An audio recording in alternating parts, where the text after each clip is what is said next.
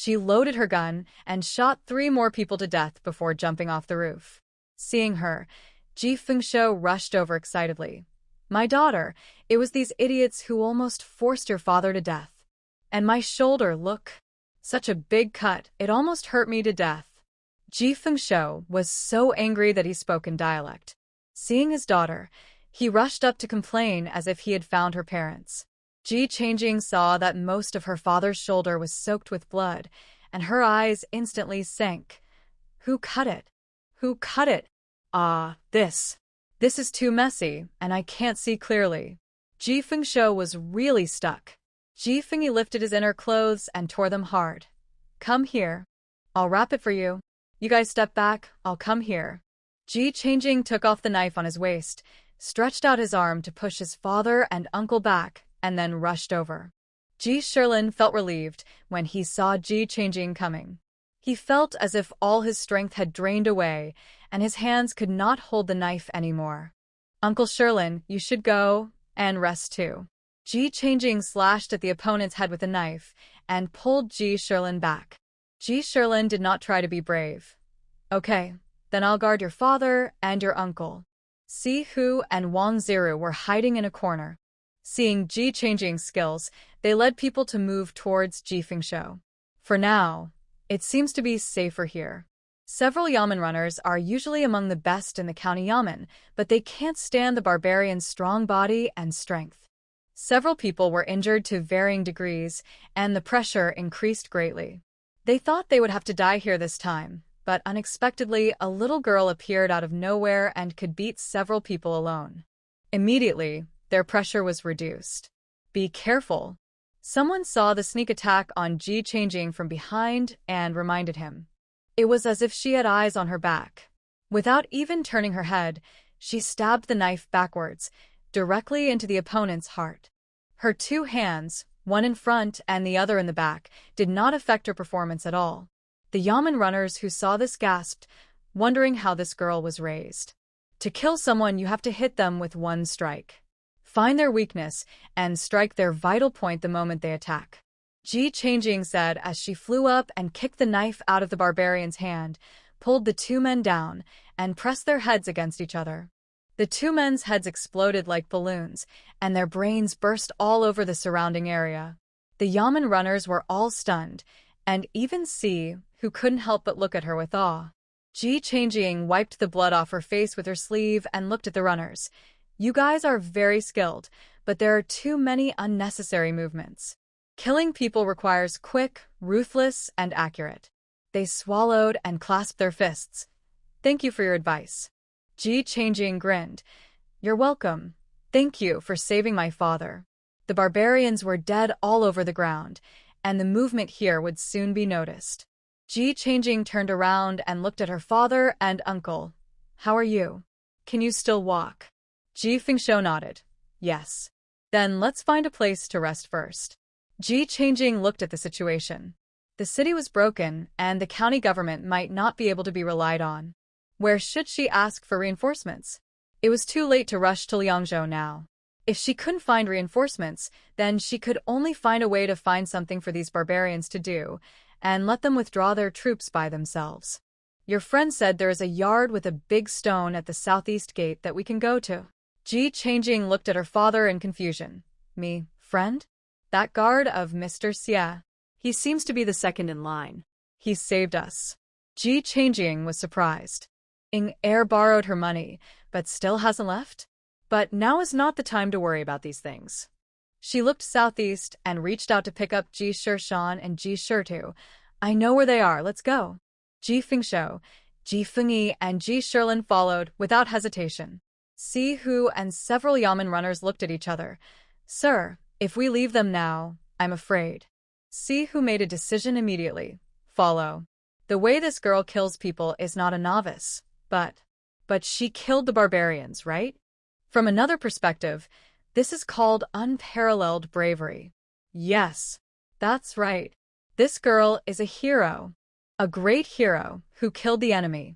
Si Hu comforted himself as he walked, and tried his best to put the fact that Ji Changjing had just crushed the brains of 2 barbarians behind him. With Ji Changjing leading the way, the house with a big stone in front of the door was quickly found. This place is a bit remote and doesn't seem to be populated. There is a big lock on the door. When a group of people were still wondering whether to climb over the wall, Ji Changjing walked to the door and pulled the lock off with his hands. See, who once again despised himself for being too ignorant. Come in. Ji Changjing pushed the door open and walked in. They quickly followed. She turned around and looked around and quickly locked the door. They found a side room to rest. Ji Sherlin collapsed on the ground. He fainted instantly due to his relaxed mind. Ji Fengsho rushed forward and patted his face. Linzi. Linzi. Ji Shershan and Ji Shida's faces were not much better. They had been unconscious and pale for a long time. Ji Changjing lifted their eyelids to check. They were in a deep coma, and their condition was not very good. Ji Fengsho was anxious and blamed himself. If it wasn't for saving him, maybe they wouldn't be so seriously injured. Ji Changjing stood up. I'll go find a doctor. You stay here, and don't go out. Ji Fengsho gritted his teeth. Be careful. If you can, please ask for one. If you can't, you can't. He couldn't continue. He couldn't bear to watch the three brothers Ji Sherlin die. I will come back as soon as possible. Ji Changjing glanced at Si Hu and the others. Her eyes swept over Wang Ziru, and then under their gaze, she jumped up and disappeared on the courtyard wall. She had seen Dr. Lin of Puji Medical Hall before. He was a good doctor with good medical skills and medical ethics. Ji Changjing planned to invite him over. But she didn't expect that after searching the city with her mental power, she found that all the doctors were taken to one place. City God Temple.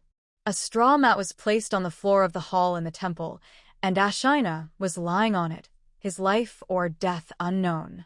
Hakama sat on the chair with a broadsword, looking at the row of doctors kneeling on the ground in front of him with an indifferent expression. It is said that the doctors in your central plains have superb medical skills, but you can't do anything about a mere arrow? I think you are courting death. A doctor glared. The arrow has penetrated into the skull. Even if we pull out the arrow, the person will suffer from heart failure and die immediately. You want us to pull out the arrow and save his life. Only an immortal can do this. Nurchi's eyes were bloodshot. He stepped forward and grabbed the other's collar and said, Stop talking nonsense. Just tell me whether you can save him or not. Bah. I can't save him. The lips and teeth are cold, and someone struggled to get up. Kill him if you want to. Why bother talking nonsense? You beasts. Our good men will avenge us sooner or later. Ha ha ha. Why didn't you shoot him to death? He was allowed to live until now. He should have died long ago. Ah. Nurchi shouted, clenched his fists, and stepped forward to break their necks one by one. Enough. Hakamu shouted angrily. If we kill them, who will take the arrows for the little Khan? What kind of doctors are these people? They are unwilling to treat the patient in front of them, and they make so many excuses.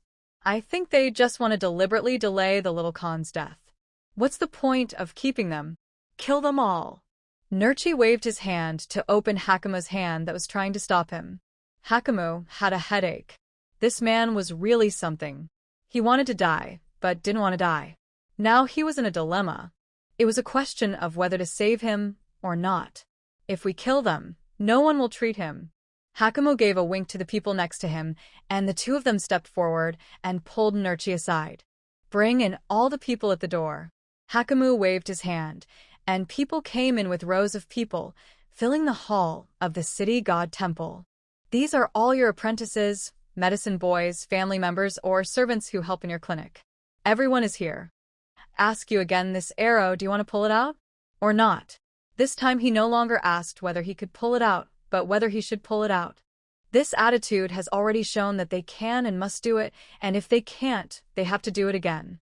Ji Changjing didn't expect that after searching for a long time, she would find it without any effort.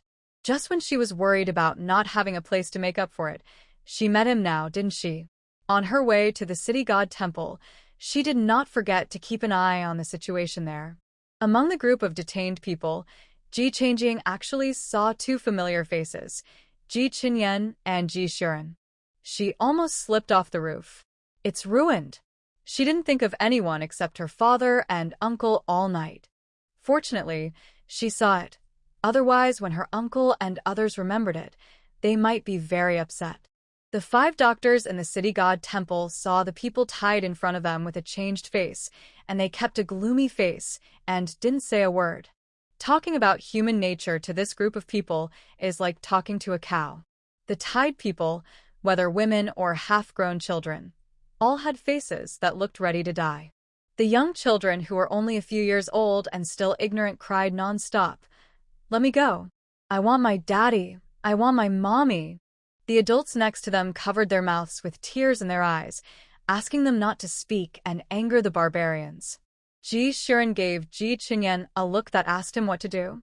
Ji Chunyen said with a gloomy face, "Wait and see what happens." The two wanted to find Ji Fingyi and Ji Fingshou as soon as they heard the news. After all, they were from the same tribe and had a life-threatening friendship. As a result, they searched the entire county government office, but could not find anyone. Finally, when the city was broken, the barbarians entered the county government office to steal food and medicinal materials. They took advantage of the chaos and ran away and hid in a medical clinic. They thought they were dead when they were found by the barbarians, but they didn't kill them and brought them here. Hakama looked at the 5 doctors who were silent for a long time. He laughed and pulled the crying child aside. No. The heart-wrenching voices of the children's parents were heard next to them. "Let him go." Others also stepped forward nervously and tried to grab the child. Wow. The child burst into tears because of the sudden action of Hakmu pulling him away. There was no pity on his face. He raised his knife and took the child's head in his hand. The whole process took only 2 seconds. There was a dead silence. "Ha ha ha. No words? Then I will kill you until you answer. You can think about it slowly. I think there are so many people that you should think for a while." Hakamo raised his head high and caught a mouthful of the blood that was flowing down with his mouth. The blood of a child is really delicious. He stuck out his tongue and pursed his lips with satisfaction. Then his eyes swept across the faces of other children in the crowd. Such an action made the parents who lost their child completely collapse. "I will kill you. I will kill you. Go to Hades. Go to Hades." The two desperately stretched out their hands, trying to break free from the shackles of the barbarian and bite the man to death, but they were pinned to the ground by the barbarian guarding them and could not move. One of the doctors stood up with a dull expression, staring at the statue in the middle with a compassionate face. "God, open your eyes and take a look.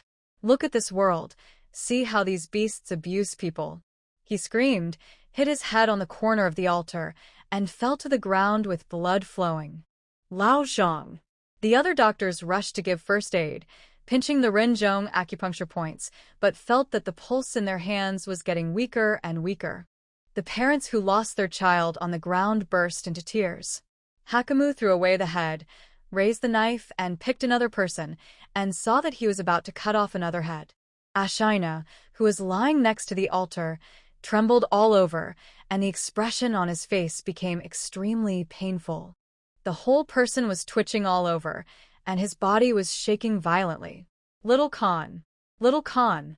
Nurchi shook twice anxiously, but saw that Ashina's face turned red, as if he couldn't breathe. Hakamo quickly put down his knife and rushed over to check the situation.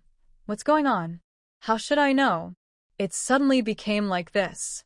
Nurchi said angrily and rushed forward to pull Dr. Lin over, intending to use tough means to make him treat him, but he saw that the arrow on Ashina's head that no one dared to pull out until now was inserted a few more inches out of thin air. The blood spurting out of his eye sockets sprayed on his face. Ashina's upper body arched a little, and then fell heavily again. Hakama's back was sweating coldly when he saw this scene. He calmed down and put his hand under his nose. "He's not breathing." Nurchi threw Dr. Lin and sat on the ground. "The little Khan is dead?" Hakama's eyes were cunning. "Nurchi, this time you instigated the little Khan to come out and make merit, and I handed over the elite cavalry to you, and this is how you take care of the little Khan?" Hakama waved his hand. "Catch him." Nurchi was angry.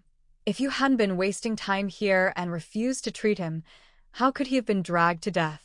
You did it on purpose. You'd better keep this to tell the Khan when you go back.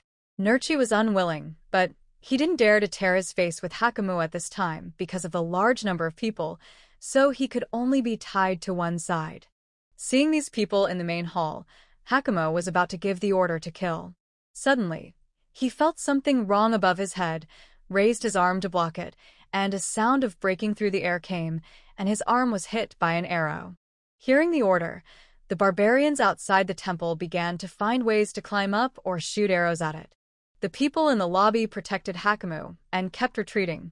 He stared at a hole on the roof and waited for a long time, but did not see the next attack. Ji Changjiang had already jumped down from the roof and walked into the lobby openly. While no one was paying attention, he kicked a knife on the ground to Ji Chenyan's feet. He looked down, and his eyes quickly lit up. Seeing that the barbarians guarding them were all looking up at the roof, he quietly picked up the knife and cut the rope on his wrist, then touched Ji Xiuren with his arm and handed the knife over. Ji Changjiang saw this group of people passing the rope to one person, and their hands had already untied most of the things. He quietly ran to a corner, lifted the invisibility, mixed in, and slowly approached Ji Chenyan. There was a person here quietly, and no one noticed. Ji Changjiang tugged at Ji Chenyan's sleeve. He turned his head and saw, surprised and happy. He lowered his voice. "When did you get here?" Ji Changjiang pursed her lips. "I just sneaked in during the chaos." Don't worry about this. "My father and uncle are hiding. Follow me later." Yi Chenian nodded. The two of them discussed it. He covered Ji Xiuren's mouth and motioned him to turn his head to look. Ji Xiuren turned his head and was shocked. "Why is Aing here?" Don't talk. "Follow Aing later. The two Fingy brothers are hiding." Ji Chenyan briefly explained the situation and put down his hand when he saw him nod. The two were deeply moved. They didn't expect that he hadn't forgotten them at this time. Hakumu waited for a long time, but saw no movement from above. He immediately called people over in annoyance. "What's going on? No one has gone up yet?" His men clenched their fists and put them on their chests and saluted. "Our people have gone up, but we didn't find anyone." Hakumu's heart skipped a beat, and he thought of the arrow that had just hit Ashina's head, which had been inserted a few more times out of thin air. He swallowed his saliva and said in a deep voice, "This is a master. Come here. Take the body of the little Khan and the goods out of the city first, and we will retreat. Then these people." The men looked at the people in the hall and felt a little embarrassed, not knowing whether to kill them on the spot or take them back. "Take them all away." Hakumu looked up and glanced at the statue of the god again, and felt cold in his heart. Anyway, enough people were killed today, and these people can be taken back to feed. Dr. Lin and his men were the first to be hit. Ji Changjiang lowered her head and followed them out of the city god temple. The outside world was white, but only here there were various colors. Nurchi was locked in a prison cart, and Ashina's body was also placed on a horse. For doctors took the lead, and the rest followed. The whole team was ready to go. "Let's go." Following Hakumu's order, Ji Changjiang also moved. She took off the knife that was blocked by her coat, rushed to Dr. Lin and his men in 3 or 2 steps, cut the rope and pulled them back. "Stand back." Dr. Lin stood firm and looked at her in surprise. "Isn't this the little gardener girl from last time?" Ji Changjiang's movements were very fast. The barbarians on horseback were pulled behind her before they could react, and then she flew forward and chopped off a barbarian's head. The headless body fell from the horse. Ji Changjiang snatched the knife and threw it back. "If you want to save yourself, pick up the knife." Kill them. The whole team was in an uproar. "Kill them. Someone is attacking. Here." The barbarian also reacted quickly, shouting, and the people in front quickly ran back. Some of them had arrows on their heads, some held swords, and all of them came towards Ji Changjiang and the others. She stood in front with a knife in both hands, looking very imposing, with the momentum of one person blocking the way for 10,000 enemies. Kill. As the sounds of arrows being shot and shouts of killing rang out, Ji Changjiang also moved. While killing the enemies, She fully released her mental power to block the arrows shot from all directions. Every time he killed someone, he would throw the knife behind him for the next person to use. Hakamu narrowed his eyes as he watched her figure flying up and down. This person was very suspicious. He took out a bow and arrow, ignoring the burst wound on his arm, put 5 arrows on it, and aimed at Ji Changjing's figure. His hand loosened, and all the arrows flew out. A long whistle was heard, and Xie Sihing rode his horse at full speed while drawing his bow and shooting an arrow. His arrow and Hakamu's were shot at the same time. In contrast, his arrow pierced through Hakamu's arrow without losing momentum, still shooting towards him with full force. Hakamu's expression was solemn. He waved his sword to block the arrows, bent down to dodge, and finally dodged the last arrow when he flew up. Qingyi army kill. Kill, kill, kill. Xie Siheng rushed in with reinforcements. Hakamu's heart tightened, and he sent a signal to the air, calling everyone to assemble. Nurchi, if anything unexpected happens this time, the Khan doesn't have to kill you. I will be the first one to not let you go. If he hadn't brought the little Khan here to see a doctor after he got injured, it wouldn't have taken so long. Nurchi looked serious. He knew this was no joke. Why don't you let me go? Hakamu swung the knife in his hand in front of him, and Nurchi quickly cut the rope and rushed out with the knife. As soon as the reinforcements arrived, Ji Changjing breathed a sigh of relief, and the pressure was relieved a lot. A Saker falcon was circling in the sky, occasionally swooping down to grab a barbarian, flying into the air and throwing it down. Air descended from the sky and saw Ji Changjing with a happy face. Hee, I didn't expect to catch up. How do you know I'm here? Air scratched his head. I went back to the courtyard and saw your father. They said you came out to find a doctor. I knew you were here when I heard the noise here. Xie Siheng rode over and drew his sword. Reinforcements have arrived. You should take a rest first. Ji Changjing felt as if a heavy burden had been unloaded from her body, and she felt relaxed all over, but she felt very tired mentally.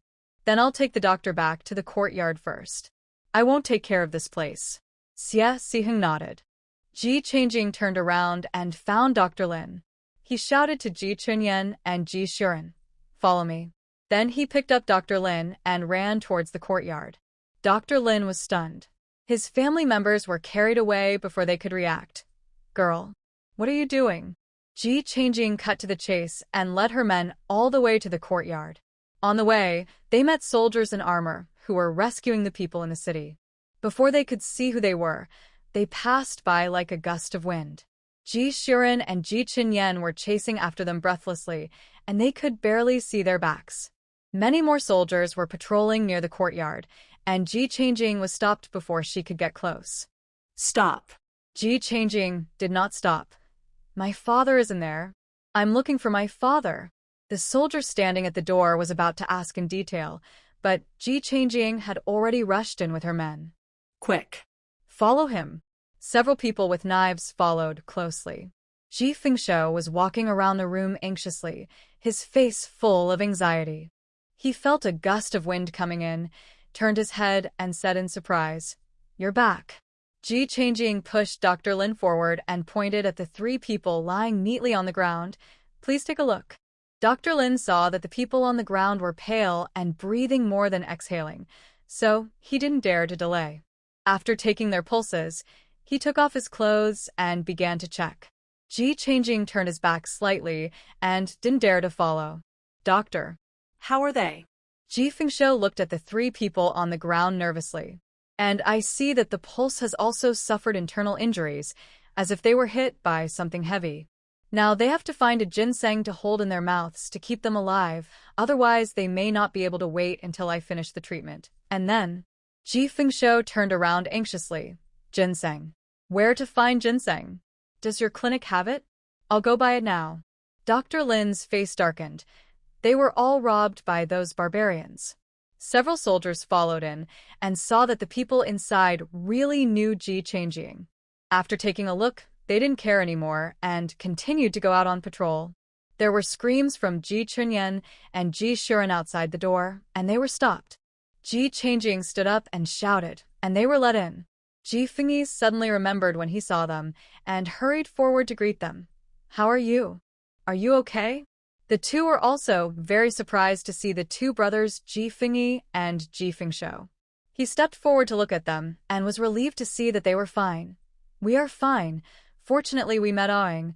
Otherwise, we might never see each other again. Ji Fengyi felt a little guilty. It happened suddenly. Fengshou went out at that time, and I just wanted to. Ji Qinyan smiled brightly and patted his shoulder. No need to explain. It would be the same for us. We can all get together, no matter what. I want to thank you for still thinking about us. There is no need to say anything else. Everything is self-evident. Ji Changing saw that they were reminiscing about the past and did not interrupt. You guys chat first. I'll go find Lao Shun and come back. I'll go. Ing Er followed at some point and immediately spoke when he heard Ji Changing's words, tapped his toes lightly, and disappeared.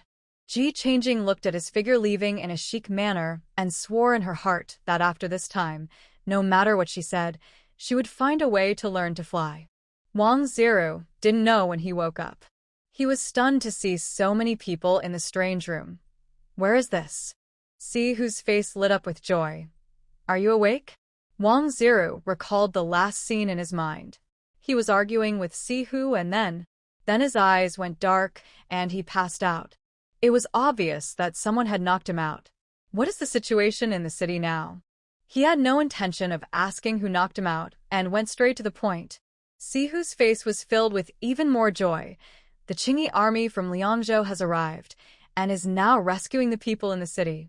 Wang Ziru's face relaxed. Then the people who retreated to the west of the city before.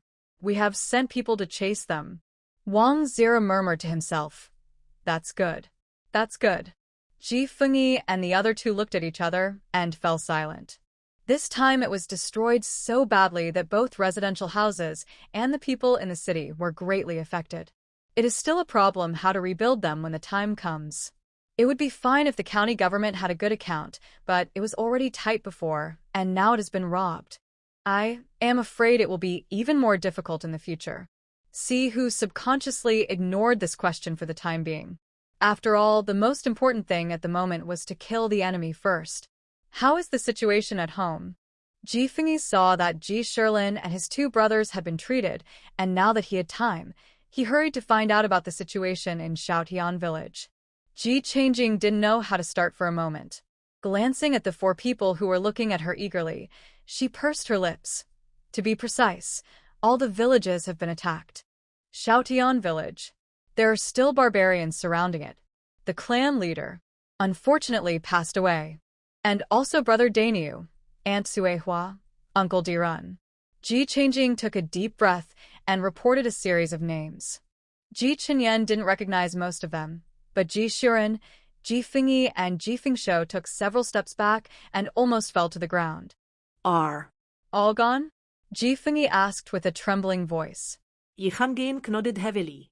Ji Fengshou thought of something, grabbed Ji Changing, and asked nervously, Aunt Li? And Linzi's wife. Are they there? Yes. Hearing this answer, Ji Fengshou felt that he could finally breathe, but then his eyes became red.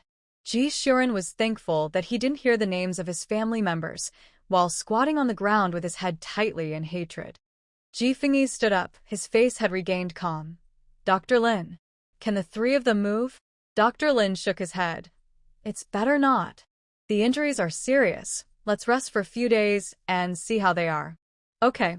Then don't move, Fengshou. You stay here and watch them. I'll go outside to ask for some reinforcements, and we'll go straight to Shaotian village. Ing Er came back with the old ginseng in time, jumped down from the yard, handed the old ginseng in his hand to Dr. Lin, and scratched his head. No need to ask. I'll talk to the prince later. Ji Fengyi didn't refuse politely, and immediately agreed. Then I'll trouble you, brother. Ji Changing looked at Ing Er. He looked at Ji Changing, and the two stared at each other. What are you looking at? Go and tell them. Ji Changing glared at him. Oh. Ing Er ran fast on his toes after hearing this. Xie Sihing's expression was cold.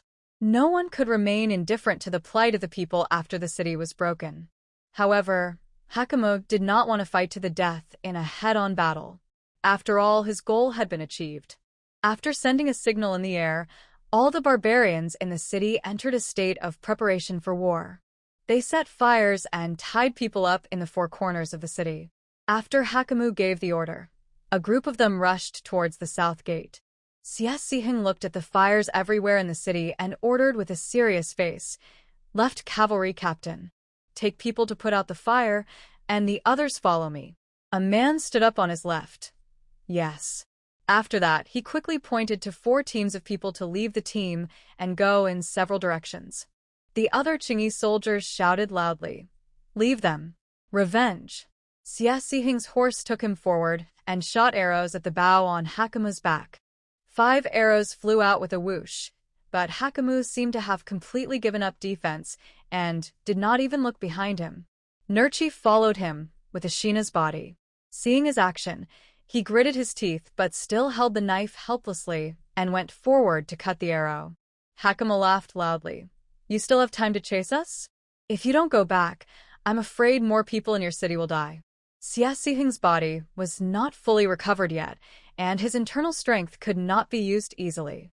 Hearing Hakamu's words, he waved his hand very calmly and asked the secret guards to come forward. Kill him. Xie Siheng looked at Hakamu coldly. Yes. After hearing this order, the secret guards only had Hakamu in their eyes. They held long swords and looked at Hakamu and shot in his direction, but people who protected Hakamu kept coming. Xie Siheng took out a few packets of poison powder from his arms with a cold face, tied them to the arrows and shot them at him again. As soon as Nurchi split a feather arrow, the poison powder scattered everywhere. He cried out in his heart, "Not good," and quickly covered his mouth and nose. But he couldn't ignore the remaining arrows, so he could only wave his sword to block them, but was hit in the shoulder by an arrow.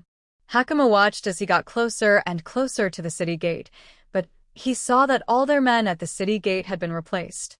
At this moment, the people guarding the city gate were all Qingyi army, and they were pointing their spears at them under the city wall. Countless foreigners from all over the city gathered here and surrounded Hakamu directly in the center. "What should we do? We can't retreat now," the subordinates asked anxiously. Hakamu waved his hand and asked people to stop. They were soon surrounded. The Turkic horses were excellent, and the carriages pulled carts of goods and people and ran very fast. Seeing that it was difficult to leave the city at the moment, Hakamu simply asked people to stop and push out all the prisoners in the carriages. "Aren't you people from the Central Plains the most benevolent and righteous? Although our people are not at the city gate now, our people are all outside the city. If you don't let me out of the city, then not only these people will die, but you all will not be able to escape. Is it more important for you to make achievements? Or is it more important for the people and these soldiers who fight for you?" Hakamu asked Xie Siheng loudly across the crowd with interest. The people on the ground were kneeling in ragged clothes in 4 or 5 rows, and behind each of them there was a barbarian with a knife, holding the knife on their neck. The secret guards did not dare to act rashly for a while and looked at Xie Siheng. He gave a look to the people beside him, and the cavalry captain on the right rushed to the city wall to see the situation. The soldiers on the city wall set up their bows and arrows one by one, and they did not dare to relax for a moment, for fear that an arrow would be accidentally released and cause a war between the two sides. The centurion saw the right cavalry captain coming and hurried forward to reply, "Report to the Lord. There are about 3,000 archers outside the city aiming at us, and they can start a war at any time." The right cavalry captain looked outside the city with a serious face. He only saw long torches like fire dragons in the dark wilderness. He hurried down the wall and returned to Xie Siheng to inform him of the news. "How is it? Did I lie to you? As long as I give a signal, our bows and arrows with kerosene will fall everywhere in this city, like fire from the sky. We are not interested in your place. We just want to take some things to spend the winter. Let's take a step back and let us do it together." Hakimu looked at Xie Siheng with a smile on his face. "I would rather die than kill them." A civilian who was held on the ground looked up at the Qingyi army. "My family members were all killed by them. I don't want to live anymore. I am willing to die." Kill them. Hakimu waved his hand angrily. "Want to die? Then I will grant you your wish." He raised the knife in his hand high, and Xie Sihing shot his knife crooked with an arrow. Qingyi army, listen to my orders. Here. Open the city gate. Yes. The people at the city gate looked at the group of barbarians hatefully, but they made way, without hesitation, and opened the city gate. Kill them. Kill them. The veins on the neck of the man on the ground bulged, and he struggled to get up and change their decision. Hakuma's face relaxed. Haha, you are worthy of being a Central Plains person. You are kind and righteous. I admire you. His face suddenly sank. Retreat. His men followed his instructions and transported the goods out of the city first, and then the others followed. These people were carried and kept retreating. We can't let this person go yet. Once we are out of the city, we will naturally let them go. Many foreigners were ambushed outside the city. Seeing that their people came out smoothly, they also put down their bows and arrows. Hakumu was completely relaxed when he saw them. Push these two-legged sheep off the car. Let's retreat quickly. Yes. The prisoner car was running wildly, and one person after another was pushed off, blocking the figure of the Qingyi army, who wanted to chase forward. Xie Sihing stood on the city wall and mobilized his internal force, and the arrow with poison powder broke through the air. Nurchi thought it was the same feather arrow as the previous times, but when he waved his knife to block it, he found something wrong. This time the arrow was 10 times more powerful, and the knife in his hand was shot into 2 pieces, but he was still moving forward. Be careful, Nurchi shouted, but he was shot through by an arrow, and the arrow on his shoulder caused him to fall off his horse. The blood quickly soaked into the poison powder and mixed with the blood, making it difficult to distinguish between you and me. Hearing Nurchi's shout, Hakumu quickly grabbed the 2 people next to him and blocked him in front of him. Puff. Puff. A few sounds rang out, and the 2 people were shot into sieves, and the force was so strong that he almost couldn't catch them. Hakumu's face was solemn, and he bent down to pick up Nurchi. Speed up at full speed. Retreat. The horse under him took them to run faster. Cough, cough. Xie Sihing spit out a large mouthful of black blood, and his face turned pale for a moment. My lord. The subordinates next to him were a little panicked. Xie Sihing calmly took out a handkerchief from his sleeve and wiped the blood from the corner of his mouth. It's an old problem, nothing. But he sighed in his heart. What a pity. However, there is a long way to go. Should I invite Mr. Huang? The secret guard asked solemnly. No need. The secret guard wanted to say something, but Ing Er ran over. Master. Ing Er laughed innocently. Didn't you ask me to see if there is anything they can help with over there? I helped them grab a bag of old ginseng. But they said that Xiaotian village was surrounded by barbarians and wanted to find reinforcements, so I came to find you. The surrounding villages and towns were also affected. Xie Sihing took this into consideration and did not chase those barbarians. After the people at the city gate are rescued, they will immediately lead the team to various villages and towns to check the extent of the damage this time. Ing Er said embarrassedly, Can I lead the team in Xiaotian village? The other secret guards looked at him. If they hadn't grown up with Ing Er, they would have suspected that Ing Er had a brain and deliberately showed off in front of the master to make merit. Reason? Xie Sihing looked at Ing Er. I didn't have money some time ago, so I borrowed 10 taels of silver from Miss G. Can you help me pay it back? Ing Er said a little embarrassedly. The other secret guards were speechless. Ing Er, the money the master gave us is more than enough. I still have several hundred taels. You still don't have enough? Xie Sihing's eyes were hard to read. I asked you to find someone and gave you 1,000 taels of silver each for your travel expenses. It's been only half a month. Not only has your mission not made any progress, but the money is not enough? He even went out to borrow money. So shameful. Ing Er said weakly, I met an old beggar. He had difficulty walking and had sores on his face. Everyone who saw him would take a detour. He didn't even have leftovers to eat. I felt sorry for him and took him to see a doctor. In the end, they said it would cost 900 taels to treat the disease, so I gave it to him. Who knew? The old guy and the doctor are both liars. They teamed up to cheat me of my money, and then turned around and lost it in the casino. I broke their legs, but didn't ask for it back. The casino refused to pay me back. I beat them all and still had no money. I can't kill them all. We have no money and can only sleep on trees and bridge holes. We even snatched food from dogs. I happened to meet Miss G, so I borrowed money from her. Ingi looked at him in disbelief. What do you believe? How many times have I told you to use your brain when you go out?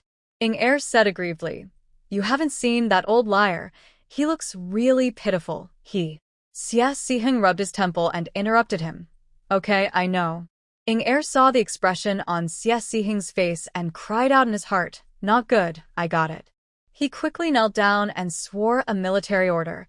I am willing to make meritorious service for my crimes. This time I go to Xiaotian village. I must bring back the heads of 20 barbarians. Xia Xiheng stared at him. Okay. If you can't do it, bring your heads to see me. Yes. Ying-er agreed solemnly. There are still many things to be dealt with in the city, and Xia Xiheng also needs to meet the county magistrate here to understand the situation. So he went down the city wall and planned to see the situation at the city gate. As soon as he got off the tower, he saw a man in the crowd holding a spear and shouting at the Qingyi army. Who asked you to save me? You are so self-conceited. Aren't you soldiers? Why don't you have any courage? Kill them. Kill those barbarians. You are a bunch of cowards. You are useless rascals. They have come to your doorstep, and you just watched them leave. The rescued civilians nearby looked at him angrily. If you want to die, go die by yourself. We still want to live.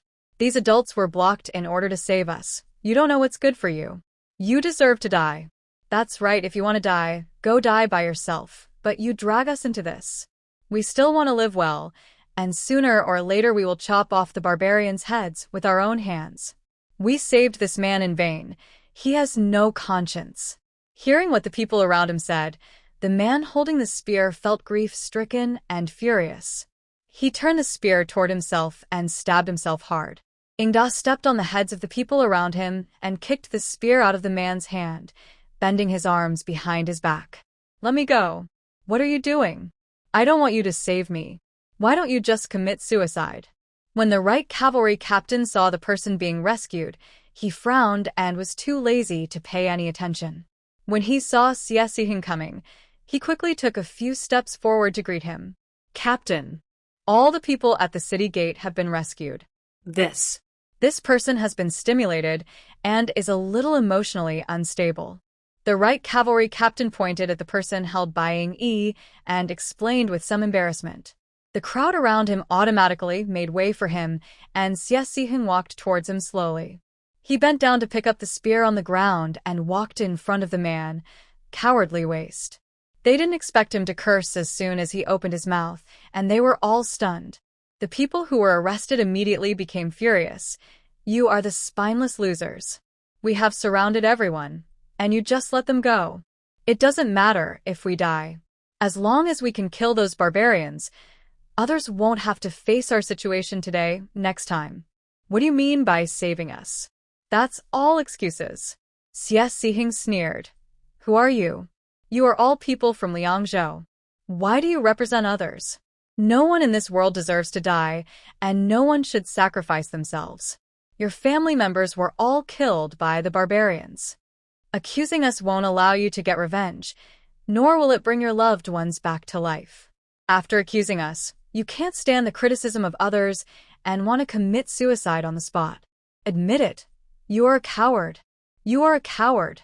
You are a loser who bullies the weak and fears the strong and dares not to seek revenge on the barbarians in person. The people around couldn't help but clench their fists when they heard it. My lord is right. Yes. Why do you represent us? I will keep my worthless life to kill those people. Humph. Coward. The man on the ground shook his head desperately to explain. No. I'm not a coward. I'm not a coward. I want revenge. I want to kill those barbarians. He looked at the right cavalry captain, wash him and throw him into the team for training. When he can show his skills, he will go on the field. The right cavalry captain glanced at the man on the ground and laughed. Listen to the captain. Call the people. 300 people in each team, divided into 8 teams to go to the surrounding villages and towns to rescue people. The Qingyi army was shocked. Yes. Ing-er. Here. You lead 300 people and rush to Xiaotian village immediately. Before dawn, I want to know the situation of all the surrounding towns. Er counted the number of people and ordered people to wait at the east gate of the city. He found a few horses and led them straight to the small courtyard in the southeast. With Lao Shun's support, Ji Shilin and the other two finally held on until Dr. Lin finished the rescue. Ji Fengshou and the others spliced the tables in the house together, and Wang Zira gave up his bed for the three to rest. Er is back. Ji Changjing felt Er approaching and said to Ji Fengyi. Ji Shiren and Ji Qinyan stood up immediately. Then let's go now. Ji Fengshou also wanted to go home. But thinking of how Ji Shilin and his three brothers had become in order to save him, he couldn't just leave them alone. He looked at Ji Changjing earnestly and told her, "You must take good care of your mother. Tell my family that I'm fine when you go back so that they don't worry." Ji Changjing nodded heavily, feeling a little distressed when she saw her own father being made into a disfigured person. "Dr. Lin, you will also do a full body check for my father later. Just prescribe any medicine he needs. We will settle the bill when the time comes." "Thank you for your help." Dr. Lin waved his hand. "I will definitely try my best. After all, you are the one who saved me." Leave this to me. Er ran in excitedly from outside. "I found someone. We can go." Ji Fengyi glanced at his younger brother. "Take care. There are people guarding here. It is very safe. Wait for us to pick you up." Ji Fengshou looked at him eagerly and then looked at Ji Changjing. "Then you come to pick me up earlier?" "Yes." Meet up with people at the city gate and head straight for Xiaotian village. On the way, they also met other teams rushing in all directions. Everyone nodded to each other and went their separate ways. Ji Fengyi and Ji Qinyan were extremely anxious after knowing the situation at home. They rode their horses wildly all the way without stopping. They were eager to go home and whipped their horses all the way. The closer Ji Changjing got to Xiaotian village, the more she wanted to fly. That Hakamu led his men to retreat and did not forget to plunder the surrounding villages, with the purpose of robbing one more wave before leaving. Fortunately, his purpose was not to massacre the village. He killed those who tried to stop him and did not pursue those who did not try. At this moment, he was at Xiaotian village. Although Nurchi was unconscious, the others were still there. He also learned from others that Ashina was injured in this village. "Have you moved all the things here?" Hakamu had no intention of revenge and only cared about the goods here. "Only half of them have been moved and the other half has not been emptied. Go in and search. Get the things and leave. Don't get too entangled. It will be difficult to leave if you attract the soldiers in the city." Hakamu decisively ordered people to rush in. Ji Changjing looked anxious. "You know that I've always had a good ear. I heard a lot of horse hoof sounds over there. Do you think the barbarians came here to rob again when they retreated?" Ji Fengyi's face changed drastically when he heard it. "This possibility is not impossible. Full speed ahead. The enemy is just ahead. Hurry, hurry, hurry." Er didn't say much after hearing this, and gave the order directly. "Er, you can run faster with me. Let's go first." After hearing Ji Changjing's words, Er looked ahead, and the village seemed far away. "You go first, we will catch up soon." Ji Fengyi also helped. Er calmed down. He had issued a military order to bring the barbarians' head to see the master. "Everyone else follow. We're leaving first." Er flew up, picked up Ji Changjing and ran away. His running skills were faster than those of a horse, and Ji Fengyi and his men could not catch up with him even a little bit, even though they were chasing him fiercely. The barbarian rushed into Xiaotian village and searched every house, but for a long time, he didn't see a single person. As they moved things, they looked around vigilantly, feeling uneasy all the time. "Ji family, the barbarians have entered the village again. I see they have looted a lot of things and are carrying them out bag by bag." The villagers who were on guard not far away rushed into the Ji family to inform the people in the courtyard. "God. All the food and drink that I stored for the winter is gone. These things have never seen food in their 8 lives. How can they not be hungry to death?" "Okay, stop talking nonsense. Those who can use arrows quickly take the crossbow made by this little brother." The village chief pointed to a few simple crossbow arrows nearby and asked everyone to share them. Yu Tianming was constantly polishing arrowheads nearby, and a pile of them had already been placed on the ground. It's a pity that these arrows are not powerful enough. Otherwise, I would be very confident in killing these people. Ji, whose face turned pale, and he picked up a handful with his intact right hand. I'm short of this and that, but it's good to have these. Get ready. After hearing what the village chief said, the man with the simple triangular crossbow immediately set up a ladder in the yard, climbed up the wall, and aimed outside. The others all had weapons in their hands and were standing behind the door and in the corners. Ren Dongnen sat in the hall, slowly eating the stew that was specially made for him, not looking anxious at all. The village chief turned his head and glanced at him, thinking, if anyone gets close, just shoot. As soon as the words fell, figures appeared outside the door and ran towards here. The villagers standing on the wall shouted, shoot. Sharpened wooden arrows shot out from the crossbow. There's an ambush. The barbarian was no pushover either. When he heard the noise, he immediately reacted and tried to stop it. When the arrow hit them, they realized it was different from the bows they were using. Charge. They waved the wooden arrows with disdain and rushed towards the Ji family. Ing Er and Ji Changjing encountered 3 layers of Turks inside and outside the periphery. Hakuma's men were bandaging the wound on his arm and waiting for his men to bring the things out. There are too many people. I'm afraid we can't rush in. Let's wait for someone. At the critical moment, Ing Er looked much more normal again. Don't you see how many people there are? Even if the people behind follow, it will be useless. Ji Changjing frowned. There were at least several thousand people here. If they went in with such a small number of people, they would just die. But there was no truck transporting the goods. It seemed that Hakumu had let the goods go first. I'll lead them away later. Just rush in, and don't forget to save people. After saying this, Ji Changjing quickly separated from Ing Er and ran to the other side. She took out the crossbow and planned to use the same trick to attack Hakumu again. Find a good position and place the crossbow, then fire 3 arrows at the same time. Hakumu was ordering his men to move faster when he suddenly felt something was wrong and bent down and dodged to the side. 3 crossbow arrows simultaneously hit the spot where he had just stood. Enemy attack. The people around him quickly protected him in the middle. Over there. Chase. Another group of people chased in the direction where the crossbow arrows came from. Ing Er tiptoed and ran towards Oda village.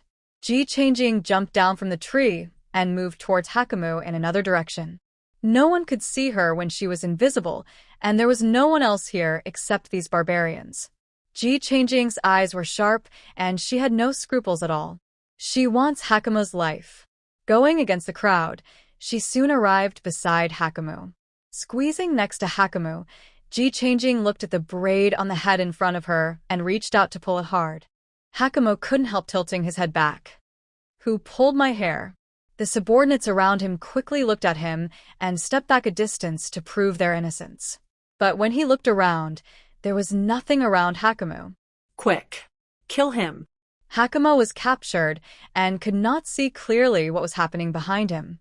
He only felt that the person who was capturing him was extremely strong, and his scalp was almost torn off.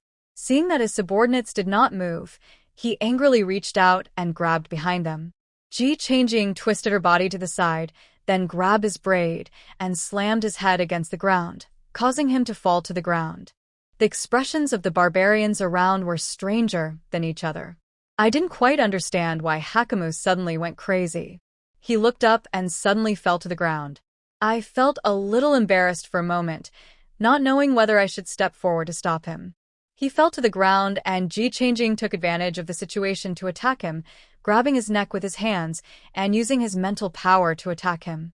Soon his face turned purple, and he kept pulling the air around his neck, but it felt like he was touching someone's hand. But those hands were like iron pliers, and no matter how hard he tried, he couldn't pry them open. Hakumu looked up at the sky, struggled to grab the knife on his waist, and swung his hand in front of him.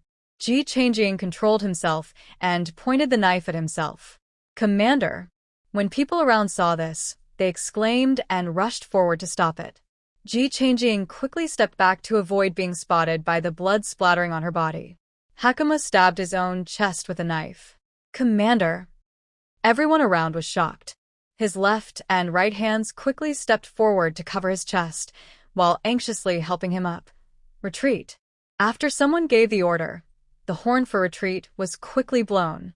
The Ji family was fighting fiercely, and when they heard the retreat horn, these Turkic people abandoned the people in Shaotian village and wanted to leave. The villagers were shocked to see this reaction. They want to run. Our reinforcements must be here. Chase them. Kill them. Kill. Whether we can survive the winter depends on them. Seeing them retreat, the villagers' spirits suddenly became excited. Ing-Er stood on a high place, watching where help was needed while killing people. Rendongnan was concentrating on eating, and his hand holding the chopsticks was very calm. A barbarian ran up to him in panic, but before he could even swing his sword, he was killed by him. This scene happened to be seen by Ing-Er, who rubbed his eyes with a shocked expression. He killed the man in front of him with a sword and rushed towards Rendongnan. Before he could get close, a silver knife flew towards him, fast, fierce, and sharp, and the blade seemed to be glowing with cold light. Flying frost knife, Rendongnan? Ing-Er shouted while dodging. His eyes were fixed on Rendongnan's face without blinking. Having not heard this name for a long time, Rendongnan was stunned for a moment and tilted his head slightly. Who are you? This made Ing-Er excited. Princess, Zhongli Xingyue. Rendongnan didn't expect to hear the name of an old friend after so many years. He put down the knife in his hand and asked, Who are you? Ing-Er couldn't contain his excitement. He didn't expect that the person he had been looking for so long was actually in Oda village. It was worth it for him to sleep under the bridge and compete with the dog for food. Before she passed away, the princess ordered my master to come and find you. We have been looking for you for so long and finally found you. Ing-Er was a little excited.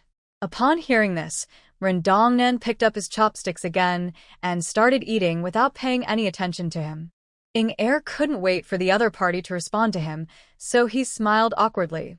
Let's talk about it later. I'll deal with these barbarians first. Ji Changjing watched the barbarian army retreating while blowing horns. She quickly ran to a corner where no one was paying attention, released the pearls and ingots, and rode her horse to chase the barbarians. Unexpectedly, the Qingyi army that caught up with her was more anxious than her. Seeing that the barbarian wanted to retreat, he waved his spear from a distance and said, Kill! Kill, kill, kill! A uniform shout of killing rang out. The Qingyi army, which had only 300 men, had the momentum of several thousand men and chased after the barbarians in one go. Ing-Er chased out and saw this and didn't hesitate to attack with sword in hand. Ji Chunyan and Ji Shiren were infected by this atmosphere and were about to rush forward with empty hands, but were stopped by Ji Fengyi. Go home and check the situation first. You will only be a drag if you go up. The two of them regained some of their sanity. Zhenju ran very fast with Ji Changjing. She took out her double swords and chased after the barbarians who were trying to escape by escorting the goods. One of the carriages had its curtains blown open by the wind because the horse was running too fast. Ji Changjing took a glance and then froze. Peony? Looking again, not only Xiaoyao but also Mrs. Wang was in the car.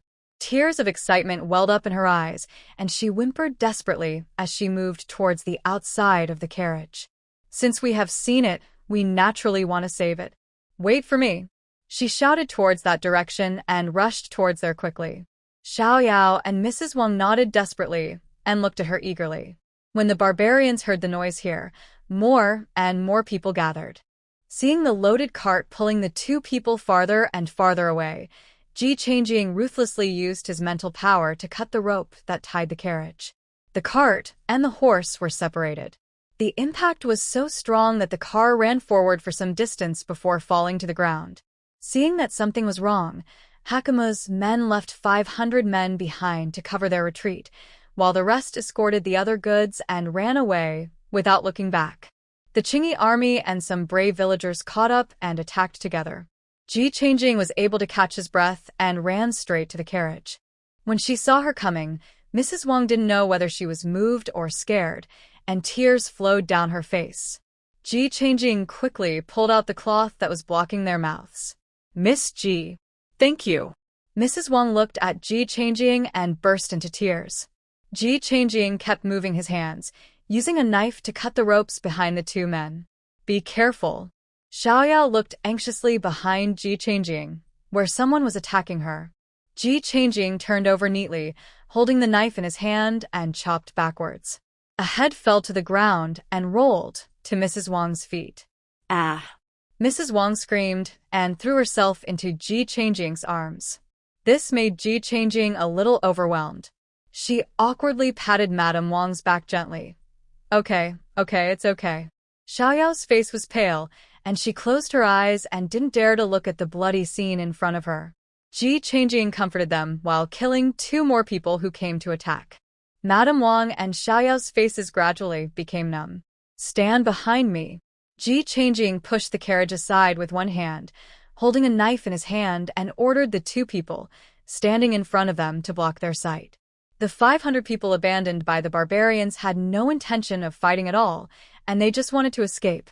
Naturally, there was no momentum in the fight, and Suning Heir and his men killed most of them. Haha. If I don't send it, who will? There are so many heads here, and the things that were robbed are nothing.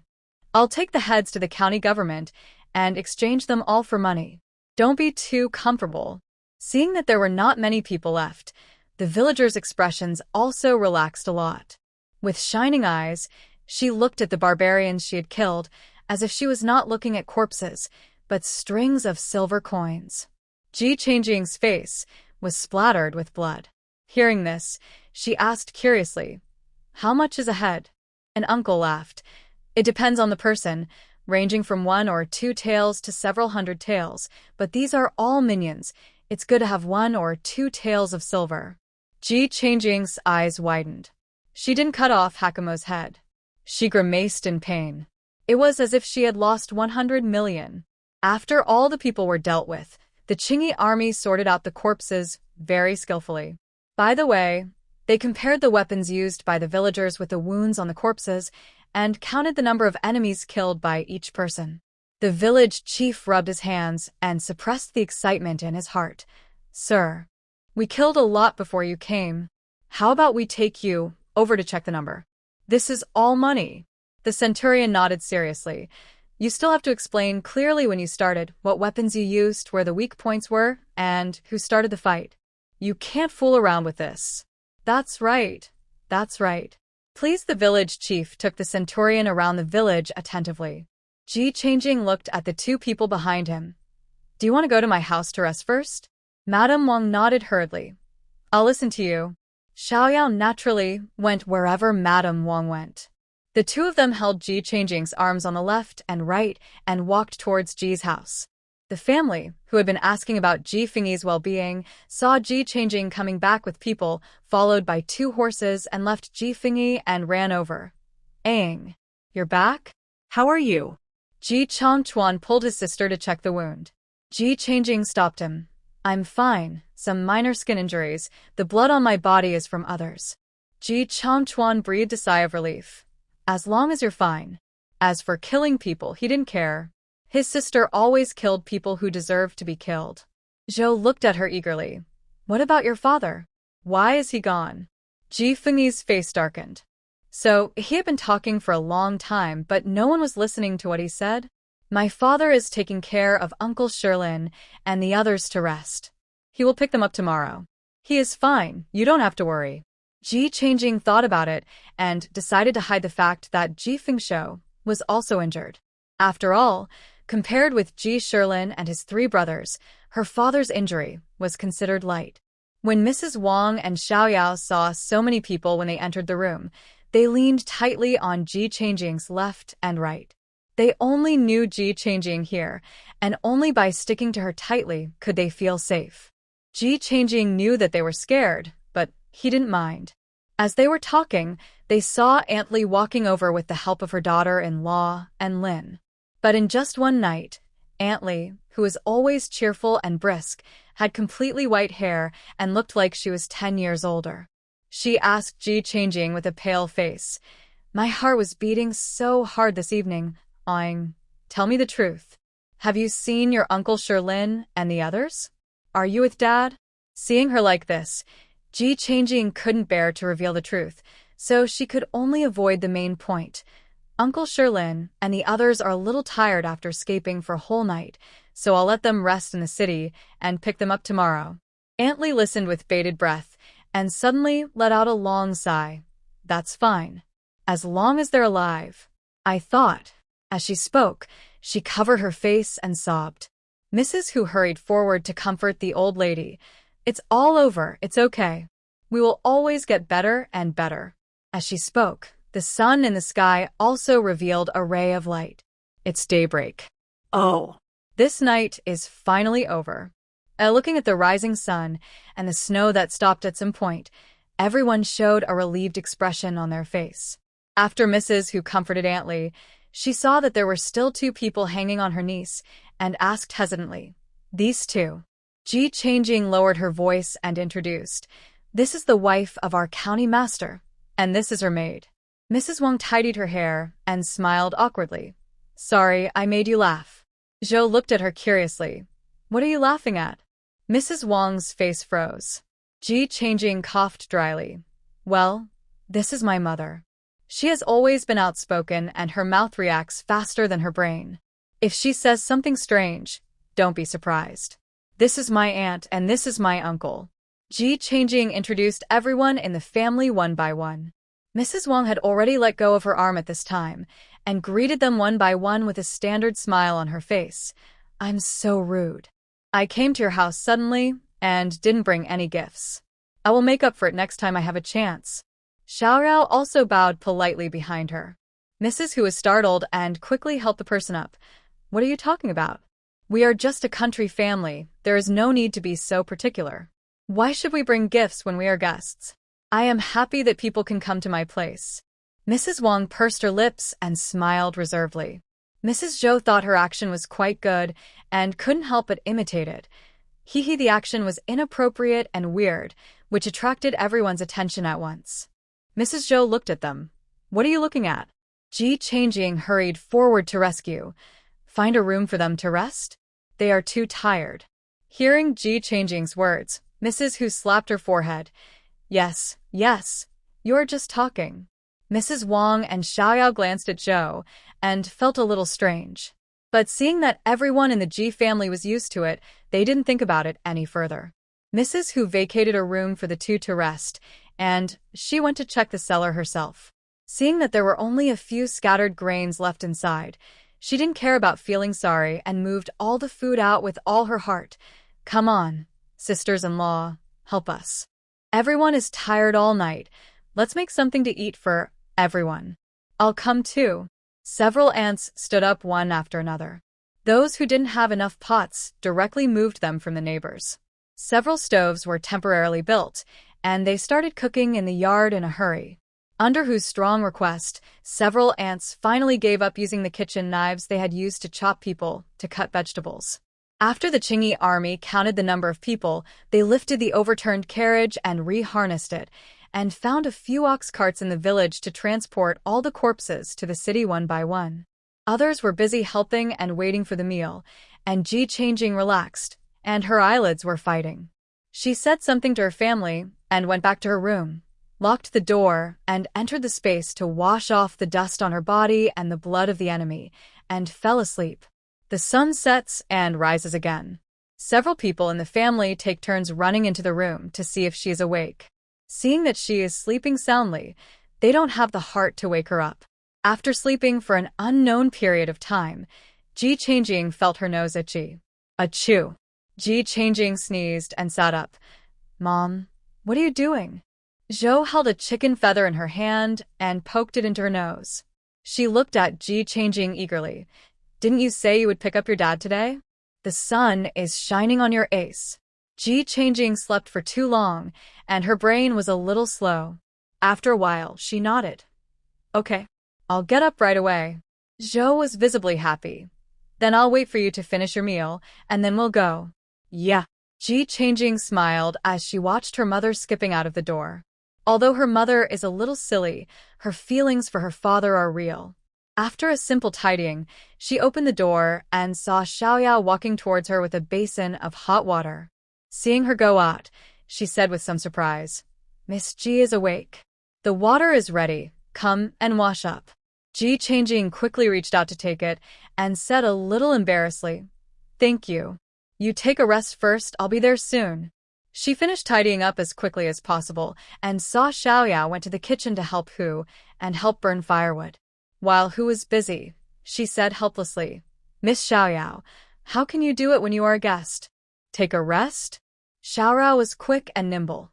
"Annie is too polite. Miss Ji saved my wife and me. How can I live and eat for free at home?"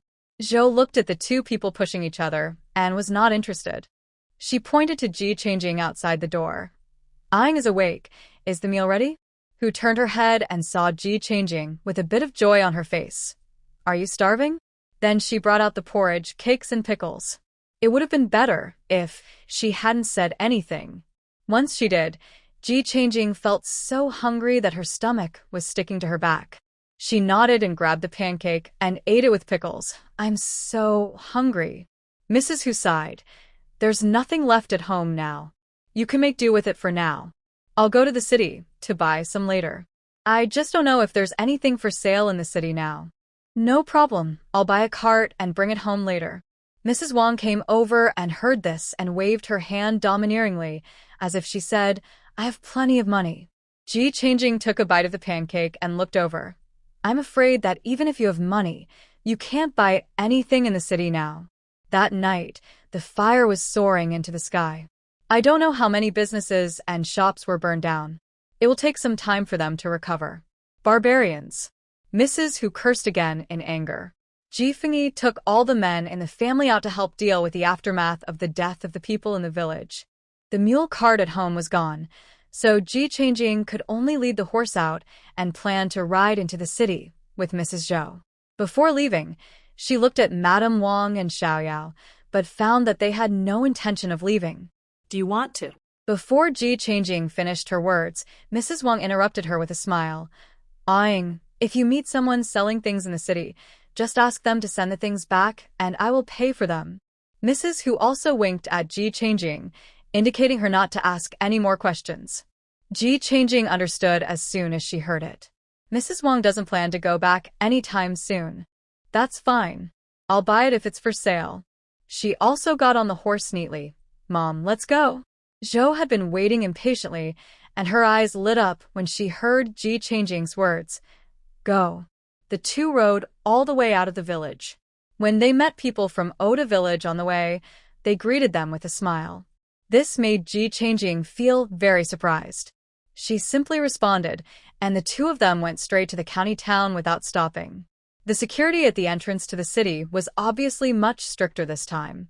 Not only did one need a household registration to enter and exit, but all items brought in and out of the city also needed to be inspected. But it seems that the people around here have become accustomed to this and are all well prepared. Only Ji Changjing and Zhou were dumbfounded. They left without taking anything. Hey, "We don't have to go back again, do we?" Zhou looked around the city gate unwillingly. She is just one step away from seeing her husband. If that doesn't work, can she climb over the wall? Ji Changjing also felt a little troubled. She looked around, and her thought process unconsciously resonated with that of her mother.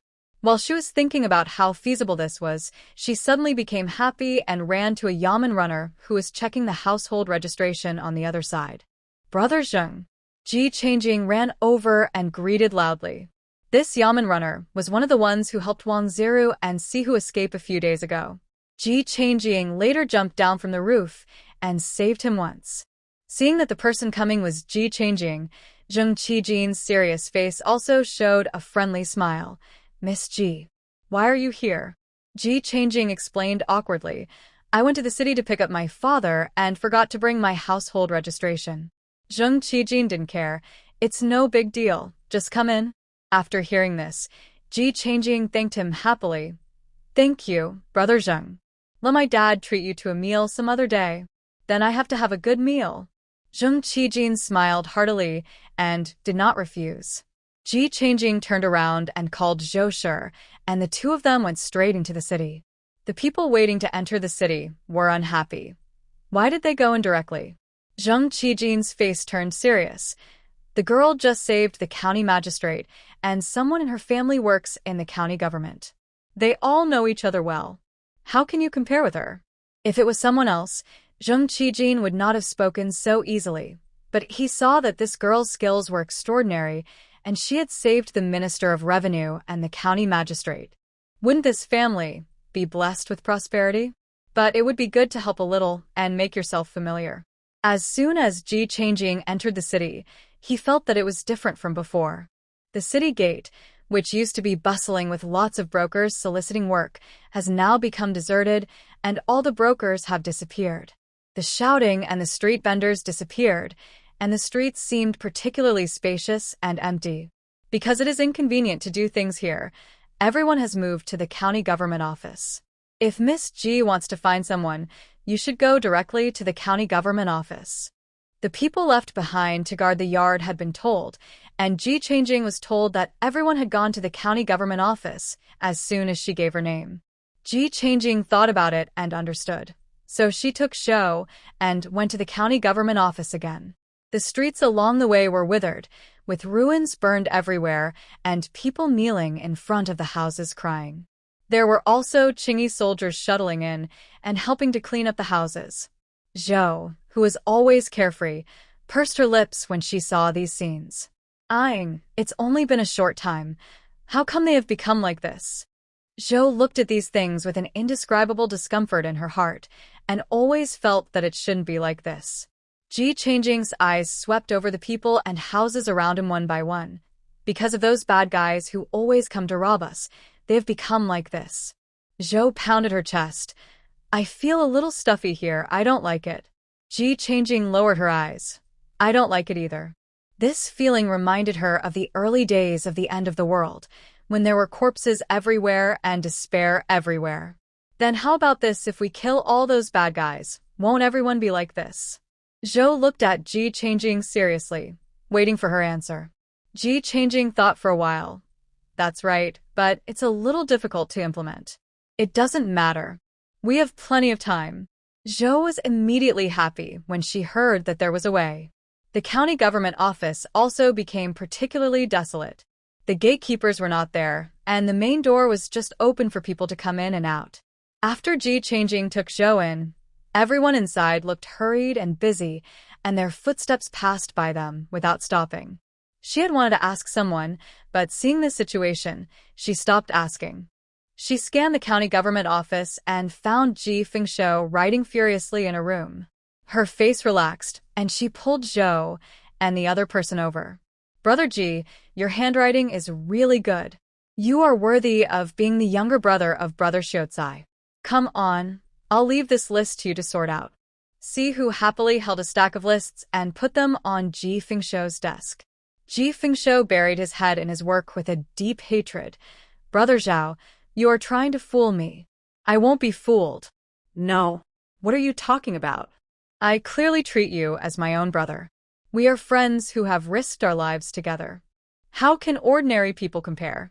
Can you bear to watch your brother work day and night to write for these things? Stop. I only have one brother. Ji Fengshou looked up in dissatisfaction and saw the mother and daughter outside the door. He jumped up in surprise, Yuan Yang. Eyeing. Seeing that he had no eyes for anyone else, Zhou ran over and happily picked up Li Fengshou and spun around. Husband. Husband. Ji Fengshou awkwardly patted her shoulder and whispered, Put me down quickly. There are outsiders here. Give me some face. Zhou hurriedly put him down after hearing that. Ji Changjing was also a little embarrassed, and she quickly spoke to divert attention. Lord Zhao. I haven't seen you for a few days.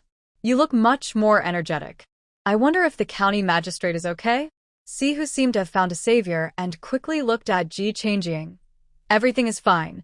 Lord Wang and Lord Xie just went out to inspect the situation in the city. Otherwise, they would definitely express their gratitude to you. Ji Changjing smiled politely.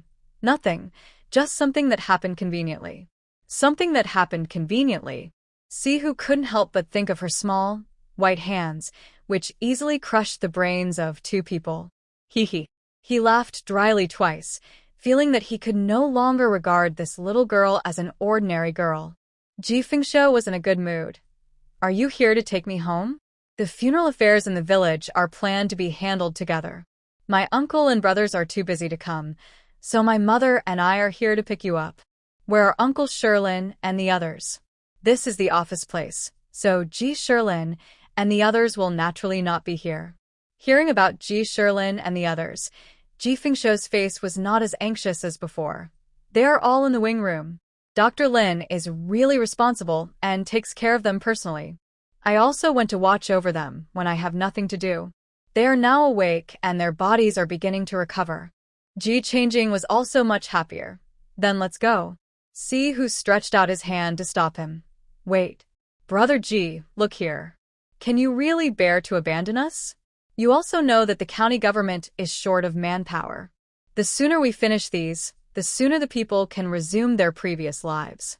If we really can't find anyone, we won't let you come here with injuries. See who pointed to the piles of things on the table and had a headache. There are too few scholars. There are very few people who can read and write and have neat handwriting.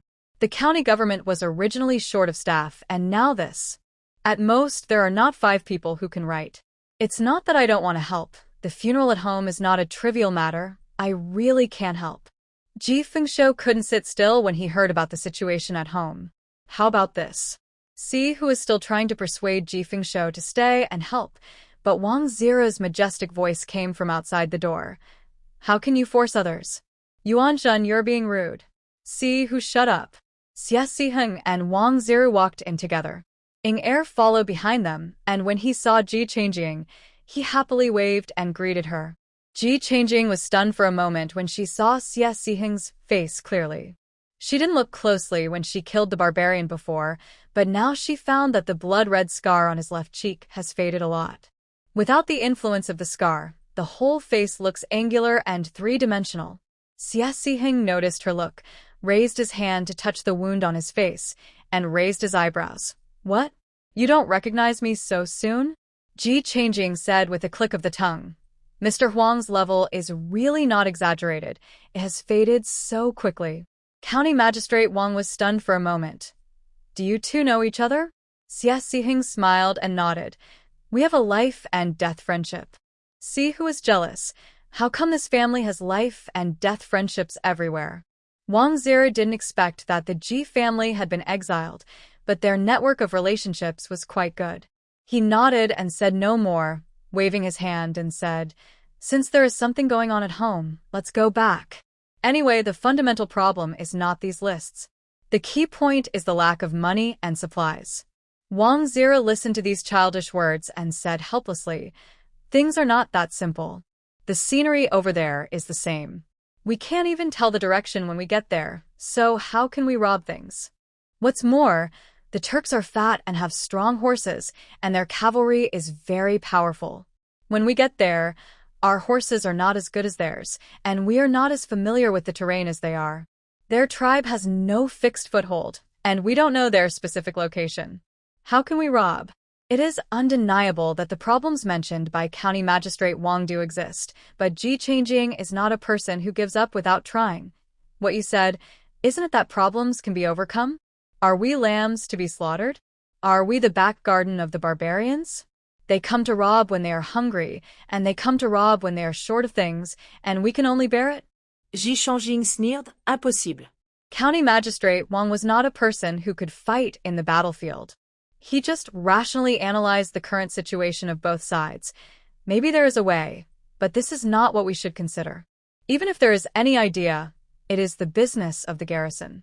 Xie Siheng listened to the conversation between the two and suddenly said, This time, things are not so simple. There are Chong and Ruran people mixed in those Turks, and the other side suddenly increased their manpower, which shows that they have reached some kind of agreement among the foreign tribes. Not only Gan County, but the entire Liangzhou has been robbed. In addition to food, a lot of medicinal materials have also been robbed, and there are all several kinds of medicinal materials that have been announced during this epidemic. What is this show? Wang Ziru's heart was covered with a shadow. Could it be that? Could it be that someone among them has been infected with the epidemic? Ji Fengshou took a breath and guessed this possibility. It's possible. As soon as Xie Sihing finished speaking, Si Hu and County Magistrate Wang almost collapsed to the ground. But there's no need to rush. These are all speculations. Everything will have to wait for the news from Liangzhou to come in. For now, we should appease the people, settle the injured, rebuild the houses in the city, and return to normal life as soon as possible. That's the important thing. Xie Sihing looked at the two people who were greatly stimulated and tapped the table to make them sober up. Ji Fengshou patted his head to calm himself down. He couldn't even take care of his own family affairs, so why think so much? Then you guys go ahead, we'll leave first. Ji Feng regained his composure and was about to take his wife and children home. Before leaving, Ji Changjing glanced at County Magistrate Wang. Seeing that he still had nothing to say, he couldn't help but ask him, Sir Wang, when are you going to pick up your wife? County Magistrate Wang's mind was full of official business. He was stunned when he heard her words. What do you mean? Yi Hanging frowned. This man even forgot his wife. TSK. Too unreliable. She turned around and walked away without saying anything more, but unexpectedly, Magistrate Wang stopped her anxiously. Wait, what do you mean? Have you seen my wife? Where is she? Zhou turned her head and looked at him unhappily. You are an unqualified husband. You don't even care about your own wife. Magistrate Wang felt wronged. What do you mean? I sent someone to Liangzhou to find your wife yesterday, but there is no news yet. Why do you treat me like this? Ji Changjing looked up at the sky speechlessly. Your wife is at my house, not in Liangzhou. Didn't they tell you when the Qingyi army came back? Then she looked at Inger. Inger looked at her. Is Madame Wang at your house? Why didn't I see her? Ji Changjing was very disappointed. One of the two women I saved that day is her. Oh, I don't know her. County Magistrate Wang quickly asked for details, and when he heard that only Xiaoyao and Madame Wang were rescued, his face turned pale. I'm afraid the attendant who had served him since he was a child is gone. County Magistrate Wang was silent for a moment. Then he looked at Ji Fengshou and said, There are many things going on in the county government office, and many buildings have collapsed. I'm afraid it will take some time to repair them. Could you trouble your family to take care of them? After a few days, I'll send someone to bring my wife back. In a blink of an eye, County Magistrate Wang actually called Ji Fengshou brother, which made him secretly happy, but he looked very calm, waving his hand nonchalantly. Well, it's not a big deal. We will treat you well as guests. Madam, you can stay as long as you want. County Magistrate Wang looked at him gratefully. Brother, you are a broad-minded person. Please wait a moment. I will write a letter to Madam. He turned around, picked up a pen and paper, wrote a paragraph neatly, and did not put it in an envelope, just folded it and handed it to Ji Fengshou. Please pass it to Madam. Such a good opportunity to build relationships. Ji Fengshou would naturally not miss it. He took it frankly, put it in his sleeve without even looking at it. I will.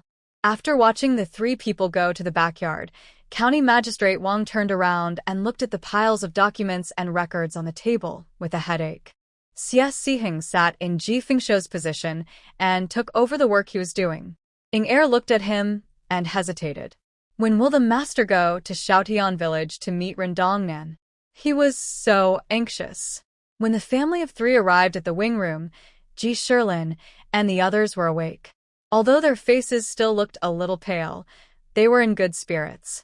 Seeing the surprised smiles on their faces. You are here? Can we go home? Dr. Lin looked at them unhappily.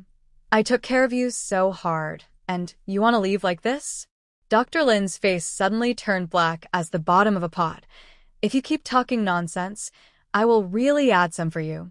I should have added some Renjong Huang to the prescriptions for these guys, so that they can enjoy it. Ji Shilin saw that the doctor was angry, and hurriedly stopped his two younger brothers, Shan. Sure too. Dr. Lin asked us to take the medicine for our own good. What nonsense are you talking about? Apologize. When the two heard what their eldest brother said, they shrank their necks and dared not argue. Sorry. Dr. Lin took care of them for the past 2 days and knew what kind of people they were. He snorted when he heard their apology and didn't care anymore. Ji Changjing couldn't help laughing. Dr. Lin, can they move now? Try not to move.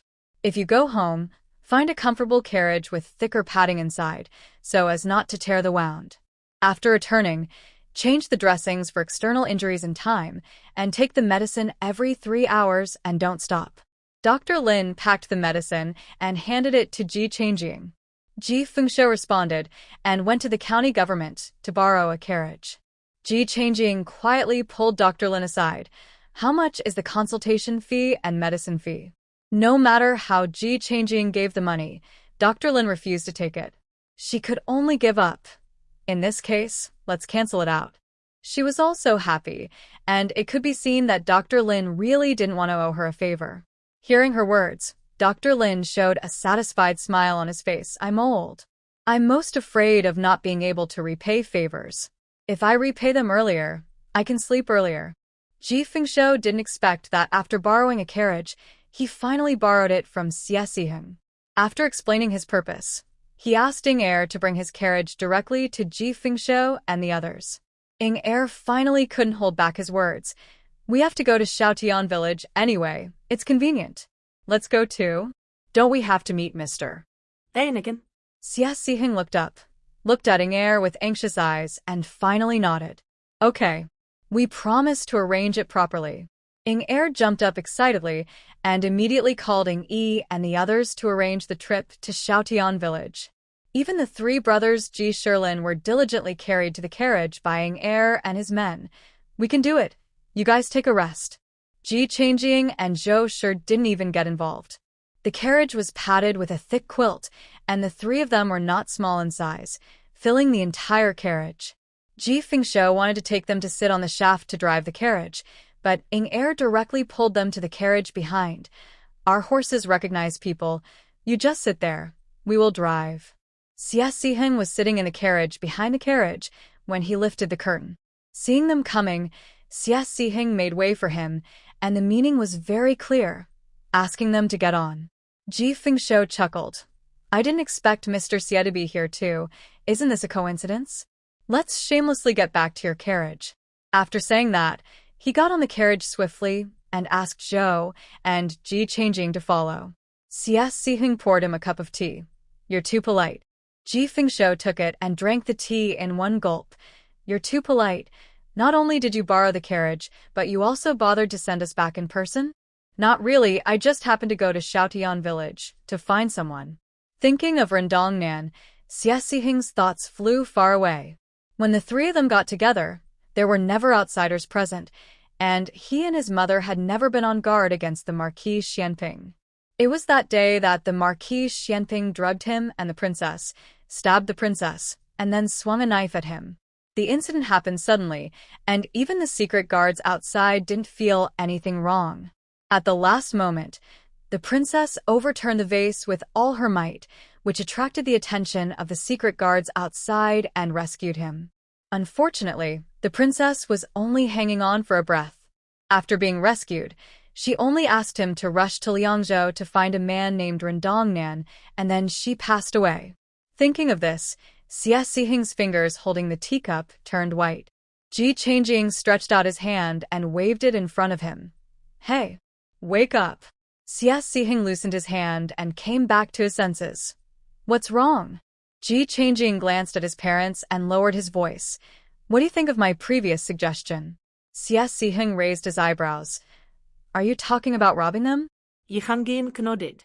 I think what the county magistrate said makes sense, but quality is more important than quantity. Find a team of elite soldiers and give it a try. Ji Changjing's eyes lit up. Great. I said young people are energetic. Can you lend me some people? Ji Fengshuo glanced at his daughter with resentment, opened the curtains and looked at the street outside. White cloth was hung everywhere, and the whole city was in mourning. He said with some sadness, We have lost our mule and cart. My life has fallen before it reached its peak. Ji Changjing comforted him. If you don't have a mule, you have a horse. If you don't have a mule cart, you have a horse cart. Isn't this another step forward? Why are you falling? Speaking of horses, Ji Fengshou took a look at the two horses following behind him and finally cheered up a little. At least I saved one. Otherwise I would die with regrets. Hurry up and say, Pa. Pa, Pa. It's unlucky. When Zhou heard this, her eyes glared at Ji Fengshou and she pressed his head and made him spit on the ground. Mrs. Hu once said this to her, and she remembered it just once. Ji Fengshou was pressed to the point where he couldn't get up, and he spat twice on the ground before being let go. Xie Sihing found it interesting and couldn't help but curl up the corners of his mouth. Ji Fengshou's face turned red with embarrassment.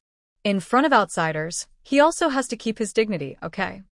As soon as you enter the village, the atmosphere instantly changes. The doors are wide open, and you can see people kneeling on the ground burning paper in every house. When they arrived at the village, they first went to Aunt Li's house and sent the 3 Ji Shilin brothers back home. When Aunt Li saw her 3 sons lying there, tears instantly filled her eyes. It's good that they're back. It's good that they're back. Ji Shilin's eyes also turned red. Mom, I am unfilial. I was not by your side when the accident happened. I made you worry. Aunt Li wiped away her tears, and the mood of the picture of loving mother and filial son changed. She pointed at her 3 sons and said, I'm glad to know. Hurry up and take good care of me. I'm still waiting for you to show your filial piety to me. I've worked hard for most of my life, but I can't enjoy any happiness at all. It's so sad to see you 3. This is a bit sudden. The tears of the Ji Shilin brothers rolled around in their eyes and then dried up. Ji Fengshou looked a little guilty. Auntie, it's all my fault. The 3 Lin brothers got hurt just to save me. Auntie Li looked at him angrily. You took them to earn money, with good intentions. Who could have predicted this? It's fate. The 3 of them are tough and just need to recover from the injuries. No need to apologize. It's not a big deal. Seeing that they were still alive, Auntie Li felt relieved and returned to her former vigorous and resolute manner. She arranged the 3 of them to lie side by side on the bed and asked her daughter-in-law to boil medicine for the 3 of them. After Ji Fengshou carefully explained the usage and dosage of various medicines, he couldn't wait to see his eldest brother, leaving them alone to go home. Ji Changjing looked at Xie Sihing beside him and introduced him enthusiastically. Who are you looking for? I might know him and can help you find the way. Rendongnan, are you familiar with him? Ji Changjing looked at him in surprise. Really? You know him? Xie Sihing didn't want to say more about personal matters. He's just an old acquaintance of the elders in the family. He is very good at kung fu. I don't know anything else, but he lives next door to my house. They arrived while they were talking. Ji Changjing pointed to the courtyard of the Ji family separated by a wall. This is it. Ing-Er couldn't wait to knock on the door when he arrived here. Mr. Hein. Are you there? Rendongnan had just walked out slowly from the Ji family after dinner. Hearing someone standing in front of his courtyard and knocking on the door, he asked with some displeasure, What's the matter? Xie Sihing looked at Ji Changjing. She understood instantly and took Zhou off the carriage and went back to her own home. Ing-Er ran over. Mr. Ren, it's me. It's the one who recognized you last time. My master is here. Unexpectedly, he was a blind man. Mr. Ren, I'm Xie Sihing. I want to come over and ask about some old things about my mother. Although this person is a little different from the one described by the princess, it is normal for people to change after so many years. Thinking of this, Xie Sihing gracefully bowed to Rendongnan. Although the other party couldn't see, he couldn't lose his manners. Rendongnan tilted his head slightly towards where Xie Sihing was speaking and said with some surprise, Thank you? Xie Sihing's heart skipped a beat. Yes. Rendongnan didn't say anything else. He opened the door and walked into the yard towards the main hall, not caring whether the people behind him followed. Since Xie Sihing came here, of course he had to ask clearly. Rendongnan sat down and took a sip of cold tea. Your mother, Zhongli Xingyue? Yes. Xie Sihing sat upright. What can you prove? Rendongnan spoke slowly, and his tone couldn't be told whether it was good or bad. Xie Sihing raised his hand and took off a crescent-shaped jade pendant from his waist and handed it to him. My mother said that she would give it to you when she saw you. Rendongnan reached out and took the jade pendant accurately. It felt warm and smooth when touched, and there was a small bump on the tip below the crescent. Ren Dongnan's brows relaxed, and his eyes softened, as if he was thinking back to the past. Your mother and I didn't know each other. Back then, the three of us, Zhongli Xingyue, Gong Yeji, and I, were not acquainted with each other. Ji Changjing was very curious about what Xie Siheng wanted to talk to Ren Dongnan about. After all, gossip is human nature. But this is someone else's privacy, and it was obvious that he didn't want her to know, so she held it back. After all, this is a friend, not an enemy, and people should be moral. Yunyang. Aying. Are you back? Have you eaten? Where is Fengshou? As soon as Hu entered the door, she looked around and was a little puzzled when she didn't see Ji Fengshou. My father went to see my uncle and the others. I haven't eaten yet, and I'm a little hungry. Ji Changjing touched her stomach and had digested the food she had eaten in the morning. Madame Wang told Xiaoyao, "Go prepare some food for you too. He didn't even know you were here. He even sent someone to Liangzhou to find you. When I told him, he quickly wrote a letter for me to bring back to you." Madame Wang's expression eased when she heard this. If Wang Ziru was really so heartless that he didn't care about his wife, she would be really heartbroken. He still has some conscience. Madame Wang raised her chin and took the letter. She took a quick look and then returned to her expressionless face. In the whole letter, he didn't ask her if she ate well or slept well, nor did he clearly say when he would pick her up. He kept asking where Ping'an was. But when she thought of this long-time attendant, Madame Wang's expression dimmed. In order to save her, Ping'an held the barbarians back and let them go first, but they didn't survive and were still captured. Thinking of this, Mrs. Wang suddenly lost her appetite. She reluctantly said a few words and turned back to her room. Mrs. Hu sighed and said, "Even if you have money, you may not live a happy life. They are all miserable." Mrs. Zhou took the noodles brought by Xiaoyao and took a bite. "How is it miserable? Isn't it good?" Mrs. Hu rolled her eyes at her. "What do you know?" Ji Changjing didn't want to understand, so she picked up the bowl of noodles and ate them with her mother.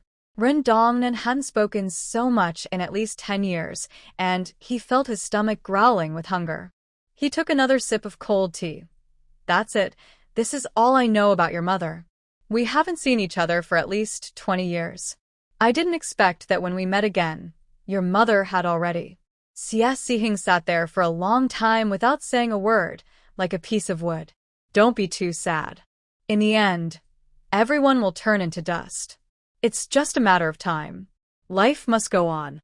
Ren Dongnan rarely spoke to comfort others. After he finished speaking, he stood up and patted Xie Siheng's shoulder awkwardly. He smelled the delicious food from next door. It should be time for dinner, right? When he opened the door, 5 secret guards looked at him in unison. Ren Dongnan remained calm, as if he didn't notice the eyes on him. He walked out the door and went straight to the next door to wait for dinner. Yingyi couldn't help but mutter, "I don't know if he is really blind or not." Several people nearby poked him and asked him to look inside the room. Xie Siheng held the jade pendant in his hand, sitting on the chair with an expressionless face, stroking the jade pendant constantly in his hand. It seemed that his heart was not as calm as he looked. He couldn't help but doubt his own life experience again. According to Ren Dongnan, the three of them met each other through fighting and later became good friends and traveled the world together. Gradually, his mother and Gong Yeji developed feelings for each other. Later one day, Gong Yeji left without saying goodbye, and his mother was taken away by people from the palace. Only Ren Dongnan was left, and he finally returned to Liangzhou where the three of them had agreed to settle down. Could it be that Marquis Xianping knew about this past event and decided to kill him on impulse? Xie Siheng quickly denied it again. Not only did he want to kill him, but he also wanted to destroy his face and find someone in Beijing to replace him. This was definitely not a momentary impulse. Marquis Xianping had never been close to him, but the fact that he had decided to kill him so decisively made him start to doubt whether there was something wrong with the result of his previous secret blood test. Is he really his biological son? He needs to resolve the issues here as soon as possible. He wants to go back to Beijing and figure out everything himself. Yingyi poked Ding Air, asking him to go ahead, but Air shook his head and refused, signaling him with his eyes to go ahead. The two of them stood at the door, pushing and shoving each other, but no one dared to step forward to interrupt Siesihing at this time. Just say whatever you want to say. Siesihing put away the jade pendant and glanced at the two of them calmly. The other secret guards all took a step back, and Air stood at the front alone. He looked around and almost got angry, but facing Siesihing's compelling gaze, he gritted his teeth and stammered. It's time for dinner. Should we go next door? And have a free meal? As he spoke, his stomach growled in unison. The other 4 secret guards lowered their heads even lower. They simply couldn't imagine the prince's current expression. After waiting for an unknown amount of time, Siesihing replied, okay. Okay? Air looked up suddenly. That's great. I'll go tell them right away. He had long been curious about what the Ji family's food tasted like. That day, the barbarians were about to kill them, but Rendongnan was still busy eating. The Ji family doesn't have much food now, all of which are the bits and pieces left over from before. But there are so many people in the family, and now there are neighbors and Mrs. Wang, so the food can't be too bad. It seems that they are stretched. Fortunately, Ji Changjing was prepared. After lunch, she sneaked into the cellar when no one was paying attention, put a bag of rice and a bag of noodles in a remote place, and scattered some vegetables and bacon on the ground. It looked like the barbarians didn't take everything away. When Mrs. Hu was still worrying about what to do in the evening, Ji Changjing volunteered to go to the cellar to check again, and naturally brought up the rice and noodles. Mrs. Hu looked at the rice and flour she brought up suspiciously. Is this from the cellar? Ji Changjing nodded. Yeah, I see there are still some vegetables at the foot of the wall. They probably left in a hurry and didn't have time to take them away. Mrs. Hu didn't believe it. I've seen it several times. How could I not know? Let me see. She went down to the cellar again by herself, and Ji Changjing took her to a side place, pointed at the vegetables on the ground and said, Really? Why would I lie to you? There are really vegetables. Look, there's a piece of meat here. Ji Changjing pointed at the piece of bacon she put there, and her face was full of surprise as if she had picked up money. Mrs. Hu took a closer look, and it was true. She picked up the bacon from the ground and patted it with heartache. Rascal! If this piece of meat hadn't been stepped on the soil, we probably wouldn't be able to eat it. After that, she waved her hand proudly. Take it. Have a good meal tonight, and find a way to buy things tomorrow. Ji Changjing followed her happily and picked up the things on the ground, just enough to make a meal. Air ran over excitedly, expressing their willingness to eat here. Ji Fengshou said readily, It's no big deal. I'll call you to eat later. Hu Shi instantly felt the pressure doubled. Don't just promise. Take the money and go to the village to see who has chickens or something and buy 2 back. After all, there are so many guests at home. How can there be no hard dishes? Okay. I promise to buy chickens. Ji Fengshou happily took the money and went to the village. Ji Changjing thought about it, went to the basket where she put the vegetables just now, and threw a few big potatoes. When cooking in the evening, Ji Changjing was always helping in the kitchen. Xiaoyao came over several times to take over her work, but she pushed it away. She pretended to take out the potatoes casually. Huh? This thing is still here? Mrs. Hu shoveled the vegetables in the pot twice, turned her head and looked, and also exclaimed in surprise. What is this? Ji Changjing looked at her innocently. When I was shopping in the city before, I met a merchant who said that these yellow lumps are edible, whether they are shredded and fried or stewed with meat. He said that foreigners eat this as a staple food. I bought a few and threw it back and forgot about it. I didn't expect it to have been in the cellar. There was no such food as potatoes in the Dali dynasty. It was the first time that Mrs. Hu saw this kind of yellow lumps. She looked at her hesitantly. Can this be eaten? Ji Changjing said tentatively. Why not try it? Stew it with chicken. Mrs. Hu thought about it and shook her head. If it can't be eaten, wouldn't it ruin the pot of meat? Just shred and stir-fry it as you said. Ji Changjing said confidently. Leave it to me. While Mrs. Hu went out to chat with others while the chicken was stewing, Ji Changjing quickly cut the potatoes into pieces and threw some into the pot. She shredded the rest and fried it. There were too many people eating that night, so everyone sat separately, and each dish was divided into 2 portions. After a tiring day, Ji Fengyi came back with his son and nephew to entertain the guests. As soon as the shredded potatoes were served, they attracted everyone's attention. What is this dish? Ji Fengyi couldn't help but be stunned. He had never seen this thing at home.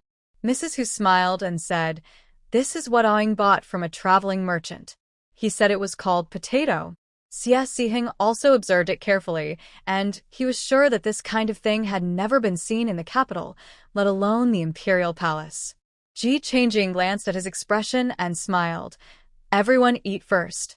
If you're curious about anything, eat first and then tell me." While eating, everyone unconsciously reached out their chopsticks to the dish they had never seen before. As soon as Ji Changchuan put it in his mouth, his eyes lit up and he loved it. I tried the potatoes stewed with chicken again. The mellow and sweet taste was completely different from the crispy and smooth shredded potatoes. Mrs. Wang always eats until she is 70% full, but tonight she couldn't help herself and put down her chopsticks until her stomach was full. This thing is really different.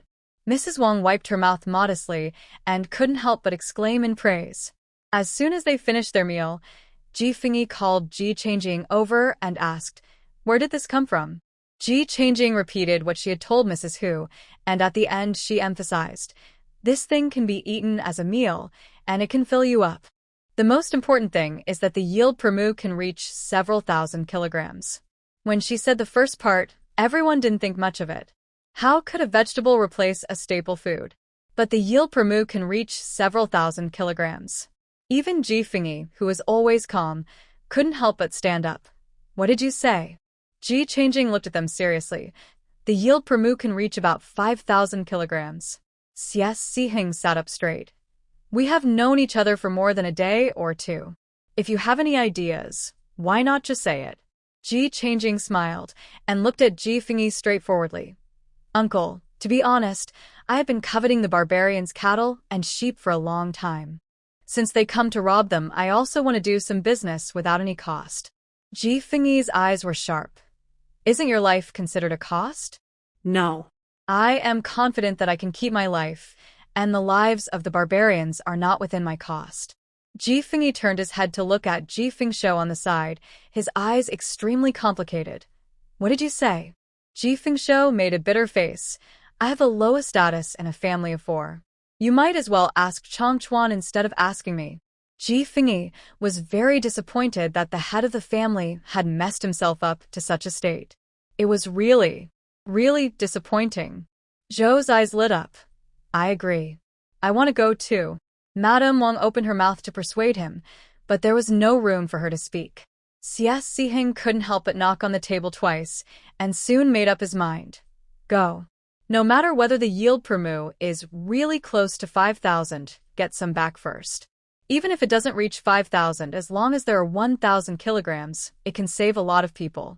Run dong and drink a cup of tea leisurely. If you can come back, I can teach you a few tricks. Whoever lies is a dog. It's a deal." Ji Changjing was afraid that Rendongnan would go back on his word, so he agreed as soon as he opened his mouth. What else did Hu not understand when she saw this? The child has grown up and is not controlled by others. This is not asking for opinions. This is clearly a determination. Ji Changchuan pursed his lips and said nothing against it. Ji Changjing glanced at his family members and made up his mind. "I'll take my mother with me, and you take these secret guards with you. How about we travel with fewer people and light luggage?" When Zhou heard that Ji Changjing was willing to take her, she was so happy that she didn't know what to do and kept grinning. Xie Siheng glanced at the secret guards standing outside the door. Okay. The others were not very skilled and knew that this was a life-threatening matter, so naturally no one would be so ignorant to follow. After a few simple discussions, they decided to make a quick decision and leave as soon as they said they would. As soon as it got dark, they were ready to go. They brought about a day's worth of dry food and water. No matter what the result was, they would try to come back early. Before the trip, Ji Changchuan kept holding Zhou's hand to brainwash her. "Mom, you must listen to your sister. Do whatever your sister tells you to do, otherwise no one will take care of you in the future." Zhou nodded solemnly. "If Aing tells me to go east, I will never go west. If she tells me to chase a dog, I will not chase a chicken. I remember it, don't worry. Ji Fengsho was full of worries, but he had no dignity in front of his wife and children. Sometimes he felt that his wife and daughter were invincible, and sometimes he couldn't control his worries, and his face was wrinkled in confusion. No matter what the result is, you must come back on time. It's just cattle and sheep. We can afford them. What's wrong with buying some food? Zhou curled her lips. It's delicious to eat for free. The meat that was snatched is even more delicious. Hu pulled her over and stroked her hair. Okay, you are about to go out. Why are you still angry? Come back early. Not wanting to delay any longer, Ji Changjing carried the small bag prepared by Hu. It's no big deal. Wait for me to come back and take you to eat delicious food and drink spicy drinks. Let's go. Taking advantage of the night, she went up the mountain without looking back. This mountain range behind Shaotian village is the Turkic region, and everyone here knows it. But no one can tell what it is like to cross it because this mountain range is very large, stretching for hundreds of miles. Wild beasts roam the mountains, and the forests are dense. Not only is it difficult to identify the direction, but if you are unlucky and encounter a big beast, you can't run away. If you encounter heavy snow and block the mountain again, everything will be white, and you can't tell the direction. If you are not careful, you'll be in the mountains for several days and can't get out. So, generally, everyone would turn back after walking halfway up the mountain. This time, they could be said to be very skilled and courageous. The temperature on the mountain was lower at night, but fortunately they had been walking all the time, so it wasn't too cold.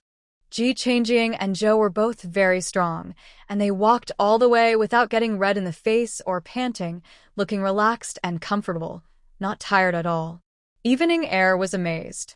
They had trained since they were young to achieve what they have today, and these two didn't look like they had practiced before, but they could keep up with their pace. Just when he thought of this, he caught a glimpse of a black shadow rushing toward Zhou. Be careful! Ing Er couldn't help but shout. When Ji Changjing felt something approaching, she switched places with Zhou, but she didn't expect that thing to still chase Zhou and bite her relentlessly. She stomped the wolf that pounced on her with one foot. Be careful. There's a wolf pack. Ing Yi and the others had unsheathed their swords, and pairs of green eyes flashed around, flashing a creepy light. Xie Sihing stood still, put away the compass fish in his hand, and looked around. Don't leave anyone alive. Yes. Ing Yi and the others rushed forward with swords raised, while Ji Changjing protected Zhou and did not move. I wonder why they keep staring at me? Zhou clenched her fists in dissatisfaction, wanting to punch to death the green eyes that were looking at her. Ji Changjing thought of something and turned to look at Zhou's arm. Mom, is the wound on your hand split open? Zhou was stunned for a moment and looked down at her arm. At some point, the scab on her arm split open a little, soaking her coat. It seems to have split a little.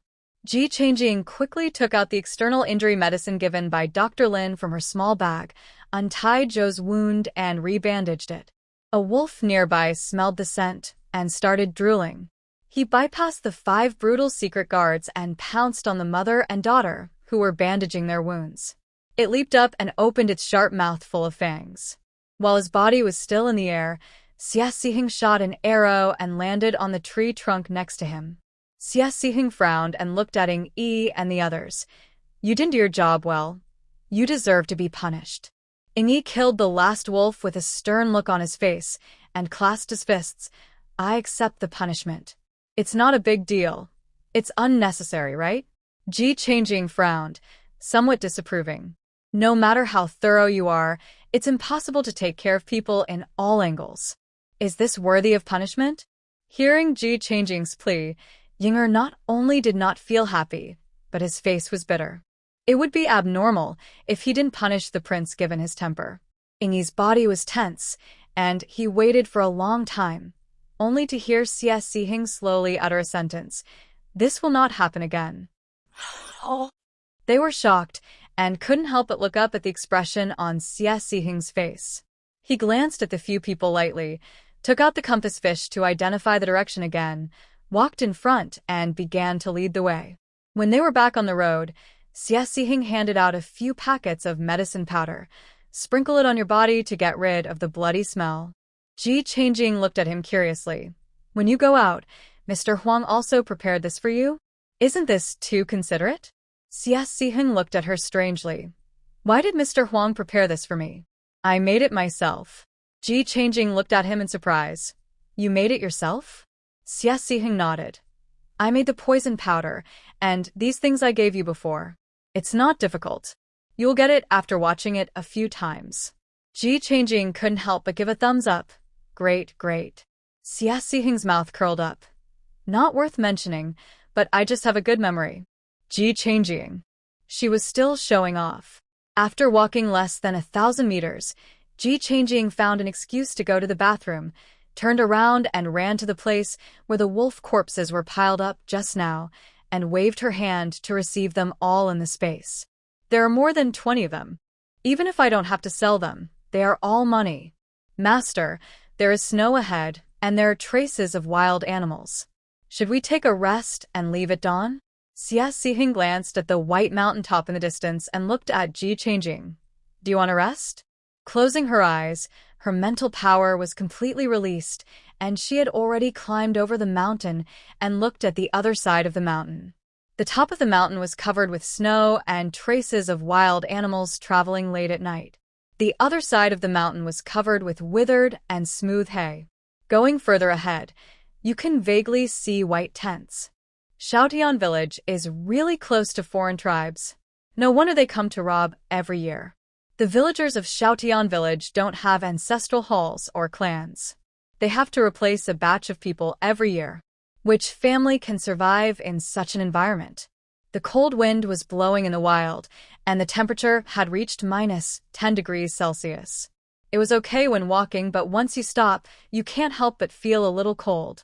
Although who had changed the fur coats for the two before setting off, they couldn't withstand the knife-like cold wind on the mountain. Ing Er and the others scattered and found a cave before calling people to rest. When they went there, the secret guards had already cleaned the cave and lit a fire. As soon as Zhou got close to the campfire, his head became sleepy little by little. Xie Xihing took out a cloak and spread it on the ground. You sleep here. Looking at the well-made and luxurious cloak, Ji Changjing felt a little distressed. Isn't this bad? Speaking of which, the width of the cloak is just enough for her and her mother to sleep. Xie Xihing didn't care much. Do you want to sleep on the ground? Ji Changjing decisively pulled Zhou to lie down. Thank you. Looking at Ji Changjing, who lay down decisively without saying a few polite words, Xie Xihing smiled again. I knew it would be like this. He threw another cloak to her, and this time Ji Changjing didn't even say a polite word, but smiled and covered the two of them. People who practice martial arts are stronger, and several secret guards wearing leather coats didn't feel cold at all sitting in front of the campfire. Several people took turns to keep watch, and soon the whole cave became silent. Zhou fell asleep in less than 2 seconds after she lay down. Ji Changjing listened to her mother's rhythmic breathing and fell asleep in less than 10 seconds. Just when she felt that she was sleeping soundly, she was pushed awake. Ji Changjing opened her dark eyes, and a fierce light flashed in her eyes. As soon as she raised her upper body, she swung her hand out, but was tightly grasped by a pair of bony hands. Xie Xihing raised an eyebrow. So angry? Ji Changjing saw his handsome face close to her, reacted and put down her hand in frustration. Are you leaving? Xie Xihing stood up. We'll go after eating something. Zhou was pushed awake by her daughter in a daze. Before she woke up, she hugged Ji Changjing's arm and acted coquettishly. I want to sleep a little longer, sleep a little longer. As a result, Ji Changjing took out the pickles and dry food prepared by Hu and heated them on the fire for less than 2 minutes. Zhou couldn't lie down anymore after smelling the smell. He stood up neatly and said with a serious face, How can we delay the business?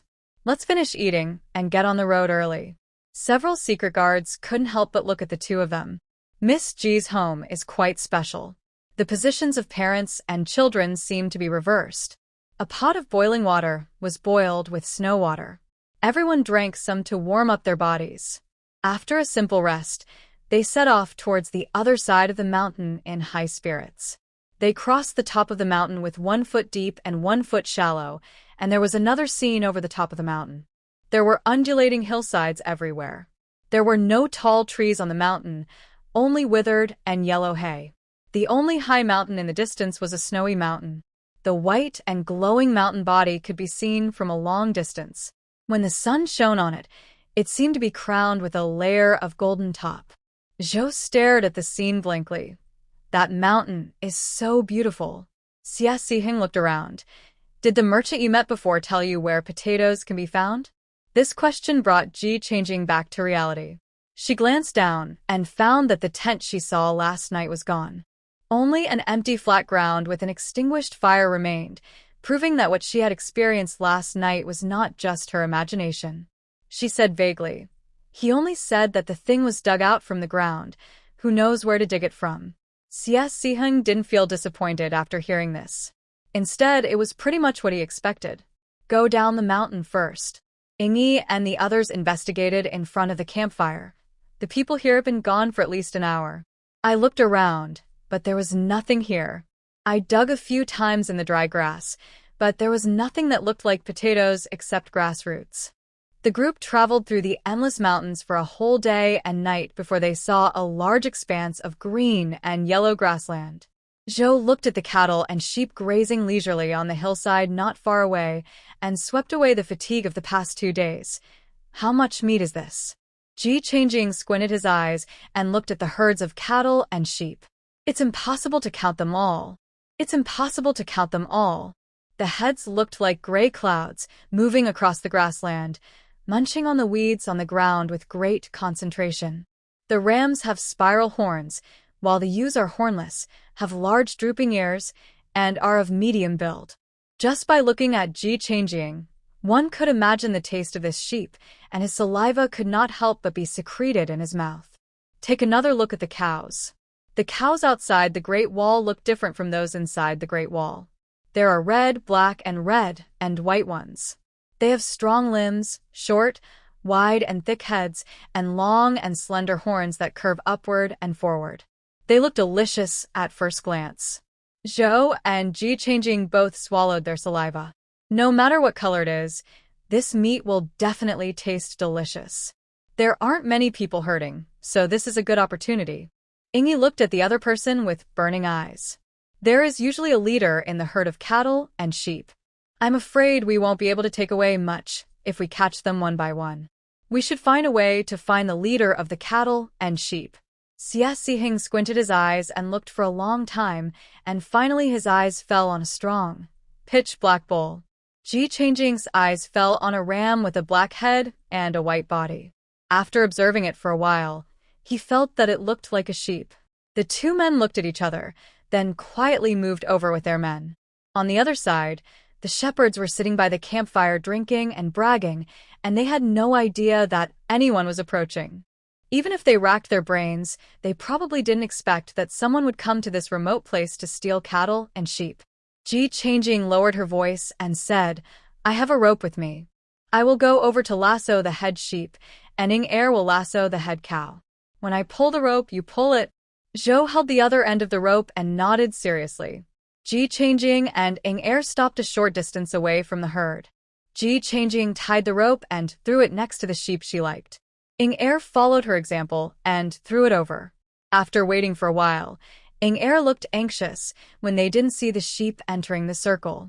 Frightened, the 2 cows and sheep took a big step forward together. The 2 were shocked and pulled the rope. Zhou immediately lifted the rope to his shoulder and said, "Pull." Ji Changjing and Ying'er quickly returned. The head cow lowered its head and tried hard to break free from the rope under its feet, but it didn't expect the other party to be very strong. It couldn't help but take a few steps back. Muit couldn't help but yell. Many cows around it followed it and were unwilling to leave. When they heard its yell, they looked up and said, "Moo." The herders heard the noise and shouted something incoherently. Soon, a group of people rushed out of the tent in the distance. Ji Changjing was anxious. Pull. It was really hard for Yingyi and the other big men to pull a stubborn bull. Their faces were flushed and the bull's legs were only pulled a few steps apart. Ji Changjing took the rope and pulled it forward. 2 pits were stepped on the ground, and they walked forward step by step with difficulty. The rope was stretched straight and was about to reach its limit. The bull was pulled backwards, and it became more and more stubborn. It lowered its head and horns and headed in the opposite direction, moo. The ram Zhou pulled it a long way by himself, and a group of sheep followed. Seeing that the bull on Ji Changjing's side was disobedient, she suddenly became anxious and threw the rope on her shoulder to Yingyi and the others. "You are useless. Carrying sheep." Seeing them take the rope, Zhou hurried over to help her daughter pull the rope. Ji Changjing looked at the stubborn bull and suddenly became angry. "Still getting excited, right? The more you pull it, the more it goes against you. Mom, you pull first."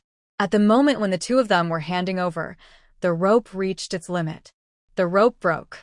Zhou pounced, fell to the ground, tightly grabbed the broken half of the rope, quickly wrapped it around her waist, and continued to pull.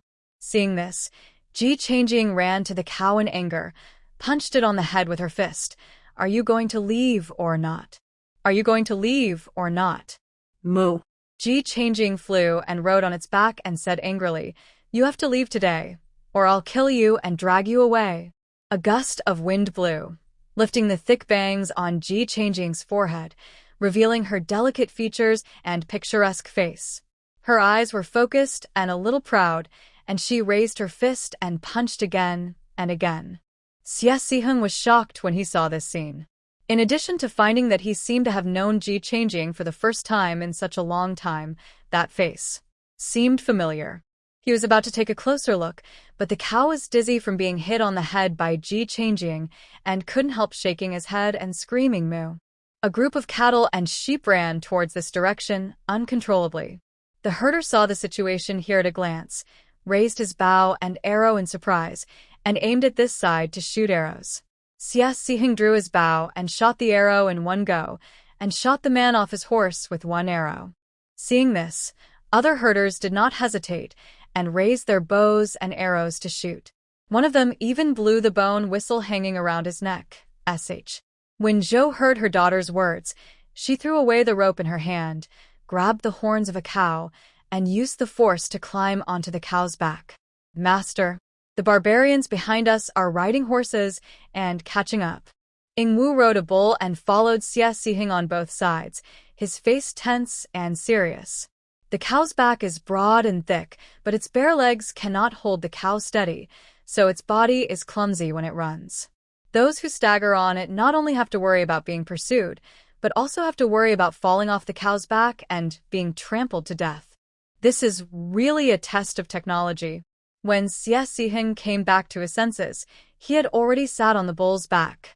Just as he was about to speak, he saw Ji Changjing, who was riding the bull in the front, changed direction and rushed towards the barbarians behind with a herd of cattle and sheep. He smiled. "Look, it's solved." Ji Changjing and Zhou's buttocks were almost broken into 2 pieces by the shaking on the back of the cow, but they held the horns tightly in their hands and dared not let go. Mom. "Wait, you rush over from the left. Air, you rush over from the right, block their way, and I will rush over from the middle." "Okay." Both of them agreed loudly, with excitement on their faces. The herders on the opposite side saw so many of them rushing over, and they kept shouting something and kept shooting arrows. Ji Changjing looked at the bow and arrow that was directly facing his face, caught it with his bare hands, and then swung his hand to the opposite side.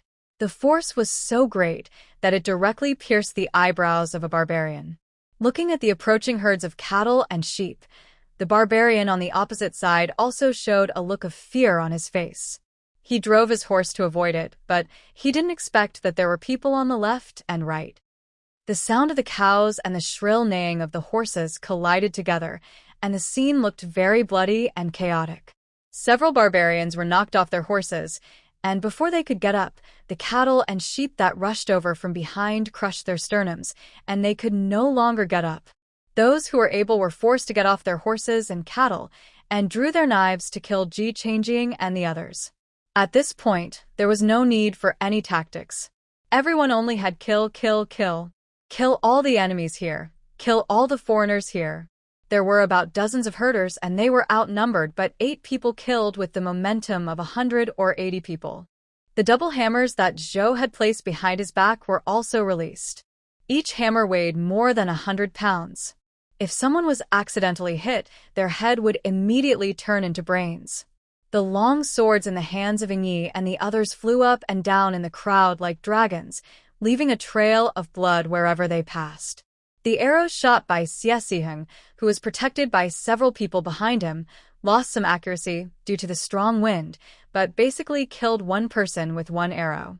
Ji Changjing did not use her scimitar. She just picked up the knife of a barbarian nearby. She always used the simplest and most direct methods to kill people: chopping, slashing, and horizontal cutting. The cattle and sheep were running everywhere, but at this moment, they only had their eyes on their opponents.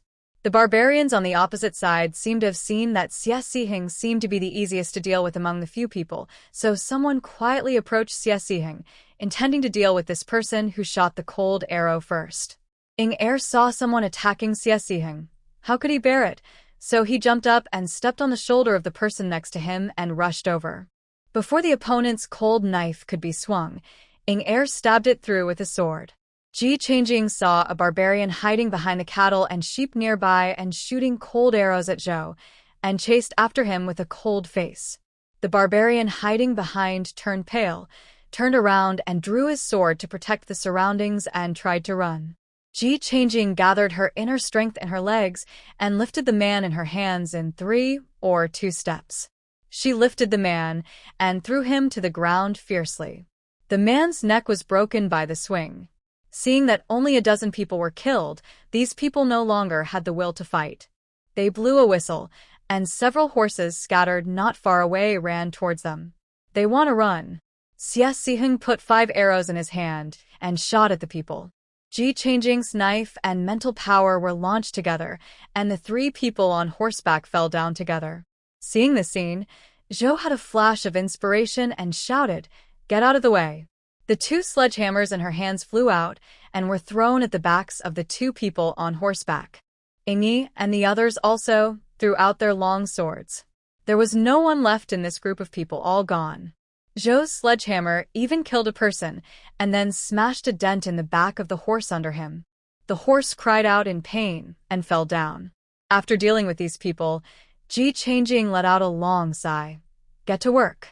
Tie up the first cow and the first sheep first. Both cows and sheep were tied with ropes, making them very easy to identify. Especially the bull. When he saw Ji Changjing approaching, he walked over obediently and lowered his head for her to touch. Ji Changjing looked at the cows and sheep halfway up the mountain and smiled.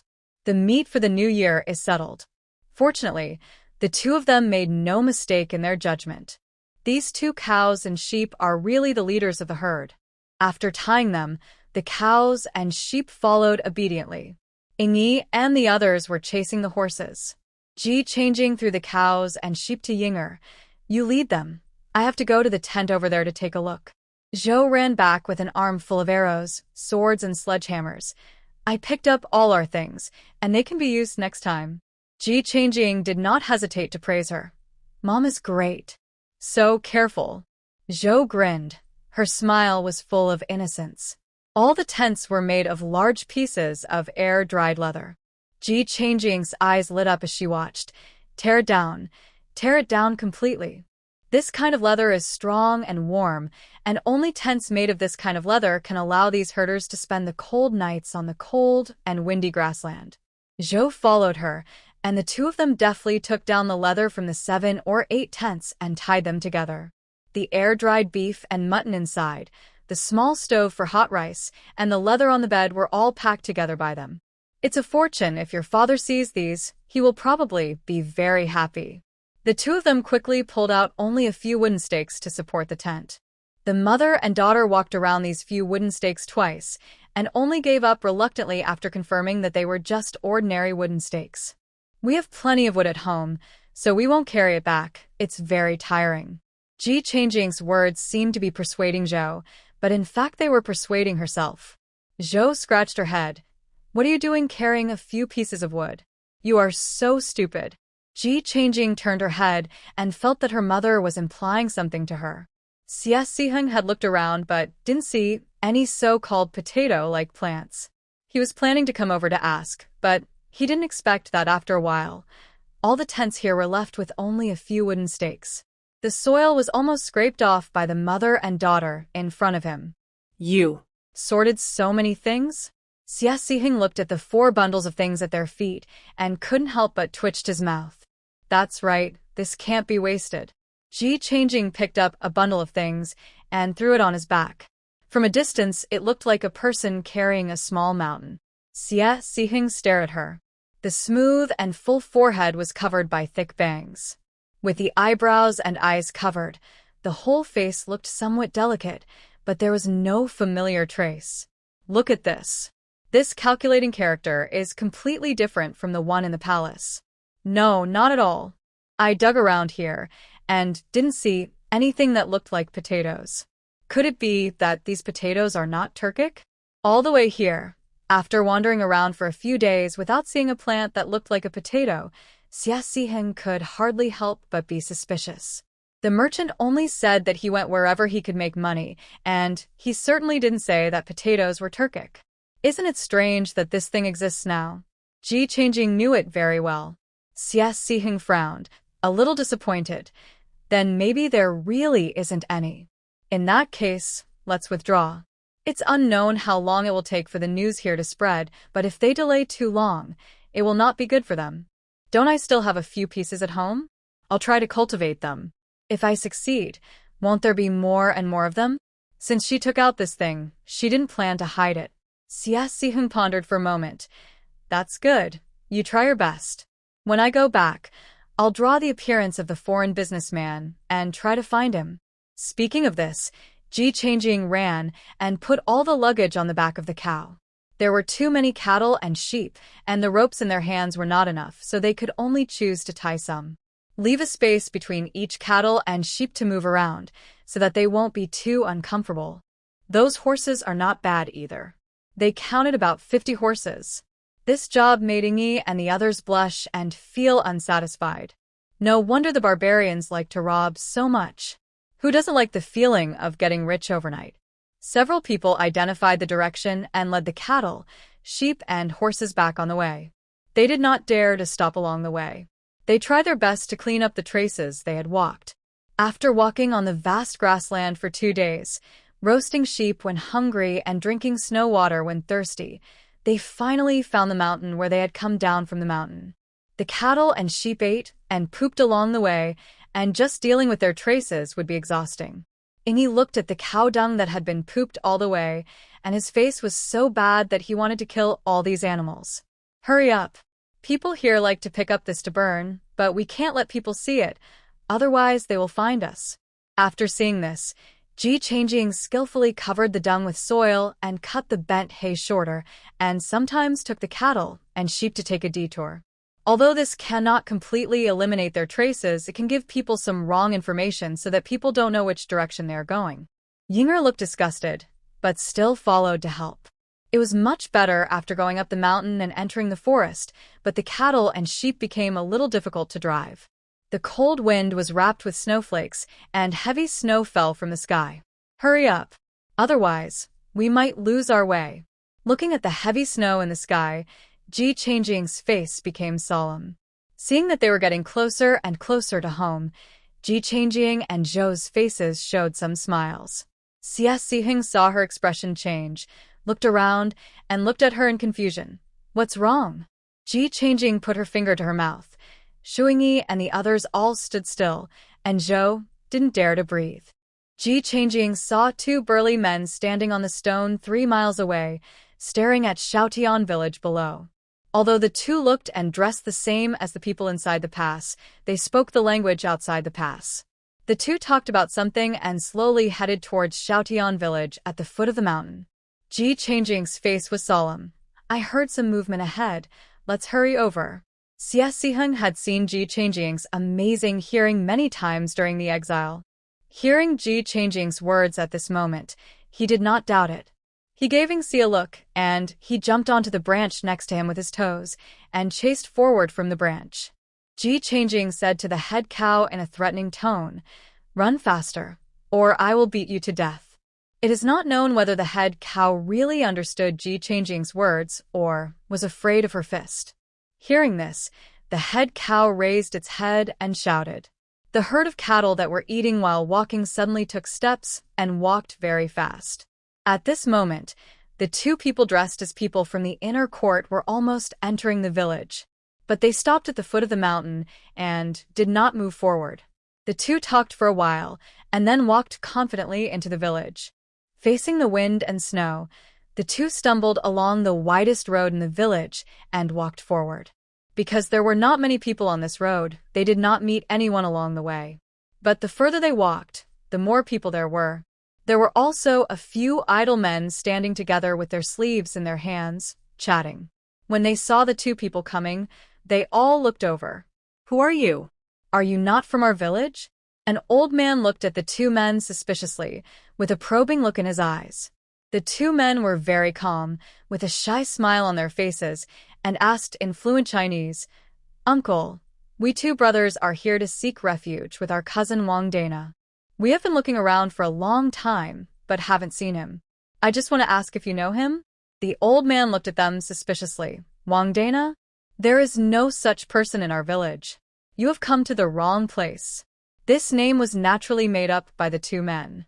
After looking at each other, the tallest one said anxiously, "Isn't this Shuanyo village? Our cousin is called Wang Dana. His nickname is Go Leftover." The people of Xiaotian village waved their hands. "What buffalo village? We are Xiaotian village. We have found the wrong place." Another person said disappointedly, "It's all our fault that we can't read and find the wrong place. In this case, I won't look for it here. Can this road lead us out of the village?" Seeing the two people's disappointed eyes, the old man explained enthusiastically, "Yes, just follow this road, and—" What the Hades? As the old man was talking, he saw a group of animals running down the mountain in the distance.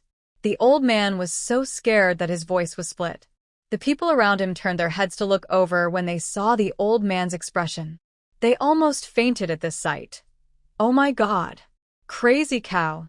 The sound of cattle and sheep running down the mountain in the distance seemed to trample the village to pieces. The expressions of the two people became solemn.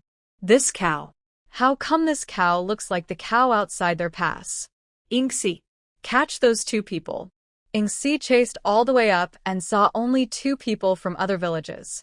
But after staring at the two men for a long time, they didn't make any special moves, so he just stood there and didn't take any action. Hearing Ji Changjing's words, Ingxi jumped out subconsciously. When he realized that the person who gave the order was not the prince, he had already taken action.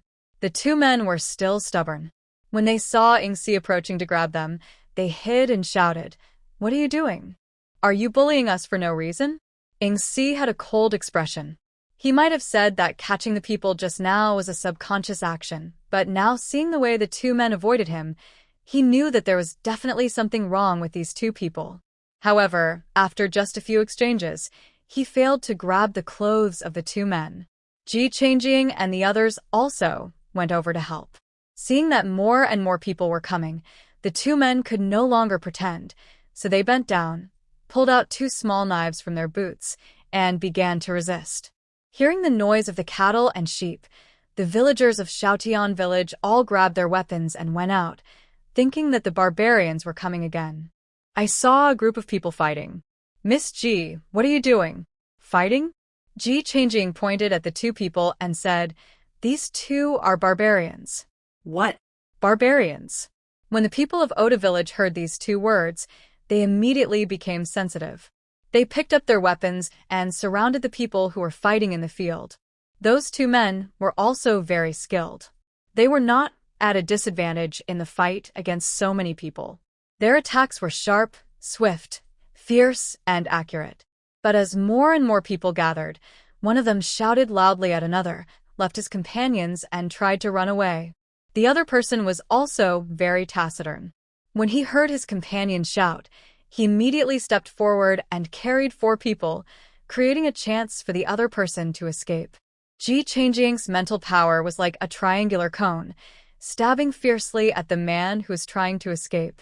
Just as the man flew onto the roof and was about to escape the encirclement, his feet suddenly slipped and he rolled down from the roof as if he stepped on something. Seeing that his companion did not escape, the other man lost his concentration and Ingi took the opportunity to hurt him. Just as they were about to remove his arms and legs, something unexpected happened. The man who fell from the roof saw his companion being caught. His expression became cruel, and he swung the knife in his hand and stabbed his companion through. Before he died, the other person looked up to the sky with a sacred look and a willing smile on his face. The other man didn't pause at all.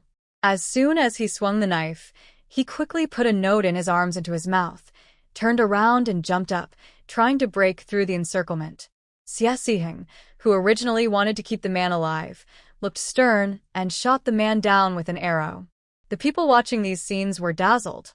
The people of Shaotian village gasped, "This barbarian is quite cruel. He doesn't even let his own people go."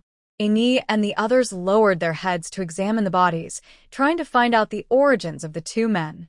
Naturally, there are people who should worry about this kind of thing. Ji Changjing was not very interested.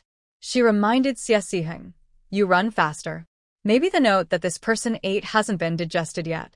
The coroner may be able to dig it out." Xie Siheng made a prompt decision and decided to set off immediately. He looked at Ji Changjing while riding on his horse. "The things will be divided according to what we agreed before. I will send someone to pick it up as soon as possible. Now, I'm troubled by you." Ji Changjing waved his hand in a very good mood.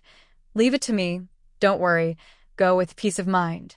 Ji Changjing watched them leave with his eyes and turned around to go home. Oh, are all these cattle and sheep yours? Where did they come from? Tell me about it. They are so pleasing to the eye. Auntie Yang has always been thick-skinned. She stared at a little lamb and asked without hesitation what others were too embarrassed to ask. Ji Changjing grinned. "I want them." Auntie Yang nodded hurriedly. "Who doesn't want them? Ask them if they want them." The people around her looked at her with passionate eyes. "Why? Do you want to share these?" If it weren't for the fact that they had seen Ji Changjing and Zhou's skills last time and knew that this family was not easy to mess with, some people would really not be able to hold back and grab them. "You want my things as soon as you open your mouth. You are all so thick-skinned. If you want to rob them, go rob them yourself. These are all robbed from the barbarians. Why should I share them with you?" Ji Changjing rolled her eyes and turned away. Zhou waved her fist and said, "If anyone dares to touch my cattle and sheep, I will smash his head. Think twice before touching." As her voice fell, several people who had reached out their hands secretly quickly retracted. Everyone knows that this woman's fist can kill people. They must not make trouble for themselves. But robbing the barbarians? How can they rob the barbarians? Some of the quick-witted people had their eyes burning. So many cattle and sheep had forcibly trampled a path on the mountain, but now they could only wander around the road in the village. There were 100 cattle, about 200 sheep, and 56 horses. Excluding the dead, injured, and lost ones, they agreed to divide them equally according to the number of people. She and Zhou could get more than 20 cattle, more than 40 sheep, and more than a dozen horses. If any of these things were given out, her father would be so happy. Just as Ji Changjing thought, Ji Fengyi and his people were sitting together with the Ji family to discuss things, when a nosy person from Shaotian village ran over to inform them that Ji Changjing had robbed many cattle and sheep from the barbarians. After hearing this, Ji Changchuan got off the Kong and ran home, without even putting on his shoes. Ji Mingxian and his people also lost their manners and rushed home in a swarm, running out of breath. Who was pulling Ji Changjing and Zhou to check on them. She couldn't eat or sleep well these days. When she cooked, she either forgot to put salt or sprinkled too much salt, which made people choke.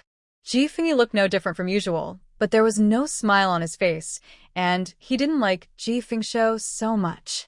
He felt uncomfortable if he didn't scold his brother every day. The family had been looking forward to it for a long time, and finally the two of them came back. When Ji Fengshu saw his daughter and wife, tears came out. "My old daughter. My wife." Zhou smiled with surprise when she heard Ji Fengshu's words. The smile on Ji Changjing's face fell before it even bloomed. She glared at Li Fengshou. Why am I an old girl? Li Fengshou waved his hands. Don't pay attention to these details. Sister. Ji Chongchuan rushed over and took her hand, looking her up and down. Are you okay? Ji Changjing flicked his forehead. My mother and I are fine. Ji Chongchuan grinned. That's good. Ji Mingshu pointed at the herd of cattle and sheep outside the door with shining eyes. Ours? Hearing this, Ji Fengshou was shocked. Did you get all of this back? Zhou shook her head. Not all of it. There is a part of ours, but Ing and that good-looking young man have discussed and decided to sell some. Ji Fengyi sat down and looked at them. Don't rush to talk about these things. Tell me about your experiences in the past few days. Speaking of the experiences in the past few days, Zhou recounted the events with great joy, and Ji Changjing supplemented the parts that were not mentioned. Hearing what they saw and heard in the mountains, the vast grasslands and the snow-capped mountains, the three brothers were all intoxicated. The tents where those barbarians sleep are all made of leather. We dismantled them all. Who was a little surprised. Well done. To live a life, you have to be frugal. Hearing the praise, Zhou excitedly ran out to unload the 4 large bundles of things from the cow's back and moved them into the house for Hu to see. Ji Changjing looked around, but didn't see Madame Wang. She asked in surprise, is Madame Wang gone? Ji Fengyi nodded. Lord Wang has taken the people back, and he also bought food, meat and vegetables for the family to express his gratitude. Ji Changjing nodded with satisfaction. Not bad. You know how to be practical. All these cattle and sheep were raised in separate pens, and even the yard of Rendongnan next door was not spared. However, as soon as he heard that they were going to raise cattle and sheep in his yard, Rendongnan decisively refused. It's too smelly, no. Ji Changjing said earnestly, Uncle, these are cattle and sheep. They are cattle and sheep on the grassland. They have grown up eating natural green grass and drinking mountain spring water. You can imagine their texture and taste. They are incomparable to those in our interior. Besides, isn't mine yours? Anyway, yours will always be there when I eat it. You have also tried my aunt's cooking these days. How about it? Are you satisfied? Rendongnan imagined the taste of Hu's cooking in his mind and shut up. Ji Changjing grinned and led several cattle and sheep to the yard and tied them up. In the evening, to celebrate the arrival of the whole family, Mrs. Hu slaughtered a sheep and used all her skills to make a big meal. Braised lamb, shabu-shabu lamb, and clear-boiled lamb chops were all arranged. This lamb not only has no mutton smell, but also has a fresh fragrance, and if you eat more, it also has a milky fragrance. No one spoke at the dinner table. Everyone was busy eating. After eating and drinking, Ji Fengyi left a sentence that stunned everyone in the family. Since they are back, I will go to the county school to work from tomorrow. Work in the county school? Ji Changjing looked at his uncle suspiciously. Lord Wang and Sihu invited several of us who once had a reputation to teach in the county school. I asked for 2 places and planned to take Mingxian and Chongchuan to study in the county school. This was a decision made by Ji Fengyi after careful consideration. He has 3 sons. The eldest son is mature and stable and loves to read. The second son, let's not talk about it. Although the third brother is also good at studying, he has to take care of his younger brother because he is the only son in his family. Ji Mingxian glanced at Ji Mingho and said, the third brother is younger than me, and his talent for studying is not inferior to mine. He will have more opportunities in the future. Let him go.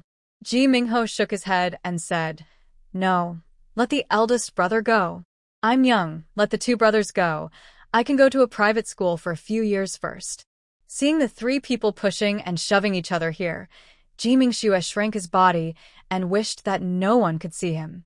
What's so good about studying that it's worth pushing and shoving?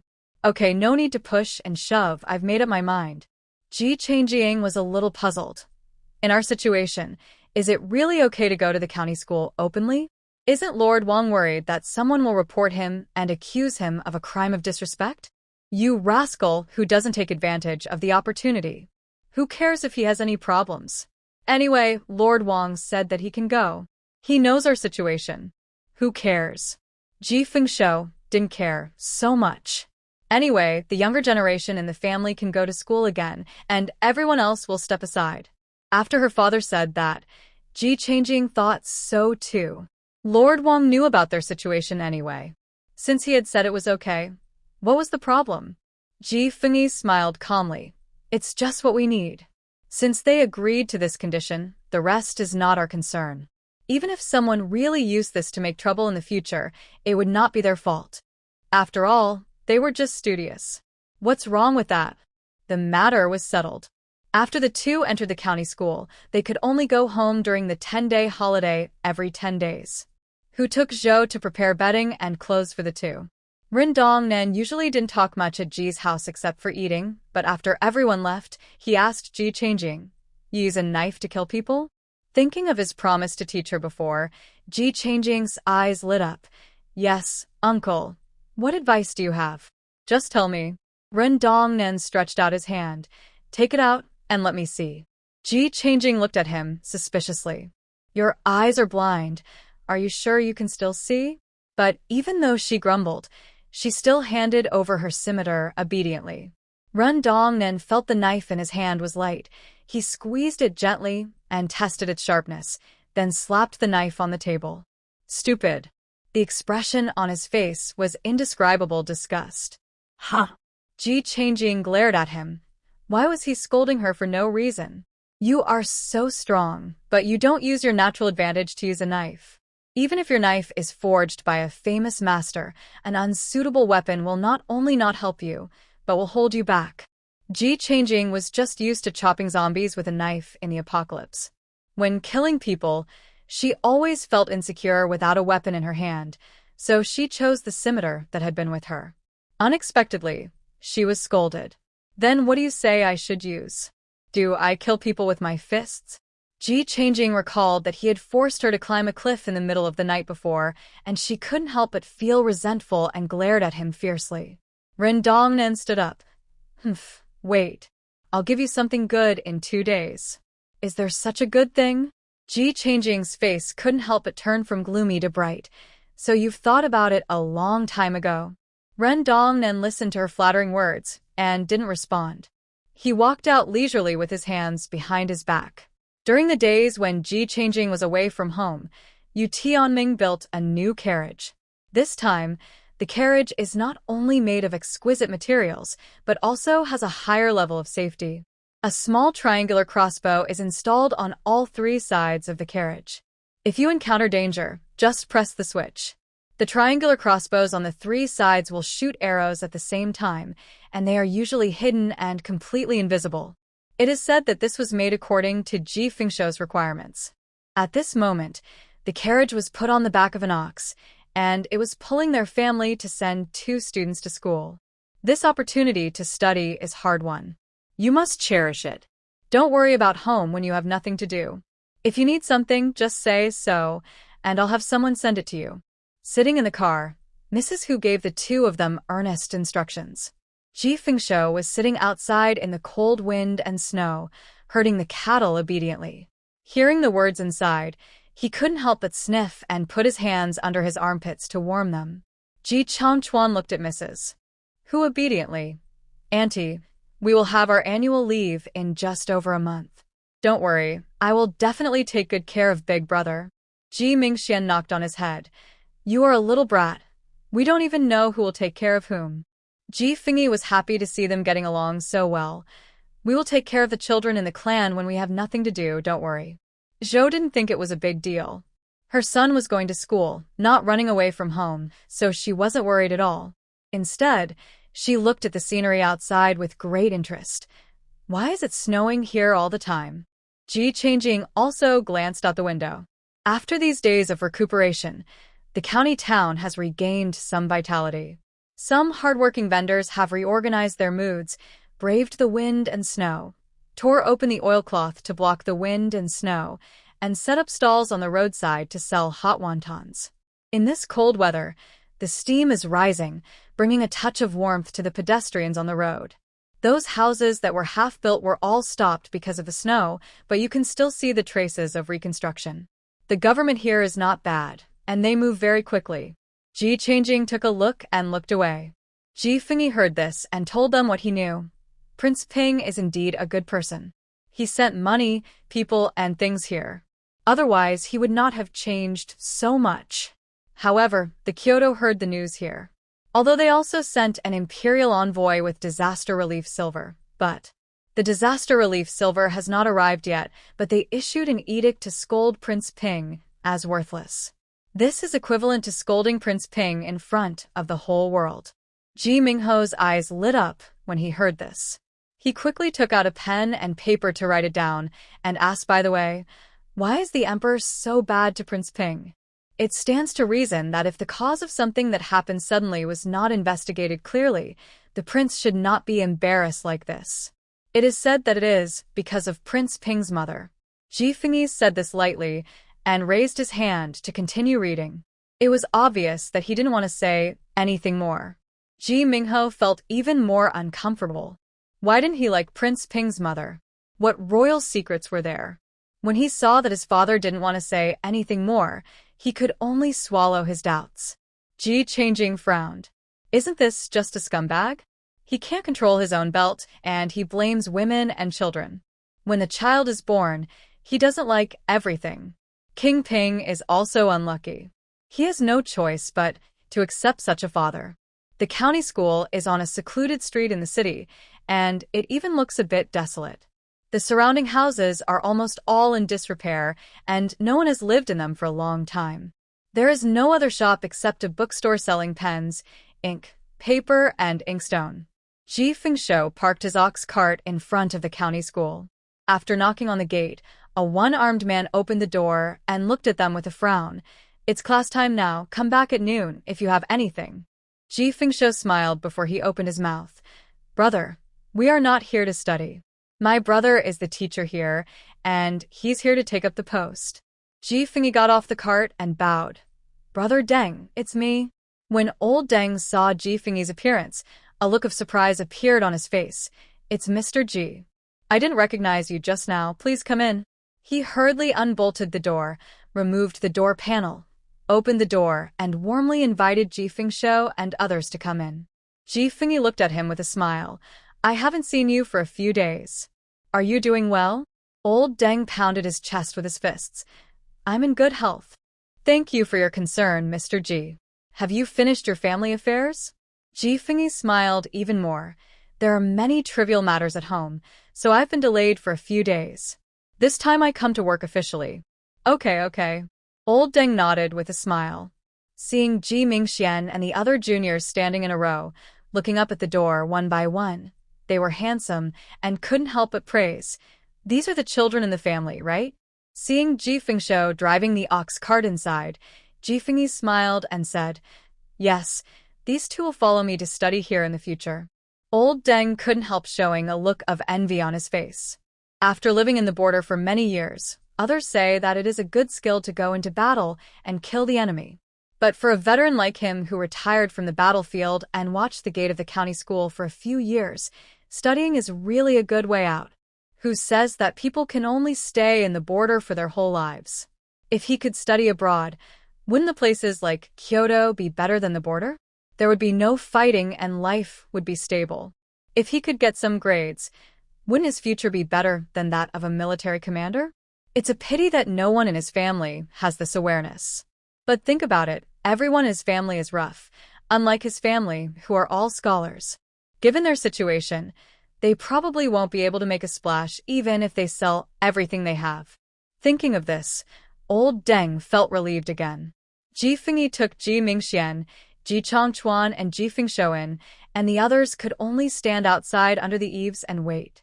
Because there were still 3 people's luggage and daily necessities in the carriage, if they didn't drive the carriage in, they could only move them one by one. After waiting here for a long time, the interior was finally arranged. When Ji Fengsho came out, he looked in a good mood. The students inside are very polite. Mingxian and Chongchuan have also arranged a place to live. The tuition is free, but they have to pay for their own food and lodging. I will give them 500 coins each. If it is not enough, ask my eldest brother for more. Whose heart was finally relieved. It's fine as long as it is arranged. With Ji's people looking after it, it shouldn't be too bad. Ji Fengshou drove the ox cart out and waved to old Deng enthusiastically. I'm leaving, brother Deng. I'll bring you some good things next time. Old Deng felt that Mr. Ji's younger brother was quite interesting and smiled and replied, Okay, I'll wait. After the luggage in the carriage was unloaded, there was a lot more space. Who wandered around the street, wanting to buy some vegetables and noodles to take back. However, the grain store only allows one person to buy 1 bucket of grain a day, and it will not sell more, and you must have a household registration to buy it. Although there is no limit on the amount of vegetables, there are not many people selling vegetables at this time, and they all sell them at high prices. Cabbage, which usually costs 1 cent per pound, is now sold for 5 cents per pound, and even so, there are still too many people to buy it. Who gritted her teeth, stood in the crowd, tore through the crowd of middle-aged women, and spent a high price to buy 50 pounds of cabbage. There's nothing I can do if I don't buy it. No matter how much meat we have at home, can we still eat meat every meal? After getting in the car, Mrs., who was still muttering, Ji Changing knew that she was not explaining to her family, but comforting herself. So I agreed. That's right. Without vegetables, the meat won't taste good. After hearing the words of approval, Mrs. Hu felt a little better. After returning home, Ji Changing took some time to enter the space, picked out some potatoes and sweet potatoes and planned to try planting them in the room. Anyway, with the Kong and charcoal basin burning, the temperature in the house was always high. After refilling the automatic feeder, Ji Changing chuckled as he looked at the piglets and the 2 chickens that had grown fatter. Fat them up and slaughter them during the new year. It's a pity that living things cannot be reproduced in this space. Otherwise, with the workload of these 2 chickens, a bunch of chicks would have been hatched long ago. She casually threw a few sweet potatoes for the piglets and chickens as snacks, and when she was about to carry the basket out of the space, the black dog rushed over and hung on her arm and refused to get off. What? Want to go out? Ji Changing looked at the naughty black dog hanging on her arm and poked its head. The black dog hugged him tighter. You were the one who wanted to come in because it was too cold outside, and now you are the one who wants to go out because you are bored. After cursing, Ji Changing picked up the black dog's tail and walked out of the space. As soon as he came out, the black dog shivered and climbed onto the Kong to keep warm. Ji Changing didn't care about it.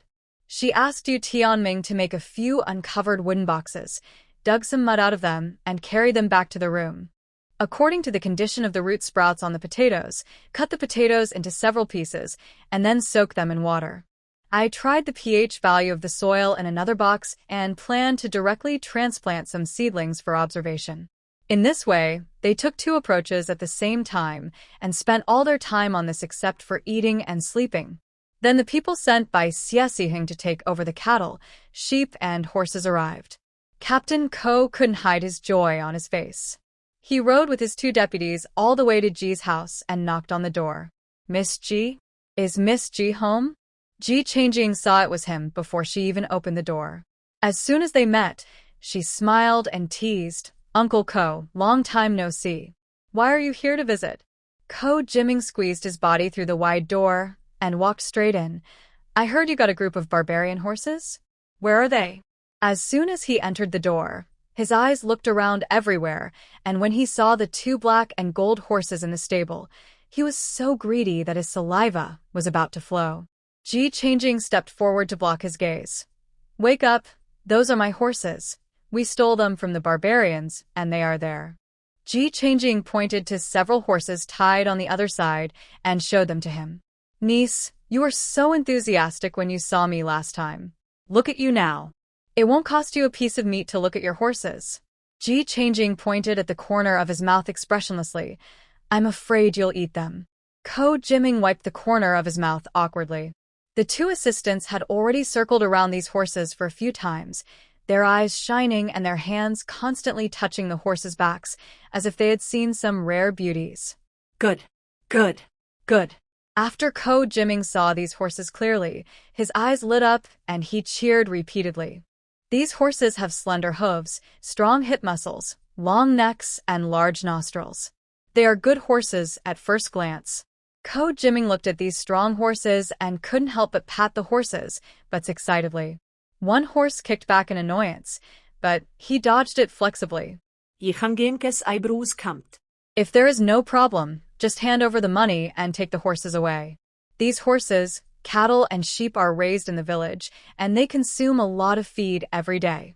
In the past 2 days, Ji Fengshou had nothing to do, so he organized the Ji family's people to go up the mountain to cut some hay, but it was not enough to eat.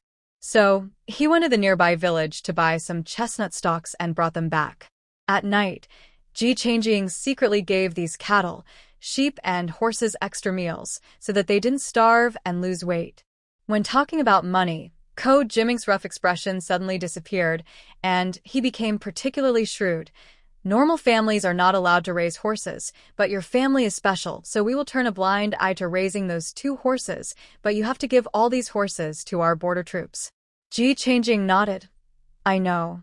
As long as you can afford it, you can take them all. Ko Jiming smiled, and his white teeth on his tanned face were particularly obvious. Since we are old acquaintances, how much do you say for each horse?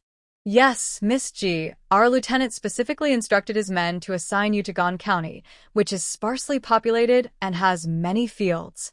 The 2 deputies also looked at Ji Changjing with a chuckle, with a hint of reminder in their tone. Let her not be ungrateful. Ji Changjing simply crossed her arms. The land is vast and the population is sparse. Barbarians come to attack this place every few days. It must be sparse. We have been here for less than 2 months, and 1/3 of our Ji family has been killed by barbarians here. The funeral has just been held. Speaking of this incident, Ko Jiming and his 3 deputies were also mostly happy. Ko Jiming's eyes were murderous. At the border, these situations are inevitable. Not only Gan County, but other places are also the same. Liangzhou was attacked the most seriously. Prince Ping and Prince Ping both went to the battlefield in person to calm the situation. We are afraid that we will have to go to war after everyone celebrates the new year. The 2 deputies looked calm, and it seemed that they had been mentally prepared for this. War requires bloodshed, and their fate is also on the battlefield. Ji Changjing was silent for a while. A horse, 30 taels. Because of the war, the price of horses remains high. At present, the price of a horse of general appearance is about 30 taels. All the horses they sold in Tongzhou were war horses of Wushan private soldiers. A horse was sold for 40 taels, and that was under the pressure of the carriage and horse dealer. The price of these horses outside the pass will only be higher, not lower, but after listening to them, Ji Changjing decided to give them the price of ordinary horses. Ko Jiming had already made up his mind. No matter what price Ji Changjing offered, he would find a way to keep the price at 40 taels, because the finances of Liangzhou were really tight. As a result, he didn't say anything, and the other party actually took the initiative to sell it to him at the price of inferior horses. This made him hesitate. Do you know the market price of horses? Of course I know. Just tell me whether you want it or not. Ji Changjing was a little impatient. Why was he still hesitating? Yes. Of course. The 2 deputies couldn't wait to agree. He decisively reached out and took out a purse from his waist, counted from it, and took out 360 taels of silver and handed it to Ji Changjing. The prince told me before I came here that you have 12 horses in total. Here are 360 taels of silver. Take a look. Ji Changjing took a quick glance and put the banknote in her arms. Master Xie, you can take their horses with you too.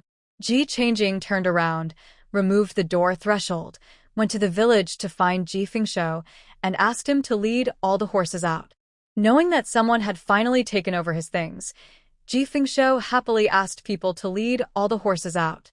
On the way, he asked her furtively, "How much did you sell it for?" 360 taels. Ji Fengshou went over the idea in his mind and stopped. Isn't that right? You and Yunyang shared 12 horses, but how come each horse is only sold for 30 taels? Were you fooled? Ji Fengshou looked angry. Great. She actually took advantage of him not being at home to trick his child. How could she be killed? I know it's sold cheaply, but this is a war horse, and it's sold to the border troops. Dad, our family is here, and we can only be well if the border is well. Ji Changing looked at Ji Fengshou seriously. It's a good thing to like making money, but she doesn't want her father to become a pure businessman, and everything is only for profit. Ji Fengshou looked at his daughter's serious expression and was a little displeased. You made your father seem to have no vision, and I didn't say anything. Isn't he just feeling sorry for the money we lost? A horse is at least 10 taels less, and this is 120 taels. Why can't he feel sorry for it? Ji Changing grinned. Of course my father is a man with a big vision. Don't worry, it's just money, right? I will make a lot for you in the future. I still use banknotes to wipe it. Why don't you say to use gold to build a toilet for me? However, after being interrupted like this, the expression on his face did improve a lot. When he saw Ko Jiming, he at least put on a smile. Oh my, isn't this our captain? I didn't expect you to come here in person. Alas, I was not at home just now, and I didn't expect my daughter to negotiate the price for you. Ko Jiming and the other two felt nervous. What does this mean? Are you going to regret it? But I have no other strengths except that I am trustworthy. My daughter has said that people should be righteous. Selling them to your border troops will benefit our entire border. I am willing to do so in my heart. Come on, take a look at the horses I raised. Look at the color. Ji Fengshou pulled Ko Jiming and talked about his experience in raising horses.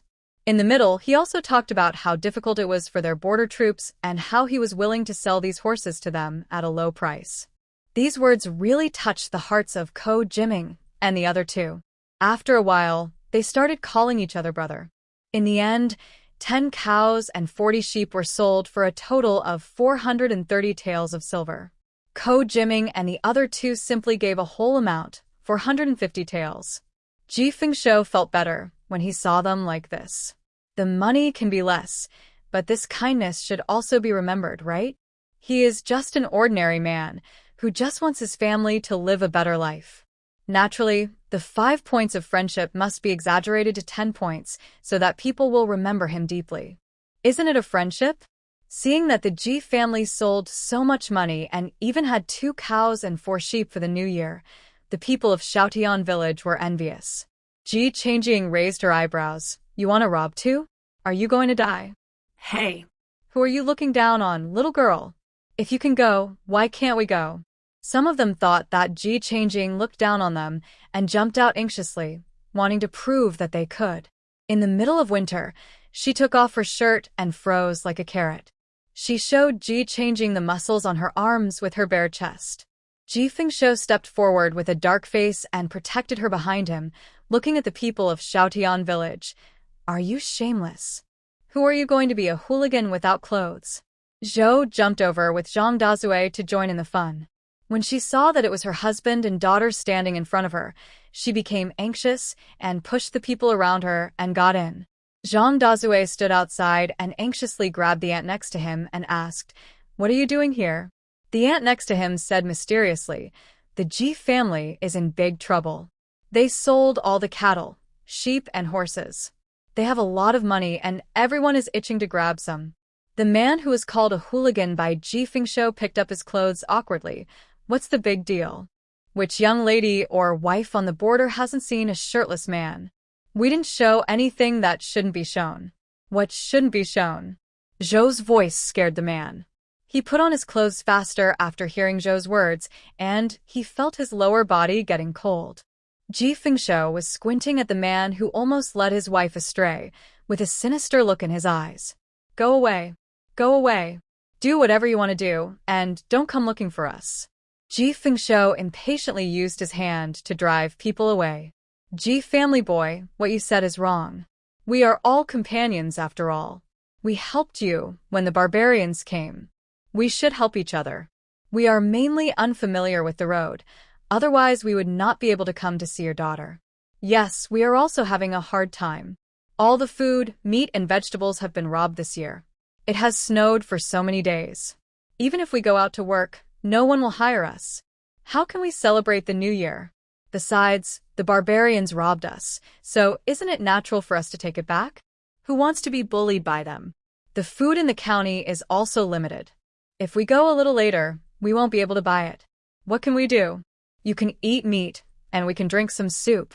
Everyone talked about their difficulties together, and they all hoped that Ji Changjing could take them there. Although these people were not very good at speaking, some of them still touched Ji Changjing's heart. These people did help them when the barbarians attacked the village. She looked at them. These people were rude and unreasonable, and their words were not very polite, but they never backed down at the critical moment. They were a group of brave people. Ji Changjing looked at the village chief who was in the front without saying a word. I can take you there, but I have to be frank with you. The village chief suppressed his inner excitement. Just say it. The barbarians don't have a fixed place to stay. Even if we go along the same route as last time, I'm not sure if I can meet the barbarians again. You are gambling with your own lives. Life and death are determined by fate, and wealth is in the hands of God. It is very likely that you will lose your life or get nothing. You can't blame anyone then. Even if it is the same route this time, Ji Changjing dare not guarantee that there will be someone there. The risk is still quite high. Of course, whoever goes there has decided for themselves. No one can blame anyone if something really happens. To be honest, no one will risk their lives unless they are forced to do so. Before the village chief could speak, some villagers couldn't help but make a promise. Aunt Yang also patted her chest and said, "You old ladies are so hesitant. Yang Niuhua, will bite you every time. If you show any sign of weakness, I will be a nobody." The village chief really wanted to slap them in the face. This woman was full of big talk and was really good at boasting. You guys go back and discuss it by yourselves. If you want to go, prepare warm clothes, dry food and water. We will gather and set off in 2 days. Ji Changjing waved her hand and asked them to go back and discuss it by themselves. This time, before she could drive them away, the people in Shaotian village walked out with a lot of chatter. Along the way, they stopped familiar people and asked, "How many people are going from your family this time? Who is going?" Ji Fengshou looked unhappy. "Our family is not short of money now. It is not a problem to celebrate the new year. Why do you still want to take them to the outside of the pass? I can't control you. When your aunt comes back, you can talk to her yourself." Zhou was also unhappy when she saw Ji Fengshou talking to Ji Changjing in a loud voice. "Why are you calling my daughter?" Ji Fengshou's tone became even louder. "Your daughter is so old. What are you doing? She doesn't even discuss everything with us. Ask her if she still has her parents in her eyes."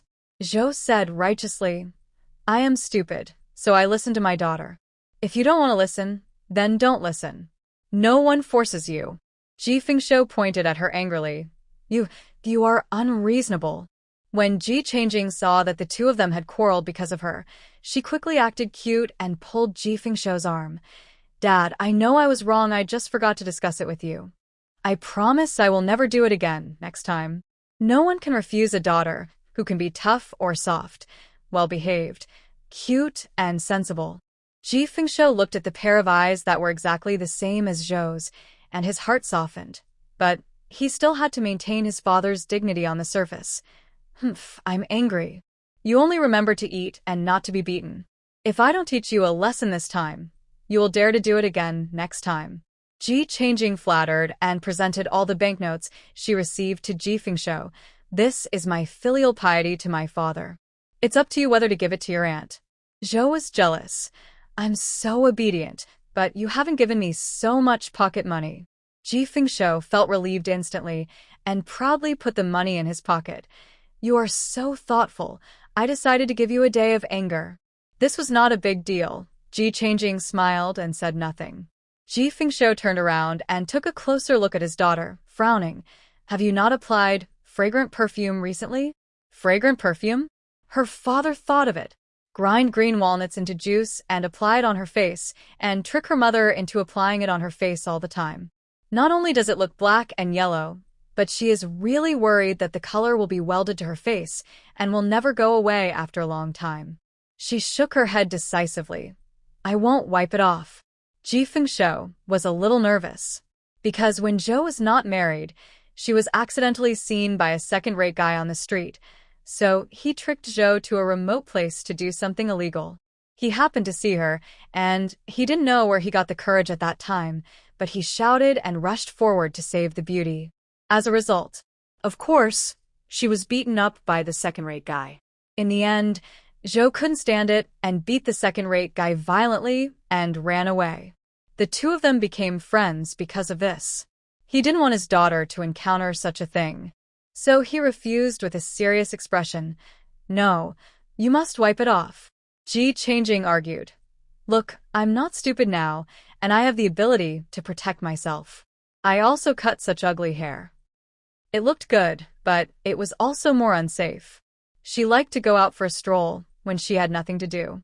Ji Fengshou was always worried and tried to find a place where there was no one, until he thought of a way. After smearing Zhou's face yellow and black, which greatly reduced her appearance, he let Zhou go around without worry. So when he saw his daughter, he couldn't help but think of what Zhou had experienced. The only thing he was thankful for was that Zhou was silly and didn't understand the malice of those people towards her, so she didn't suffer any psychological trauma. But it was precisely because she didn't understand that people were more worried about being deceived. But the situation of his daughter and Zhou was a little different. Ji Fengshou said tentatively, "What if a strange man came up to you and talked to you? Ignore him. What if he pulled you and said he would take you to a fun place?" Ji Changjing picked up a fist-thick stick and broke it with a light squeeze. "Are you sure the other party can hold me?" Ji Fengshou finally realized that he was thinking too much. But seeing his daughter's fighting ability, he felt a lot more at ease. Her daughter looked smart and would not be easily fooled. Ji Changjing didn't care what her father was thinking. She went to the stable and let out a sheep. "I'll go see Uncle Sherlin and the others." Ji Feng regained his senses. "I'll go with you." Zhou was bored and followed them. When the family of three sent the sheep over, Aunt Li was so frightened that she refused to take it. Ji Shirtu was so scared that tears came out. "Brother Feng, tell me the truth. Is my illness incurable?"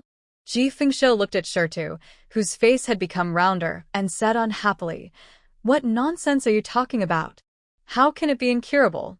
Then why do I always feel weak? I must be dying. Otherwise, why would you lead a sheep to send us? This must have fed us enough to set off. Whoa. Ji Shirtu was so scared that tears and snot all flowed out. Aunt Li rolled her eyes in anger. These three idiots took advantage of their illness to eat and sleep. If you lie in bed all day and do nothing, won't you feel exhausted? The more she thought about it, the angrier she got. She took off her shoes and hit Shirtu on the head. "I told you not to talk nonsense. I told you not to talk nonsense. Eat 8 steamed buns for 1 meal. Who would eat so much when they are dying?" Ji Fengshou was watching from the side and laughed. "You deserve to be beaten. You don't think before you speak." Ji Sherlin turned his head away in disgust and couldn't bear to watch. Zhou was watching happily and kept clapping to cheer for Aunt Li. Seeing that someone was cheering for her, Aunt Li simply beat all 3 sons. Anyway, they were going to be beaten, so she couldn't be partial. Ji Changjing looked at the chaos in the family and knew that they were not in big trouble. While Aunt Li was beating her vigorously, she pulled her parents back home and left the sheep in the yard. In the evening, Ji Mingxue and Ji Mingho came back from the city after buying things. Ji Fengshou couldn't wait to find his sister-in-law to complain about Ji Changjing. Finally, he concluded, "I can't take care of this child anymore. You take care of him." Ji Fengshou handed the child over to his sister-in-law with a clear conscience and did not feel that he was irresponsible at all.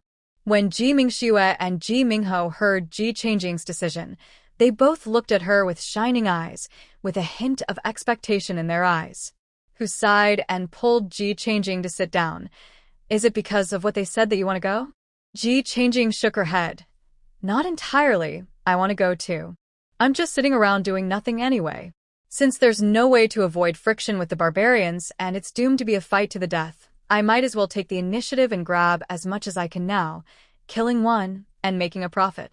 Mrs. Hu nodded and said earnestly, pulling Ji Changjing, "I know you are different from other children. I have discussed with your uncle that we will not always restrain you. You can do whatever you want. Just you have to protect yourself. We don't want to see you get hurt." Ji Fengshou didn't expect to hear this, and couldn't help but widen his eyes. "You and your elder brother don't care?" Mrs. Hu glanced at him. Your elder brother said that Ing is different from other children. She has her own ideas and opinions. He asked us not to restrain the child all the time. If you are not satisfied, you can go and talk to your elder brother. Mrs. Hu got up and went to cook as if nothing had happened. Ji Fengshou was stunned. Zhou, Ji Mingxue, and Ji Mingho ignored him and surrounded Ji Changjing to ask who to take with him. Third brother, forget it with your physique. You will only be a drag if you go. You are not as good as me. If you want to go, take me with you. Second brother, you are too simple-minded. I am afraid that you will act impulsively. Then you will need Aing to take care of you. I think it is most appropriate for me to go. They are not as experienced as me. I can fight, and I am obedient. I will definitely go with Aing this time. The three of them were arguing with each other. Li Fengshou's nose was almost crooked with anger. If you don't take me, none of you can go. Yu Tianming was planing wood quickly. He wanted to go too. But he was the only seedling left in the Chu family. He had to cherish his life at all times. It is better to build the trap around the Ji family as soon as possible so that next time he encounters the barbarians, he will have the strength to fight back. In the evening, Ji Changjing looked at the 2 boxes of soil. The leaves of the transplanted seedlings had wilted and began to turn yellow and wither. Although the soil, nutrients, and water were all sufficient, this situation still occurred. It seems that the seedlings suddenly changed the environment and temperature, and they're not used to it. The potato buds that had been cut into small pieces and dried in the shade had begun to sprout. Ji Changjing planted them and waited for the results. Before the departure time, Ren Dongnan, who had disappeared for a few days, appeared. He handed something over. Here you go. Ji Changjing's eyes lit up, and she took it. This thing is a bit heavy. Ji Changjing shook the iron whip in her hand. It must be at least more than 100 pounds. Ren Dongnan handed the thing to her and put his hands behind his back. He opened and clenched his palms several times before he relaxed his arms a little. The whip is very delicately made. Except for the handle, the whip body is made of triangular iron buckles, which are linked together. She tentatively shook her wrist lightly, and each iron buckle fit together, and the whole whip became an iron rod. Ji Changjing was very surprised. Did you ask someone to make this specifically? Rin Dongnan could tell from her tone that she liked it very much and was very satisfied. It can't be said that I asked someone to make it specifically, but it's just a byproduct. There is a ring on the handle. You can turn it into a whip if you pull it, and it will become an iron rod if you pull it again.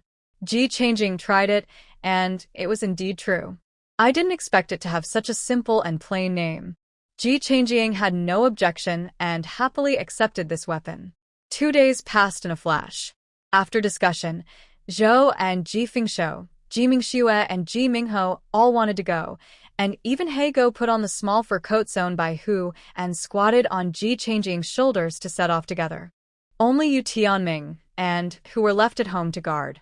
Ji Changjing took out 3 sets of crossbows and arrows for Ji Fengshou and his 2 brothers. When the time comes, you just hide behind me and my mother and watch the good people shoot arrows. No problem. Ji Fengshou agreed happily. When the time came, almost half of the people in Shaotian village came, and everyone was carrying large and small bags with firm eyes.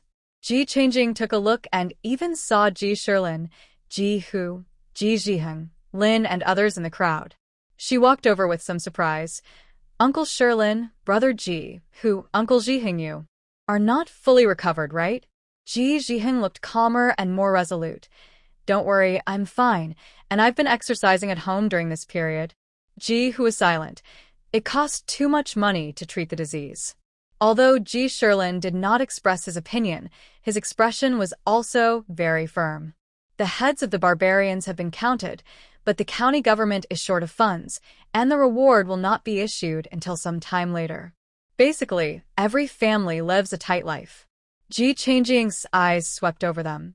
There were more than 30 households, and more than 200 people in the Ji family.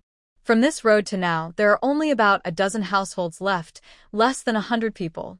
When everyone looked back at her, the expression on their faces was firm and unquestionable. Even Lin dared to look back directly, without dodging or dodging. They are really working hard for their own lives. Ji Changjing's eyes gradually became firm. Okay.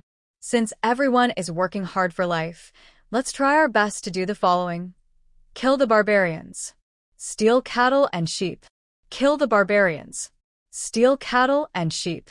Kill the barbarians. Steal cattle and sheep. Hearing Ji Changjing's words, they all waved their arms and shouted excitedly. What barbarians? What cattle and sheep? The people here were excited and were about to fight a big fight, but Captain Ko came with a team of people from behind. As soon as he entered the village and saw this lively scene, he was a little stunned for a while. Seeing the border troops, the faces of the villagers changed. Ouch. Why are these people here at this time? Uncle Ko? Why are you here? Ji Changjing stepped forward and greeted him without changing his expression. Ko Jiming jumped off his horse and did not answer her. Instead, he pointed at the people in Shaodian village and asked her, "What are you doing? I heard you talking about killing barbarians and stealing cattle and sheep from a distance." The village chief's brain was working frantically, and he was about to step forward to fool them, but Ji Changjing spoke and scared him to death. Literally, didn't you have a lot of fun robbing last time? People in our village also want to make some money. Worried that his words would displease the people on the opposite side, the village chief quickly spoke to make amends. Haha, adults should not bear grudges. We are also. This is also for. The village chief was so nervous that he broke out in a sweat. Before he finished speaking, he saw Ko Jiming laughing. Niece. It's said that we have some fate. Don't you want to be together? I thought I can't come here in vain. I have to get some capital back. I heard from the prince that you have extremely sharp hearing and good skills. You have experience going there, so I came to you to lead the way. Ji Changjing looked up at the sky. Was she some kind of human navigation system? 1 or 2 people were looking for her to lead the way. I don't think we need to lead this either. Let's just go together. Ko Jiming had no objection to the fact that these people wanted to cross mountains and rivers to kill the barbarians. Instead, he admired them a little. He just likes people who take revenge when there is revenge and complain when there is complaining. People who are timid and cowardly don't look like straightforward people. Let's go? Ji Changjing shook his head and agreed immediately, without hesitation. Ko Jiming got back on his horse. Form a formation. Move out.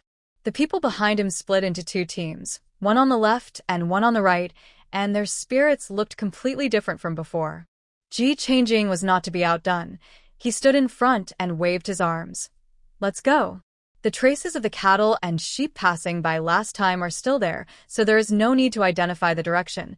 Just follow the original path. Although Ji Changjing had been there once, he still needed to check the surrounding environment at all times to make sure he was going in the right direction this time. With the people brought by Ko Jiming, she felt much less worried. At night, everyone used local materials to boil water and eat dry food. The cold wind whistled on people's faces, cutting them painfully. At night, they would gather the horses in a circle and hide in the middle, wrapped in thick quilts to keep warm. With such caution, they finally climbed over the mountain. The location is a little different from last time, because Ji Changjing found that the traces of their last clearing of the cattle and sheep were gone. But it's not a big deal. Looking at the green and yellow grassland at the foot of the mountain, everyone's eyes became more excited. After crossing here, is it the barbarian grassland? Ko Jiming looked at the undulating hillside with fiery eyes, feeling a little excited. Ji Changjing used his mental power to look around. It's a grassland, but there are no traces of barbarians around here. We need to look for more. Ko Jiming waved his hand and said, "Go forward with all your strength." After 4 days on the grassland, many people had finished the dry food they brought with them. Ko Jiming could only lead people to dig rabbit holes and roast and eat the rabbits they caught. The water never boils, so there's no vegetables, and even vegetarian food is not available. After a few days, the people who ate it couldn't even defecate. Looking around, there was nothing but endless grassland and undulating hillsides. The scenery remained unchanged, and even the direction became a little lost. Many people went from being excited about this place at the beginning to despair. Day 5. Even Ko Jiming began to doubt his life. wondering if he had made the wrong decision or gone to the wrong place. Ji Changjing's spiritual power finally found the trace of the person. Wait. Ji Changjing stopped the team. What's wrong? Ko Jiming was nervous and expectant. Ji Changjing said with a serious face, "There is someone ahead. You heard it. Oh my god. We finally found him." Got his eyes. The village chief's face was full of surprise, and he couldn't wait to tell the news to the people behind him. The morale of the entire team suddenly became high, and they all quietly took out their weapons and prepared to stand by. Instead, it is a small tribe living by the water, with about 40 or 50 tents. Some people were guarding the door of the tent, while others were walking back and forth between the tents, patrolling the surroundings. There were also groups of cattle, sheep and horses grazing leisurely, and the herders followed slowly behind with whips in hand. The exact number is unknown, but it should be quite a lot. Ko Jiming was prepared for Ji Changjing's words. After all, if he could really hear how many people there were, it would be too incredible. They are not small, and we are not small either. Ko Jiming laughed, very confident. This time he brought 2 teams of elite soldiers with him. As long as the other side was not 1,000 people, it would not be a problem. Archers, take your positions. Ko Jiming shouted in a low voice. A group of people crawled forward and came to his side. We will charge over later. You find a good position to ambush. Don't let anyone here go. Yes. The village chief looked at Ji Changjing. What do you think we should do? Ji Changjing glanced at Ko Jiming and the others. Those holding triangular crossbows stand at the back, and those who are strong and experienced in killing enemies stand in front with weapons. We should try not to disperse. We should follow behind them in a fan shape and surround them. Our target is the herds of cattle, sheep, and horses. The village chief was excited. Okay. He turned around and told the people of Shaotian village the news. Ko Jiming turned around and mounted his horse, pointing the spear in his hand directly downward. Go. With an order, the 2 teams he brought took the lead and rushed towards the tribe below. The people of Shaotian village followed behind them, and without dispersing their formation, they also rushed up. After so many days of wandering around, everyone was holding back a rage. They wished they could cut these barbarians into pieces to relieve their hatred. The noise here was soon noticed by the patrolmen. They shouted, and there was a commotion in the tent. Many people rushed out with knives. The people brought by Ko Jiming in front were the main force, and the people from Shaotian village could just make up the numbers. The arrows of the simple triangular crossbow made by Yu Tianming were also strengthened. After adding molten iron, the arrowheads had enough lethality. The only thing that could not be controlled was the strong wind and snow, and the accuracy was insufficient. Lin took a kitchen knife, looked at the barbarian who rushed in front of her, took a deep breath, and chopped up with a kitchen knife. As the saying goes, a master can be killed by a random punch. Lin chopped with a kitchen knife like she didn't care about her life, and she really chopped the barbarian's arm. The other party felt pain and looked at her with eyes that wanted to eat her. She shouted and swung the kitchen knife at Lin's neck. Just as she was about to chop off Lin's head, with a whoosh, a crossbow arrow pierced the barbarian's forehead. What are you staring at? Are you still in a daze while killing people? Are you going to die? Ji Changjing put down the crossbow in his hand and frowned at Lin. Lin came back to her senses and moved her mouth, but could not say a word of thanks. Ji Changjing did not want to listen to her thanks. Seeing her pick up the barbarian's knife and rejoin the battle, he looked away. Ji Jiheng thought of his father's tragic death in front of him and the broken limbs he saw when he was handling the funeral. He was furious and stepped forward with the knife in his hand. The sound of the wind and snow seemed to disappear at this time, and only hatred was left in the eyes of both parties. Thinking of the food that was robbed from their homes, the relatives and companions who were killed, and the wanton burning, killing, and looting by the barbarians, the people of Shaotian village didn't remember any tactics at this time, and why they should not separate. He just kept killing people with the knife, and even shouted loudly when killing people. It feels so good. It feels so good. Kill all you rascals. Ji Fengshuo's blood couldn't help but boil. He picked up a knife that was found on the ground and rushed out. Seeing this, Zhou hurriedly followed to protect him. Ji Mingxue couldn't help it and threw the crossbow in his hand to his third brother. It's not as exciting as going into battle yourself. I leave it to you. Ji Mingho remained silent and followed him to assist him. Ko Jiming stood out among the crowd, riding his horse with a spear and sweeping through the crowd, constantly approaching the tent. Ji Changjing's mental power swept through the situation inside the tents. Most of them were the same as how these people lived, with only 3 tents being slightly different. All the people locked up inside are women and children. At this moment, they heard the noise outside and were huddled together trembling. Some had bulging bellies, and some had babies a few months old lying next to them. There was another tent full of half-grown children, all of whom looked like Han Chinese. They were squatting on the ground with their heads in their hands, looking very scared. Seeing this situation, Ji Changjing went straight to the tents. When she met someone who wanted to attack her on the road, Ji Changjing tried out her new weapon without hesitation. She swung a long whip and directly whipped the man several meters away. She chased after him, replaced the whip in her hand with a stick, and hit the man's head with the stick, causing his brains to fly out. In a flash, the barbarian behind him pounced forward, put his arms around Ji Changjing's neck, and strangled her tightly, while with his other hand he raised the knife and intended to cut her neck. Ji Changjing grabbed the man's arm that was strangling her neck and pulled it down. With a click, the man's arm was dislocated. She bent her hand back, kicked the knife out of the opponent's hand, and swung a stick at him, killing him as dead as could be. Ko Jiming took the time to take a look at the field. Seeing her operation, he almost whistled.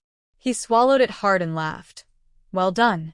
Looking around, I saw that the people in Oda village were all very brave. Hiss.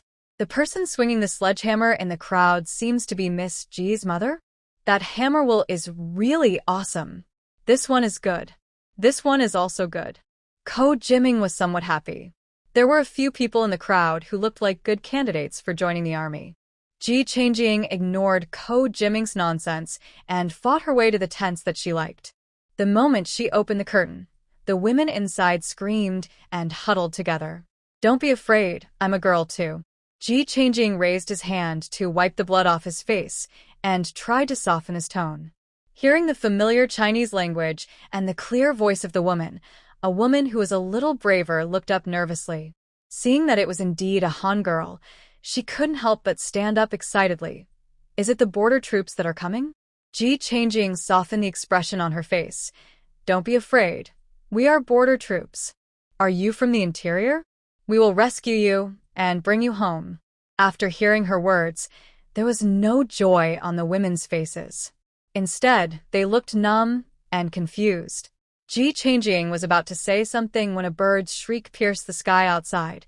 In the wind and snow outside, a gray eagle was circling in the sky.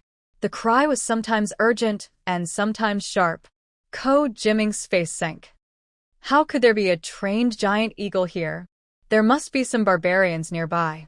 Ji Changjing felt bad when she heard the sound, and hurriedly pulled off the leather on the top of the tent. The women screamed and tried desperately to hide their bodies. Time is running out. I don't know what you have encountered here, but listen to me. Cut these and put them on and go home. In any case, leave here first. No matter where you go, you will live with dignity than here. Ji Changjing said, and went to the other 2 tents. There are not only these poor women here but also some children. She said the same thing to the women in the other tent, left them with a knife for cutting leather, and went to the place where the children were imprisoned. Children, the border troops are here.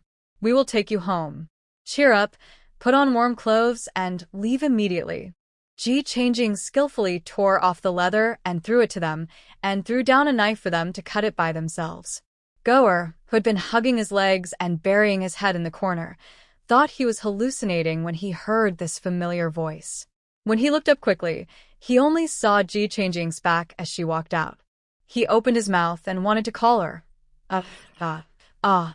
The sound of fighting outside covered up this voice, and Ji Changjing's footsteps did not pause at all. Goer ran out like crazy, wanting to confirm if it was the sister he knew. Ji Changjing was running towards the herd of cattle, sheep and horses at this time. intending to use the same trick again to find the first cow, the first sheep, and the first horse. This way she could take them away later. Ko Jiming also called his men to move over there.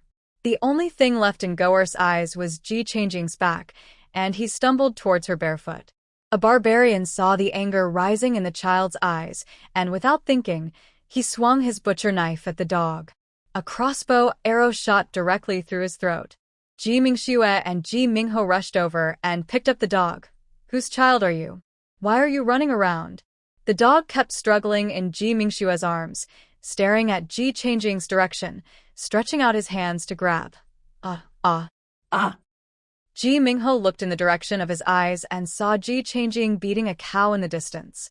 Ji Mingxue and him looked at each other and looked at the dog in surprise. "Do you know my sister?" The dog's face was bruised and swollen, and his clothes were tattered, revealing his skinny limbs. Even if he was thrown into a pile of beggars, there would be no sense of disobedience. But I didn't expect that he actually knew Aang. Seeing that he was still struggling to get off the ground and run over, Ji Mingxue quickly took off his outer fur coat and put it on him. "Stop making trouble. We will take you there." The dog gradually calmed down when he heard them say this. On the other side, Ji Changjing asked the black dog to put the rope around the head of the bull she was looking at. Skipping the action of pulling the bull and going straight up to beat it, she intended to make a quick decision. But she didn't expect that this red bull, although it looked strong, was not as resistant as the last one, and it followed Ji Changjing obediently in a few seconds. But she soon found something wrong. This bull was not a bull. There were only 2 or 3 cows around it, and the other cows continued to eat and walk. The people in Shaotian village successfully caught the head sheep and were leading it forward. Seeing this scene, he hurried forward and said, "Leave this to us. You go deal with those horses." They were not good with horses, and some of them were afraid to take action. Ji Changjing didn't hesitate and shouted to Zhou, "Mom, just find a cow and beat it." Zhou patted her chest and said, "Don't worry, I'm good at this." The Horse King's temperament was very conspicuous. Ji Changjing quickly found the brown-red Horse King. She approached it despite its irritability. "Black Dog, put a collar around its neck." Ji Changjing shouted to Black Dog to put the rope around the Horse King's neck, intending to tame it in the shortest time possible. Ko Jiming and his men are buying time for Ji Changjing. She had already seen the barbarians riding horses towards them on the distant hillside. The Horse King under her wanted to crush her, but she grabbed the rope and pulled his head down. "I told you to be quiet." The horse kicked its front hooves at her and shook its head desperately to get rid of her shackles. Seeing that the people were getting closer and closer, there were at least 1,000 barbarians. She hugged the horse's neck, yelled, and threw the horse to the ground. "I asked you to be obedient. Do you obey?" She held the horse's head tightly, preventing it from moving. The horse lying on the ground neighed, with a hint of submission in its voice. Ji Changjing let go of its neck, and it quickly stood up. This time when Ji Changjing approached it again, it stood there obediently, without moving. Ko Jiming observed the situation here and was overjoyed. "Take them and retreat." The people riding cows and horses all got on their backs. Ji Mingxue and Ji Mingho chased after them. "Aang, do you know this child?" Ji Changjing turned her head and saw a child in Ji Mingxue's arms, looking at her with expectation and surprise. "Ah." The dog pointed at himself with an excited expression. It was impossible to see his appearance clearly in his current state, but seeing how excited he was, Ji Changjing did not deny it immediately and observed him carefully. When she saw the familiar chilblains on his hands, Ji Changjing was shocked. "Dog?" The moment the simple name came out of Ji Changjing's mouth, Goer's tears fell silently, but heartbreakingly. Ji Changjing carried him to the horse in front of her. "Where did you go? I didn't see you in the city. Where are your family members? Are they all here?" Goa was speechless and just shook his head. Ji Changjing's heart sank. This was not the time to talk, so she suppressed the heaviness in her heart and reunited with Ko Jiming. The women and children in the tent were already standing in front of them. After the leather was cut, it only barely covered the key parts, and most of the outer skin was still exposed. They hugged their bodies awkwardly and shivered in the cold wind. Only then did Ji Changjing see clearly that all of them had iron chains around their ankles, except the child's feet. Ko Jiming gritted his teeth and said, "These rascals. Sooner or later I will trample their grasslands and capture them all as slaves." Without Ko Jiming's instructions, the others had already consciously cut the chains. Ji Changjing pointed to the west with his chin, and the barbarians over there were rushing towards him, shouting, "Oh, oh, oh." Ko Jiming looked at these women and children with a firm look in his eyes. "Line up." "Yes." The two teams of elite soldiers he brought stood in the front in an orderly manner and protected these people behind them. Ji Changjing looked at the people in Shouthyang village and said, "While there is still time, everyone pick up some swords and arrows for them. And these tents, take down all that can be taken down." Hearing her words, Aunt Yang puffed out her chest and was extremely proud. "I am still farsighted. I have picked up some, and I will give them to them as an emergency measure." As he said this, he threw the large bag on his back to the ground, making a clanging sound. When I opened it, I saw all kinds of knives, arrows, and sticks. Originally, the few people who had been sneaking around to take advantage of these things felt a little ashamed, but after hearing Ji Changjing's words, they seemed to be recognized. They generously took out all the things they had secretly picked up. The women did not move. "I don't care what you think. If you want to be saved, take up your weapons. The weak can only wait to be trampled. If you want to live with dignity, be strong from the heart. Take up your weapons and face the enemies who have hurt you." Ji Changjing looked at their timid appearance, neither angry nor disappointed, but just encouraged them in a gentle voice. The woman who had talked to Ji Changjing before looked up at her. "It's not that we don't want to leave, but... She looked embarrassed and seemed to have difficulty speaking. Pointing to a pregnant woman with a big belly and several babies lying on the ground, he said, "If we leave, what will we do with these?" She didn't even want to call these babies children. She glanced at the baby lying on the ground and quickly turned her head away. Ko Jiming turned around and said, "They're from where they grew up. If you have the guts, raise them well and send them to join the army. Killing these barbarians in the future will be considered revenge for their mothers." The pregnant woman with a big belly suddenly bent down to pick up a knife and looked at Ji Changjing firmly. "I want to go home." The word "go home" seemed to have magical power. Expressions appeared on their faces. With someone taking the lead, they pursed their lips and lowered their heads to pick up all the knives on the ground. The barbarians rushed to the front at once. The barbarian in the front saw Ko Jiming and couldn't help but whistled. Who did I think it was?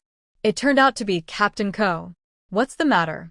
Liangzhou is too poor to survive now? If not, just surrender and bring these people to me." This barbarian had shaved all the hair on both sides of his temples, leaving only a tuft of hair in the middle that was tied into a braid on top of his head. He spoke teasing words and looked at Ko Jiming with an indescribable viciousness in his eyes. Ko Jiming spat to the side. "Bah, we are not the same kind as the beasts. If you needed people, you should have told me earlier.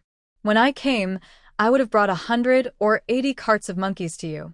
Then you would have to kneel on the ground and thank me for finding so many brothers and sisters for you." The border troops burst into laughter, and the barbarians on the opposite side understood what was said and clenched their fists in anger. Barji sneered, "The Han people are really venomous. We can't compete with them. But since I let you run away last time, you can stay this time." He shouted to the people behind him, and the barbarians formed a formation and rushed forward. Ko Jiming didn't understand what he meant by running away last time, but since the person who came had no good intentions and they were all enemies, there was nothing to say. He pretended to be relaxed, but his heart sank when he saw the number of people on the other side. There are really more than 1,000 people here. While the two sides were talking, the people of Oda village had already sneaked into the surrounding tents to steal things. "Hurry up. This dagger looks good, take it. I don't know what this pot is for. Take it first. Take it. Take them all." A group of people swarmed into a tent like locusts. Within a cup of tea, only a few pillars were left in the entire tent. Balji's face turned pale. "These bandits. Kill them all, leaving no one alive."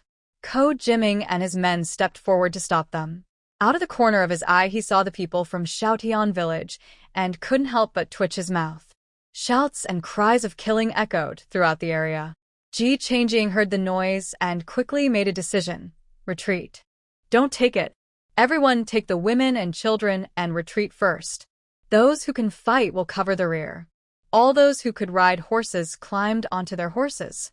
The women supported each other and rode on cows or horses. Some people struggled for 2 seconds and picked up the baby on the ground, while others looked at the crying baby on the ground with disgust and walked away quickly, pretending they didn't see it.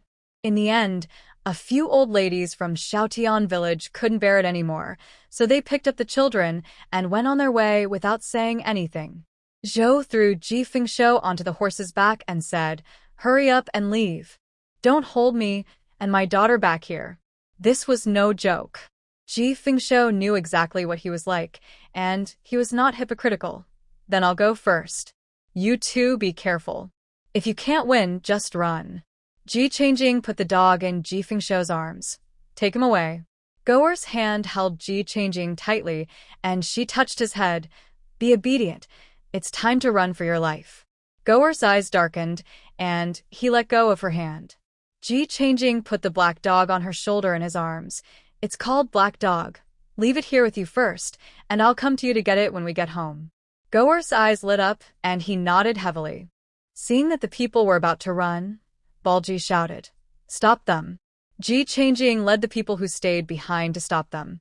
The iron chain in her hand swept across the ground at the galloping cavalry on the opposite side. The horses whose hooves were swept screamed and fell to the ground. The people behind were too fierce and rushed forward. Ko Jiming took the opportunity to stab Balji with a spear in his hand, and the two of them immediately started fighting. Ji Changjing was in a mess, and Zhou and others hurried to catch up with their weapons. Zhou's pair of hammers were like cracking walnuts. No one could survive when they saw a head banged. The crossbow in Ji Mingho's hand was calculated very precisely. He would not shoot easily without the certainty of a sure kill. He and Ji Mingxue, one close and one far away, cooperated very well. Although the border troops were brave, the barbarians here were also elite and their numbers were overwhelming. If they continued like this, they would probably all die here. Ji Changjing didn't believe that Ko Jiming couldn't see it, so he must have some ideas. "Wait a little longer. Balji, aren't you a noble? Why are you still hanging around in this remote place? Were you exiled to this broken place by your brothers?" TSK, TSK, TSK. Ko Jiming didn't forget to mock the other person while fighting with him. Ko Jiming understood instantly. It turned out to be the last time. Although he took the blame, he didn't mean to deny it. Instead, he laughed. "Don't say it. Free cattle and sheep taste delicious. No wonder you like to be robbers so much. I like it now." While fighting, Ko Jiming diverted the other party's attention and kept his eyes and ears open. Seeing that the people were riding cattle, sheep and horses and running fast, and had already run away for a distance, he felt relieved. "Retreat." Ko Jiming fired a fake shot, pulled the reins on the horse's head, and turned around to run. Hearing this order, Ji Changjing also shouted happily, "Run." A group of people fought and retreated, and Balji gritted his teeth and stared at Ko Jiming's back and chased after him. Just now he looked like he was going to fight him to the death, but he didn't expect that this man would run away in a moment. What a coward. If he could cut off Ko Jiming's head, he would definitely convince the crowd. Balji led his men to chase after him. Seeing this situation, Ji Changjing said loudly to Ko Jiming, "The pursuit is too close. This won't work." Ko Jiming turned his head, and his men had just killed 2 people, and the barbarians behind him were closer. "You go first." Ko Jiming slowed down a bit, intending to stop these people and drag them away, and then retreat after they ran a little distance. He planned to fight and escape at the same time, and as many as possible would run. Let's not talk about who left first. Where are we running now? Ji Changjing looked at the increasingly unfamiliar environment in front of her and suddenly woke up. When they were running, they only cared about getting away from each other and didn't identify the direction at all. If they get lost here and run to other tribes, wouldn't that be courting death? Ko Jiming's heart tightened. "You don't know." "How can I know?" Anyway, Liangzhou is in the north, and our current direction is also north. Let's try walking first. The people in Xiaotian village in front were still desperately running forward. It was impossible to call everyone back at this time, so this was the only way. You retreat first, I'll stop a wave of people. Ji Changjing turned her head and rushed towards the barbarians who were chasing behind, shouting to the border troops, "Make way." Hearing Ji Changjing's shout, the surrounding border troops all made way to the side to make some room for her.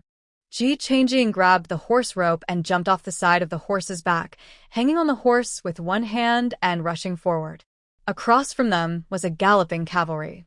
She repeated her old trick, holding the iron chain and sweeping it across the horse's hooves.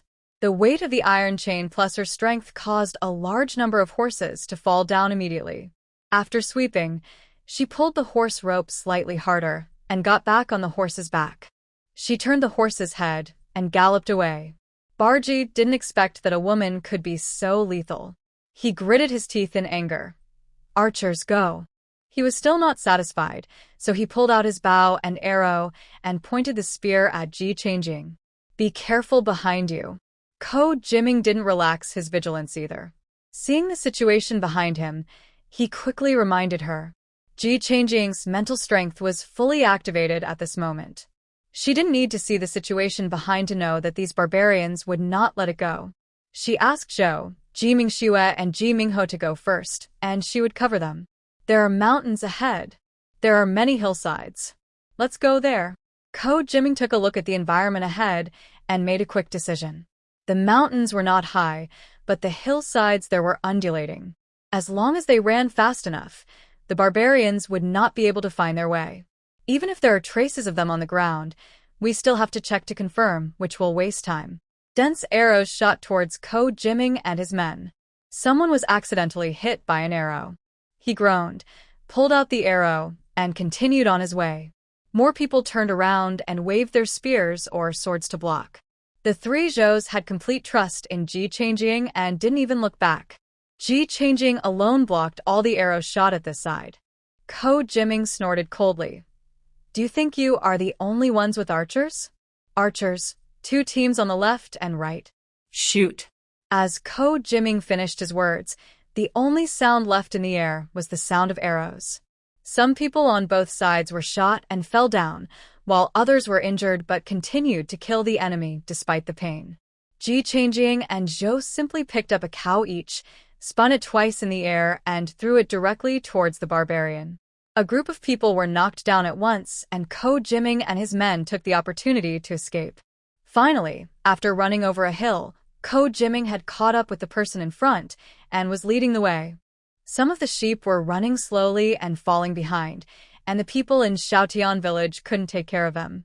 Ji Changjing rode his horse past the sheep, and in a flash, all the sheep were swept into the space. Everyone was trying to escape, so no one noticed this situation. Ko Jiming led them northwards. After crossing several hills and hearing no more movement behind them, he relaxed and said, "We finally got rid of those people." Ji Changjing glanced around and said, "Don't be too happy too soon. We don't even know where we are now." It was impossible to return by the same route. They were completely lost. The only way is to go north. At night, we finally found a stream and camped there. The cattle and sheep could finally stop to rest and graze on the hay on the ground. Ji Changjing found wild alfalfa around, dug some, and crushed it for the injured to apply on the wounds, which could reduce inflammation and relieve pain. Fortunately, it is winter now, so the wounds don't swell that fast. "Thank you." After receiving her medicine, a group of people thanked her gratefully. "You're welcome. We still need to help each other and go back early." Ji Changjing smiled and explained. The people in Xiaotian village were busy killing sheep to replenish everyone's energy. They killed more than 20 sheep before they could stop. The crying of babies was a bit annoying, but the women were almost reluctant to feed these babies. The Andes had to find some milk from ewes and cows to feed the children. They covered themselves with the skins they had robbed from the barbarians at night and fell asleep. In the middle of the night, a loud eagle cry in the sky instantly woke everyone up. Ko Jiming turned over and sat up. "It's catching up." They started to flee again in the middle of the night, and the eagle in the sky was always circling overhead, like a shadow hanging over people's hearts. It followed them not far away, and occasionally made a cry, so the barbarian could always identify their direction. Ji Changjing tried, but it was too far away, and her mental power could not reach the eagle at all. The crossbow arrows she shot out were not far enough to touch it. These flat-haired beasts will be killed and eaten sooner or later. Ko Jiming looked up at the sky with hatred and continued to run forward. He chased them from dusk to dawn and fought with the barbarian again. Ko Jiming led his men to form a formation, fought his way out of the encirclement of the barbarians, and continued to flee with his men. The people chasing behind them became more and more, and there were people who suddenly appeared in front of them. At this time, Ji Changjing and Zhou would take advantage of the fact that they were not familiar with each other and rely on brute force to open a way in the north, while Ko Jiming led his men to cover the rear and fight their way out of the encirclement. After a few days, they cooperated very well. Fortunately, the giant eagle and the barbarian also got tired, and the two sides also had a tacit understanding over the past few days. Whenever the giant eagle was called back, it was a short break for both parties. Every time the giant eagle cried, everyone knew that the break was over. Hearing this sound, a group of people stood up skillfully. Ji Fengshou gritted his teeth. I just closed my eyes, and this bird came again. Thanks to this old eagle, he can now fall asleep immediately, but this time it felt like he had just closed his eyes and this bird came. Ji Changjing looked up at the sky. Don't you feel that the giant eagle's rest time has been getting shorter and shorter in the past 2 days?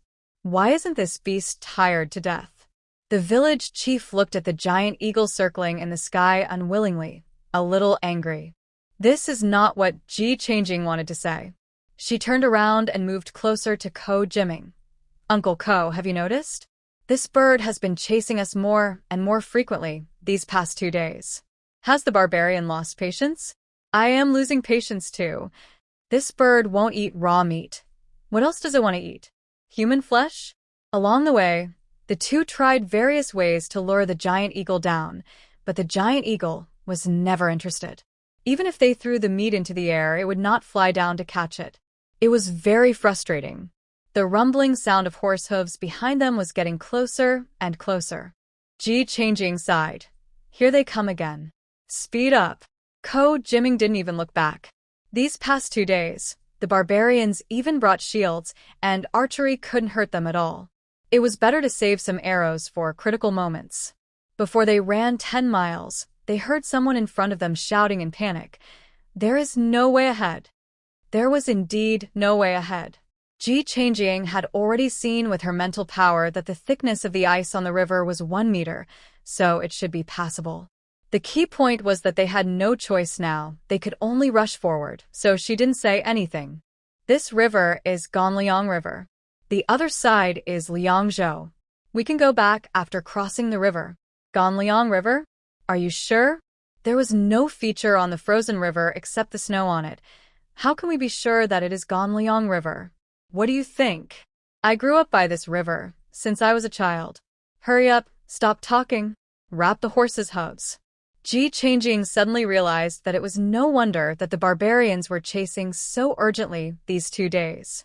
It was probably because they knew that they could go back to Liangzhou from here. When Ko Jiming saw this river, it was as if he saw a relative. He dismounted without hesitation, tore off his clothes and tore off a large piece of cloth, and swiftly wrapped all 4 horse hooves with cloth so that they would not slip when walking. Seeing him like this, he no longer hesitated and decisively wrapped the horse and cow hooves and prepared to cross the river. As for the sheep, Ko Jiming hardened his heart and said, "Drive the sheep to the river. Take as many as you can. If you can't take any, forget it. Go." As the pursuers approached, Ko Jiming was the first to ride his horse onto the river. People followed one after another, and Ji Fengshou and Zhou walked side by side. "Mom, I can't imagine what would happen if I fell down." Ji Fengshou didn't dare to look down at the ground, as he felt his heart would stop if he looked at the ground. Zhou frowned. "Why fall down? Even if you fall down, I will save you, don't worry." "Pa, who wants to fall down?" Ji Fengshou quickly vomited a few times. While riding on his horse, Ji Mingho did not forget to take out a notebook and write down in great detail what he had seen today. Walking on the river, they did not dare to walk very fast. The barbarians soon caught up with them, but they did not cover their horses' hooves, and many of them slipped and fell on the river. He could only keep shooting arrows at Ji Changjing and the others. Hearing the sound of arrows breaking through the air, Ji Changjing and the others turned around and skillfully blocked the arrows. Ko Jiming's mood improved, perhaps because he saw the hope of returning home. Bearji, why are you still making such a fuss after chasing me all the way here? Just turn a blind eye. Can I bring you 200 carts of monkeys as a thank you when I get back? Balji's men were wrapping his horse's hooves. He rode on his horse and looked at him coldly. Do you think you can run away? Do you want to take my head back to gain merit? Don't you think about it? While you and I are wasting time here, what are your brothers doing? Maybe they are coaxing your father to give up the position of Khan. Are you stupid? Humph. Do you think we are your Han people? We speak with strength. As long as I can take your head back, no one dares to object. You are really stupid. As long as you are a human, it is impossible to be selfless. I heard some time ago that your brother Bashta promoted several foreign races to attack our Liangzhou together and robbed a lot of things to take back and gain great merit. My head is nothing. It's not as valuable as you think. No matter how sweet your words are, I will take your head today.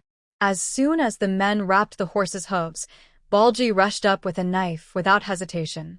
Ko Jiming sneered and went up with his spear in hand.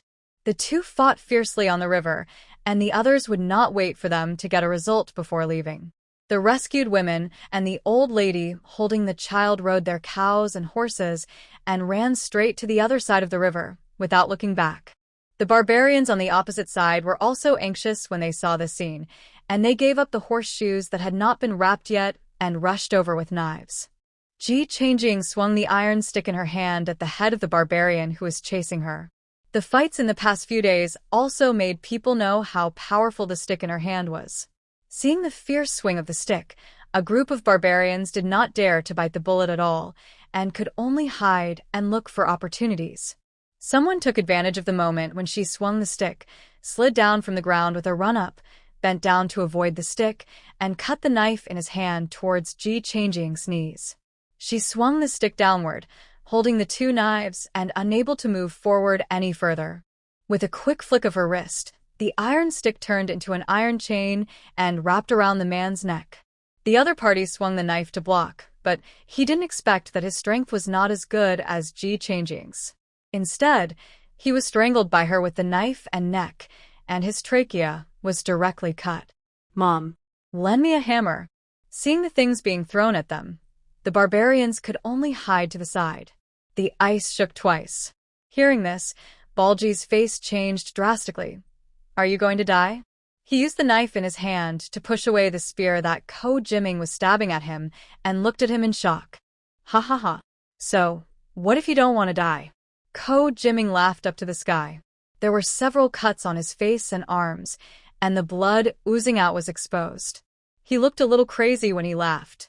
Balji's body was not much better, with many wounds on his chest and back, but he didn't expect that the person who had been running before would now be willing to risk his life when he came here. Tell your big and small demons to stop. Zhou's mother and daughter have become famous among the barbarians these days, and they all call them the big and small demons. Ko Jiming grinned.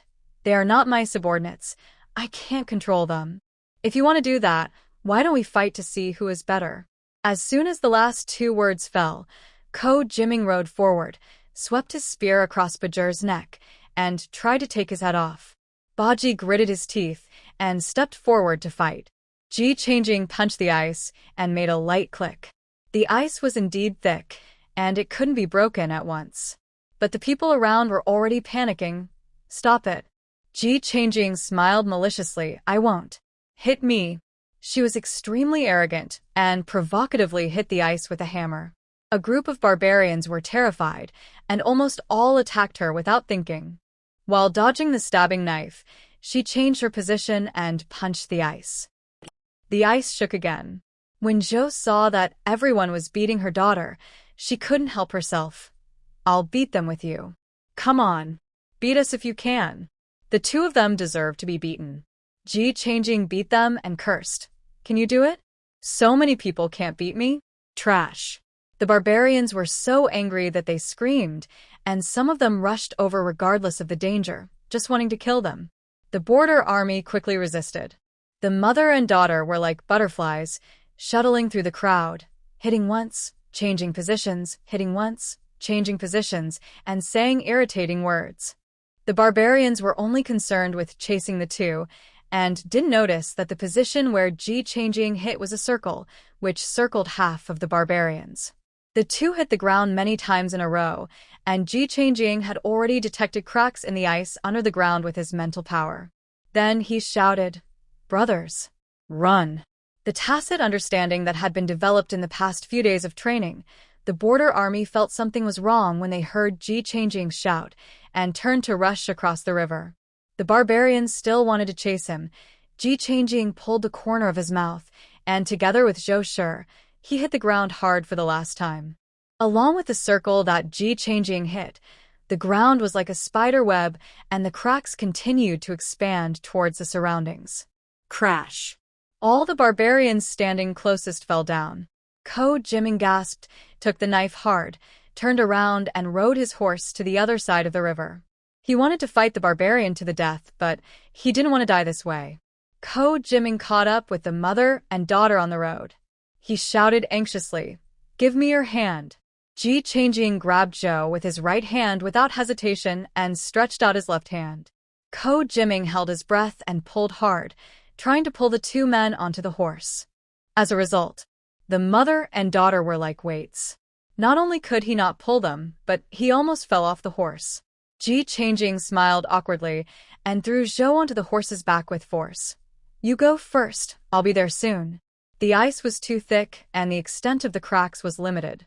As long as she ran about 3 more meters, the cracks would stop. She had calculated this. The ice surface created by Ji Changing abruptly stopped the opponent's pursuit. The key is that half of the barbarians fell down. If they are not pulled up in time, all these people will die. Unless Balji intends to be a commander without any troops, he must save people. His face turned blue with anger at this moment. He didn't expect that the other party would take the knife and run away again. He was lucky. He was quite far away from Ji Changing's position, and the ice under his feet was only slightly cracked. He swayed his body and stood still. Looking at his opponent running away, he pulled the bone whistle around his neck and blew it at the giant eagle in the sky. The giant eagle, which had seemed to be only tracking their location, let out a long cry. The voice was no longer as loud as before, but had a sharp edge. It spread its wings high, then folded them like a sharp arrow, and rushed towards Ko Jiming's horse with its sharp claws slightly raised, ready to grab the prey and tear it into pieces. Zhou was behind Ko Jiming, and she was the first to bear the brunt of the attack. Ji Changing's eyes became fierce. The opportunity has come. She stopped, took out a crossbow from the space, and pulled the trigger towards the giant eagle. Swoosh! 3 crossbow arrows were fired with great force towards the giant eagle. Its eyelids twitched, and its body spun left and right in the air, dodging at an extremely fast speed, but Ji Changing's mental power also arrived soon. She grabbed the giant eagle's neck and threw it to the ground. The giant eagle was about to spread its wings to steady its body to catch prey, but it didn't expect that its wings could not open, and its body fell straight from the sky uncontrollably and hit the ice hard. Not even that final scream was uttered. As a giant eagle, a winged bird, it actually fell to death. Balji never expected that the eagle he had spent a lot of money to train for several years would fall straight down from the sky and perform a falling bird show for him after hearing his command. He felt chest tightness and shortness of breath, and a sweet and fishy feeling came from his throat. He was so angry that he vomited blood. The subordinates around him screamed and rushed forward to surround him. Because Ji Changing stopped for a moment, the ice under his feet cracked. Plop. Eyeing. Zhou screamed and jumped off the galloping horse, without thinking. He rolled on the ground twice, ignoring the pain all over his body, and crawled towards a place where Ji Changjing fell. Ko Jiming also turned his horse around and ran over anxiously. However, her lower body was soaked in the freezing water, which made her face pale. She used all her energy to flow through her legs so that they wouldn't get frozen. Seeing two people about to rush over, she quickly stopped them. "Don't come over. The ice is unstable." Ko Jiming quickly stopped his horse and dared not get any closer. Zhou also stopped quickly, fearing that her weight would burden the ice again, and looked at her anxiously. "What should we do? What should we do? I'll take off my clothes and twist them into a rope to pull you out." Ko Jiming quickly took off his clothes and was about to twist them together. Ji Changjing breathed in exhaustion. "Stop, I'm almost out." As she spoke, she stabbed forward twice more with the knife in her hand. Relying on the strength of her upper body, her lower body finally broke away from the river surface. She crawled forward for a distance, completely leaving this unstable area, and then stood up. Zhou picked her up and took off her fur coat to wrap her up. "How are you? Are you cold? Are you feeling uncomfortable?" Ji Changjing refused and forcefully put her clothes back on. "It's a bit cold. Let's not waste time here. Let's go." After coming out of the water and standing here, the cold wind blew, and the clothes on the lower body quickly froze into ice, sticking to the body like ice cubes, chilling people to the core. She could only use her meager internal strength to circulate her lower body continuously to prevent her legs from becoming stiff. Seeing that her lips were white from the cold, Zhou picked up the stick and knife on the ground and held them in her arms.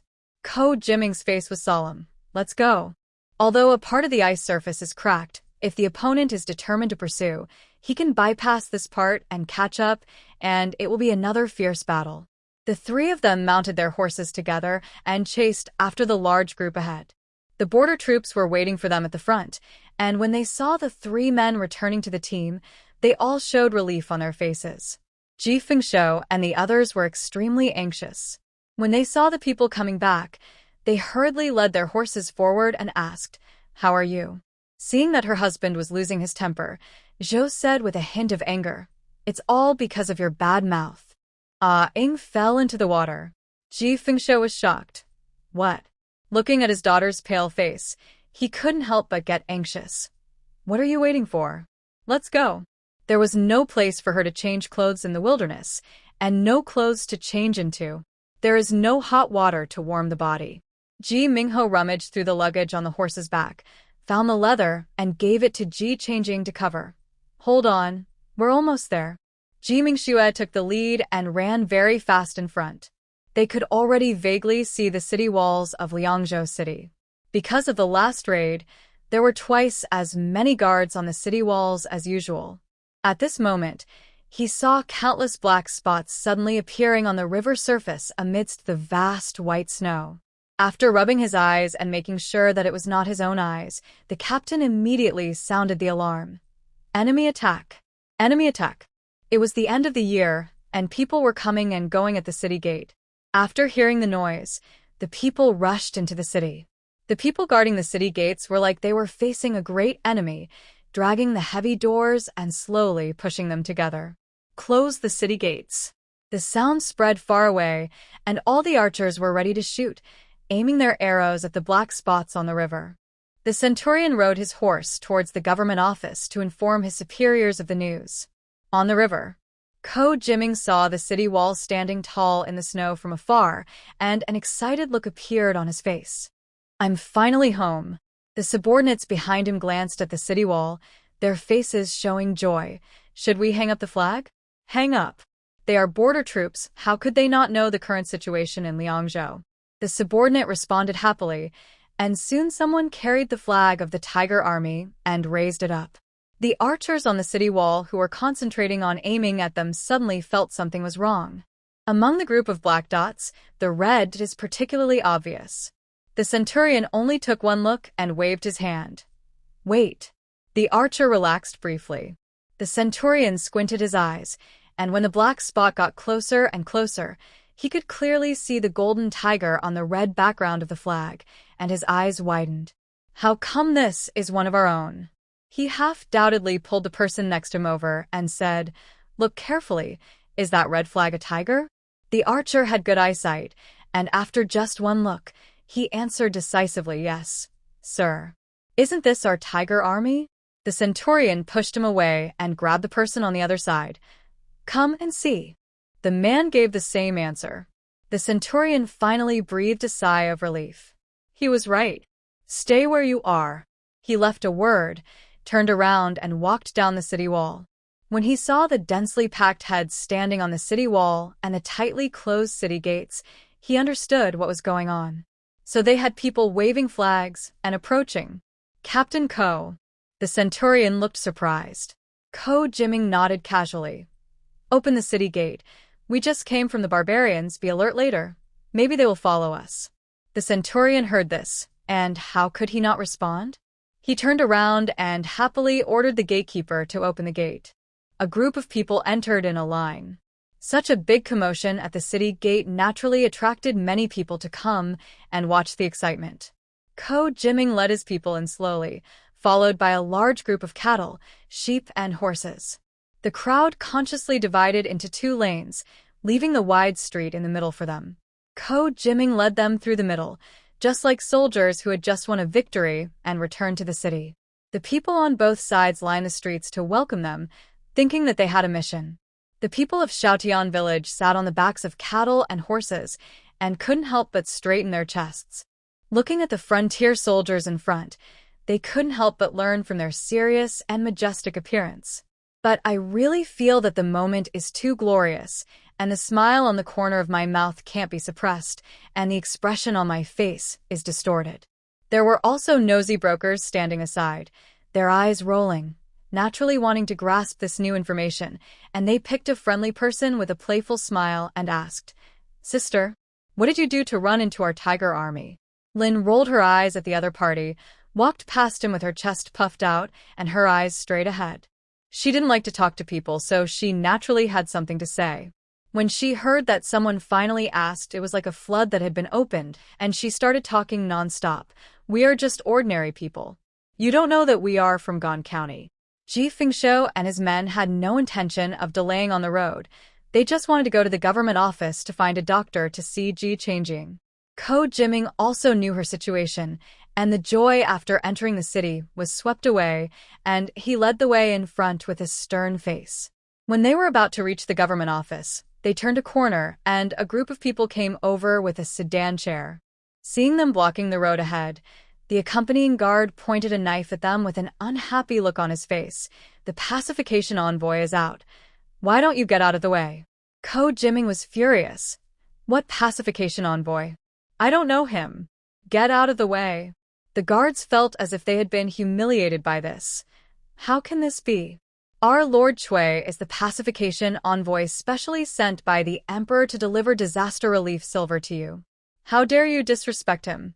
Ko Jiming's face changed again and again, and he said with a fake smile, "So you are delivering silver? You said it wasn't? I am a rough man. Who knows what a pacification envoy is? You misunderstood." The guard had an arrogant look on his face. "You know it, but why don't you get out of the way?" Ko Jiming suppressed the urge to slap him and waved his hand behind him. A group of people immediately stepped back to make way for them. The guard held his head high and ordered the sedan bearer, "Go slowly, don't bump the Lord."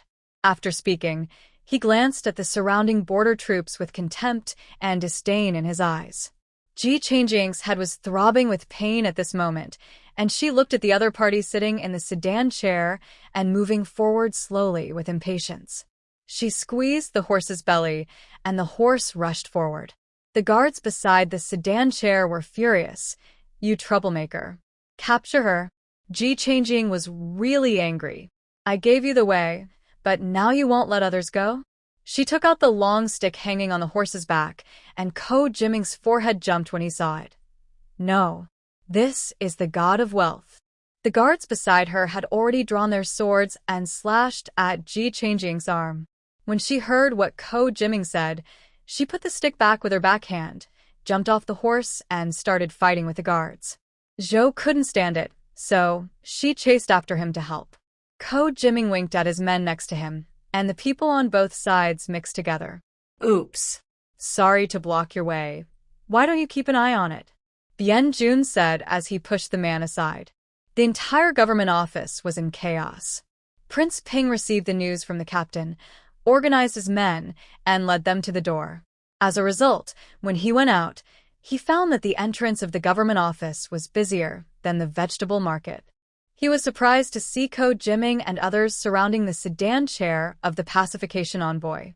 What are you doing? It was impossible to tell whether Prince Ping was happy or angry in his voice. But when they heard this voice, everyone on both sides stopped. A figure slowly came out of the sedan chair. He was thin and handsome and looked only about 30 years old. In the temperature of -10 degrees in Liangzhou, he even pretended to hold a fan in his hand. Ko Jiming only took a glance, and a look of disgust appeared on his face, looking at the other person with an expression of "Are you sick?" Cui Hao came out of the sedan with a livid face. Seeing Prince Ping, he didn't look happy either. He perfunctorily saluted and looked at him. Is this the Liangzhou city managed by the prince? They bully the minority with their numbers, have no manners, and are a bunch of people who don't know what they are. His arrogant expression made Ko Jiming furious. Don't be shameless.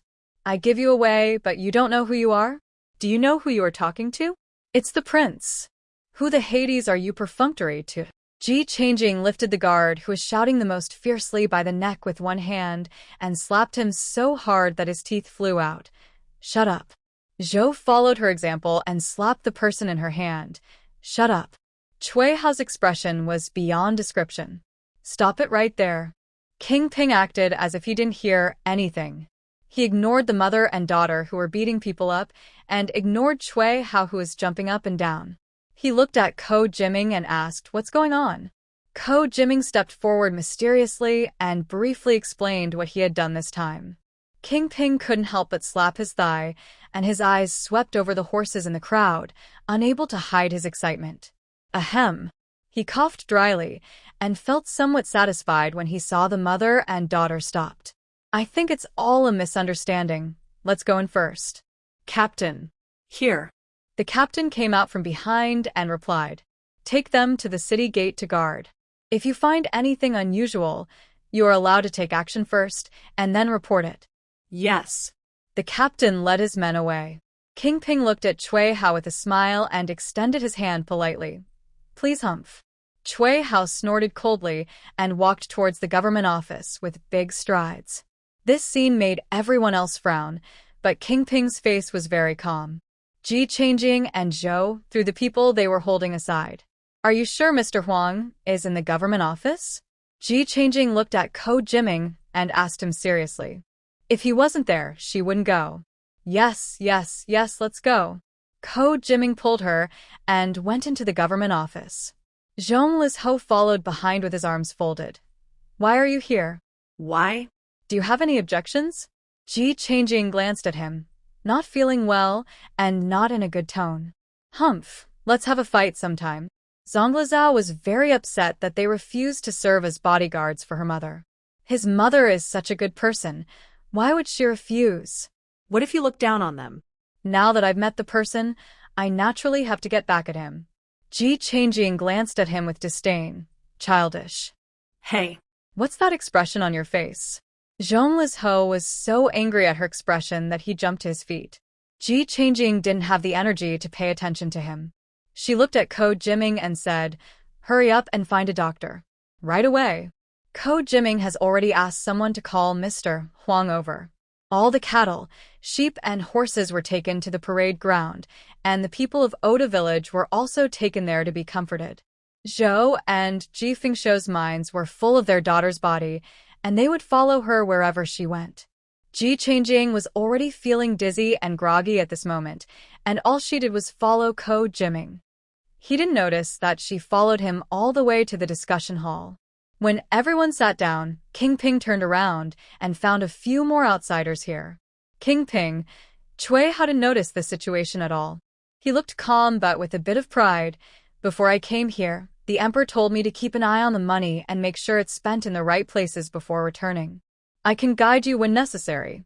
Prince Ping came back to his senses and couldn't help frowning when he heard this. Gave him the disaster relief silver, but refused to let him make the decision? A guest is a guest. Since the appeasement envoy has come all the way to Liangzhou, it would be good for him to take a good look at the local customs and people here. Liangzhou Governor Zhang Jijing suppressed his inner restlessness and nodded at Cui Hao's arrogant look. That's right. Since Lord Cui is here, just take a good look around. You don't have to worry about other things. Cui Hao sneered. A group of barbarians who only know how to fight and kill. Do you know how to spend money? Do you know how to provide disaster relief? Do you know how to help the people?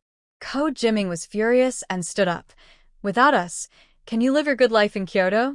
Without us barbarians, people, you have already been eaten by the foreign tribes in the south, and there is nothing left. You are just a mean guy with a big mouth. Cui Hao was waiting for Ko Jiming to speak wildly, and immediately seized his mistake to suppress King Ping and deal with him. This man committed treason. How will the prince punish him? The governor of Liangzhou sneered at Cui Hao's ignorance and arrogance in his heart, but he advised him kindly. My two adults, don't be impulsive. If you have something to say, talk it over. Ji Fengshou pulled Zhou to read the gossip while looking around at the door. Why hasn't the doctor come yet? Cui Hao looked directly at Prince Ping and said, Since the emperor has entrusted me with such an important task, I will naturally have to see that the money is used properly before I can go back and report with peace of mind. I hope that the prince will fully support me and not disobey the emperor's order.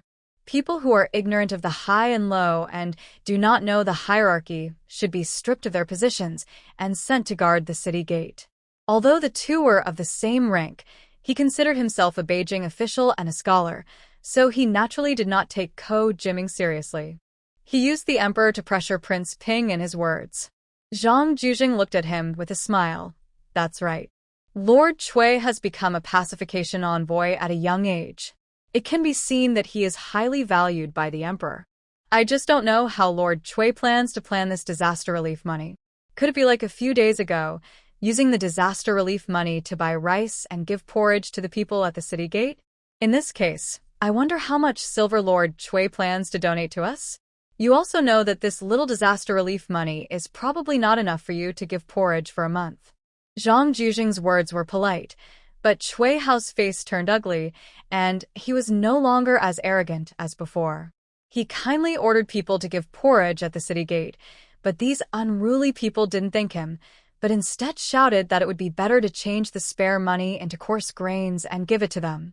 What a cheap life. Prince Ping's expression has always been calm. Anyway, the whole court knows that he is not favored by the emperor, and it is normal that there are often a few court officials who look down on him. Enough. I think you are also a fool. If your aunt was not concubine Cui, how could you have gotten to this point? Do you know how much coarse grains can be bought with the price of a bushel of rice, and how many people can be fed? Do you know how much a brick and tile costs to rebuild the damaged fields and property of the people and the burned shops in the city? You know nothing, and you are still pointing fingers at the country. Get out of here. King Ping waved his hand impatiently and asked him to leave. It was the first time that Cui Hao was pointed at and said that he relied on his aunt's relationship to get to the top. He was so angry that his face turned red and his neck was thick. I, Cui Hao, have studied hard for more than 10 years, passed the imperial examination, and was officially admitted to the Hanlin Academy.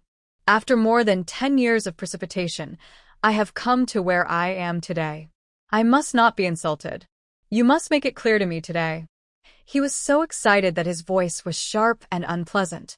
Ji Changing felt like someone was buzzing in her ear like a fly. She opened her eyes and stared at Cui Hao in the middle. Noisy. Hearing this, Cui Hao turned around angrily and found that an outsider had sneaked in. He immediately accused King Ping loudly. How unreasonable. I didn't know that the Liangzhou government office was so heavily guarded. How could an outsider openly sit here and listen in on the proceedings in such an important place? Ji Changing looked at the fan pointing at her nose and folded it. The fan made of jade, and brocade was broken just like that. Cui Hao jumped up and down. How dare you break my fan? Come. Drag this troublemaker out. Zhang Jijing and Ko Jiming looked at each other with their eyes on their noses and their noses on their hearts, as if nothing had happened. King Ping looked at the sky and the earth, but he didn't see the two men. Seeing that they didn't say anything, the other Yamen runners naturally pretended not to hear anything. Chui Hao was screaming and making so much noise that Ji Changjing's had hurt. She stood up, grabbed Chui Hao by the collar, threw him to the ground, clenched her fist, and punched him in the face. I told you to shut up. Don't you understand? Chui Hao struggled to look at Prince Ping. Your Majesty, I am an official appointed by the imperial court. King Ping felt relieved when he saw Chui Hao's face swollen after being punched. He winked at Ko Jiming and pointed towards the door. Ko Jiming understood what he meant. Oh, Lord Chui's subordinates were taken away for treatment, and we don't know how they're doing yet. I'll go take a look. Zhang Jujing stretched out his hand. Don't panic. We are together. The two of them walked to the door and closed the door of the hall considerately. You did it on purpose. You murdered an official of the imperial court, and your entire clan should be executed.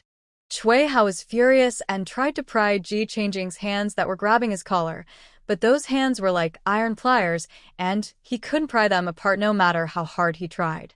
Ji Changjing slapped him in the face. You are the one who talks too much. You are the one who talks too much. King Ping picked up the tea and drank it while watching the show.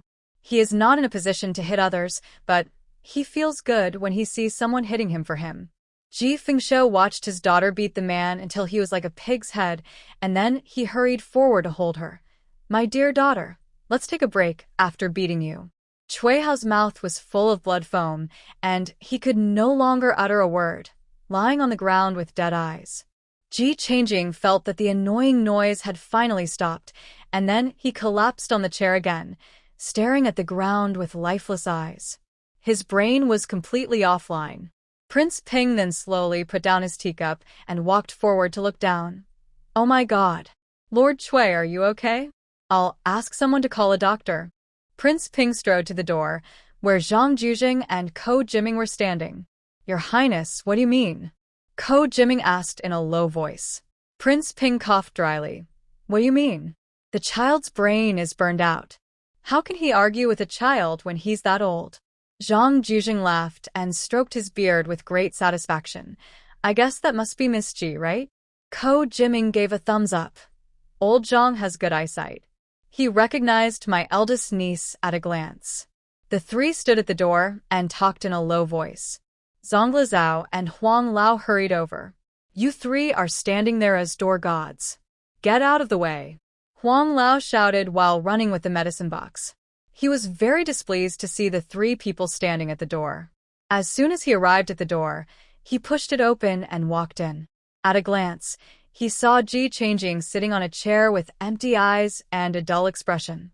Ji Fengshou grabbed him. You should go to the doctor quickly. It's like this after you come back. Huang Lao put down the medicine box and put his hand on Ji Changjing's wrist. Zhou and Ji Fengshou looked at the expression on his face, and their eyebrows tightened and relaxed.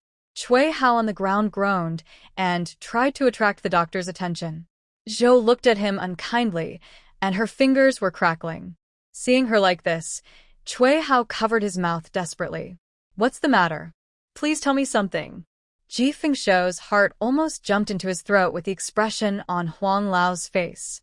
Huang Lao put down Ji Changjing's wrist in a bad mood. I thought it was an incurable disease. After all this time, it turned out to be a wind evil entering the body. 2 doses of medicine will be enough. This body is as strong as a calf. Ji Fengshou almost cried with joy when he heard this. God knows how many worst-case plans he had in his mind during the short time when Huang Lao took the pulse. Then you write the prescription. I'll go get the medicine right away. Huang Lao did not hesitate and wrote the prescription neatly and handed it to Ji Fengshou. Before he could take it, Ko Jiming took it away. Just leave it to me. After all, you have suffered by following me. He called a Yamen runner and told him to get the medicine, and found a servant and told him to vacate a guest room in the backyard for the 3 of them to rest. Zhou simply thanked him, carried Ji Changjing and followed the servant, and Ji Fengshou followed closely behind. As soon as they left, Zhongli Zhao's eyes were on Chui Hao. Ji Changjing felt that Zhou was pouring medicine into her mouth in a daze. The medicine was bitter and astringent and difficult to swallow. As soon as she closed her mouth, her nose was pinched tightly by her father. She could only suppress the nausea and drink the medicine. She felt like she was carrying a huge stone weighing thousands of pounds on her body, which made her unable to open her eyes and speak. During this time, she felt that someone was wiping her sweat and putting a cold towel on her forehead. When she was fully awake, she was in an unfamiliar room, and Joe was lying beside her bed watching over her. Ji Changjing's arm moved slightly, and Joe woke up immediately. Seeing that she opened her eyes, Joe was surprised. "You woke up?" Ji Changjing nodded. "We." As soon as she said 2 words, she found that her throat was very dry. Joe poured her a cup of tea with a happy face. "Drink slowly." She took it and drank it in one breath, and then asked with lingering feelings, "Where are we?" "We are in Prince Ping's mansion. Your father sent the villagers back first. You are not in good health, so we will stay for 2 more days and leave after you recover." Ji Changjing looked at her in surprise. "Why are we here?" Zhou scratched her hair. Old man Huang said that it would be convenient for him to have 2 patients here. As soon as the 2 finished talking, Old Huang came over with a medicine box. He couldn't help laughing when he saw Ji Changjing wake up. "You are quite difficult to press. The 3 of us almost failed to force the medicine into your body. I don't know what you ate to grow so big. A girl is so strong. Your family won't have to worry about you being bullied after you get married. Not bullying others is good enough. If you are capable, don't use it in the future." Ji Changjing smiled and said, "Thank you for your good words." Huang Lao was so angry that he fell backwards. He pulled her wrist out viciously to feel her pulse. He suddenly had an idea and said seriously, "You are very weak. Drink 3 more doses of medicine to adjust your condition.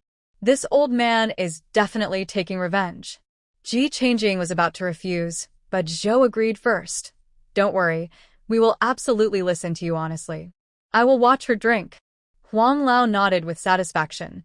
"Yes, it's hard for you to have a motherly heart." Zhou grinned and laughed. Ji Changjing lay flat and looked at the sky, with no desire to live. After a while, a group of maids came in with trays of various colors in their hands and set a whole table on the table in the room. There were all kinds of exquisite dishes on it. Although there were many plates, the quantity was not large. "The palace is holding a banquet today. The princess sent us to set a table for the 2 of you. Please enjoy." The leading maid had a perfect smile on her lips. After speaking, she nodded slightly to the 3 people and led them to retreat. It made people feel comfortable and valued. Mr. Huang looked at the delicious food on the table and smiled. "You can't eat this. You have to eat light food. I'll ask someone to bring you a bowl of porridge." Ji Changjing was too lazy to roll her eyes. This old man really holds a grudge and will not miss any opportunity to torture her. After dinner, Zhou and Mr. Huang went back to their rooms to rest. Ji Changjing was lying on the bed resting boredly when she heard the quiet courtyard suddenly exploded. The servants and maids all hurried out, whispering something. She just recovered from her illness and was too lazy to use her mental power, so she followed the servants and maids around the corridor and rushed to the gate of the palace, intending to join in the fun. Unexpectedly, before he even reached the door, he heard someone outside the gate shouting incoherently, "You don't have to let me in. Just hand over the prisoner. I will arrest her today." The housekeeper stood there and advised earnestly, "Your Excellency must have misunderstood. Where did the prisoner come from in our palace? Give up. The girl is with you. Hand her over and we can talk about everything, otherwise I will go back to the capital to file a complaint. Your prince colluded with outsiders to murder the pacification envoy and intended to rebel. How dare you?" Song Ruching's cold voice came. The maids and servants who heard the sound all bowed their heads and saluted. A maid came with difficulty, carrying the princess on her back, with sweat all over her forehead. Another maid followed closely beside her carrying a chair.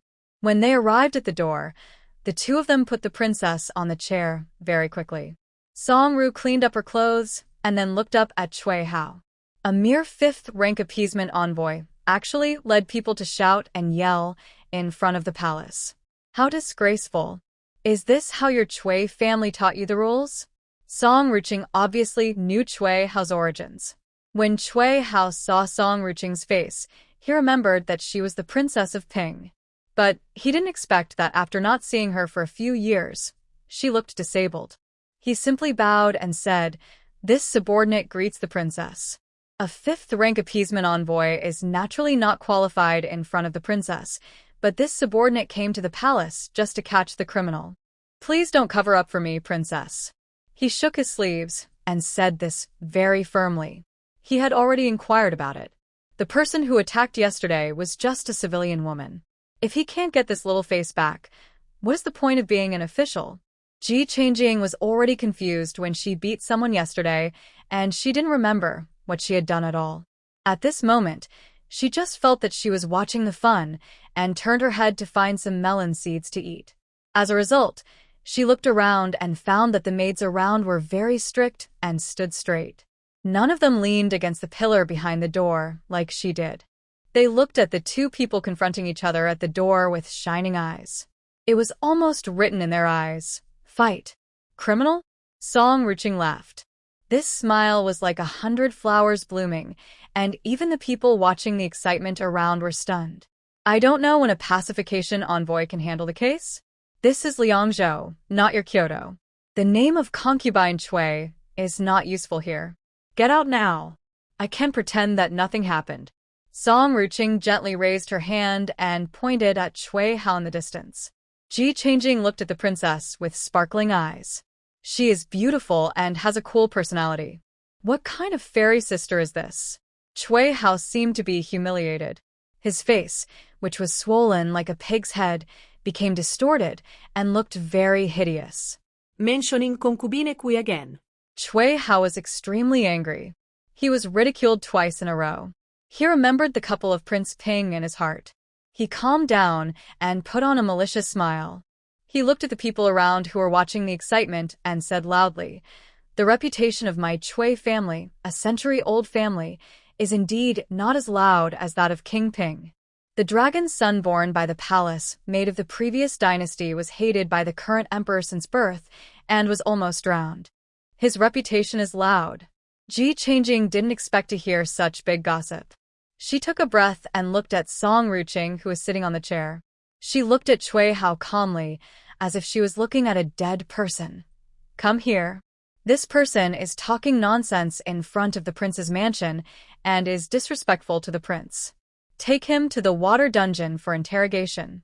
The guards in the mansion rushed out and surrounded all the people brought by Chui Hao and were ready to take action. Chui Hao held out his hand to stop them. "Princess, please understand. What I said is true. This is known to everyone in Kyoto. How can this be considered as making a big fuss? I, Chui Hao, am under the emperor's order.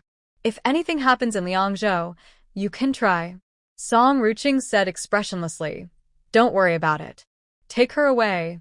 Chui Hao didn't expect that Princess Ping would not take the emperor's order seriously. Seeing this bright yellow imperial edict, the people around all knelt on the ground with a thump.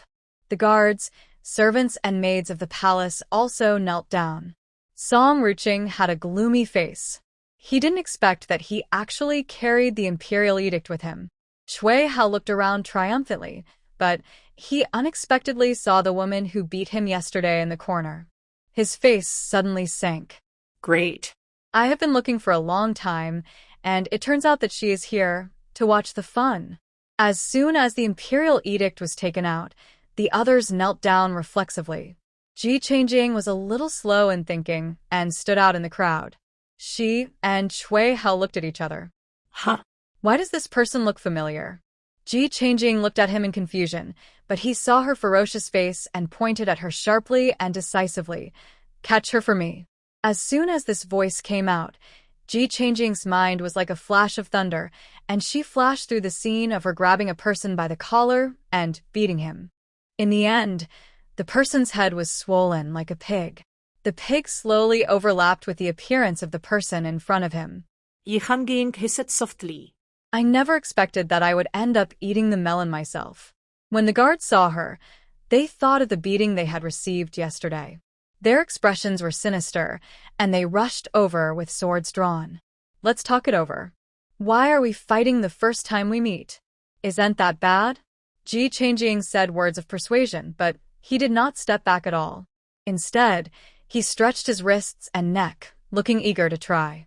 Stop talking nonsense. If you dare to do that again today, you will be sentenced to death. Cui Hao held the imperial edict in his hand and spoke in a threatening tone. Looking at the sword swinging towards his face, Ji Changjing smiled. Then it won't be a loss if I kill you before I die. After saying this, she unceremoniously broke the wrist that was stretched out towards her, snatched the opponent's weapon, and killed him. The people around had all seen big scenes, and they looked up with interest as Ji Changjing walked among the crowd with a long sword in his hand. They clapped their hands happily after seeing the wonderful parts. Good. A bunch of unruly people. They're seeing the imperial edict as if it were the emperor. How dare you take action? If you do and stop, your entire clan will be killed. Cui Hao stood aside and watched Ji Changjing kill 2 of his men, pointing at her with a trembling finger and speaking sternly. When Ji Changjing heard the words "kill all 9 clans," his expression changed and the look in his eyes became cold and stern. Many of their people have died during the exile, some of them were innocently implicated. This is collective punishment. Make way. Make way. Ko Jiming's voice came from outside the crowd, and he and Zhong Lizhou came running over with their men. Seeing so many people gathered at the gate of Prince Ping's mansion, he thought to himself that something was wrong. Zhong Lizhou saw the scene in front of the palace gate and swung his sword right in the middle of the fight. Stop it, everyone. Seeing that Cui Hao's guards were disobedient, he flew in front of Cui Hao and grabbed his throat directly. I told you to stop. Don't you understand? Cui Hao felt the hand tightening around his neck and gritted his teeth and said, I don't believe you dare to kill me. Zhong Lizhou's eyes flashed with ruthlessness. You can try. At that moment, Cui Hao truly felt the murderous intent and felt a little chilled. Ko Jiming chased after him and waved his hand. Go. The Hui army didn't even think twice, and a group of people stepped forward and forced all the guards to kneel on the ground.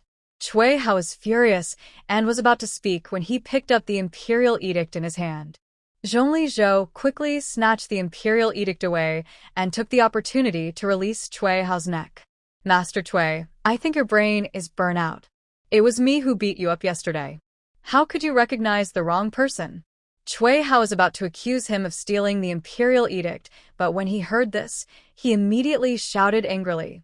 Nonsense. It was clearly her yesterday. Zhong Lizhou didn't care either. Yesterday, I was too impulsive. I saw that Lord Cui was disrespectful to my father, so I took action. When Lord Cui was seeing the doctor yesterday, I personally wrote a letter to the emperor to explain the situation. Everything will be decided by the emperor. What do you think? Ji Changjing glanced at Cui Hao and sentenced him to death in his heart. Cui Hao didn't expect that Zhong Lizhou had sent a letter to the emperor before him, and he didn't know how the other party was discrediting him. He gritted his teeth and looked at Ji Changjing unwillingly. A civilian, and he couldn't even move? Could it be that the information he had gathered was wrong? Oh, that was a misunderstanding yesterday, but what about now?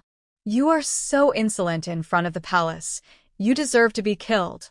Song Ruching flicked the dust off her collar and looked at Zhong Lizhou. Zhouer, I'll leave this to you. There are many guests waiting for you at my mother's place, so we won't play here anymore. Zhong Lizhou looked at her with concern. Mother, just go back and rest. I'll handle this trivial matter right away. Song Ruching nodded calmly, turned her head and looked at Ji Changjing angrily. Why don't you carry me back? Ji Changjing pointed at herself in surprise. Me? Song Ruching had no expression on her face. What else? Ji Changjing was not unhappy. She stepped forward, bent down and squatted in front of Song Ruching and carried him up easily. The elegant fragrance instantly filled her entire nasal cavity, and Ji Changjing subconsciously shook him slightly. You are quite thin. This weight is not even as heavy as her stick. I don't know why the maid looked so exhausted when she carried the princess on her back. Cui Hao was so angry that he wanted to let it go. Stop. Kill me. As soon as he took a step forward, Ko Jiming blocked him. Sir Cui, we have been looking for you for a long time. Did you bring people here? It makes people nervous. You know, we are at the border. We soldiers don't have much culture. We don't recognize people as officials. If we get you into trouble, it will be a waste. Ko Jiming looked a little careless, but Chui Hao couldn't move forward at all. Chui Hao looked around. Ko Jiming and the people from the palace had already occupied half of the street. There were only a dozen people around him. If there was a real fight, these people would not be enough to fill the gaps between the other side's teeth. He gritted his teeth.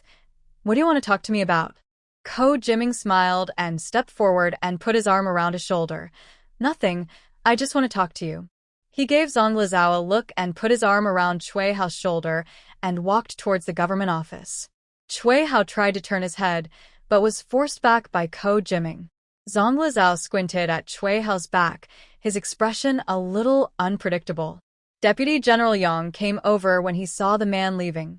Prince, this body. Zhang Lizao came back to his senses, looked at the housekeeper and ordered. Take someone to clean up the body. Don't ruin my mother's banquet. Prince, don't worry. The housekeeper agreed gently. Seeing this, Deputy General Yang also hurried forward to help.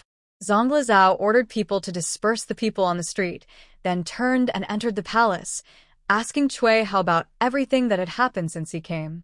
Hearing Chui Hao loudly talking about Prince Ping's origin at the gate of the palace, Zhang Lizao crushed the armrest of the chair expressionlessly. Ji Changjing didn't expect that after he carried the princess on his back to the backyard, his eyes would suddenly open up. Unlike the simple and plain scene he had seen last time, this time he found that the entire yard had been carefully decorated as soon as he entered the backyard. Various exquisite lanterns were hung under the corridor, and various evergreen trees and welcoming pines were placed on the ground, extending all the way to the flower hall. I don't know when a rockery and a rest pavilion were placed in the yard. Gauze was hung around the pavilion, and it fluttered in the air when the wind blew. Various exquisite cakes were placed on the stone table in the middle, and there was a small charcoal stove next to it, and the tea on it was bubbling and steaming. As soon as he turned to the flower hall, the laughter and giggles inside were particularly obvious. As soon as Ji Changjing entered with the princess on his back, he seemed to see spring. The entire flower hall is full of flowers, and the colorful flowers are placed in various exquisite pots, competing for beauty. What is more eye-catching than the flowers is the ladies from various families who are all dressed up in the flower hall. The jewelry on their heads alone is dazzling. When they saw the two people, the laughter inside suddenly stopped. Song Ruching patted Ji Changjing and said, "Just find a place to put it down." Ji Changjing glanced at the chairs around him, and when he saw an empty seat, he put the person up there. Song Ruching looked at the flower hall that had suddenly become quiet, and joked with a smile, "What? Everyone has suddenly become mute?" As soon as these words came out, the atmosphere suddenly relaxed. A woman wearing a frosty red jacket beside him smiled brightly. "I was a little worried about the situation outside before, and when I saw the princess coming back, I knew it was resolved. I didn't expect that after going out, the princess would bring back a well-behaved young lady. I just don't know whose family this is." Many people looked at her, overtly or covertly. Mrs. Wang opened her mouth slightly and looked at Ji Changjing in surprise. She didn't expect to meet her here. But there was no room for her to interrupt, so she had to endure it. She is a little friend, isn't she? Although she is young, she is very skilled. Don't scare her, just play as you want. Song Ruching smiled, without much explanation, but it made people even more puzzling. She turned to Ji Changjing and said, "These are all ladies from different families. I'll let my maid take you to the attic to play. There are girls your age over there. Wait until your mother and I have dinner together in the evening." This tolerant attitude surprised many people. Whose family is this girl from? She was so favored by the princess. Since the princess said so, Ji Changjing couldn't refuse in front of so many people, so she had to nod and agree. The maid took her actively to the attic on the next 2 floors. The maids were all guarding the door, and Ji Changjing had to go in by herself. As she walked, she looked inside. There were all kinds of piano, chess, calligraphy and painting, swords, guns, sticks and clubs in the hall, with different styles but strange harmony. But what attracted more attention than all these was the noise inside.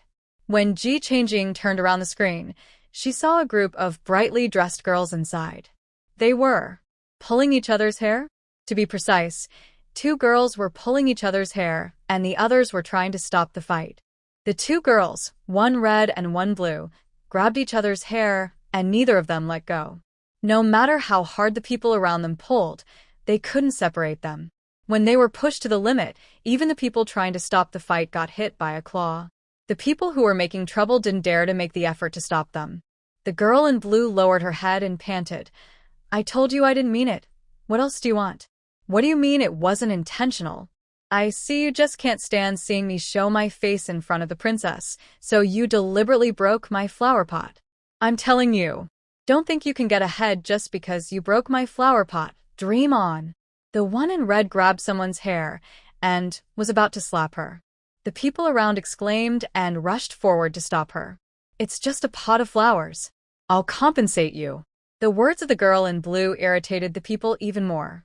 The girl in red shouted and pushed away all the people who tried to stop her. She picked up a pot of flowers next to her and threw it at the other person's head with an angry look on her face. No. Ji Changjing stretched out her hand and clamped the other person's hand without thinking, "Let's talk about it. This is not a joke." She saw that the 2 were not very old, and it was not a life and death feud, so they would not use such heavy hands, right? This flower pot looked like it weighed several kilograms. If it was really smashed, it might be a matter of life or death. Zhang Liao struggled to break free but failed. She looked at her angrily. "Let go." Ji Changjing took the flower pot and put it on the ground. Such beautiful flowers. Wouldn't it be a pity if they were smashed? The girls around saw that she took the flower pot. Their expressions relaxed, and they looked at her with some curiosity. Seeing someone speak up for her, the girl in blue quickly shrank behind Ji Changjing and made faces at Zhang Liao. Her smug look made Zhang Liao's eyes spit fire. Zhang Liao was furious. "Who do you think you are? How dare you talk to me like that?"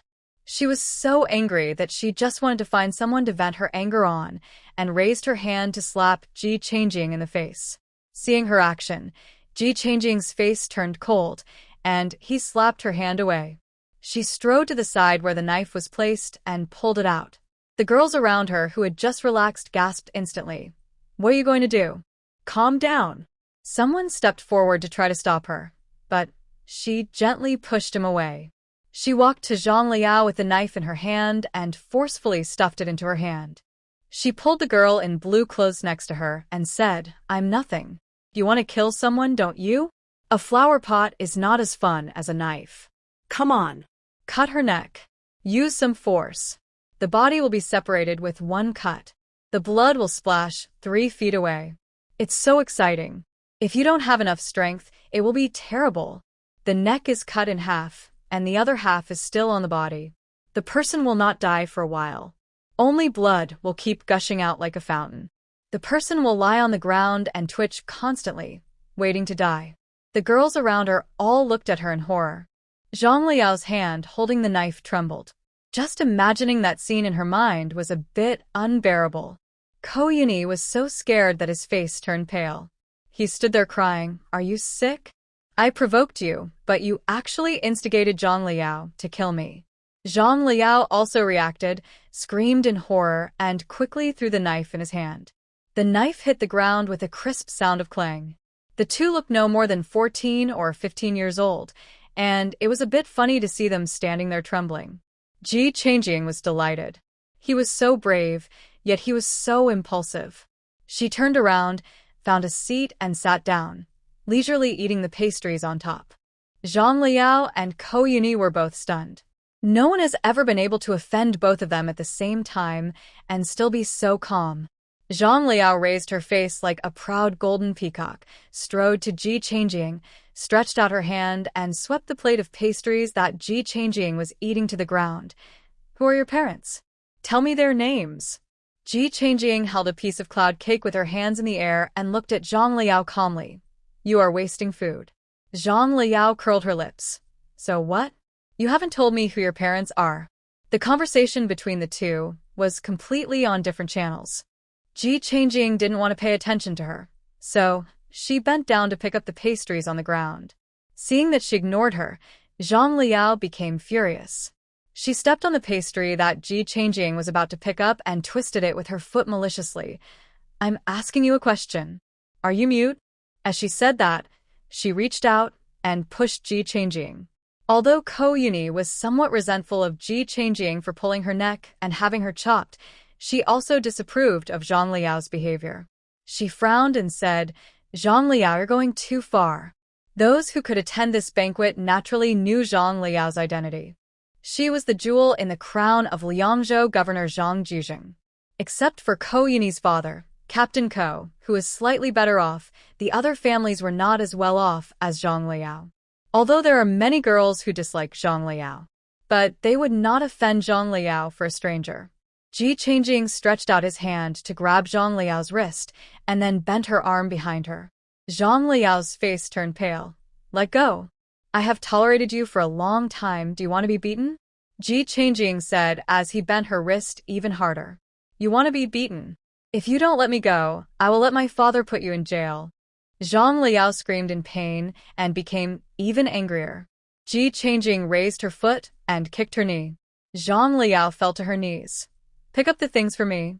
"I won't pick them up." Zhang Liao turned her head and glared at her fiercely. She tried to grab Ji Changjing with her other hand, but she grabbed her wrist. Ji Changjing exerted a little force on her hand, and Zhang Liao felt that her wrist was about to break. "I see that you only care about eating and not about being beaten. I will count to 3. If you don't pick it up, I will break your hands. I mean what I say." Ji Changjing's tone was calm, but Zhang Liao could hear some seriousness in it and felt a chill on her back. 1, 2. Before she could count to 3, Zhang Liao couldn't bear the severe pain in her wrist anymore and burst into tears. She reached out to pick up the pastries on the ground while crying. The others almost dropped their jaws. Even Ko Yuni, who had always been arguing with Zhang Liao, seemed to be meeting Zhang Liao for the first time. She picked up all the cloud cakes and put them on the plate while crying, and only then did Ji Changjing let her go. Zhang Liao stood up and covered her arm, looking at her. "You stinky beggar. Just wait for me." She turned around and went out crying to complain. Several girls who were on good terms with her gritted their teeth and followed. There were also some who stood aside and watched coldly, waiting for the show to begin. Some others stood aside and looked at Ji Changjing curiously. "What's your name?" Feeling the goodwill released by the other party, Ji Changjing smiled back without hesitation. "My name is Ji Changjing." Ko Yuni pulled a round-faced girl to sit beside her. "My name is Ko Yuni. Her name is Jiang Fengshi.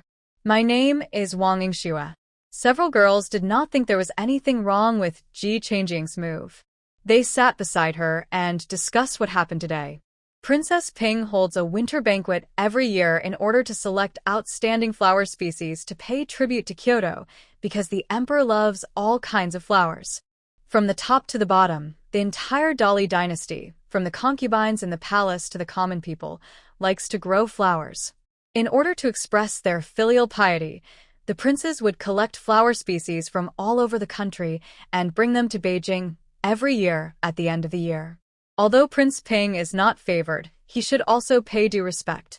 As a result, I don't know who spread the news this year that there is another purpose for this year's banquet, which is to select a concubine for the prince. Zhang Liao came here just for the position of the crown prince's consort, so she spent a lot of money to buy a pine, bamboo, and plum tree from other places a few months ago in order to catch the princess's eye, but it was accidentally dropped by Ko Yuni. The two of them started to quarrel. Ko Yuni looked at Ji Changjing with a smile. "You'll be in big trouble later." Zhang Liao is the jewel in the crown of the governor's family. Jiang Fengshi whispered again. The governor's wife used to practice martial arts, and her temper is a bit fierce and difficult to deal with. Wang Yingxue also reminded her, "You should be careful. Madame Zhang is protecting her." Ji Changjing's face was calm, and she looked at them with a smile. "Thank you for reminding me." Ko Yuni muttered dissatisfiedly. "Who reminded you?" The others laughed, but did not expose Ko Yuni. Before they could talk for long, they saw a group of ladies coming over in a mighty manner. Song Ruching was carried by a maid with no expression on her face. Zhang Liao followed on the side, crying like a pear blossom in the rain. Seeing so many ladies coming, all the girls stood up, bowed, and stood beside their mothers. This made Ji Changjing look particularly lonely and weak in the crowd. The woman in the frosty red jacket walked up to Ji Changjing, her eyes blazing with fire. "You are the one who bullied my child?" Unexpectedly, this woman was Zhang Liao's biological mother. Ji Changjing took a look at this straightforward lady and then spoke. "First of all, I didn't bully her. She was the one who wanted to hit someone with a flower pot.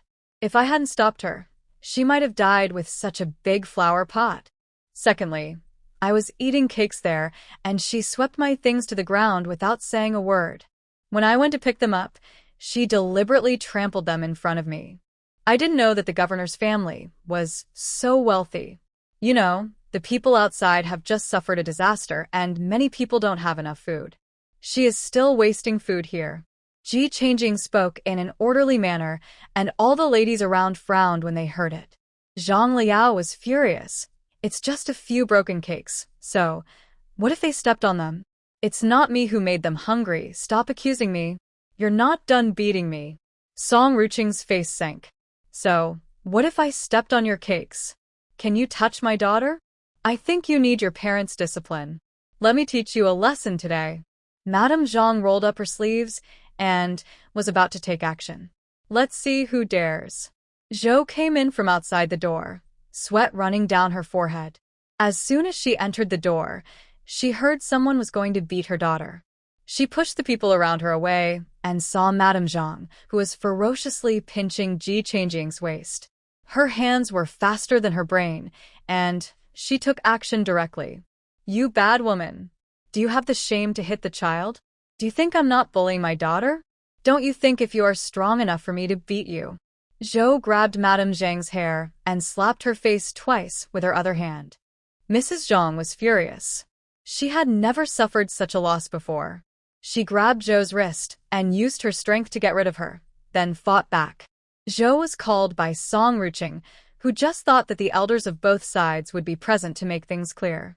Unexpectedly, the two of them started fighting as soon as they met without saying a word. All the ladies and girls in the room were stunned. They didn't even react to what happened before they saw the two fighting. Neither of them was armed, and they were fighting with bare hands to see who was stronger. Mrs. Zhang became more and more frightened as the fight went on.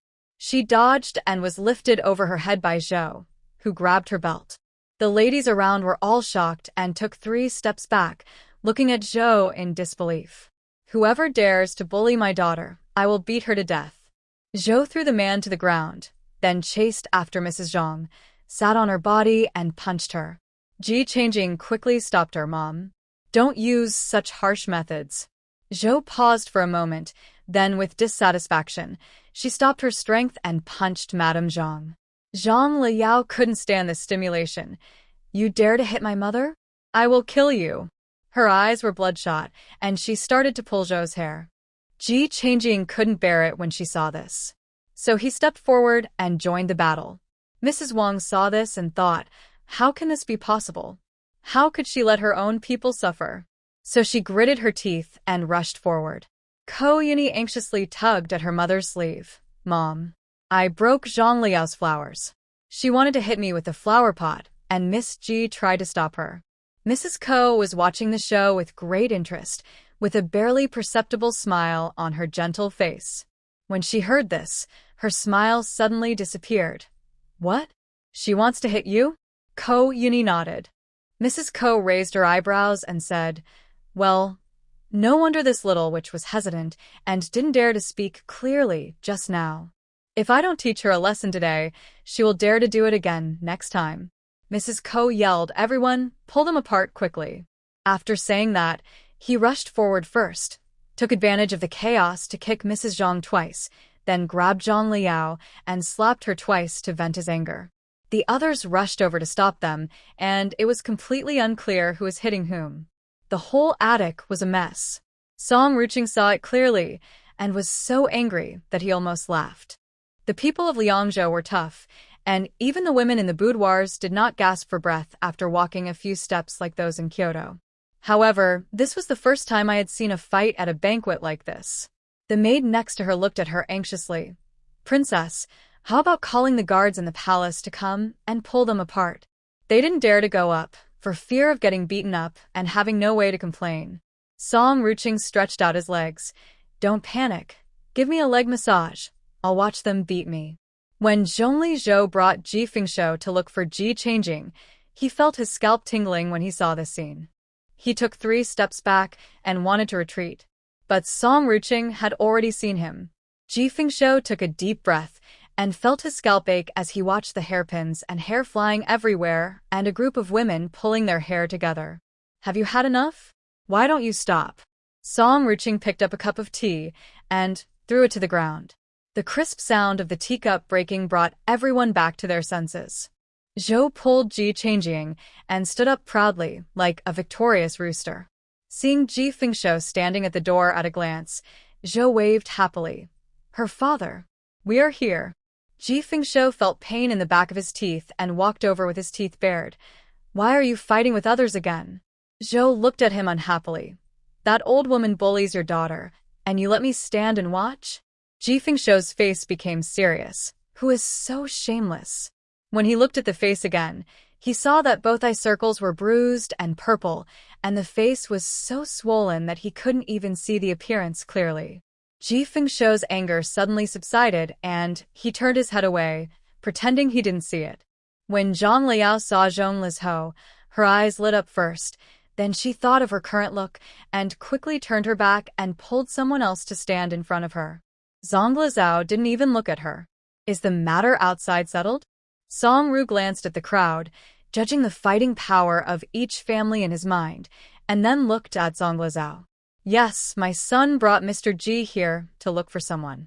Zhongli Zhou's eyes lingered on Ji Changjing for a moment. Zhang Liao saw this and looked at Ji Changjing with jealousy.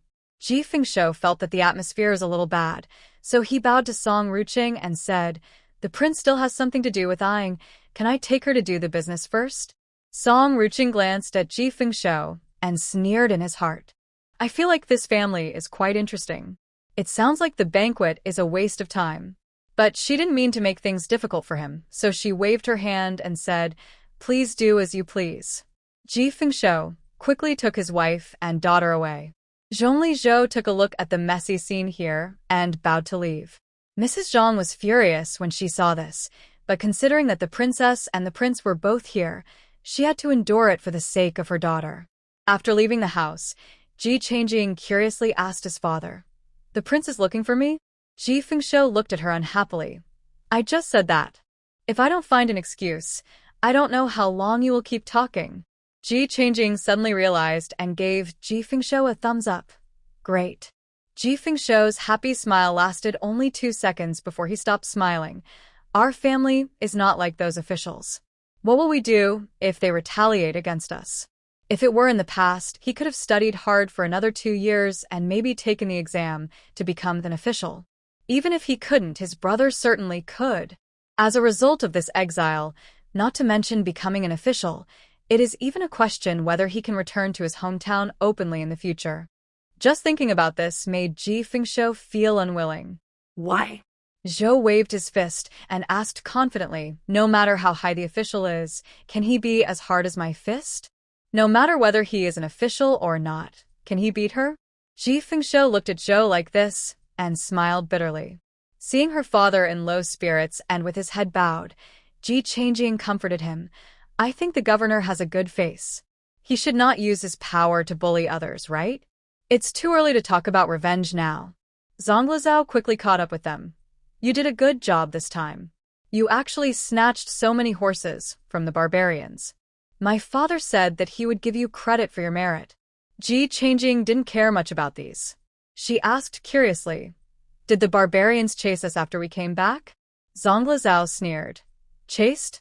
They ran away when they saw the city gate. How could they have the courage to cross the border? It's not like last time. Thinking of what happened last time, Zhang Lizhou's face was gloomy. He didn't expect those foreign races to collude together and launch a surprise attack on them. The losses from last time have not been recovered yet. Where are those women and children? Ji Changjing's words interrupted Zonglizhou's thoughts, and his face became even uglier. Some of them have returned home, and some have not been settled yet. Those children. Maybe they will be sent to the Sayatang. After the women asked about the situation, they found out that they were all civilians in Liangzhou. The two sides fought from time to time, and the barbarians took the opportunity to take them away. Now that they have been rescued, most of them want to go home, but some refuse to leave because of family reasons. Even fewer are willing to raise those babies. But it is understandable. Not to mention that the fathers of those children are nightmares for these women. Just the appearance of those babies is different. One can tell at a glance. Raising such a child requires not only a strong heart, but also great financial pressure. Without the support of family, it would almost drive people to a dead end. Ji Changjing could probably guess what those women were thinking. It is natural that they cannot face those young children. After all, they may not even know what their future path will be like. The four of them walked in silence all the way to send Ji Changjing back to the small courtyard for recuperation.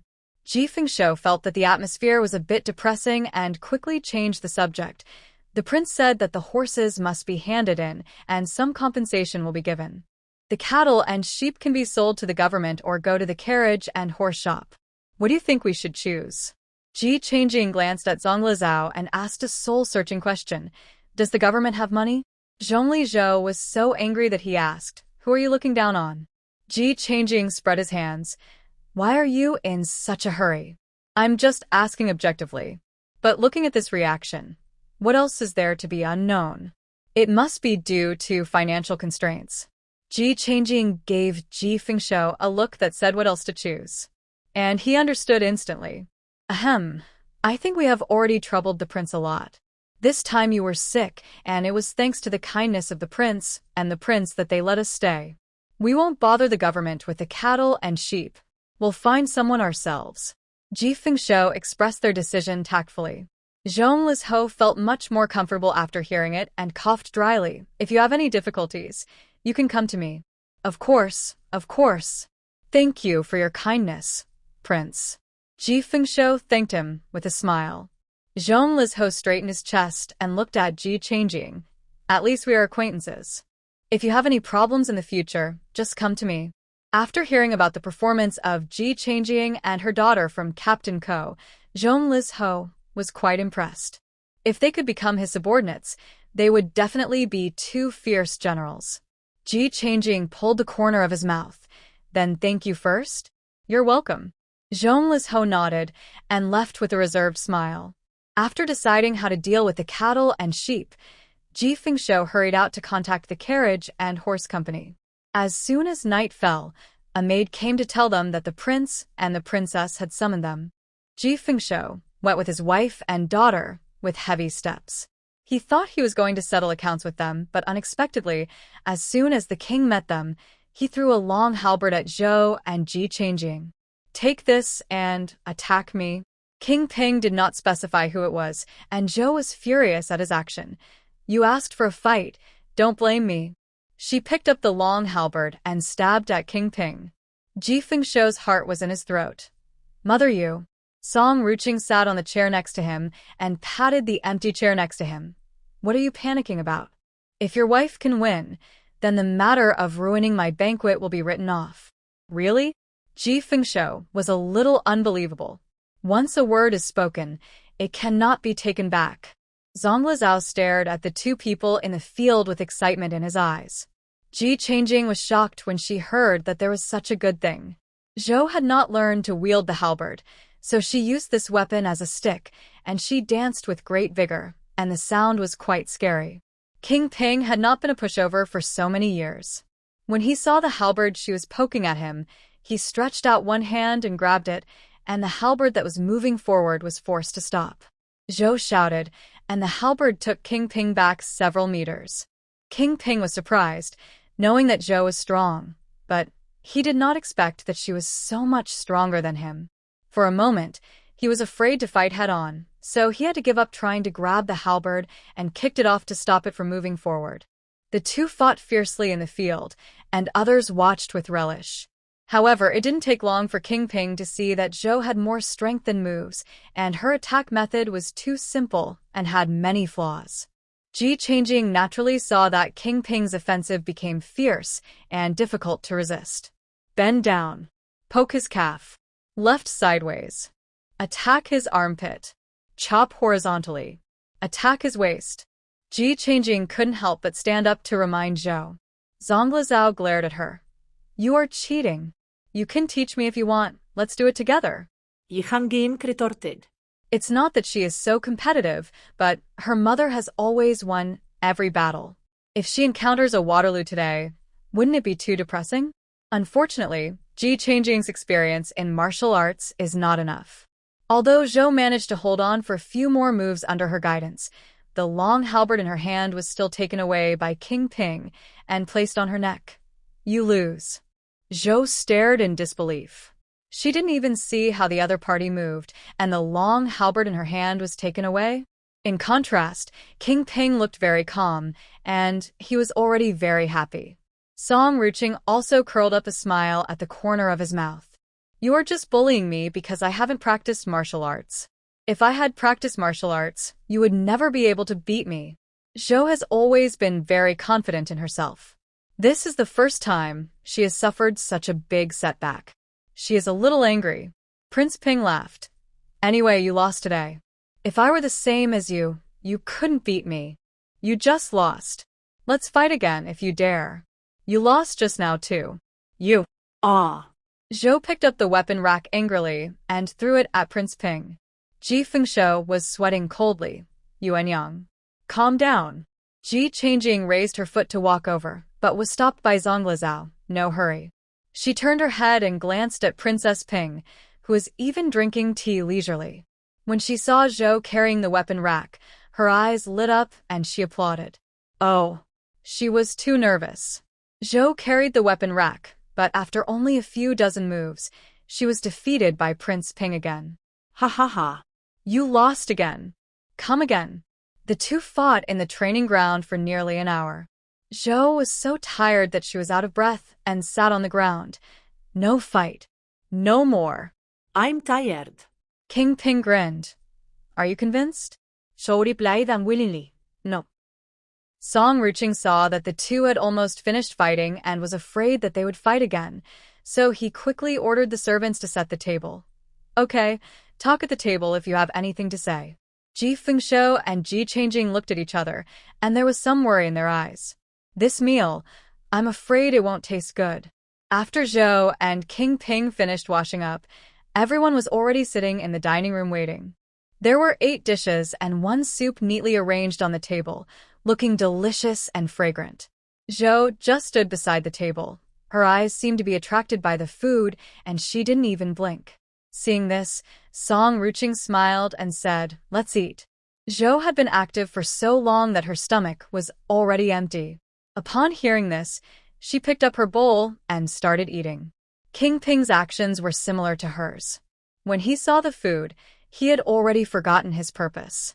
Seeing that no one was talking, Ji Fengshou hurriedly ate his meal, thinking that he should finish his meal quickly and leave as soon as possible. I called you here today because I have something to say. Watching Zhou devour 2 bowls of rice in no time, Song Ruching spoke. Ji Changjing sighed inwardly, feeling like she had finally spoken. You say. The prince and I have discussed this. It would be a pity to waste the 2 of you with such great talents, so we want to enlist you in the Red Sleeves Army. Red Sleeves Army? Ji Changjing was very confused. Why does this sound like the name of a military camp? I don't care. I listen to my daughter. Zhou threw down a sentence and concentrated on eating. Song Ruching simply gave up explaining to her and turned to look at Ji Changjing. The Red Sleeves Army is the name I gave it, and it's full of women, but after I was injured a few years ago, they are not as good as before. Song Ruching looked lost and a little depressed. Zhongli Zhao was anxious. Mother, why don't you have martial ethics? What about these 2 people? You take the older one, and leave the younger one to me. Ji Changjing turned her head and looked at Zhongli Zhao with a very dangerous look in her eyes. Do you think you can be picky when buying vegetables? Song Ruching also looked at him disapprovingly. Don't make trouble. Your place is full of men. It's not appropriate for women to go. Why is it inappropriate? Men and women are the same on our border, and there's no distinction between men and women when killing the enemy. Ji Fengshou was anxious. Impossible. My daughter won't go. Zhou finally looked up from her bowl. Then I won't go either. I have to go home to take care of the cattle and sheep at home. King Ping glared angrily. God has given you such a good talent. You don't make good use of it, and you still want to go home to raise cattle and sheep? Is this all you can do? Ji Changjing was headached by the quarrel. I think we need to go back and discuss it. Song Ruching nodded to show his understanding. I know you may think that it is a bit rebellious for women to join the army. Our Hongxiu army has been established for more than 10 years and has made countless military exploits. You may not have heard of our reputation outside, but in the army, we also stand upright in front of everyone and are respected. I want to say that regardless of gender, no one is born worse than others. What women can do is no worse than men. I hope that as women, you will face yourself first. Ji Fengshou's angry expression calmed down a bit after hearing this, but it was still a little unacceptable for a while. He didn't care about etiquette and dragged Zhou and Ji Changjing away. Pedantic. Zonglizao snorted and sat down. Song Ruching was very calm. After all, they have always lived in Liangzhou. It is understandable that they can't accept it. After all, isn't the Red Sleeves army still a regular army not recognized by the court? A trace of guilt appeared on Prince Ping's face. It's all my fault for my background.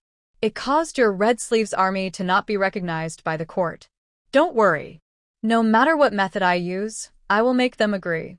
If Cui Hao hadn't had selfish motives and wanted to stay and abuse his power to ask for benefits, Prince Ping would have lost face again. This doesn't look like a real father and son. It's clearly a deep hatred. King Ping looked gloomy. Shut up. No matter what, he is your royal grandfather. Don't talk nonsense. Zonglizao was angry. What I said is the truth. You can see for yourself. You have been stationed in Liangzhou for almost 20 years, and you finally have this day. Doesn't he know that this imperial edict will make you lose all your dignity and face in front of your subordinates?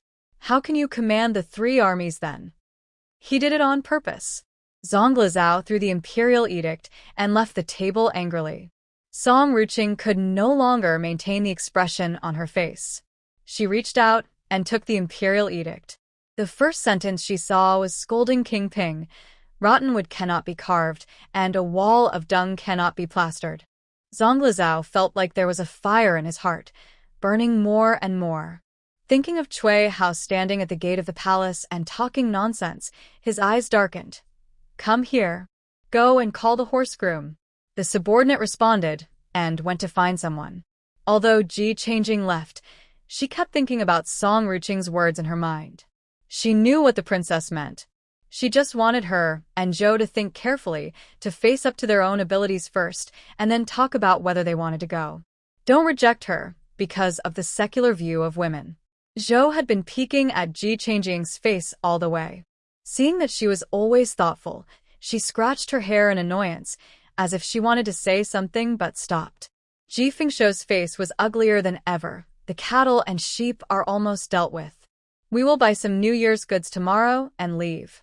He didn't want to stay here for another day. He was really afraid that if he stayed for 2 more days, his wife and daughter would be abducted. Zhou was full and sleepy. I'm fine. When she looked at Ji Changjing, she nodded perfunctorily. Ji Fengshou pulled Zhou away with a heavy heart, leaving Ji Changjing to have a good rest in the room. She tossed and turned in bed, unable to sleep. Princess Ping was born in this dynasty and still had her own opinions and lived the way she wanted. What about her? What was the meaning of coming here suddenly? What did she want? Ji Changjing lay on the bed and felt at a loss for the first time. Whether it was the exile when she opened her eyes or until now, she was passively drifting with the flow. Could it be that she had to live like a wheel, pushing it and moving it? How is this possible? Ji Changjing turned over and sat up. She had learned so many years of knowledge, it was impossible for it to be wasted, and it was impossible for her to give up like this. Why not dream of picking stars when you are young, and dare to draw a mulberry bough to shoot you home? Let's take out what I have learned and try to be the spark that sets the prairie on fire so that everyone in Liangzhou will not be hungry. She slowly exhaled a breath of turbid air and began to sit cross-legged in meditation, allowing herself to calmly circulate her internal strength according to the internal skills and mental methods. Ji Fengshou didn't sleep well the whole night, and he was in great pain. He was afraid that Zhou and Ji Changjing would suddenly tell him that they wanted to join the Red Sleeves army. Would he agree or not? This was unbelievable. If they disagreed, could he stop them? In the morning, when the sky just began to light up, he turned over and sat up when he heard the sound of the servants and maids sweeping outside. As soon as the back door of the palace was opened early in the morning, he started to go to the street to buy some things for the new year. I planned to wait until I came back and see them get up, then take them home immediately. Ji Changjing felt refreshed after a night of work. Just after breakfast, a maid came to inform her that someone was coming to visit. Why are you here? Ji Changjing looked at Ko Yuni and Jiang Fengshe and felt very surprised. They had no previous relationship, but she didn't expect that the two of them would come to see her with cakes. You came just because you wanted to. I didn't expect your name to work. Someone brought me here after I told you your name. Ko Yuni sat down next to Ji Changjing carelessly. Jiang Fengshe's round face was a little embarrassed. Sorry for bothering you. I didn't tell you in advance. This is the filling cake that Yuni and I bought for you at Wafang's High early in the morning. Try it and see if you like it. Facing such a lovely girl, Ji Changjing couldn't help but lower his voice by 2 degrees. Thank you. She picked up a piece of filling cake and tasted it. Delicious. Jiang Fengshe's eyes curved up. Wafang's High's cakes are always delicious. They are only sold until noon at most. If you go too late, you won't be able to buy them. Hey, why are you thanking her and not me? After all, I have been waiting in line for a long time. Ko Yuni was a little dissatisfied and angrily picked up a piece of filling cake and stuffed it into his mouth, as if to say, I won't give it to you. Then I'll treat you to a meal as a thank you gift? Ji Changjing asked helplessly.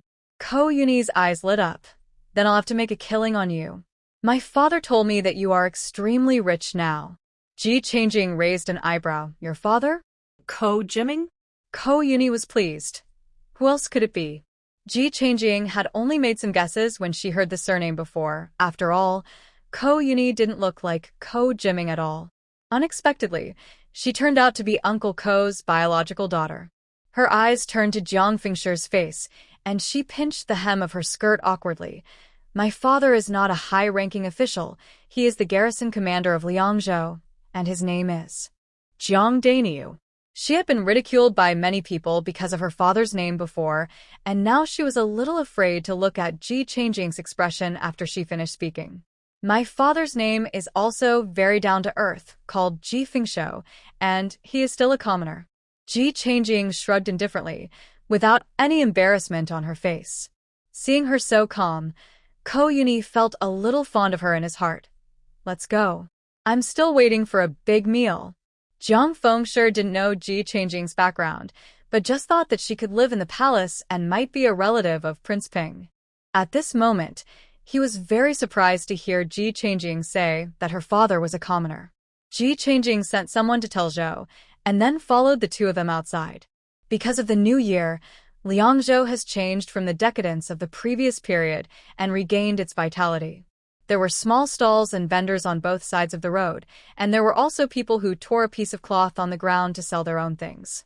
The streets were crowded with people, and there were street performers performing on the streets, waiting for tips from the people around them.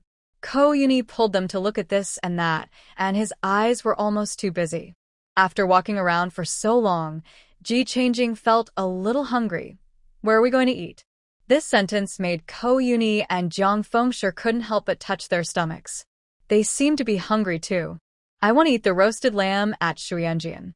Jiang Fengshe's eyes lit up when he talked about food, and he looked at the two of them expectantly. Ko Yuni thought of Shuyanjian's signature dishes and couldn't help swallowing his saliva. Okay. Shuyanjian is located on the most prosperous section of the city center.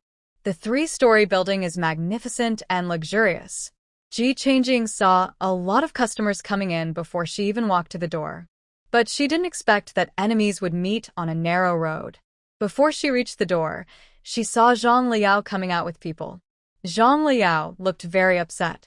People around her kept talking all the way. She had a tense face and didn't seem to be interested. When she looked up and saw Ji Changjing and the others, her eyes were immediately fixed here. She came over with big strides and looked at the three people with anger in her eyes. Oh, who did I think it was? Isn't this Ko Yuni? And Zhang Liao took 2 steps forward, sniffed beside Ji Changjing, and then waved her handkerchief with disgust. You smell like dirt. Maybe you are a country girl from some village? Ji Changjing understood in her heart. Did she investigate her background? Ko Yuni stepped forward and covered his mouth and nose with disgust. How many days have you not cleaned your mouth? When you open your mouth, you can smell the swill from 3 miles away. It's so stinking. Jiang Fengshe stepped forward silently and stood beside Ji Changjing. Xiao Jinan frowned behind Zhang Liao, looked at Ji Changjing, turned his head and looked at Zhang Liao. Is she the one who bullied you? Zhang Liao's eyes reddened and pointed at Ji Changjing. It's her. Xiao Jinan looked heroic, and his clothes were different from those of ordinary women. He wore a simple and convenient men's suit. As soon as she opened her mouth, Ji Changjing realized that this was a girl. When Xiao Jinan heard what Zhang Liao said, he pulled out a soft whip from his waist without saying a word. Since you bully others, you must be prepared to be bullied. After she finished speaking, she whipped towards Ji Changjing. Xiao Jinan, what are you going to do? Ko Yuni stood up angrily. She didn't expect Xiao Jinan to attack as soon as he said. Seeing that the whip almost fell on her, Xiao Jinan's face changed drastically and tried to control the whip to deflect a little. Ji Changjing grabbed Ko Yuni, wrapped a circle around her hand along the force of the whip, and then pulled it forward with force. The defenseless Xiao Jinan staggered forward and quickly stood still. She looked at Ji Changjing in surprise. Since you have some skills, don't blame me for being rude. She couldn't pull the whip back, so she simply gave up and went up with bare hands. Soon a group of people gathered at the entrance of the restaurant. Some gossipers who were eating inside did not forget to take their bowls to the entrance and tiptoe to eat while watching. Xiao Jinan was agile, but she was not strong enough. In front of Ji Changjing, who was dozens of times stronger than her, any cleverness was redundant. As she was about to punch, Ji Changjing whipped one of her hands and quickly grabbed her other wrist and tied them together, then pressed her to the ground and sat on it. Do you understand what's going on? Why are you doing this? Xiao Jinan struggled to break free but failed, and said angrily, Not only did you break Lu Yao's flower pot, you didn't apologize and beat her. Aren't you just relying on your skills? Zhang Liao and her men went forward to pull Ji Changjing. Let her go. Ji Changjing knocked on Xiao Jinan's head with her knuckles. Did you borrow this brain from someone else? You don't even use your own brain, and you believe whatever others say. It was obviously her who bullied me first, but she just didn't hit me. Aha! Get out of the way. As they were talking, there was a commotion in the crowd. Cui Hao rode his horse and rushed through the crowd, unable to control the horse under him. He shouted in terror, Save me! Save me! There was a bunch of guards following behind him, but they could not outrun the manic horse under him. The others all dodged because they reacted quickly. All of their attention was on Ji Changjing and Xiao Jinan. When they saw the horses rushing towards them, their brains went blank. Zhongli Zhou, who was standing at the window on the 3rd floor, saw this scene and decisively jumped out of the window. When Ko Jiming looked over, his heart stopped beating. His daughter is downstairs. The moment Ji Changjing saw Cui Hao, he immediately gave up Xiao Jinan under him.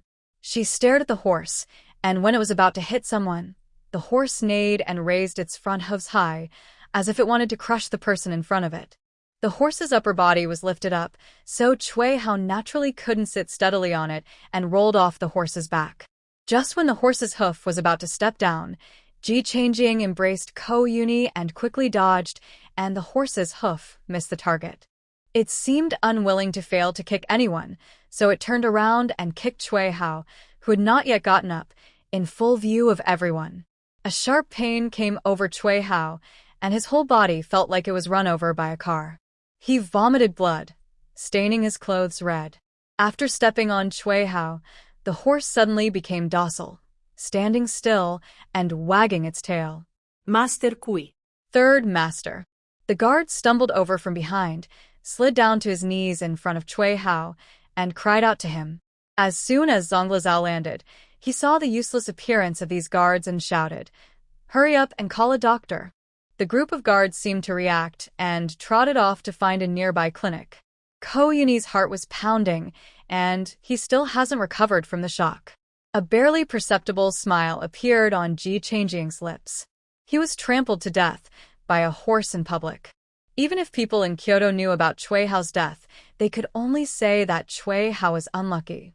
Zhong Lizhou came over and looked at Ji Changjing and the others. "Are you okay?" Ji Changjing shook her head. "We are fine, but I don't know about the others." Zhang Liao saw that Zonglizao only had Ji Changjing in his eyes, and the handkerchief in her hand was about to be torn into pieces. I seem to be a little scared." Zonglizao glanced at her. "Go back and prescribe 2 doses of tranquilizing soup." Zhang Liao's face was stained with 2 blushes, and she nodded shyly. "Well, thank you for your concern, Prince." This tone made Zonglizao's hair stand up. "I advise you to take another look at your throat." Zhang Liao looked up at him with some surprise. "Are you worried about me?" Zonglizao felt like he was crawling on his body. He said expressionlessly, "You think too much." He felt that he could not stay here, and said a few words to Ji Changjing and turned to check on Cui Hao's situation. Ji Changjing pulled Jiang Fengshe over to check, and confirmed that they were fine. He ignored Zhang Liao and turned into the restaurant. Zhang Liao was still immersed in the 2 sentences Zonglizao had just said to her, and did not notice this situation at all. Xiao Jinan looked at her with a complicated expression. "Yao Yao, the person has left." Zhang Liao glanced in the direction of Zhong Lizhou and said with some disappointment. "He left after just saying 2 words." Ko Jiming crawled down from the 3rd floor. Before he reached the door, he saw his daughter and the others walking in. He ran over in a panic. The 7-foot-tall man's voice was filled with tears. "Daughter, How are you?" Ji Changjing and Jiang Fengshe were almost dumbfounded. Ko Yuni saw that his father immediately restrained the expression on his face and helped Ko Jiming to stand firmly in a soft voice. "I'm fine. Don't worry, father." Ko Jiming looked up and down, wiped the tears that were about to flow out. "My dear, I'm okay, I'm okay." Ko Yuni smiled obediently at his father. "I have to thank Miss Ji very much. If it weren't for her, I might have died today." Ko Jiming turned around and patted Ji Changjing's shoulder hard with his palm as big as a palm fan. "Niece, I am grateful for your kindness. Your Uncle Ko will protect you in the future." Ji Changjing rolled her eyes when she was slapped. "If it were an ordinary person, you would have knocked him down with such strength." Jiang Fengshe's shoulder kept shaking, and it was obvious that he was having some difficulty enduring it. Ko Yuni looked at his father angrily.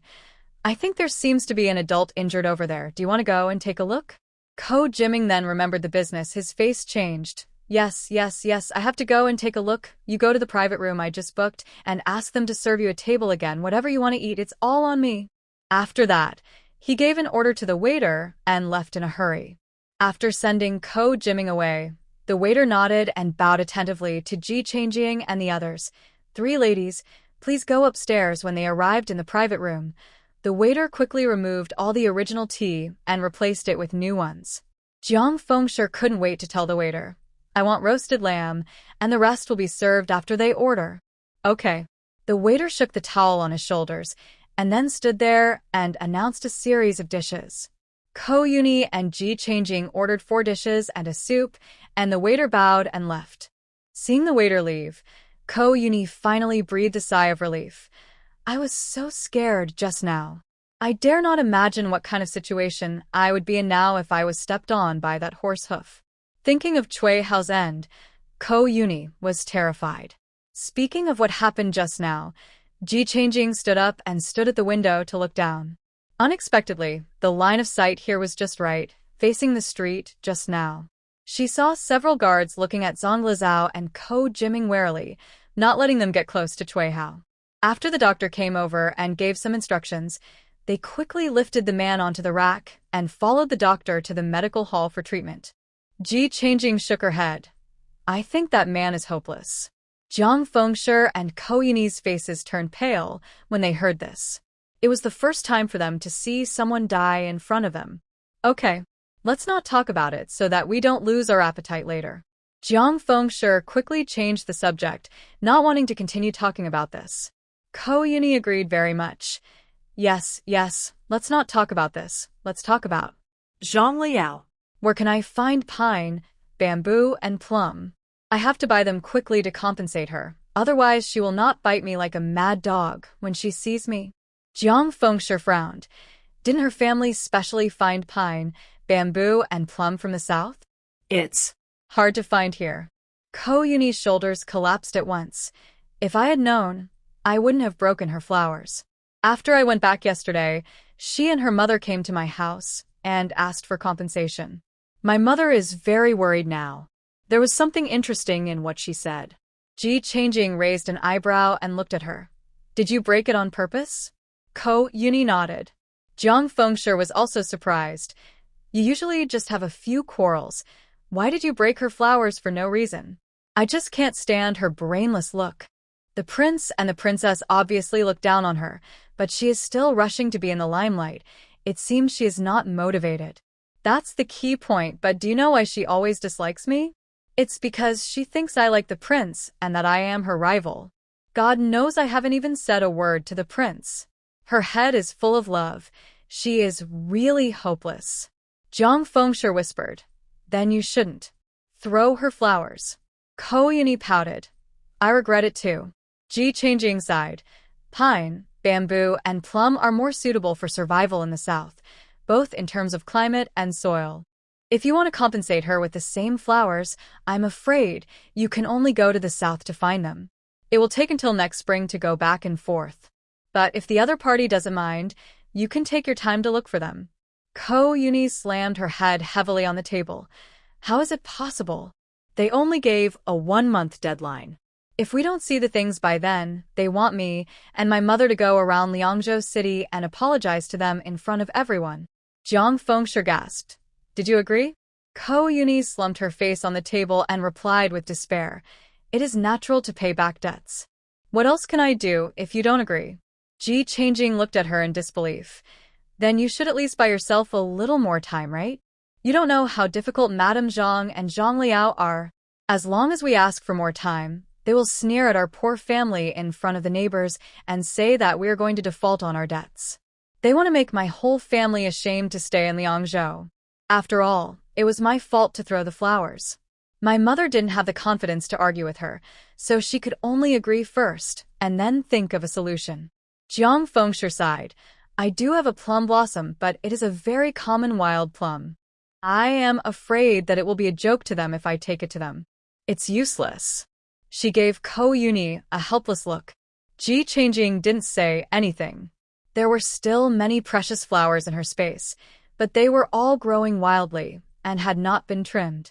Even if she took them out to help, she had to have a suitable opportunity and excuse. The waiter started serving the dishes at this time. Every time a dish was served, the name of the dish was sung. A mouthful of gold roasted lamb, replenishing qi and blood scallion vinegar chicken, 3 fat and 7 lean yunmeng meat, different flavors 24 qi wontons, beauty and beauty lotus soup. After the waiter finished serving, he said, The dishes are all here. Please enjoy your meal, 3 girls. Without waiting for anyone to tell him, the waiter took the initiative to leave this place for them. Jiang Fengshe couldn't move his eyes when he saw these dishes and swallowed his saliva. I think it's more important for us to eat.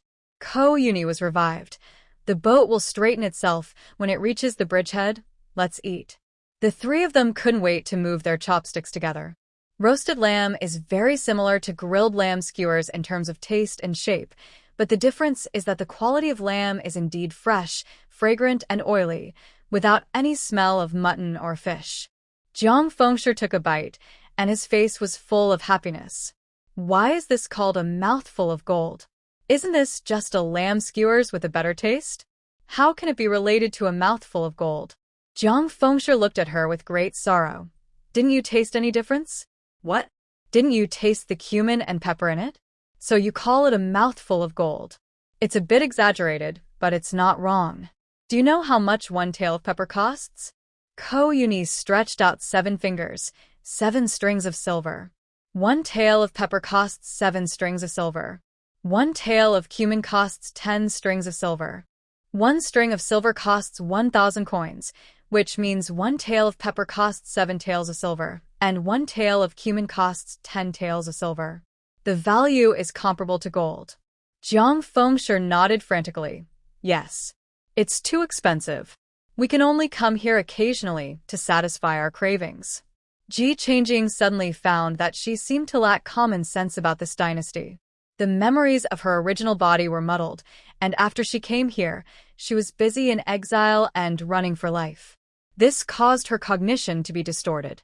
You know, my family has always lived in the countryside, so there are many things we haven't seen or heard of. Why don't you tell me about our situation? I won't be embarrassed if I go out one day. Ji Changjing smiled and picked up a piece of food for each of them. Ko Yuni patted her steamed bun with a proud look on her face. If you don't understand anything, just ask. My father has long told me to take care of you, and I like you. We will be friends in the future. Jiang Fengshe poured a cup of tea for each of them. Come on, let's drink this cup. They drank happily, and the atmosphere at Zhonglizhou's place was much heavier. After Cui Hao was carried to the clinic by the guards, 4 or 5 doctors were placed in a row. After taking his pulse, they all shook their heads and sighed. Try your best to treat him, but you have to be mentally prepared. The leading guard looked panicked and angry, and drew his sword and put it on the doctor's neck. If you can't cure my 3rd master, I want you all to be buried with me. Ko Jiming was furious, and just took a step forward was stopped by Zhonglizhou. The old doctor looked at the sword on his neck without any hesitation. Instead, he stood there and pointed at the guard's nose and scolded him. Anyone with eyes can see how badly this man is injured. I have been practicing medicine for many years and have seen all kinds of people. Don't threaten me here. Doctors are human, not gods. I don't have the ability to bring the dead back to life. If you don't want to treat me, take the man away now. If you still want to treat the disease, shut up. If I was upset and gave the wrong needle, I will collect your master's body now. The guard's face turned pale after being scolded by the old doctor. He wanted to be tougher, but didn't dare to take the man away, so he could only hold his breath and retract the sword in his hand. Ko Jiming looked refreshed on the side. Zhonglizhou pressed the corner of his mouth and looked at the doctor politely. Dr. Lin, please don't blame me. This person is also worried about the condition of this lord. Please don't take his words too much to heart. You can treat him as you say. If he can't be saved, it's fate. The guard glared at him. Dr. Lin snorted and looked at the guard. Do you think I was scared after spending so many years at the border? If you dare to shout at me again, get out of here with your men. He snorted and turned away. The guard's face was extremely ugly, and he bit his cheeks to stop himself from going forward and chopping the doctor. Zhonglizhou shouted to Ko Jiming behind him. Captain Ko, please go and ask Dr. Huang from the palace to come and see Lord Cui. The guard's eyes lit up, and he placed all his hopes on Zhonglizhou. The doctors employed by the palace must have better medical skills than those outside, right? Ko Jiming agreed in a muffled voice and turned to go to the palace to ask for Mr. Huang. Zhonglizhou walked to the backyard of the clinic, clapped his hands, and a secret guard appeared silently behind him. Tell me, why did Cui Hao run out on horseback? The secret guard lowered his head and told Zhonglizhou the result of his investigation. The groom recommended the horse to Cui Hao for a test ride in the parade ground according to the prince's instructions, but Cui Hao's guards kept urging Cui Hao to eat at the restaurant here. The grooms couldn't stop them and could only find someone to follow them. As a result, the horse went crazy halfway and became like this. Zhonglizhou frowned. Why did Cui Hao's guards encourage him to eat here? Which restaurant? It's Wanfilu. The guard had a meal there in the name of Cui Hao a few days ago and was bribed by the owner of Wanfilu. As long as he led Cui Hao to have a meal and leave a note, he could get 200 taels of silver for free. The owner of Wanfilu just wanted to use this gimmick to steal business from Shurianjian. Zonglizao felt that Cui Hao was really unlucky. Whether he went out or not today, he was destined to die.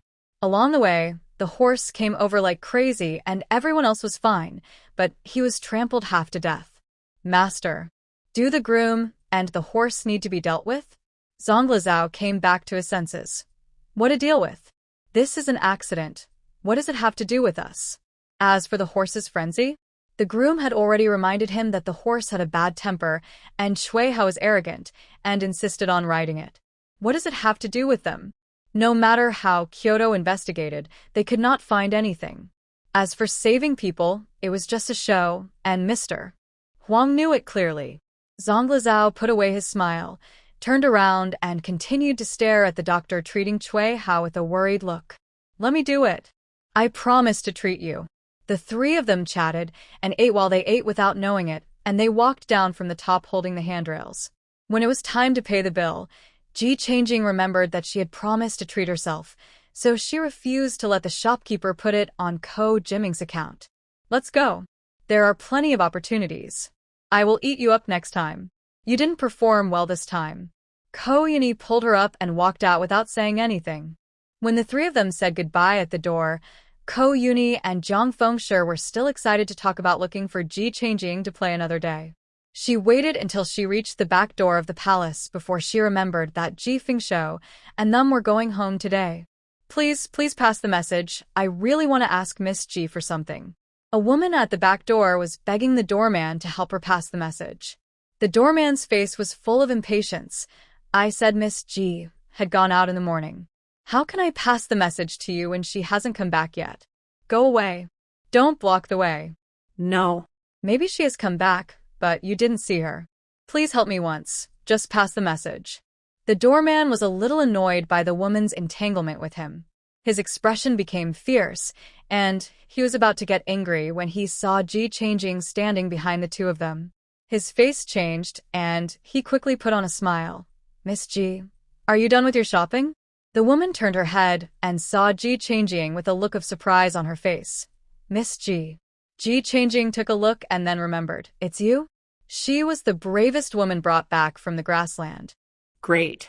You still remember me. The woman was obviously excited and a little at a loss. Ji Changjing saw that she was blocking the way standing at the door, so he motioned for her to follow in. With her leading the way, the doorman naturally did not dare to stop them and watched the two of them enter the door. This sudden behavior made Ji Changjing stunned for a moment, and he quickly reached out to pull her. What do you mean? Ji Fengshe and Zhou had already packed their things and were waiting for Ji Changjing to come back and leave. At this moment, they heard the movement outside and hurriedly opened the door to come out. The woman fell to the ground and refused to get up, looking at Ji Changjing pleadingly. My 9 other sisters and I are homeless, with no one to rely on and nowhere to go. Please show us a way to survive. You are the one who saved us, and you stood in front of us and told us to live with dignity. We are only willing to believe you now. If we can stay with you, we are willing to work like cows and horses, as long as we have something to eat. If you think we are troublesome, please show us a way. How can we live with dignity? The woman's voice was choked with sobs, and her eyes were earnest and urgent. Zhou looked at the people kneeling on the ground and felt that they were really pitiful, but Ji Fengshe's expression was much more complicated. He looked at the woman on the ground. It's true that my daughter saved you, but you shouldn't have been so attached to her. She shook her head and raised 3 fingers to the sky with a panicked look and swore, I, Yao Sanyang, absolutely have no intention of attaching to the girl. The girl saved us, and it was a great favor. We only hate that we are not capable of repaying her. Now we are really desperate and only think of asking the girl for help. If it's difficult, I will leave now. Yao Sanyang was also a bit fierce. After saying this, she stood up neatly without any intention of dragging her feet. Wait. Ji Changjing looked at Yao Sanyang, who was revealing a bit of despair, and called her out. Yao Sanyang turned around without crying and looked at her calmly. Such a woman made Ji Fengshe's face a little unnatural, although he knew in his heart that these people were just poor people. But no matter how pitiful they were, it was not caused by her daughter. How could he blame his daughter? Ing is still a child. Ji Fengshou stood up straight again when he thought of this. Why are you desperate? The government office said before that they would find a way to resettle you people who have nowhere to go. Ji Changjing's eyes were full of concern and inquiry. Yao Sanyang pulled an ugly smile from the corner of her mouth. They found the Yamen runners to persuade us to marry the widower. I know these adults have good intentions, but we really don't want to go this way anymore. Ji Changjing didn't expect that the resettlement they talked about before would be such a resettlement, and she frowned for a moment. She turned her head and looked at Ji Fengshou. Dad, can we leave early tomorrow morning? I want to go with her to see the situation. Ji Fengshou was a little reluctant, but Zhou waved her hand. Go if you want to. Your father is here with me. Ji Changjing smiled at Zhou. Then I'm leaving. Lead the way to your temporary residence. Yao Sanyang walked in front with excitement and led the way, leading Ji Changjing all the way to the end of another street next to the government office. Stopping in front of a compact courtyard, she pushed open the door and invited Ji Changjing to come in first. As soon as I stepped through the gate, I heard 5 or 6 Yamen runners surrounding 8 or 9 women in the courtyard. The one standing in the middle was reading out names. Zhang Mutu, 32 years old. From Chu County, his wife died at the hands of barbarians. The one standing in the middle was reading out names. Zhang Mutu, 32 years old. From Chu County, his wife died at the hands of barbarians a year ago. I have all my limbs intact, no bad habits. Currently cleaning the inn. Lu Daqiang, 28 years old. From Liangzhou, lost a leg in an accident 3 years ago. Ji Changjing and Yao Sanyang both stopped. The Yamen runner quickly finished reading the list. Ladies, you are also from Liangzhou.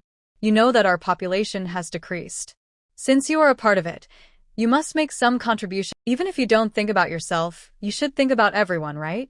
If everyone doesn't want to get married or have children like you ladies, then who will protect our Liangzhou city in the future? Who will go to the front line to fight the enemy if there is another foreign invasion? Only when our Liangzhou is well. Everyone will be well, right? I have analyzed enough for you ladies during this period. I hope you will think about it carefully. There are about 3 days left. If you ladies still can't make a choice, then the government office will have to assign it to you. After the Yamen runner finished speaking, he put the list in his arms and waved his head to signal others to follow him. When they passed by Ji Changjing, they took a look at her, turned around and left without recognizing her. Yao Sanyang looked at their backs and explained softly, "These are the runners of the government office. They come here every day recently. Sometimes I think what they say makes sense, but as long as I think about living with a man for a long time in the future, I feel pain all over my body." Miss G. The remaining 9 ladies saw the surprise on their faces. It seemed that they did not expect Ji Changjing to come here to visit them. They invited Ji Changjing to sit in the house a little awkwardly. In the room that can be seen at a glance, there are many beds made of boards. Although crowded, they are very clean, but it is a little cold because of the wind blowing in from all sides. Are all your family members gone? Ji Changjing has made up her mind and wants to know about their situation at this moment. I dare not hide anything when the girl asks. My family is all here, but my elder brother has married and has 5 children. My parents have passed away, and there is no place for me in the family. My relatives all died in front of me on the day I was kidnapped. I was kidnapped because my parents pushed me out to stop the barbarians in order to save my brother's life. After asking a lot of questions, Ji Changjing fell silent. Happiness is the same for everyone, but misfortune is different for everyone. Why don't you want to get married? Is it because the conditions of the men given by the government office are poor? Ji Changjing's question made all 10 ladies excited. No, it's not like that. How dare people like us look down on others? One lady gritted her teeth and looked at Ji Changjing with a desperate expression. I feel disgusted when I see men now. I feel suffocated when I get close to them. I don't want to hurt others. Another one looked at Ji Changjing straight in the eyes. I don't care about any great justice, and I don't understand any great principles. I just remember what the girl said at the beginning. The weak can only wait to be trampled on. I just don't want to live by others' noses anymore. I want to live selfishly and with dignity. Ji Changjing looked at Su Qingchao. She was the one who was pushed out by her parents. After this, she also lived out her own ideas. Yao Sanyang knelt down again and looked at Ji Changjing firmly. We want to live uprightly, like human beings. Please give us some advice, young lady. Ji Changjing glanced at their faces. Stand up. If you want to live uprightly, you must first stand up straight. While the others were still hesitating, Su Qingchao and Yao Sanyang had already stood up and straightened their bodies as Ji Changjing said. Seeing this, the others no longer hesitated and all stood up. My family is just an ordinary family. I'm not a young lady, and I never keep idle people at home. Ji Changjing spoke slowly, and before they could show their disappointment, she said again, but I can show you a clear way. My family is in Shaotian Village, Gan County, a village close to the border. If there are barbarians attacking, our village will be the first to bear the brunt. Every year there are always a few times when barbarians enter the village to burn, kill, and loot. Although the danger is high, the whole village has all kinds of surnames, and there is no clan that has lived there for generations, so it is very inclusive with many fields and a vast territory. If you want, I can go to the government office to help you live over there. As for how you live after you get there, I don't care. That's your own business. Whether it's farming and raising livestock, going out to work, or wanting to get married one day, it's all up to you. Of course, maybe we can become friends and help each other. If you don't want to. Before Ji Changjing finished speaking, Yao Sanyang burst into tears and said, I am willing. I, Yao Sanyang, am willing to live there with a girl. Su Qingchao also quickly expressed his opinion. It is a blessing to be with a girl. I am willing. Without much hesitation, almost before Ji Changjing finished speaking, they all expressed their willingness. Ji Changjing also smiled. If you don't want to, I can help you find a job in Liangzhou City. Although you won't be rich, you can support yourself. No. We want to live with the girl, and we also want to try to be a strong person from the inside out like you. Yao Sanyang looked at her quietly and added in her heart. It doesn't necessarily mean how much money you make or how high your status is, but to be like the girl, confident, fearless of any difficulties, and always able to hold your head high and live. After Ji Changjing confirmed their ideas, she stopped talking. I will go to the government office now. You pack up your things. We will leave early tomorrow morning and gather at the city gate. Yes. The 10 ladies were a little excited. Finally, they didn't have to sit and lie down, feeling confused and anxious about the future. There was only one street between here and the government office, and it didn't take Ji Changjing long to get there. Looking at the doorman, she coughed and walked over without looking away. Please tell him to tell me that I'm looking for Captain Ko. The doorman frowned and looked at Ji Changjing, always feeling that she looked familiar. Who are you? Ji Changjing grinned. Captain Ko's niece. We recognized each other here. Don't you remember? The doorman's eyes widened, and he slapped his forehead and his attitude became visibly better. It turned out to be the girl from the past. Please wait, I will tell him now. Ji Changjing nodded reservedly. I'll wait here. Okay. The doorman ran in quickly to find someone to pass the message. Not long after, Ko Jiming came running over, sweating all over.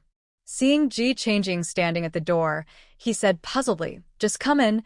Why are you looking for someone to pass on the message? Are you sure I can go in directly? Ko Jiming choked up. I forgot. Let us go in and talk. Ji Changjing followed him into the government office and said, I came here today to ask you for a favor. What is it? Just tell me. Your uncle will not refuse anything that can be done. Although Ko Jiming was a rough man, he was not completely brainless and did not dare to say that he could do anything. It's nothing. It's just that there were 10 women we rescued who had nowhere to go. When I went to see them today, I ran into the government trying to persuade them to get married. This kind of thing is difficult to comment on. From the overall perspective, Ji Changjing could not blame the government for doing anything wrong. But from a personal point of view, it is somewhat like moral kidnapping and coercion. Ko Jiming was a little surprised, but soon he smiled again. It's really a good resettlement method. This will also add more population to our Liangzhou. The more he thought about it, the more he felt that this was a good job, and his face was full of smiles. See who is a good guy, he is really good at doing things. Ji Changjing turned her head and looked at him steadily. But those women don't want to. Ko Jiming disagreed. Women will get married sooner or later.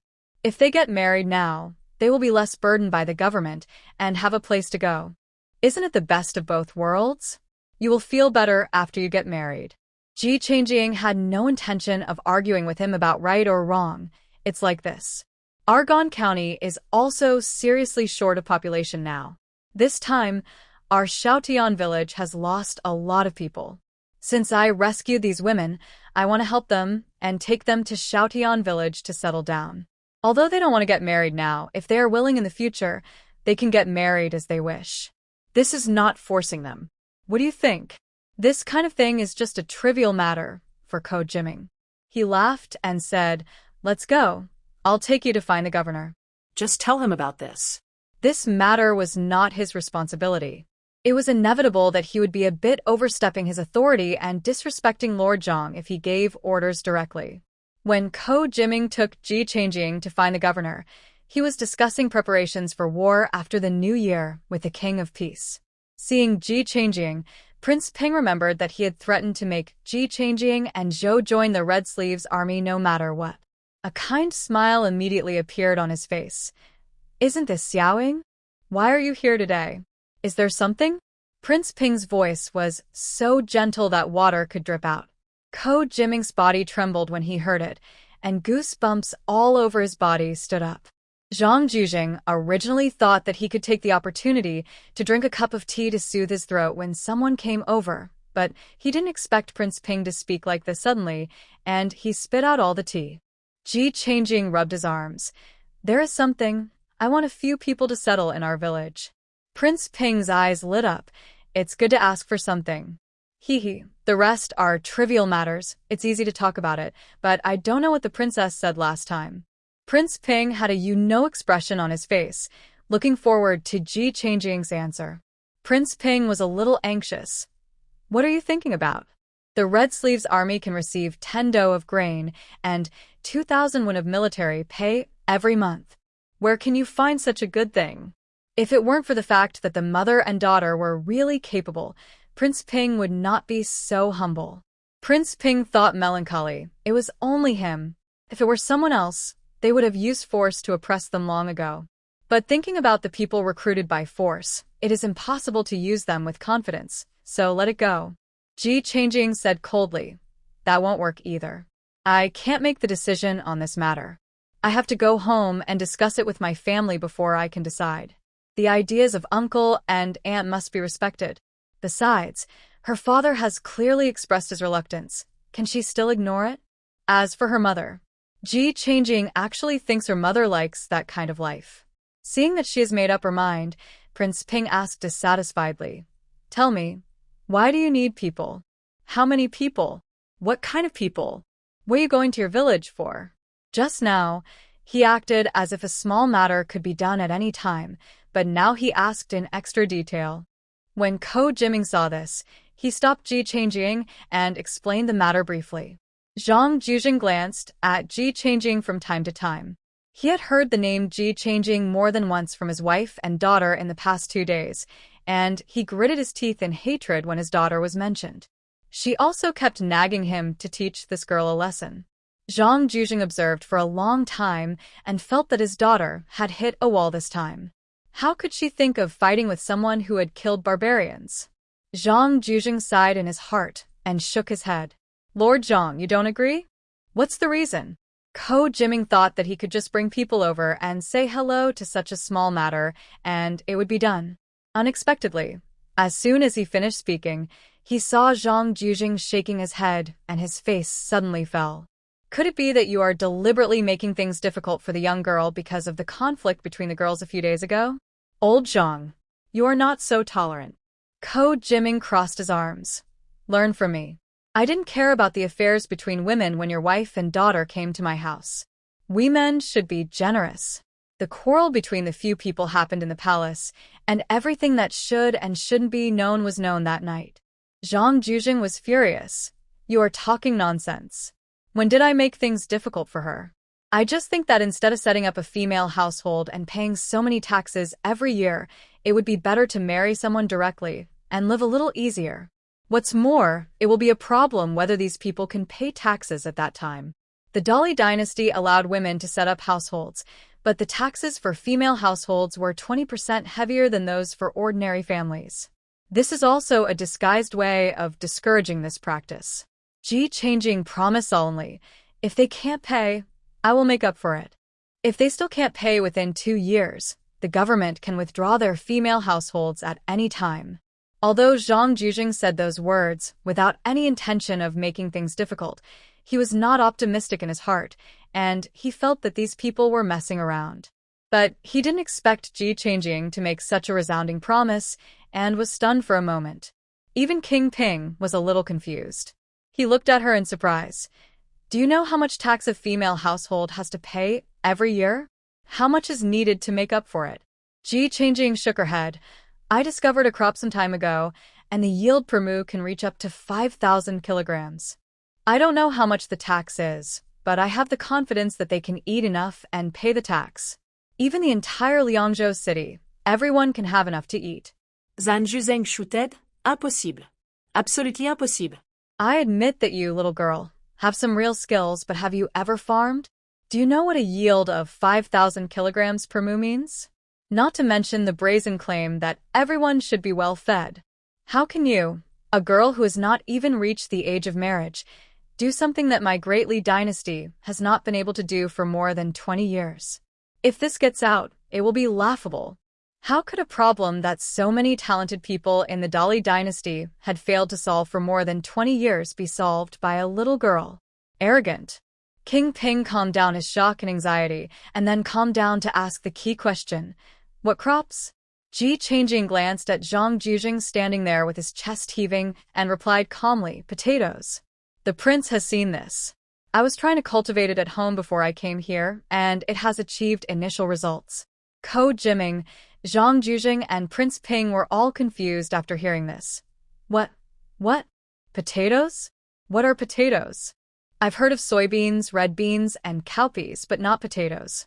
Ko Jiming was full of surprise. Zhang Jujing frowned and thought hard. Even though he was well-read, he was very unfamiliar with the word potato. Prince Ping had never heard of it before. What is potato? Changing couldn't make it out of thin air for them at this moment, so she could only give them a detailed introduction to the characteristics, eating methods, and yield of potatoes. Therefore, it is suitable for planting in our Liangzhou area. It has strong cold resistance and environmental tolerance, low soil requirements, high yield, and strong disease resistance. If it is really planted on a full scale, it will be no problem to improve the living standards of every household in Liangzhou. The key is that there are many ways to eat it, and it can fill your stomach. Since she had made up her mind to give full play to her strengths, Changing had no intention of hiding anything. Seeing that all the decision-makers in Liangzhou were here today, she said it in one breath. Zhang Jujing saw that she was talking very logically, and his expression was shaken. Is there really such a magical thing? Some have been cultivated so far. After mass reproduction in the spring of next year, there should be more seeds. Prince Ping turned around in the hall and couldn't calm down. The 10 people you want, it's confirmed. You have the final say on how to distribute them. Changing smiled. Then please ask Lord Zhang to order someone to deal with it as soon as possible. The household registration will go to Gan County with me. I will leave early tomorrow morning. Zhang Juzheng was still in a trance. Seeing this, Ko Jiming spoke first. I will go to the household registration office and give him instructions. Nothing else, I'll take my leave too. Changing bowed and turned away. Waving his hand without taking away a cloud, he looked free and easy. Zhang Jujing didn't believe it. Your Majesty, this matter cannot be believed. I will go to the study to check the agricultural crops about this potato and see if I can find some clues in the book. Prince Ping waved his hand. Go. He was also in a hurry to go back and inform the princess of the news. He hadn't asked anyone to agree to go to the Red Sleeve Army, and he was going home. How can I explain this to my wife? Besides, we can't detain people, can we? Didn't I say that this girl is still cultivating potatoes at home? Ko Jiming laughed all the way. If it's really as you said, I won't have to worry about military supplies anymore, and I won't have to worry about insufficient food in the rear during the war. I have to plan all the time, and sooner or later, I will go to the barbarian's lair in one breath. Who cares what beans? The ones that can fill you up are good beans. He is not like those literati who read too many books and have a lot of tricks. This is a good thing, in any way. Since it is a good thing, it is worth encouraging. No problem, I promise to give you enough to eat. Ko Jiming's words made Ji Changing feel warm in his heart, and he patted his chest to promise him. After returning to the palace, Ji Fengshou had already sorted it out, and he had said goodbye to the princess with Zhou.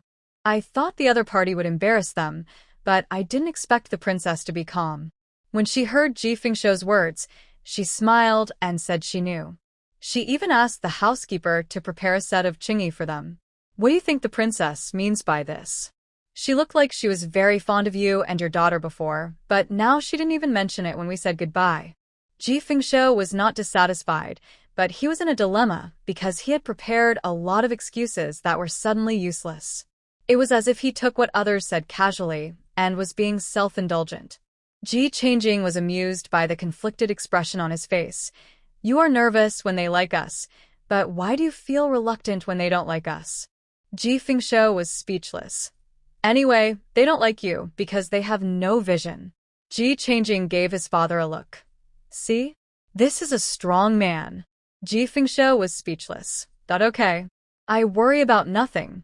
The next morning, the three of them took their packed things and set off in the rented carriage. Prince Ping and Princess Ping did not see them off. They just asked the butler to present a set of gifts and told them that they had too many things to do and would not be seen for the time being. After yesterday's conversation, the three of them did not take it to heart. When they arrived at the city gate, Yao Sanyang and the others were already waiting there in an orderly manner. Ji Changing pointed to the carriage behind. Get in the car. Yao Sanyang bowed to her and took the 10 ladies to the carriage behind. The way out of the city was very smooth. Ji Fengshou counted the gains from this trip and grinned. Excluding the expenses on our way, our family has earned a full 300 taels of silver this time. Although there were a lot of things brought back this time, it was not so impressive when it came to each person. But because Zhou and Ji Changing contributed more, they still took the lion's share. Not bad. Ji Changing gave a fair evaluation, and Zhou was much happier. Earned so much? Then I will eat meat every meal in the future. I don't want to eat cabbage. Ji Fengshou waved his hand generously. Eat if you want. How can you let your mouth down? The car drove for a whole morning. At noon, not only did they eat meat, but even the 2 old men who drove the car prepared meat meals for them. The 2 old men worked harder when they drove in the afternoon. It was just that there was a lot of snow on the road, so the speed of the car was slowed down. It was not until dark that they passed through Gan County and arrived at Shaotian village. Along the way, Yao Sanyang and the others looked out the window nervously, holding their transfer documents tightly and not daring to let go. When Ji Fengshou saw the familiar scenery, he couldn't help but smile. He got out of the carriage, sat on the shaft, and pointed the way to the driver. Go straight ahead. Listen to the master. The driver whipped the horse and walked in the direction Ji Fengshou pointed. The Ji family had just finished their meal, and Mrs. Hu asked Ji Mingxue again, why haven't your uncle and his family come back yet? Ji Ming looked up at the sky helplessly. This is the 5th time you've asked me this question today. When we came back, my uncle said he would be back in 2 days. How do I know why they haven't come back yet? Ji Fengyi looked at him dissatisfiedly. It's been 3 or 4 days. What did your uncle tell you at the beginning? Ji Mingxue collapsed and pulled Ji Mingho next him over. If you don't believe me, ask my brother. My uncle really said at that time, you go back first, I will go back in 2 days. He really only said this sentence. Ji Mingho flipped through the book and nodded affirmatively. That's right. Ji Chongchuan sat on the side with his face in his hands, his face full of sorrow. He was a little doubtful whether he was his biological son. Why did the family of Four leave him alone? The sound of knocking on the door brought them back to their senses. Yu Tianming immediately stood up. I'll go and take a look. Open the door. We're back. Ji Fengshou shouted excitedly while knocking on the door. Ji Fengyi couldn't sit still after hearing this voice. Quick, quick, quick. Your uncle is back. Even the dog sitting in the corner heard this voice and suddenly looked up and ran to the gate. Ji Changjing was standing in front of the carriage at the back. Get down, we're here. Yao Sanyang and the others had already seen the magnificent courtyard and only got down from the carriage one by one after hearing Ji Changjing's words. This is my home. We'll stay here for the night and then go to the county government to handle household registration during the day. Thank you. Yao Sanyang and the others thanked him in a low voice. Aang, whose surprised voice came from behind, and Ji Changjing was hugged by Hu as soon as she turned her head. What's wrong with you? You've only been sick a few times since you were a child, but you've been sick for so long and haven't come back yet. How can it be as comfortable outside as at home? I see that your face has become thinner. Are you suffering outside? Mrs. Hu's eyes turned red, and she almost cried. Ji Changjing interrupted her quickly. You are just mentally ill. I've gained several pounds. The food and drink in the palace are very good. Ji Fengyi glanced at so many people. Go home first. After moving all the things home, Mrs. Hu saw that so many people hadn't eaten yet, so she was busy cooking for them. Ji Fengyi looked at the family of 4. Come with me. The 3 brothers Ji Mingxian followed without hesitation to watch the show. Ji Fengshou was worried when he saw his brother's serious face. After seeing his eldest brother come in, he picked up a bamboo stick on the table and turned to run. Stop him. Ji Fengyi gave an order, and all 3 sons went forward to catch Ji Fengshou. His hands were tightly grasping the door frame, and he would not let go. I am already this old. Your nephews and nieces are so old, and you still hit me with this. It's so embarrassing. Don't you know your own weight? How dare you follow him? It's okay to follow him, but as the head of the family, you can't take care of your wife and daughter. You should be punished. Ji Fengshou just got hit, and his hands loosened quickly, covering the back of his hands and crying. Dad. Mom. Big brother has changed. He is no longer the brother who promised you to take care of me before he died. He hit me. Ji Fengshou's tears came as soon as he said, and he looked miserable. Zhou immediately felt distressed. If it weren't for Ji Fengyi's majesty, she would have rushed over and broken the bamboo stick. She walked over angrily, stood in front of Ji Fengyi and stretched out her hand. If you want to hit me, hit me. Don't touch my husband. Ji Changjing stood silently on the other side of Ji Fengshou. Uncle, it's nothing. Anyway, we're all back. The 3 brothers Ji Mingxian secretly glanced at the expression on Ji Fengyi's face. They thought their father would be angry, but they didn't expect that their father would actually hit their uncle. This was simply jaw-dropping.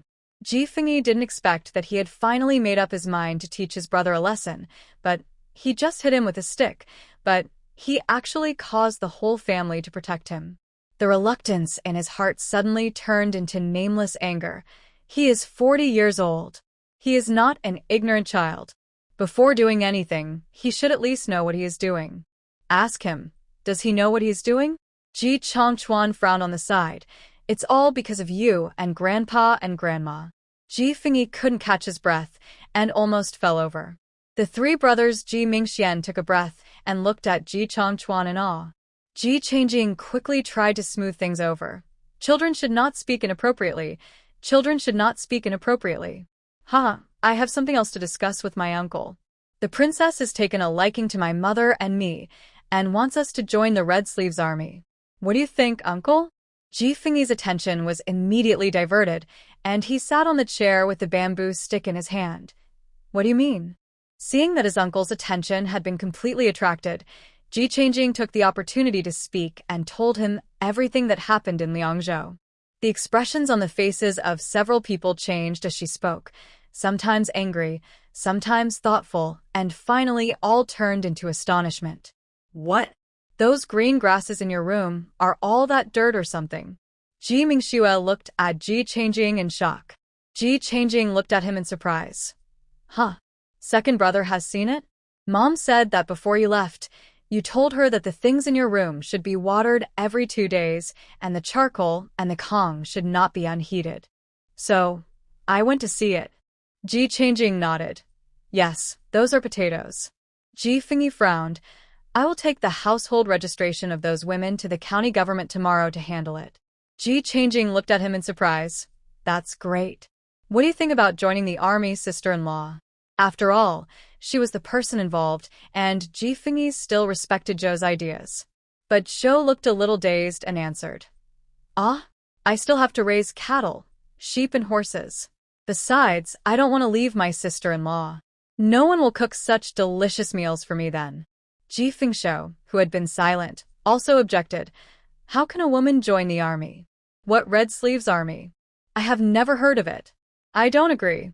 Ji Changjing looked at Zhou. After joining the army, you can train with various weapons every day, or fight with barbarians on the battlefield, or become as powerful as the King Ping who defeated you, and you will also have the responsibility to drive away bad guys and protect the people. Mother, maybe you can think about what you like and what you want to do in the future. They just asked Zhou if she wanted to go, and no one ever told her what joining the army was for. She didn't want Zhou to live in such a muddle. Ji Fengshu glared at him.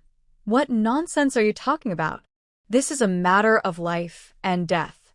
How could you encourage your mother to die? Ji Changchuan retorted. How can your words be considered as encouragement? You clearly want me to understand, clearly before making a choice. Why can everyone be sober and pursue their own goals, but I can't? These words shocked Ji Fengshu, and he couldn't say another word. Zhou's eyes seemed to be even more confused. Your own pursuit? Then what am I pursuing? It doesn't matter. Mother can think about it slowly. Ji Changjing leaned her head on Zhou's shoulder. These words left Ji Mingxue silent. He suddenly felt that he was not as good as Ji Changchuan, a 10-year-old child. What is he pursuing? Ji Fengyi saw that the atmosphere in the room had suddenly become particularly heavy, and he felt heavy in his heart as well. Okay, let's not talk about this for now. Let's put it aside for now. Potatoes are a big deal right now, and spring plowing will begin in a month. How many seeds will we have by then? Compared to this, everything else is not worth mentioning. It's about 100 kilograms. 10 kilograms of seeds can produce 300 to 400 kilograms of yield. I have less than 5 kilograms. All of Ji Changjing's potatoes are excellent varieties that have been selected through the process of survival of the fittest. They are very stable in terms of cold resistance, stress resistance, and genetics. Even after several generations of planting, the seed yield is almost the same as the first generation. This number shocked Ji Fengyi. This output is truly amazing. Mrs. Hu knocked on the door and came in. Wash your hands and eat. It's freshly prepared and still hot. If you have anything to say, talk after you finish eating. Ji Fengyi had to swallow the words on his lips. Let's go eat. Ji Fengshu snorted, deliberately blowing the red and swollen back of his hand in front of Mrs. Hu. Mrs. Hu really noticed this. She looked at Ji Fengshu in surprise. What happened? It was fine just now. My brother beat me. Ji Fengshu said this and ran out of the study. Mrs. Hu's eyes widened, and others saw that something was wrong and quickened their pace. Seeing that all the children had gone out, Mrs. Hu squinted her eyes and looked at Ji Fengyi. Before my parents-in-law died, they grabbed your and my hands and told us to take good care of my uncle. I wanted to discipline him many times before, but you stopped me. Now you are actually hitting my uncle? Ji Fengyi was very angry when he mentioned this. Look at what he has become. Is it too late if we don't discipline him? Mrs. Hu curled her lips. It's too late. He's almost 40 years old now. Is it still useful for you to discipline him? You are destined to worry all your life. You must catch up with your uncle every time you close your eyes. Accept your fate. Ye Fengyi. Ji Changjing just walked out of the door and saw Goa holding a bowl of rice and handing it to her eagerly. Give it to me? Ji Changjing smiled at his anxious expression. Goa lost the expectant expression on his face and lowered his hand with some disappointment. The black dog jumped along his arm and sat on Ji Changjing's shoulder. Ji Changjing flicked its forehead before taking the bowl from the dog. I've been hungry for a long time. You brought it just in time. Let's go and eat. After she finished speaking, she did not forget to hold her brother's hand and winked at him. Look how well behaved the dog is. Don't you want to take him with you? Ji Chongchuan was awkward and didn't want to miss him, but the dog smiled widely upon hearing this, stretched out his hand and held Ji Chongchuan's. Although he felt a little uncomfortable with the other's wet palm, Ji Chongchuan still resisted the urge to shake him off. Ji Fengshou took a look and pouted. I'm afraid I will have more sons in the future. Zhou looked at him warily. I don't want to have one. Ji Mingxian understood, so he was very embarrassed at the moment. Ahem. He made a sound to remind his uncle and aunt who were not paying attention, and then passed them and went to the kitchen. It was a little late when they came back, and who only had time to cook a large bowl of noodles for them to eat. In order to make room, the three brothers all squeezed into Ji Chongchuan's room to sleep, and only then could they barely make room for 3 rooms. The 2 drivers slept in one room. After paying the fare, they rested for a night and returned early the next morning. The 10 ladies were also placed in the other 2 rooms. Although crowded, they were much more spacious than the room they had lived in before in Liangzhou.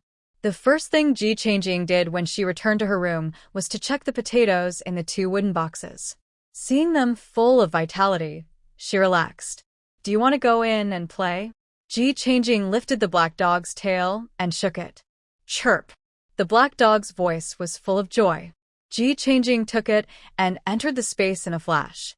The first thing the black dog did after entering was to look at the pile of boxes. Ji Changjing looked at it speechlessly. Miser. Sooner or later, all your gold will be spent. Chirp! The black dog ignored it, and the whole monkey collapsed on the box, taking a deep breath and looking very intoxicated. Ji Changjing shook her head and stopped looking at it. After the automatic feeder was filled, she looked at the flowers and trees that had not been taken care of for a long time. After choosing for a long time, she chose a bougainvillea bonsai. These are all the leftovers from previous sales, which allowed her to study with peace of mind without worrying about tuition and living expenses. However, some of them were not delivered to customers in time before the end of the world came.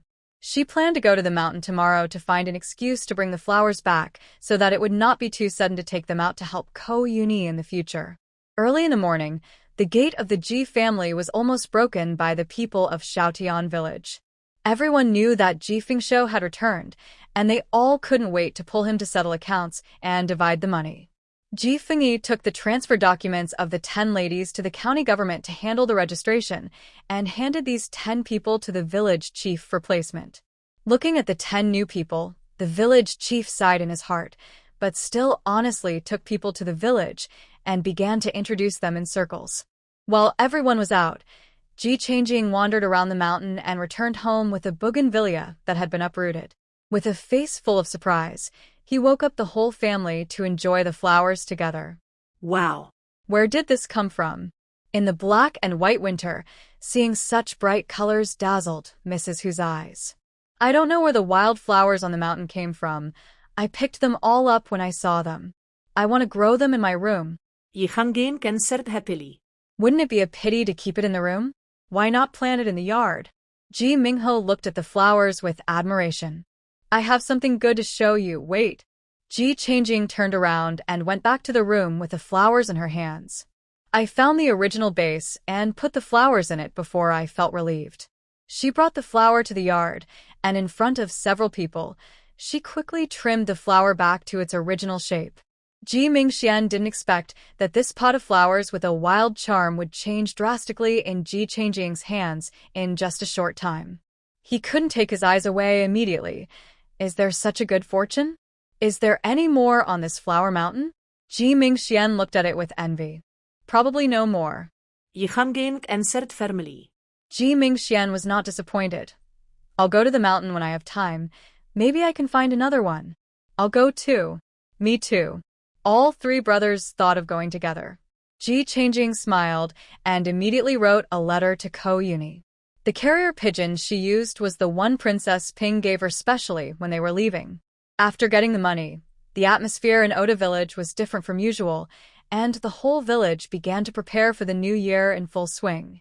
After all, It's already the 29th day of the lunar year. If it weren't for this money, I could only drink the northwest wind to fill my stomach.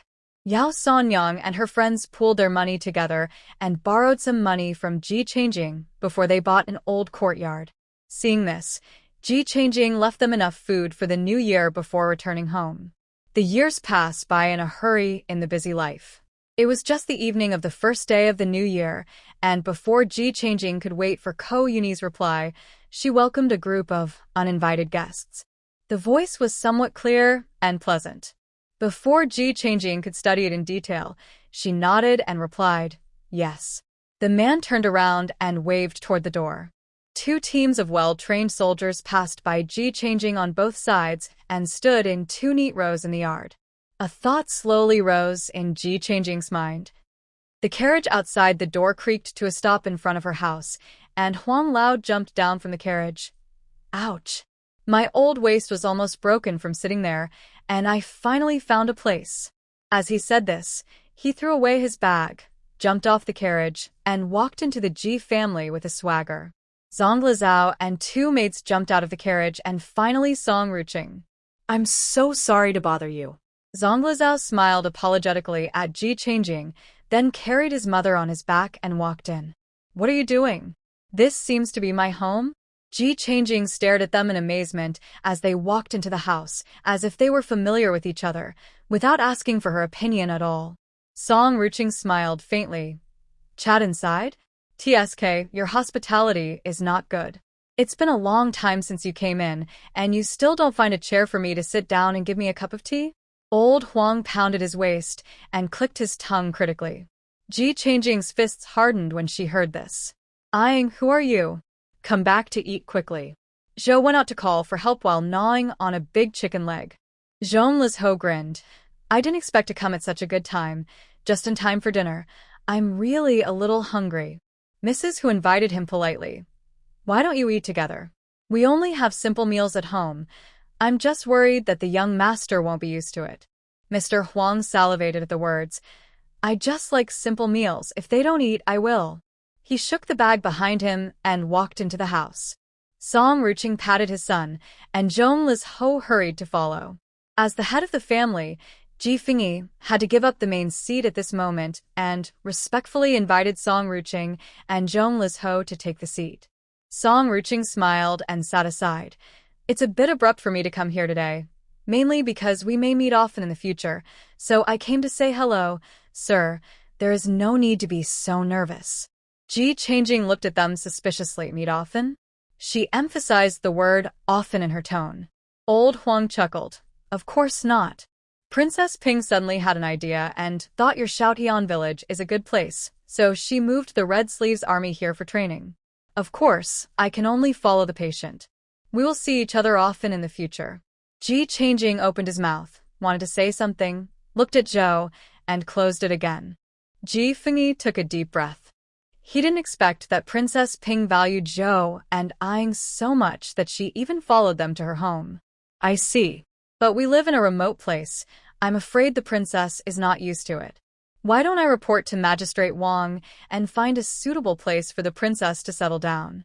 Ji Fingyi suppressed the shock in his heart, stood up, and respectfully gave the princess a new suggestion. Song Ruching smiled and shook her head. No need to go to such great lengths. We have already investigated the terrain and environment of Shoutian village before we came here. That's why we decided to move here. I think this place is great. Zhongli Zhao smiled and explained, we came here just to say hello. My father and I are busy with official duties. I'm afraid we can't come to visit my mother often. Please take care of her. Mrs. Hu didn't expect that the other person was of high status and spoke politely, so she didn't shirk her responsibility. Don't worry, young master. I may not be able to take care of other things, but you can come whenever you want to eat. Zhongli Zhao smiled at Mrs. Hu. Thank you, Auntie. The smile of a good-looking person also makes people happy. Mrs. Hu said enthusiastically. You didn't eat well along the way? Come on, eat quickly. She picked up the bowls and chopsticks and distributed them according to the position.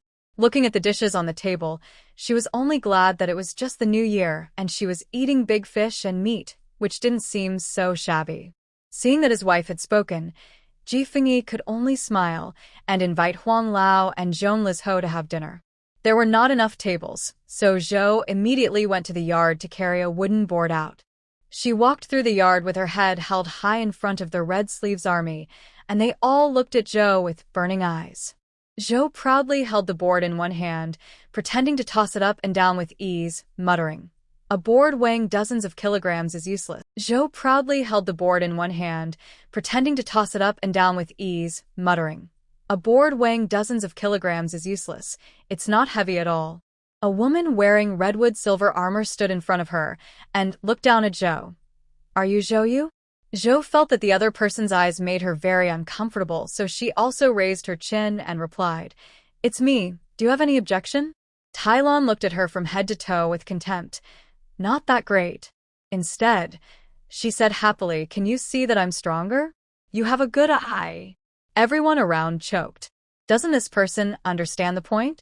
This reaction was beyond the other party's expectation. Tylon adjusted the expression on her face and sneered. "Idiot. You don't understand good or bad words." Zhou was immediately furious. She hated people calling her stupid the most. "You dare to scold me? If I don't beat you today, I will be sorry for myself."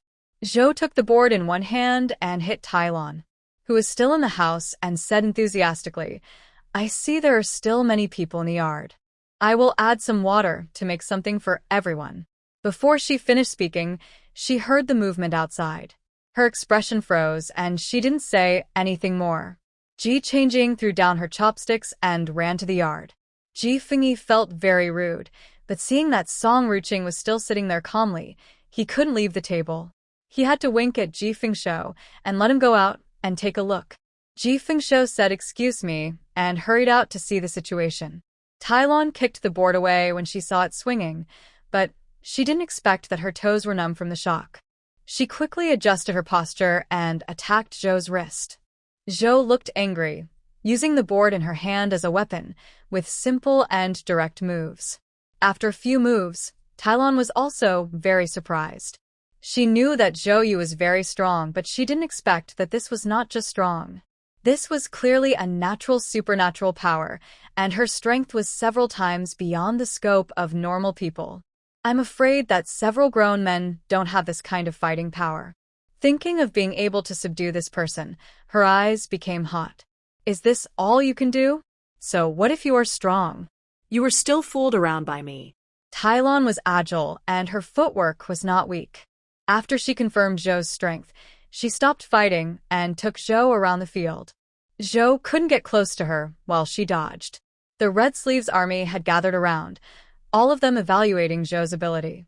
Ji Changjing looked cold, watching Zhou getting more and more angry after failing to hit the opponent several times in a row. She said in a cold voice, "Throw away the board. Follow up, kick her knee. Down left, attack her side waist. Feint to the east and attack to the west. Catch her." Everything was fine before, but Zhou was a beat slower to react to this feint to the east and attack to the west, and had already lost the initiative. Instead of catching Tylon, she was kicked in the shoulder by the opponent. "Forget it. No more fighting. It's boring. Neither of you can beat me." Tylon's eyes passed over Ji Changjing, and then she looked at Zhou with contempt. She was stimulated by these words and stood there gasping. "Who can't beat you? The winner has not been decided yet." Zonglizhao didn't know when he came out at this time, and looked at Tylon seriously. "Why are you fighting with the master for no reason?" Tylon bowed and saluted. "I know my mistake, and am willing to accept the punishment." Ji Changjing looked surprised. Are these people acting in front of her? Her mother can't see it. She is not stupid. Mrs. Who was originally thinking about whether to cook for the people in the courtyard, but she snorted in her heart when she saw this scene. She pulled Mrs. Zhou and turned back to the house and pushed her to her seat. "I think the table is good enough. You can sit here and eat. If others can't sit, then forget it. Let them do whatever they want." Mrs. Whose emotions were all on her face. Song Ruching silently put down her chopsticks and glanced at them. Seeing everyone coming in, Song Ruching frowned and looked at Zhong Lizho. "What's going on outside?" Tylon came in to apologize and knelt on one knee on the ground. Please forgive me, General. I saw that Zhou was dissatisfied and said a few words. We fought. She kept her head down after entering the door, looking like she knew she was wrong and corrected it. Song Ruching couldn't scold her in front of so many people, so he just replied with a cold face. Punish yourself with 30 lashes. If you do this again, all 500 members of the Red Sleeve Army will train an extra 10 kilometers. I accept the punishment. Tylon immediately stood up and went to the yard, took off her armor, knelt in the yard in a thin red shirt, and asked her subordinates to whip her. Captain Tai, do you really want to beat me here? Glancing at the crowd in the room, the subordinates felt a little reluctant. Beat me. Tylon did not hesitate. The subordinate holding the whip did not dare to disobey the order, and said lightly, I'm sorry. Then he picked up the whip and whipped Tylon's back. The sound of the whip that tore her skin and flesh made Tylon grit her teeth and not scream. 1, 2, 3. Everyone in the room heard it clearly. At first, Zhou felt very relieved. But as the muffled groans outside gradually became smaller, leaving only the dead sound of the whip, even Ji Fengshou felt a little uneasy. I think it's better to forget about this matter. Zhou also nodded in agreement. Yes, I don't seem to be so angry now. Song Ruching shook his head. Rules are rules. How can we convince people if they change their orders every day? Ji Fengshou glanced at his brother, only to see Ji Fengyi shook his head and gave up. For a while, only the sound of whips outside could be heard in the room. After an unknown amount of time, the person outside came in with a solemn face and saluted Song Ruching. General, the 30 whips have been completed. Song Ruching then looked at Mr. Huang. Could you please go and take a look? Tossing around for so long did not affect Mr. Huang's appetite at all. He was eating happily and took out a bottle of golden wound medicine from his bag and threw it over. Use this for one night first. The person who reported it looked at Song Ruching and showed no intention of objecting. He took the medicine and turned out. It's getting late, so I won't bother you anymore. After whipping Song Ruching, he said goodbye in a gentle voice, without any displeasure on his face.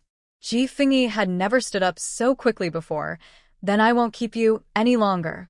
He was too lazy to even say a few words of courtesy now, and just wanted to send people away quickly. Zhongli Zhao sent Song Ruching to the carriage and walked to Ji Changjing with his long legs. That dough. I'll come to see you tomorrow. Is it convenient for you? Yichangin nodded. Okay. Ji Fengyi didn't relax his brows all the way back to the yard after sending people away. What is father worried about? Ji Mingxian couldn't help asking when he saw his father in a trance. They didn't leave the village, but went to the wheat field west of the village. Ji Fengyi was worried. Who cares about them? As long as they don't live in our house, we can't control them even if they sleep on the street. Ji Fengshou relaxed when he saw people leave. Have you ever thought that they really want to stay in the village permanently? Ji Fengyi glanced at his brother, and his hands were a little itchy. Ji Fengshou's eyes widened. No way. If this is true, why hasn't there been any news in the village? The next day, the village was in an uproar. Early in the morning, before daybreak, the whole village was filled with the uniform sound of hey, ha, hey, ha. Wait for someone to go out and take a look. I don't know when the village was occupied by a group of soldiers in armor. At this moment they are running around the village carrying stones. Shaotian village was in an uproar. Aunt Yang kicked the village chief who was sleeping with his ace sticking up to wake him up. Wake up. Something big has happened in the village. The village chief turned over and sat up in his sleep with a start. The barbarians are here again? Aunt Yang pinched her waist and said, Bah, you are still the village chief. A bunch of outsiders are almost occupying the village, and you are still sleeping with your ace sticking up. I think it would be better for you to give up the position of village chief and let me take over. The village chief's shoulders relaxed when he heard this, and he pulled the quilt over and was about to lie down again.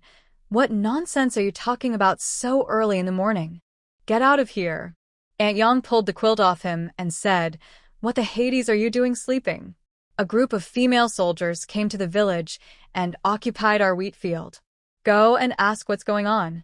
The The village chief went out half believingly and took a look and saw a group of soldiers carrying a stone behind their backs and running past him with a laugh. His mind suddenly became clear. After putting on his shoes, he didn't even bother to tidy up his hair and ran to the wheat field to ask someone. Zhongli Zhou had already arrived at Ji's house. He had not slept well the whole night, so he ran here as soon as the people in Ji's family woke up in the morning.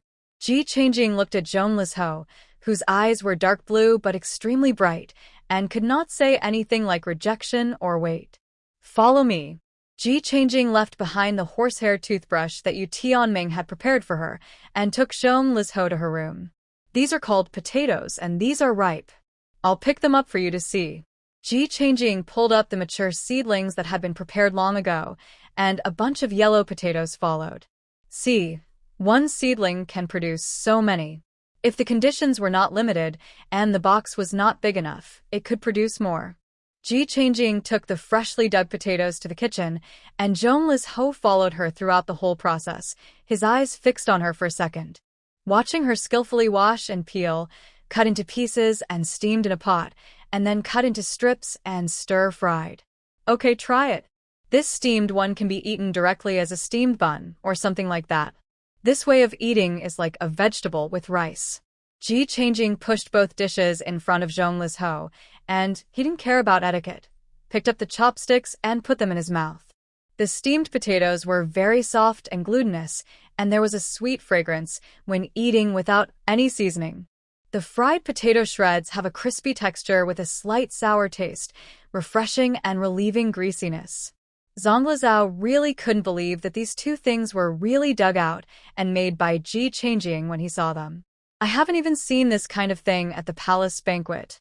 Where did it come from?" Zhongli Zhou asked solemnly.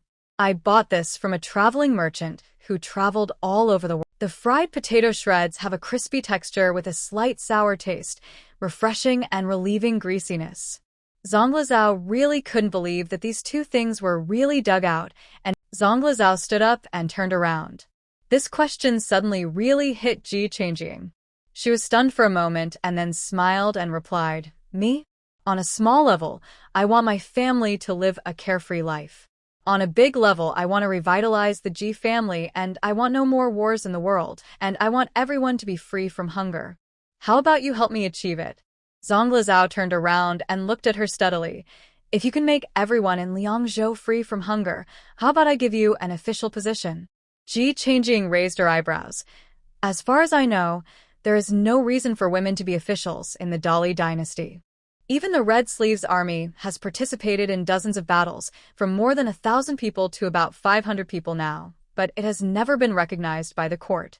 The last time she had dinner in Shuyanjian, Ji Changjing realized that she lacked common sense, so she pulled Ko Yuni and Jiang Fengshi to cram a lot of information about the Dali dynasty. Of course, it was inevitable to ask about the news of the Red Sleeves army. At that time, Ko Yuni said with a complicated and admiring expression, "Everyone in the Red Sleeves army is a heroine, but it's a pity. They were born girls." The adults in Kyoto are simply unwilling to admit that women are not much worse than men. Every time Prince Ping requested a title, it was rejected. It is said that the adults in the court quarreled over this matter, and the prince's mother's family had no power to deal with it, so it could only be shelved year after year. You know the princess's legs, right? When the barbarians invaded, she led a team of 100 elite soldiers in the Red Sleeves army, went around to the rear and seized the barbarians' food and grass, causing them to withdraw after they ran out of supplies, and chased the princess and others for 3 days and 3 nights in the cold winter. In the end, only 1 in 10 of the people we brought out survived. In the end, the princess gave up riding a horse, and she carried a soldier on her back and crawled back on her own legs. But since then, the princess's legs have been. Jiang Fengshi sighed and took over the conversation. Despite such a great contribution, when the news returned to Kyoto, there were still people scolding the princess in the court. She is restless, and a hen crowing at dawn. She should be severely punished to serve as a warning to others. Thinking of this, Ji Changjing had the urge to overthrow this dynasty. What the Hades is this? You are right, My mother's Red Sleeves army is indeed not recognized by the court, but everyone in Liangzhou City recognizes it. Zonglizao spoke in a sharp manner at this moment. He turned his head and looked at Ji Changjing. Your situation is different. Crops are related to people's livelihood. I can't control what happens to other people, but in Liangzhou, my words still count. As long as you dare to do it, nothing is impossible. Ji Changjing stood up straight. Really? She was not stupid. How could a commoner walk smoothly with power in hand? Whether it was to make her family worry-free or to fulfill the seemingly joking goal of everyone having enough food, without power it was all empty talk. A gentleman's word is as good as his bond. If you dare to give it to me, I'll take it. Zonglizao stretched out his hand. High five as an oath. Zhang Dazue pulled Zhou into the crowd with an interested look on his face. You've seen everything after living for a long time. Do you think these ladies still look like women? It's okay for them to dress like this, but they also carry stones all over the street. Be careful that you won't be able to get married in the future. Zhou glanced at her with some displeasure. What's wrong with carrying stones? I can carry 10 of those stones. Zhang Dazue smiled awkwardly, touched her arm and stroked her hair. Am I not talking too fast? You don't have to worry about this now that you're married. Anyway, I think it's good to be stronger. I don't like what you said. Zhou glared at her dissatisfiedly and continued to turn her head to watch the Red Sleeve army running happily in the crowd. She didn't quite understand what they were doing.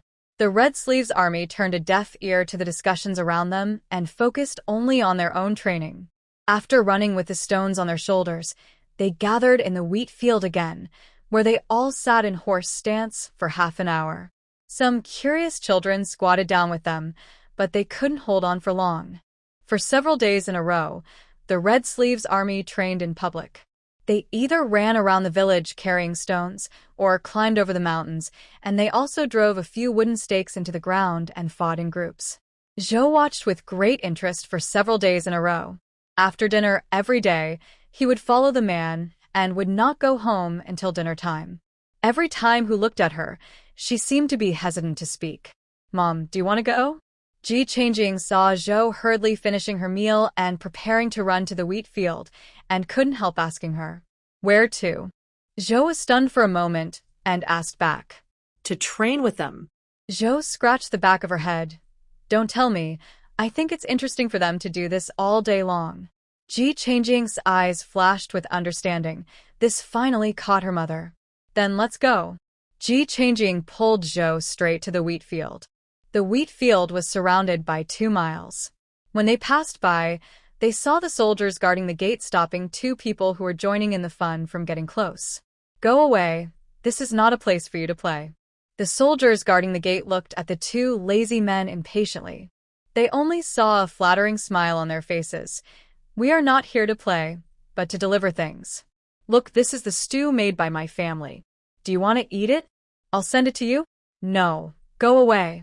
The soldier shouted, and half of the knife in his hand was pulled out to intimidate the other party. This is our village. Why don't you let me pass? I'll go in. The 2 lazy men finally saw so many young ladies and were unwilling to go back like this. They straightened their chests and rushed in, looking like rogues. Ji Changjing led Zhou and the other 2 over. The 2 soldiers saw a kind smile on their faces and looked at Zhou and teased, Are you here to play again? Zhou grinned. I want to be like you. Aren't I here to talk to the princess? The 2 soldiers' faces flashed with surprise, looked at each other, and said happily, Then hurry in. Ma Dalai and Ma Erlai took a step forward, intending to follow Zhou and Ji Changjing in. Stop. The soldiers stopped the 2, as usual. Why can they go in, but I can't? I want to go in. Who are you 2 to go in? Get out of here. Otherwise, don't blame us for being rude. The 2 soldiers had completely lost their patience and drew their swords at the 2. Ji Changjing ignored the dispute behind him. Those 2 people were notoriously shameless in the village.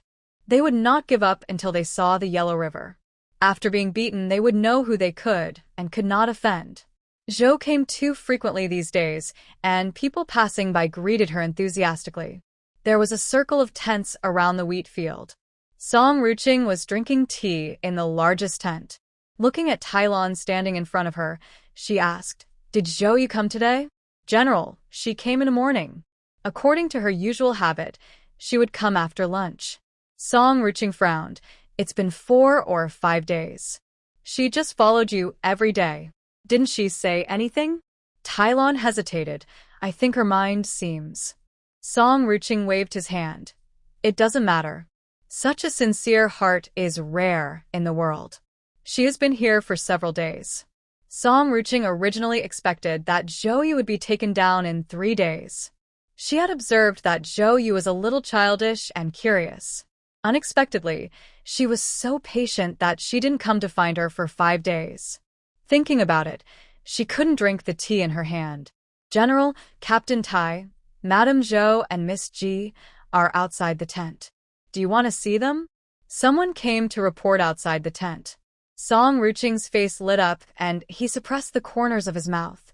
"Please come in." Ji Changjing felt 2 fiery gazes as soon as she entered the door.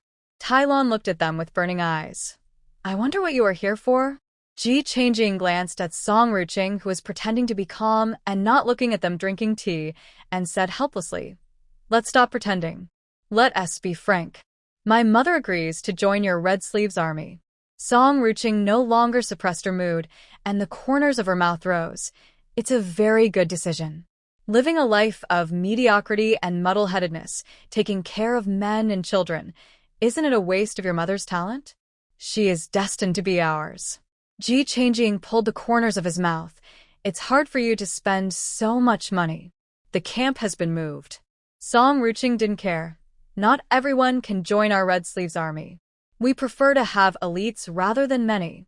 As long as the people I recognize can join, it's worth it." Ji Changjing nodded and said no more. "Okay, I'll leave that person to you." Zhou waved to Ji Changjing happily. "Wait until Mother has had enough fun, and then go back." Tylon looked at her, with a meaningful smile on her face. "After entering this door, you still want to go out?" "No way." In the evening, when Ji Fengshou went home for dinner, he waited for a long time but didn't see Zhou coming back. He asked Hu in confusion, "Why hasn't Yunyang come back yet?" Hu glanced at him lightly. "I'm afraid Yunyang won't come back in the short term." Ji Fengshou was shocked. "Why is that?" Ah. "Mother wanted to train with those ladies, so she was sent over." Ji Changjing looked at the expression on Ji Fengshou's face and felt a little guilty for some reason. Hu knew that after listening to this, Ji Fengshou sighed. "I knew it would be like this. It's only a matter of time. This way, I can finally put down a big stone in my heart." Ji Changjing looked at him in surprise. "Do you agree? What if I don't agree? Can I really stop your mother from doing it?" "Humph." Ji Fengshou angrily left with his sleeves swung. Ji Changjing showed a big smile behind him. Just after the 8th day of the first lunar month, the county school was about to start. Ji Fengyi called Ji Mingxue and Ji Mingho aside. "I have found a private school for you too. You can go there to study." These words were like a bolt from the blue. Ji Mingxue hardened his heart, looked at his father, and expressed his thoughts. "I'm really not cut out for studying. I want to join the army." Ji Mingho was shocked. "Second brother, you want to join the army? When will it happen?" Ji Mingxue glanced at the expressionless Ji Fengyi and said nervously, "After I came back this time, I thought carefully about my future path. Studying is not suitable for me. I have some talent in martial arts. Even if I am not as talented as my aunt, I want to try my best. In short, for a man to start a family and build a career, every path is a path." Ji Fengyi turned his gaze to the third brother. "What about you? Tell me what you are planning now." Ji Mingho came back to his senses after hearing what his second brother said. "I will follow my father's arrangements in everything." One of the two finally had someone to worry about, and Ji Fengyi breathed a sigh of relief. "I need to discuss this with your mother first. Get out now." Ji Mingxue didn't expect his father not to be angry, and said excitedly, "Okay. You guys discuss it carefully. I've made up my mind. When the time comes, I will go to Captain Ko and follow his arrangements. I don't need any care, as long as I can get in." Ji Fengyi stared at him deeply. "It seems that you have planned this in advance."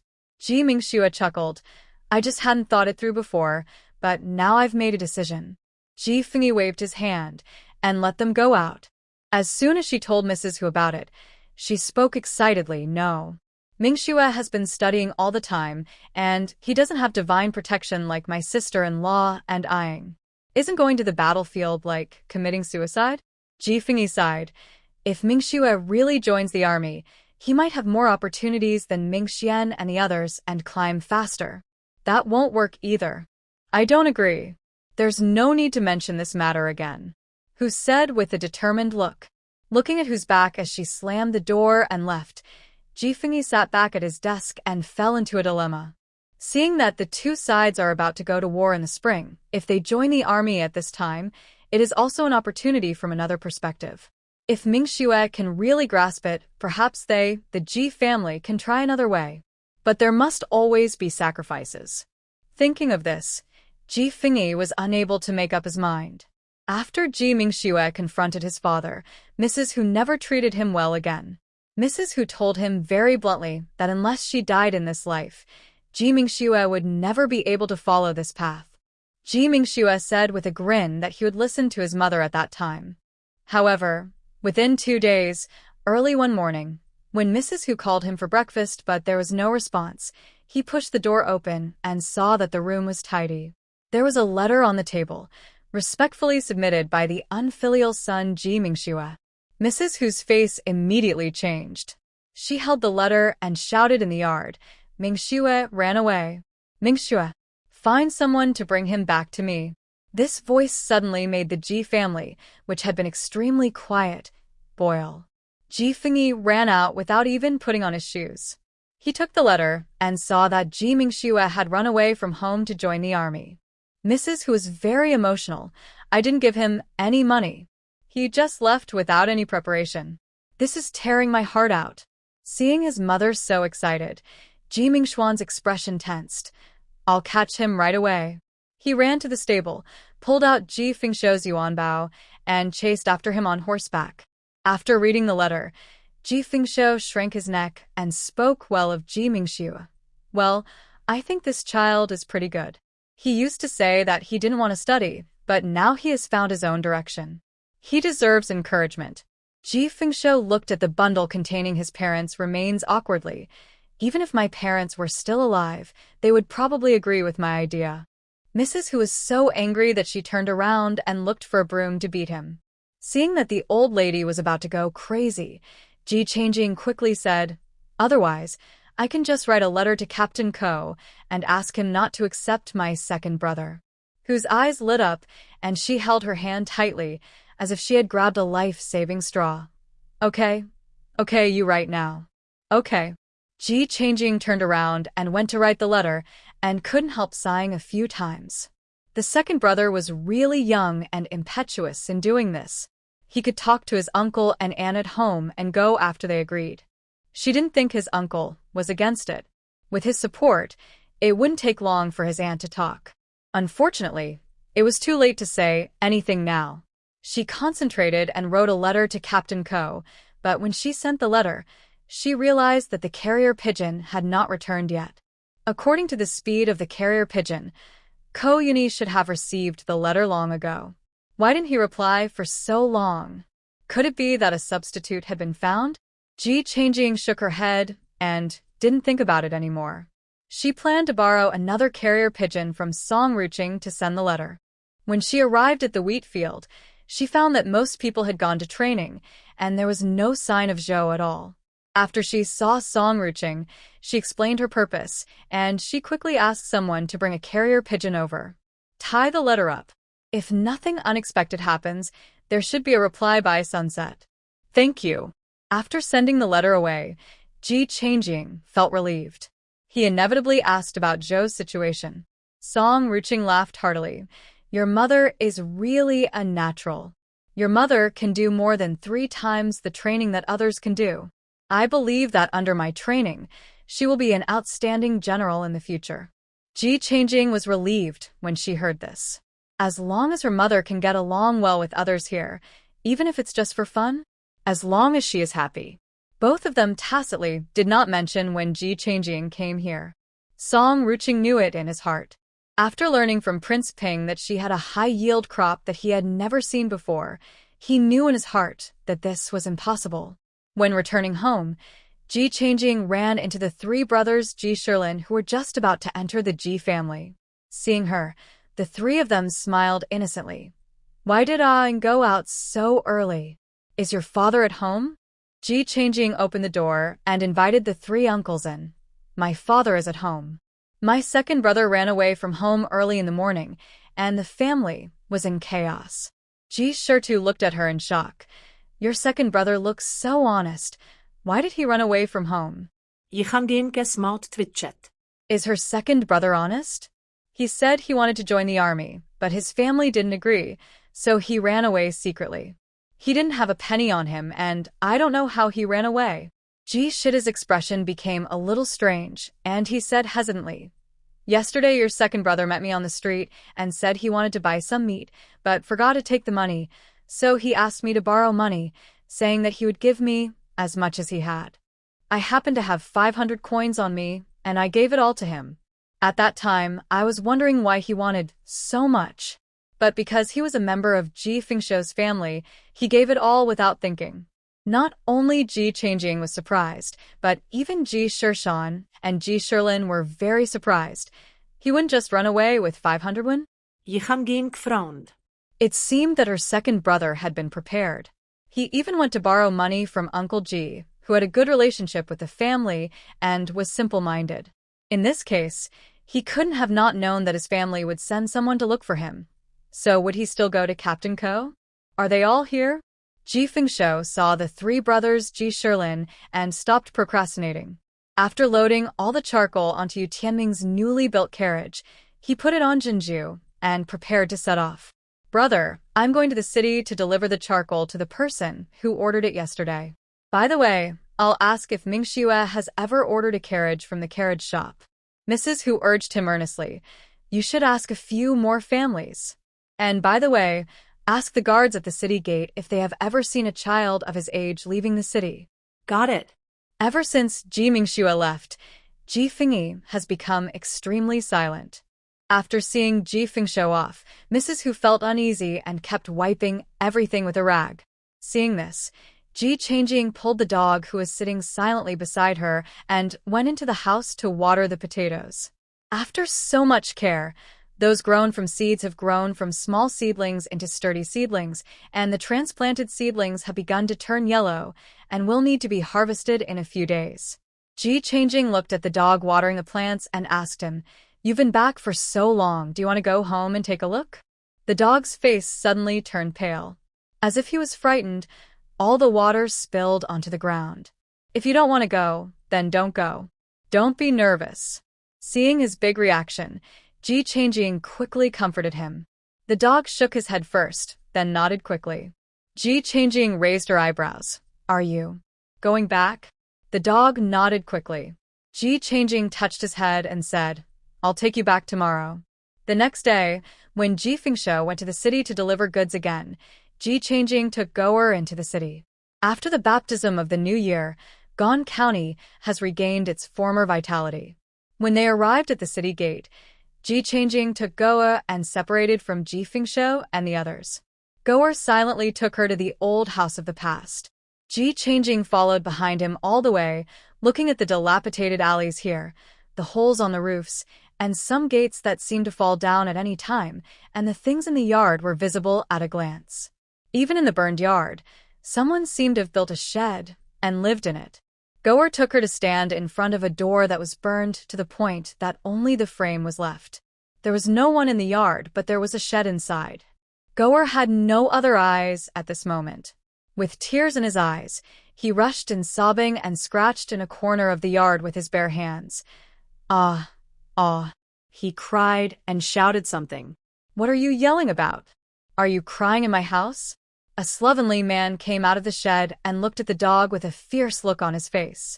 When he noticed Ji Changjing next to him, he immediately showed an obscene smile on his face, exposing his yellow teeth. Where did this little girl come from?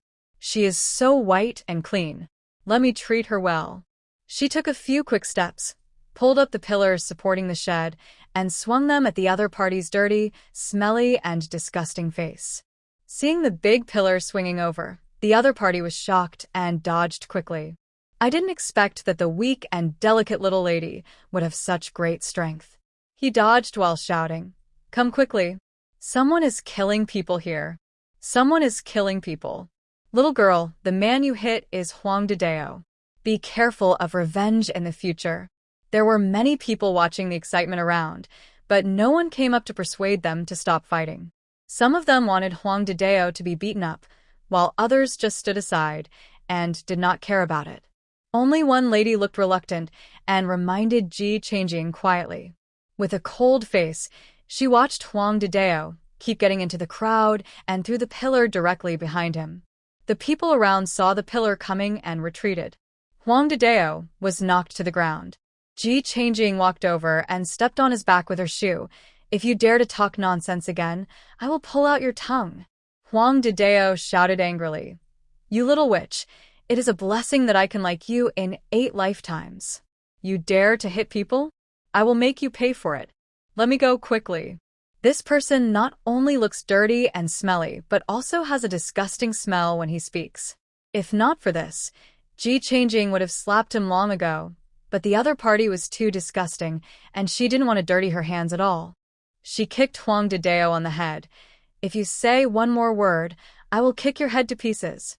Huang Dideo felt the severe pain in his head and felt dizzy for a while. The people around were frightened by Ji Changjing's appearance. "Little girl, please leave a way out so that we can meet again in the future.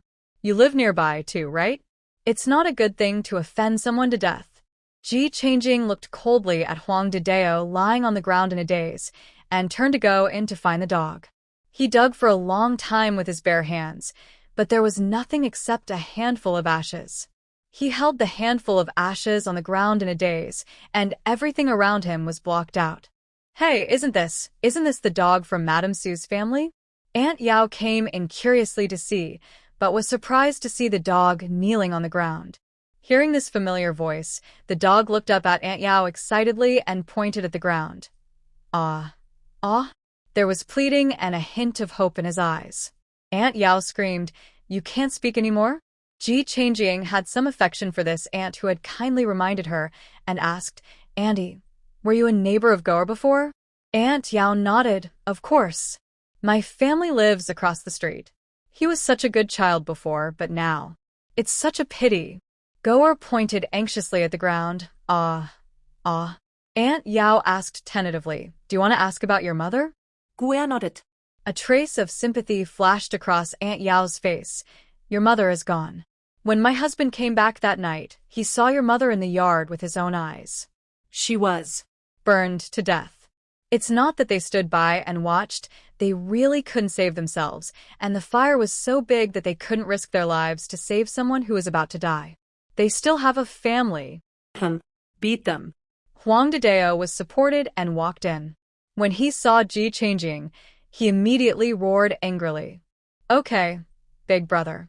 The 5 scoundrels nearby didn't take it seriously because it was just a woman and a child. The people standing far away said something sarcastic when they saw this scene. "I told young girls not to be so angry. Now she's in trouble. What a pity." Aunt Yao advised hesitantly. "Old Huang, I think we should just forget it. She didn't mean it. Get out of here. If you say anything, I'll beat you up too." Huang Dideo looked at Aunt Yao with a fierce look on his face. Ji Changjing now regretted not bringing her whip, otherwise she would have made sure these people would never return today. After she pulled out another pillar, Huang Dideo's shed collapsed completely. He shouted angrily, "Catch her now. I want her to pay. Go to the authorities." 5 people rushed forward, and Ji Changjing swung her pillar and knocked down 3 of them directly. The remaining 2 people were a little afraid when they saw this, and they nimbly dodged her pillar and tried to catch her. The dog's eyes were filled with anxiety. He turned his head to look around, then grabbed the dirt on the ground and threw it at the 2 men. It didn't take long for Ji Changjing to knock all 5 men to the ground. She walked towards Huang Dideo, frightening him so much that he turned pale and kept backing away. "This house is not yours. Take your things and get out of here." Ji Changjing pointed at the collapsed shed over there and looked at him with disgust. Huang Didao glared. Who said it's not mine? The whole family is dead. Whoever gets it owns it. The whole family is still alive. Why are you talking so much nonsense if I told you to get out? I'll count to 3. If you don't leave, you will bear the consequences. Ji Changjing threw the thigh-thick pillar in his hand upwards with a threatening look in his eyes. Huang Didao swallowed his saliva and looked at his little brother who was groaning on the ground, feeling a little unwilling. 1, 2. Ji Changjing gripped the pillar tightly and pointed at Huang Didao. 3. I'm leaving. I'm leaving now. Huang Didao helped the person on the ground up, and they walked out supporting each other. Aunt Yao sighed as she watched the people walking away and looked at Ji Changjing worriedly. This Huang Didao has connections in the county government. We usually don't dare to mess with him, but if you drive him out this time, I'm afraid he won't let it go. Ji Changjing glanced at her and said, Thank you for telling me. She didn't plan to say anything more. She pulled the dog up and said, Let's go. Let's go to the county government and transfer the ownership of this place to your name. The two went to the government office together. Ji Changjing was lucky enough to meet Jing Qijin at the gate and was let in smoothly after explaining the situation. At least he had made himself familiar with the county government office. After finding the clerk to explain the situation, he shook his head. The alleys at the city gate? Not to mention that his previous property deeds have been burned. Even if they weren't, a kid of his age can't keep it. Those living over there are all ruffians. They don't follow the rules. They don't care whose house it is. They just grab it and live in it. You can't chase them away. They're not afraid of the government either. If they're caught, the worst that can happen is they'll eat free cakes for a few days. When they get out, they'll retaliate even more fiercely. Although Ji Changjing could beat those people, she really couldn't be with Goer all the time. She frowned. So, according to what you said, there's no way to control it? The clerk glanced at Goer. There are about hundreds of children like him this time, and their situations are similar. The government has placed them all in the martial arts school, and the royal palace has allocated funds to raise them until they are 13 years old, so that they can go to the battlefield and serve the court in the future. This can be regarded as pointing out a way for them. Of course, if there are relatives or friends who are willing to adopt them, we don't object. Goer raised his drooping head at this moment, and he gently pulled Ji Changjing's sleeve, gesturing quickly with his hands. You want to go to the martial arts school? Ji Changjing asked, tentatively. Guer nodded heavily. Sister can raise you, there is no need to go there. Ji Changjing squatted down and looked at him seriously. You want revenge? Goer nodded seriously, holding Ji Changjing's hand with a pleading look. He has already troubled his sister a lot, and he really doesn't want to continue to cause trouble for her. What's more, he wants to avenge his mother. For him, the martial arts school may be a good way out. Ji Changjing was silent for a long while, then turned to look at the clerk. Where is the martial arts school? Can we go and have a look first? The clerk nodded. Let me make it clear first. Once you enter the martial arts school, you will be a soldier in this life, and you will be a ghost in the military camp even if the sky falls. You cannot quit, otherwise you'll be treated as a deserter, and your life and death are not up to you. Ji Changjing turned his head and looked at Goer again, but he nodded firmly. The clerk smiled with satisfaction. Okay, this kid is ambitious. You will see the martial arts school as soon as you leave the south gate. I will give you a certificate. If you think it over, just put the person there so you don't have to make another trip. Since the other party was determined, the clerk didn't mind giving him some convenience. After issuing the certificate and stamping it, Ji Changjing took the certificate and took Goer to the south of the city, analyzing the pros and cons for Goer along the way. Goer was very determined to say that he wanted to go. I hope you can calm down and think about it.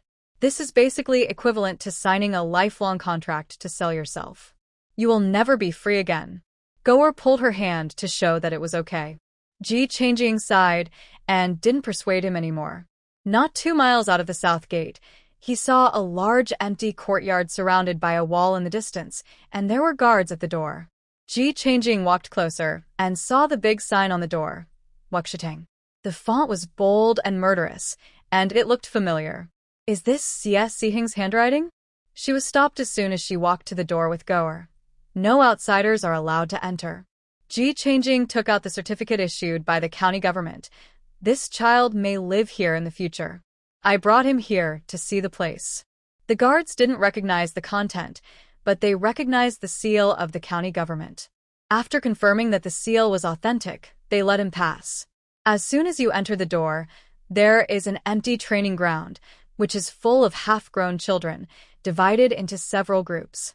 Some were learning horse riding, some were shooting arrows, and some were practicing with spears taller than people. Lower your waist. Keep your feet steady. Exhale. Ingda looked at the group of little kids in front of him with a serious face. Some children couldn't squat for so long and couldn't help wanting to relax. Ingda's back of the head seemed to have eyes, and the small stones in his hand shot over. Ouch. The one who was hit sat on the ground. Get up and tie it up again. Next time, run 10 laps around the school field and come back to continue. As soon as these words came out, the children around couldn't help shaking, and the one on the ground quickly got up, gritted his teeth, and pierced it again. His legs were shaking like a sieve, and he didn't dare to relax. Are you a teacher here now? Ji Changjing asked Deng Yi in surprise. He turned around and saw that it was Ji Changjing. A smile appeared on his face, and he saluted. Miss Ji. He turned around and said to the group of children with a stern face, take a quarter of an hour. As soon as the voice fell, the children all collapsed on the ground. Yi frowned when he saw it, but he didn't say anything. He took a few steps towards Ji Changjing and said, we came here with the prince, and we have classes every 3 days. This was originally an abandoned military training ground, but later the prince turned it into a place to take in these children. Why are you here? Ji Changjing pointed at the dog on the side. His situation is the same as these children. I rescued him from the grassland. He wanted to come here, so I brought him here to see. Yi glanced at the dog and saw a flash of understanding in his eyes. The prince knows this place very well. You can ask him if you have any questions. Where is he? Follow me. Yi took Ji Changjing to the temporary school opposite the school field. The prince taught them simple 1,000 characters and some numbers, and then trained them separately according to their talents. Maybe they will all be promising talents in the future. Before Yi finished speaking, she and Ji Changjing saw a church with 30 people. CS Sihing supported his head with one hand. His flawless face was full of boredom, and his eyes were lazy as he watched 5 or 6 children fighting below.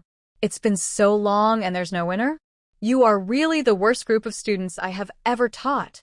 After hearing the words of the teacher above, the children below fought more lively, and they all wanted to deal with each other as soon as possible.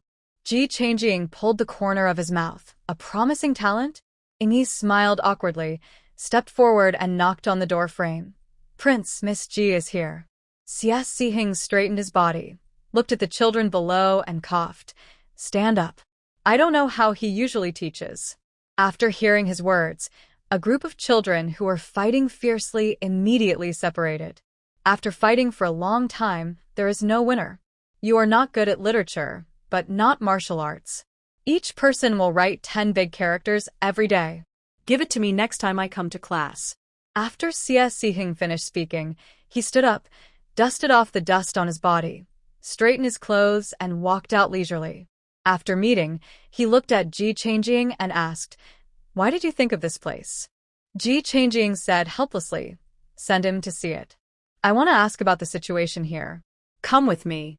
CS Sihing took her around the entire martial arts school. On the way, CS Sihing introduced the facilities inside to her while chatting.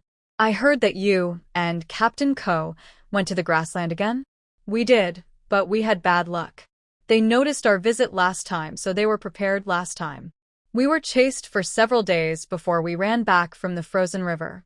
I heard about it, CS Sihing said helplessly. In fact, he had heard a lot about Ji Changjing during this period. I know about this child's situation. It's a good choice to send him here. Ji Changjing nodded. It depends on his wishes. Here we teach riding, archery, swords, spears, sticks, and swords every day. Arithmetic and literacy are not required. Just basic knowledge is required. There are special people in the military camp to teach every day. When they find out which one they are better at, they can choose to specialize in it. Free food and accommodation, 1 day off a month, 8 hours of training every day. Apart from other things, all the children Ji Changjing saw along the way were quite strong, and it can be seen that life here is not bad. Goer also became more determined to stay. Xie Siheng frowned. I will leave when the situation here stabilizes. Ji Changjing looked at him curiously. Where are you going? Back to Liangzhou? Ji Changjing almost forgot about it, if she didn't mention it. Her brain crashed for a moment, but she was not afraid. It was all made up anyway. How could she not believe that she could really find the person? The nose is a hooked nose a little higher. Yes, that's it. The mouth. It's a bird's mouth, a little pointed. Xie Siheng finished drawing according to Ji Changjing's description. He looked at the weird face in his hand and doubted whether a person could really look like this. Is it really like this? Ji Changjing's eyes were firm, and she was talking nonsense with a serious face. I'm sure he looks like this. Xie Siheng rubbed his eyebrows. I will send someone to find it after I go back, and try to find it. Ji Changjing advised kindly. Forget it if you can't find it. Anyway, I have already planted the things. I can plant them in full without this person. Why are you so persistent? Xie Siheng glanced at her and put away the painting. Try it first, don't force it. Can your seeds be planted when the spring plowing comes? Speaking of this, Ji Changjing was very excited. Of course. Okay, my cousin and I have already said hello to the county government. You have the final say on how to plant it. Ji Changjing's eyes lit up.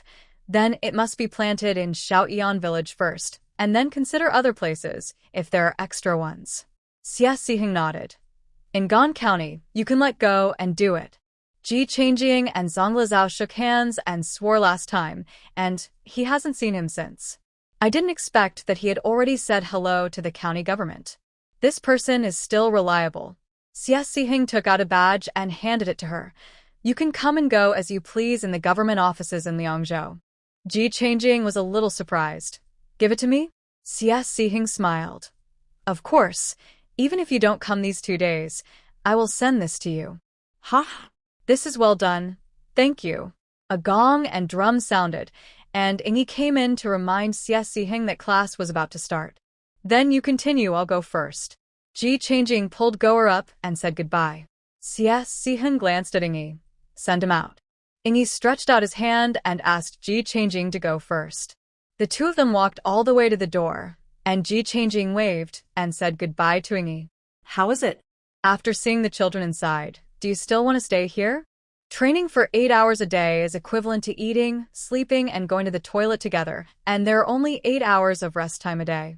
Ji Changjing thought that such a high training intensity would scare Goer, but he didn't expect him to nod solemnly.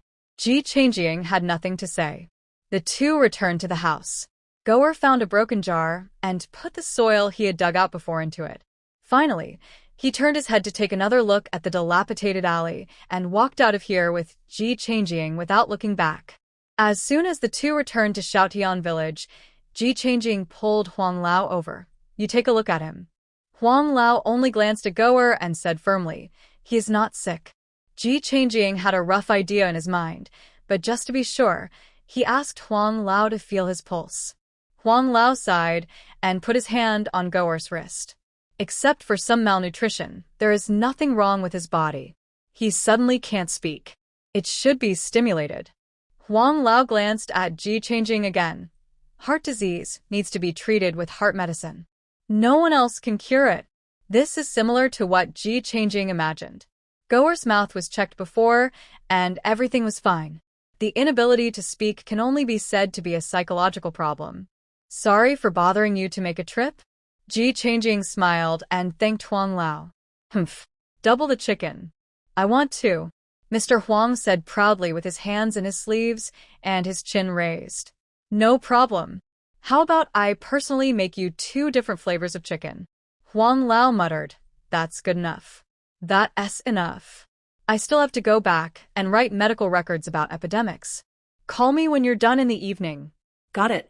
When the carrier pigeon came back in the evening, Ji Changjing received a reply from Captain Ko. After receiving the letter, he immediately gathered his men and told them what happened. He also ordered that if anyone suspected to be Ji Mingxue was seen in the city, he should be arrested and put under custody. Even so, he still couldn't find the person, so he asked Ji Changjing if he was really sure that the person was looking for him. Ji Changjing really wasn't sure about this.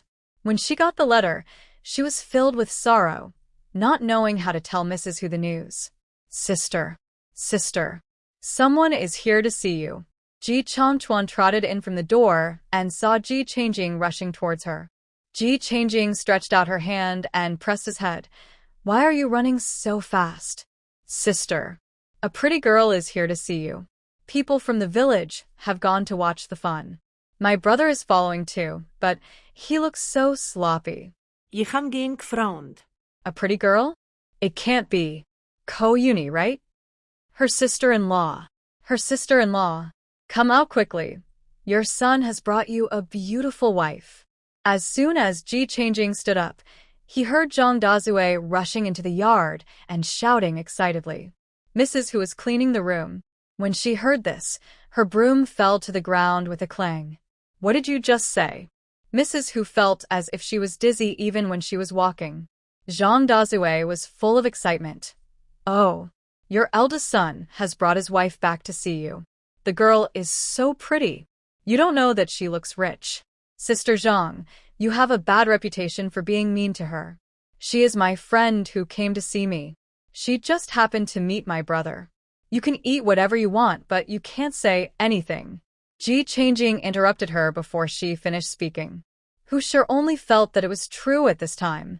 Thinking about it carefully, Ming Xian went out to chase his brother. How could he find a wife so quickly in just 2 days? Zhang Dazue looked embarrassed. She didn't expect it. Such a beautiful girl is not Ming Xuan's wife. What a pity.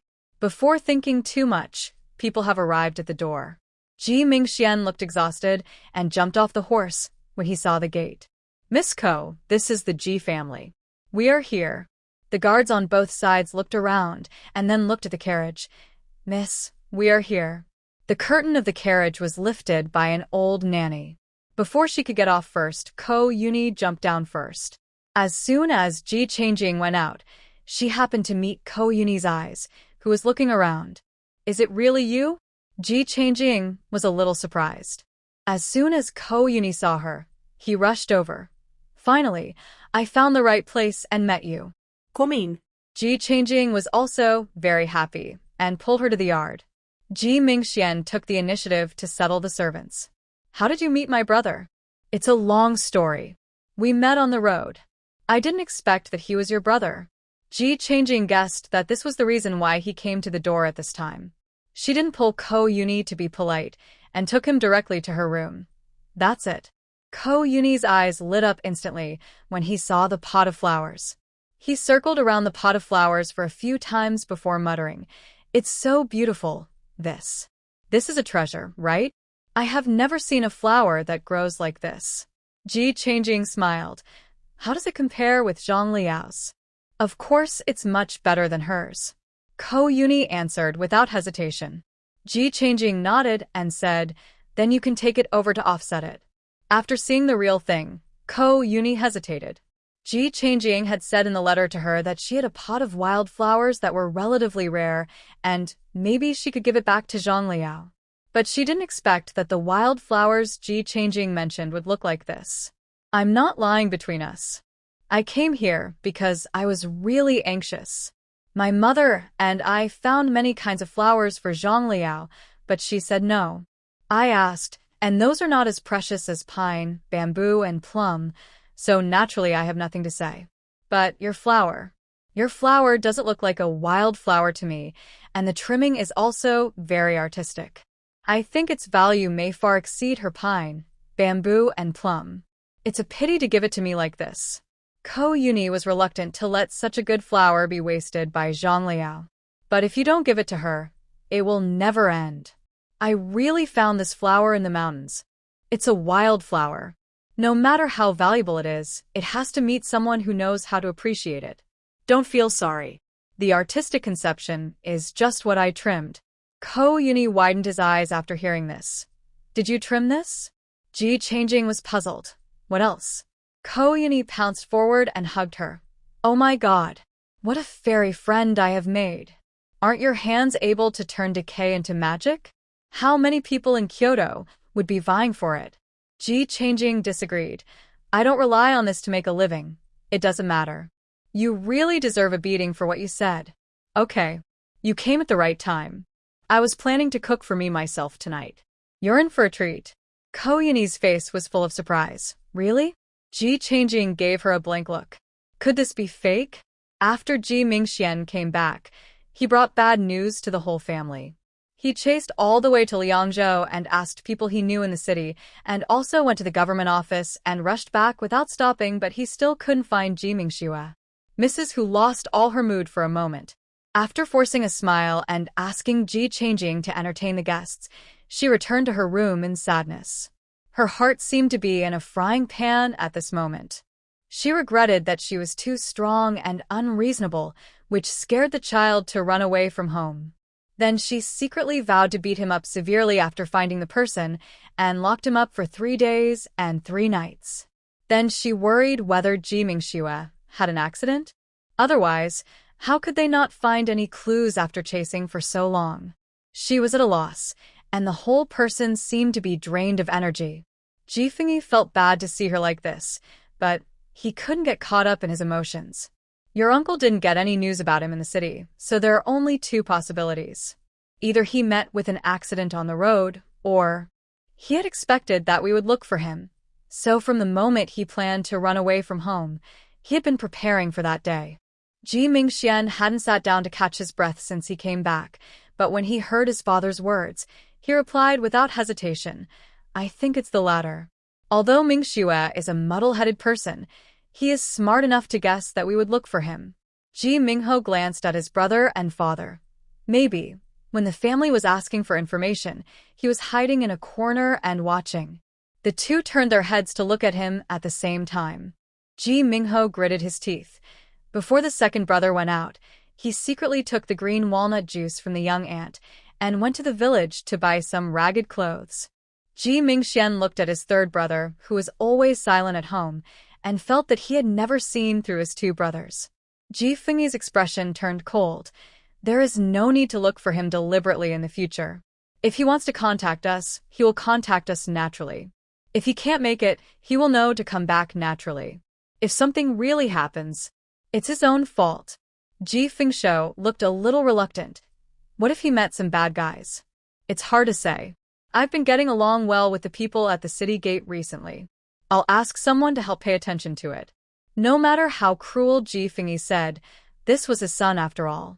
He didn't mean to object to what Ji Fengshou said. Ji Changing brought a bowl of hot tea to Mrs. Hu's room. Seeing her red eyes and sympathetic expression, he couldn't help but sigh in his heart. At night, she took on the responsibility of cooking. Ko Yuni followed behind her with an old maid to help. Take a rest. We don't need you here. There are a lot of things going on at home recently. Please don't mind if I don't entertain you well. Ko Yuni didn't care at all. What's the big deal? When I met your eldest brother, I heard that your second brother ran away from home. Just let your aunt have a good rest. To be honest, I feel more comfortable without the elders here. When she said the second half of the sentence, she lowered her voice mysteriously and leaned close to Ji Changjing's ear. Ji Changjing hooked her chin with her hand. My beauty is so considerate and kind-hearted, worthy of being the one I think about day and night. Ko Yuni's face turned red after what she said, and she pushed her away and ran out. You rascal! Madame Lu quickly caught up with her young lady, while thinking about whether to go back and report this matter to the lady. She always felt that this Miss Ji was a little improper. Could she have some strange habits? Seeing Ko Yuni running out, Ji Changjing sighed helplessly.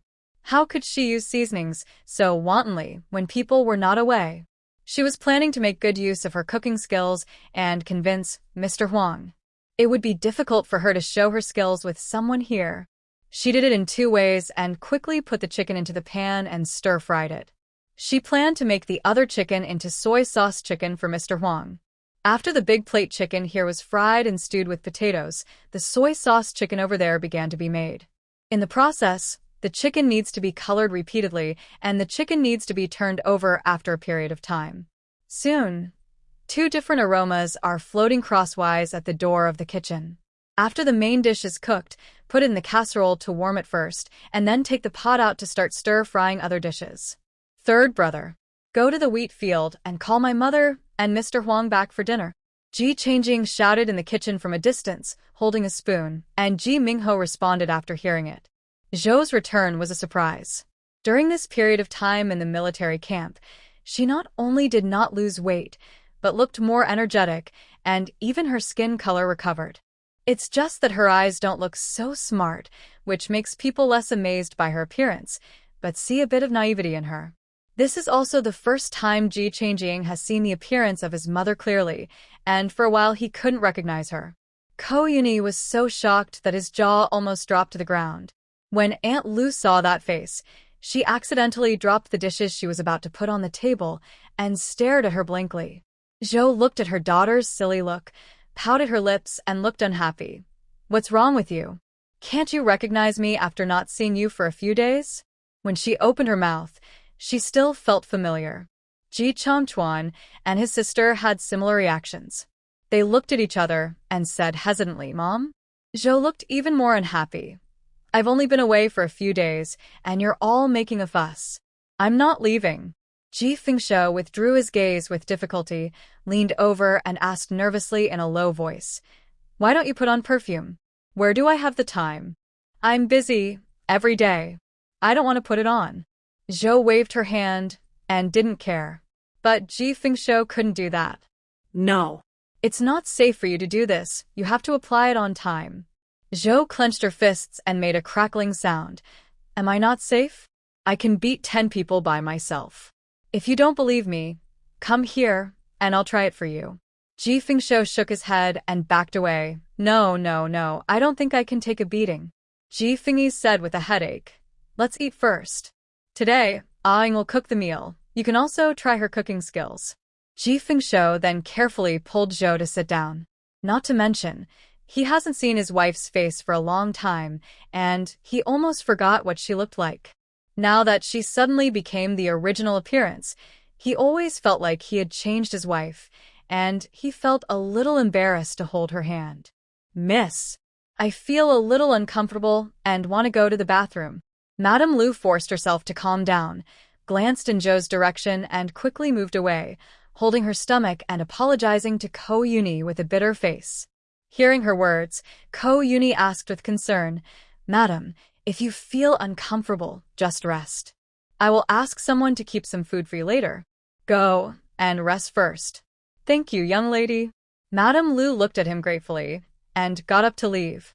Ji Changjing thought that Mr. Huang would definitely praise the meal, but after the meal, he was surprised to find that Mr. Huang didn't say a few words the whole night. A closer look showed that he was absent-minded the whole night. He glanced at Zhou from time to time, then frowned tightly and turned away, stared, and turned away again. He kept repeating this action. Everyone else had their own thoughts, and no one noticed this. Only Ji Changjing felt the difference. After finishing the meal and arranging Ko Yuni to rest in the room, she went to find Mr. Huang alone. How is my chicken? Mr. Huang nodded perfunctorily. Delicious. Oh. Do you like sweet and sour or pepper and salt? It's all right, I like both. Yichangink. Just tell me, what's the matter that makes you so distracted? You can't even taste the meat? Ji Changjing patted Mr. Huang's shoulder fiercely to bring him back to his senses. Mr. Huang woke up with a start. He looked at Ji Changjing sullenly. I've said before that you're mother, and you were born with supernatural powers. I've only seen such people in my junior sister, and it's passed down to girls, not boys. At that time, I doubted whether your grandmother had any relationship with my junior sister, but I let it go after your mother said a few words. Old Huang took a deep breath. But now that I see your mother's appearance, I doubt. Is your mother really your grandmother's biological daughter? Does she look like your grandmother? The strength is a coincidence, and the 80% similarity in appearance is a coincidence. But are there really two completely unrelated people in this world who are so coincidental from genetics to appearance? Ji Changjing didn't expect old Huang to say such a thing. My 4 uncles and my grandparents all dote on my mother. My 4th uncle and my mother are twins. When they were young, they both fell ill. My grandma was so anxious that she took my mother to see a doctor and forgot about my 4th uncle at home. He had a fever and almost became a fool. If they were not biological children, who could do this? Every year when she visited her grandma's house during the holidays, her eldest uncle would bring this up and make fun of her. Moreover, over the years, whether Ji Changjing remembered it or saw it, her grandma's family doted on Zhou and even favored her and her brother a little more. How could they not be biological children? Huang Lao waved his hand to stop Ji Changjing's recollection. I'm asking you, do they look alike or not? Ji Changjing couldn't lie to this question. 2 points, similar. Huang Lao had an expression of as expected. If you meet my junior sister, you will never say that she has nothing to do with your mother. After Huang Lao finished speaking, he turned and left. His back was indescribably lonely and silent. Ji Changjing lay on the bed, still a little dazed. Ko Yuni looked at her with interest. I didn't expect your mother to be pretty. Strange, I haven't looked at you carefully before. Let me see if you look like your mother, she said with a playful smile on her face, and quickly lifted up Ji Changjing's thick bangs.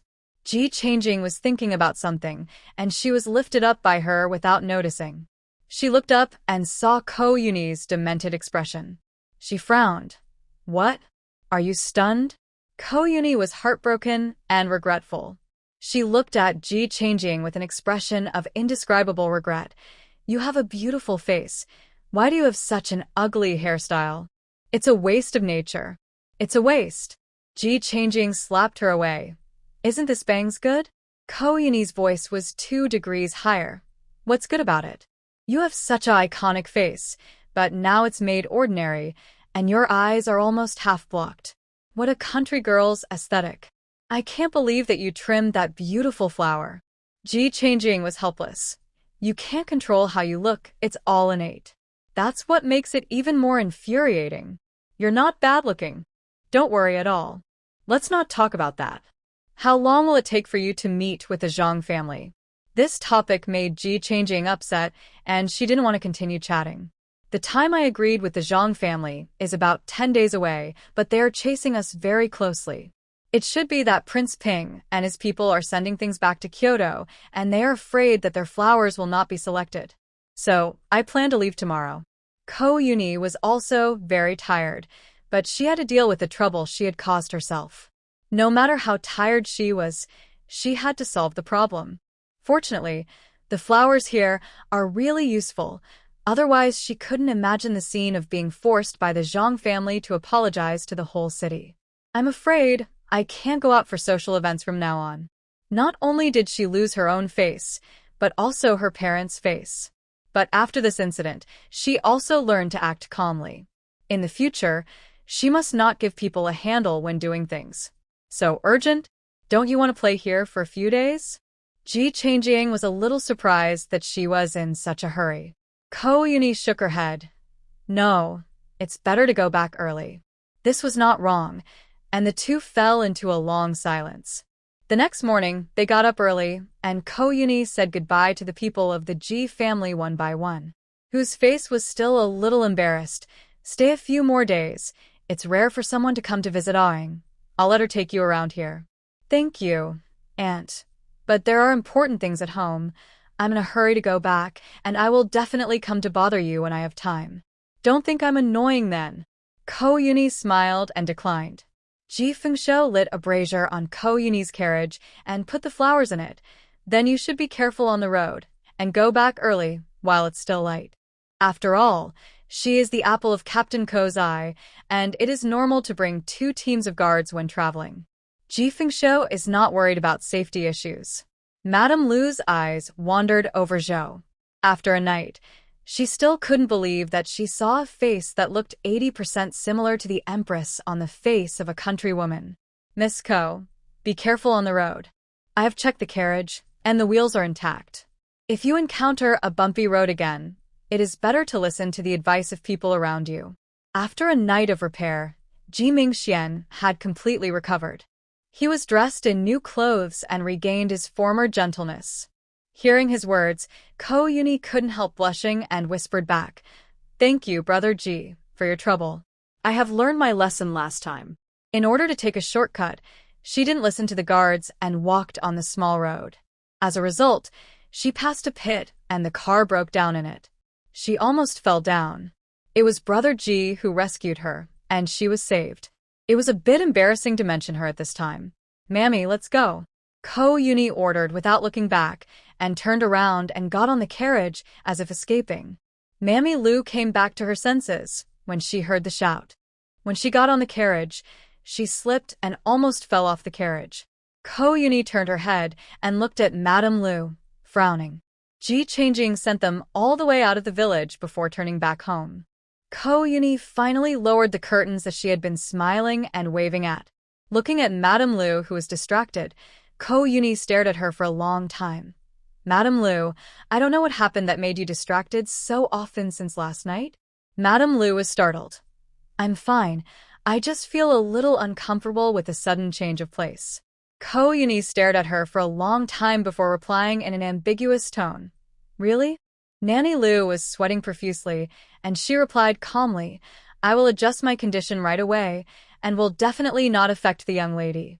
Ko Yuni did not respond and closed her eyes to rest. Nanny Lu was the foster nanny that her mother had specially asked the princess to bring home for her 5 years ago, and she had never made any mistakes.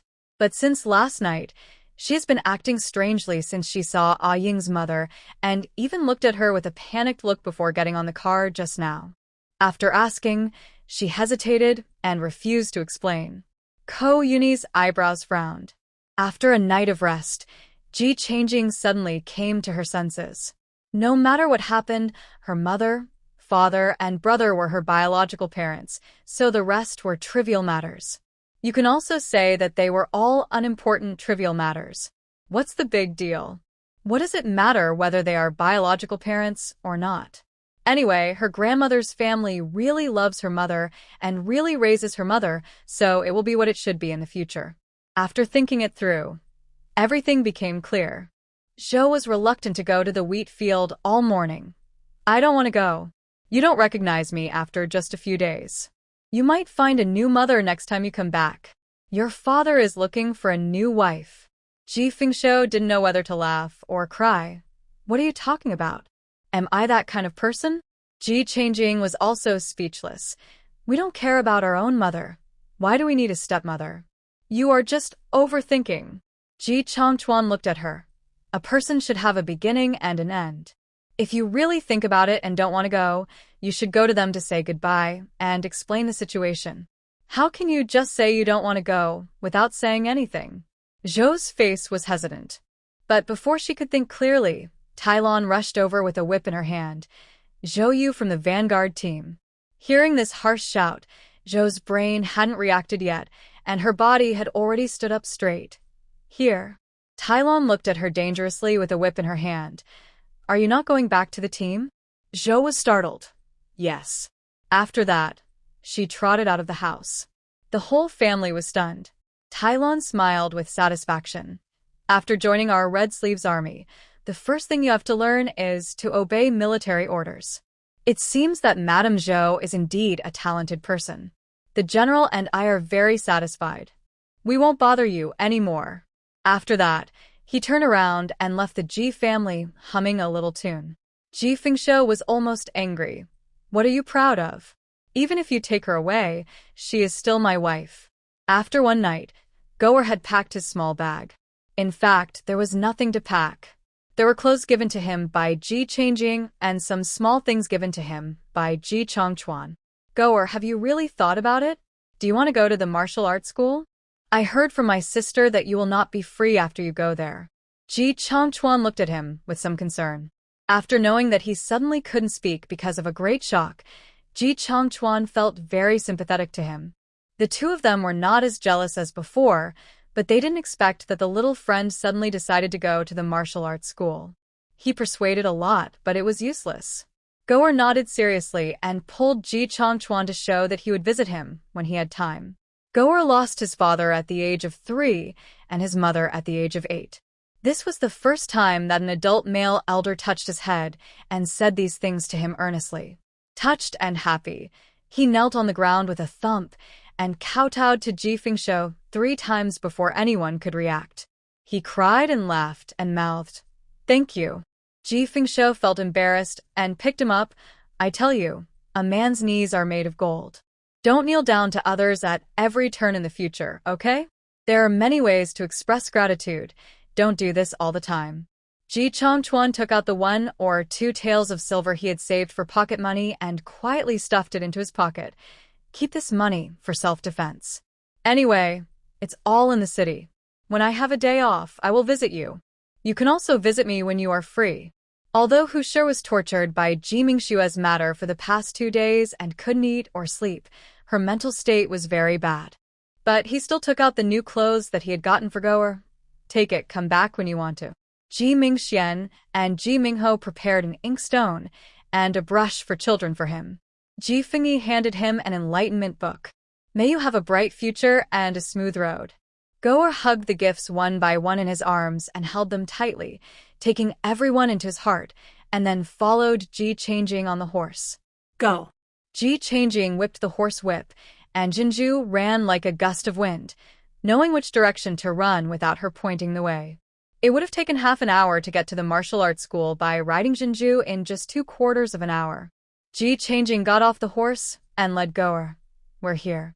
Goer also looked up at the 3 words martial arts school on the gate, his eyes both nervous and uneasy. "This is where you will live in the future, and you must study hard."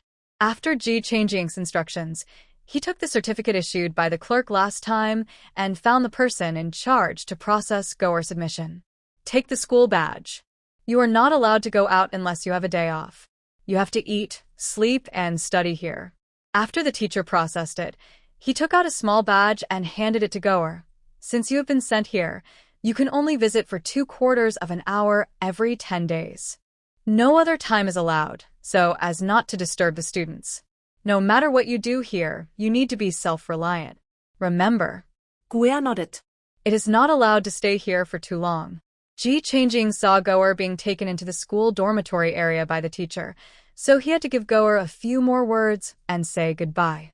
After sending Goer away, Ji Fengyi also took Ji Mingxian and Ji Chongchuan to the county school and sent Ji Mingho to the private school in the city. The house suddenly seemed much quieter. Mrs. Hu was secretly sad at home all day, crying. It was at this time that the village chief came to take them to see the land. "Have the fields been divided?"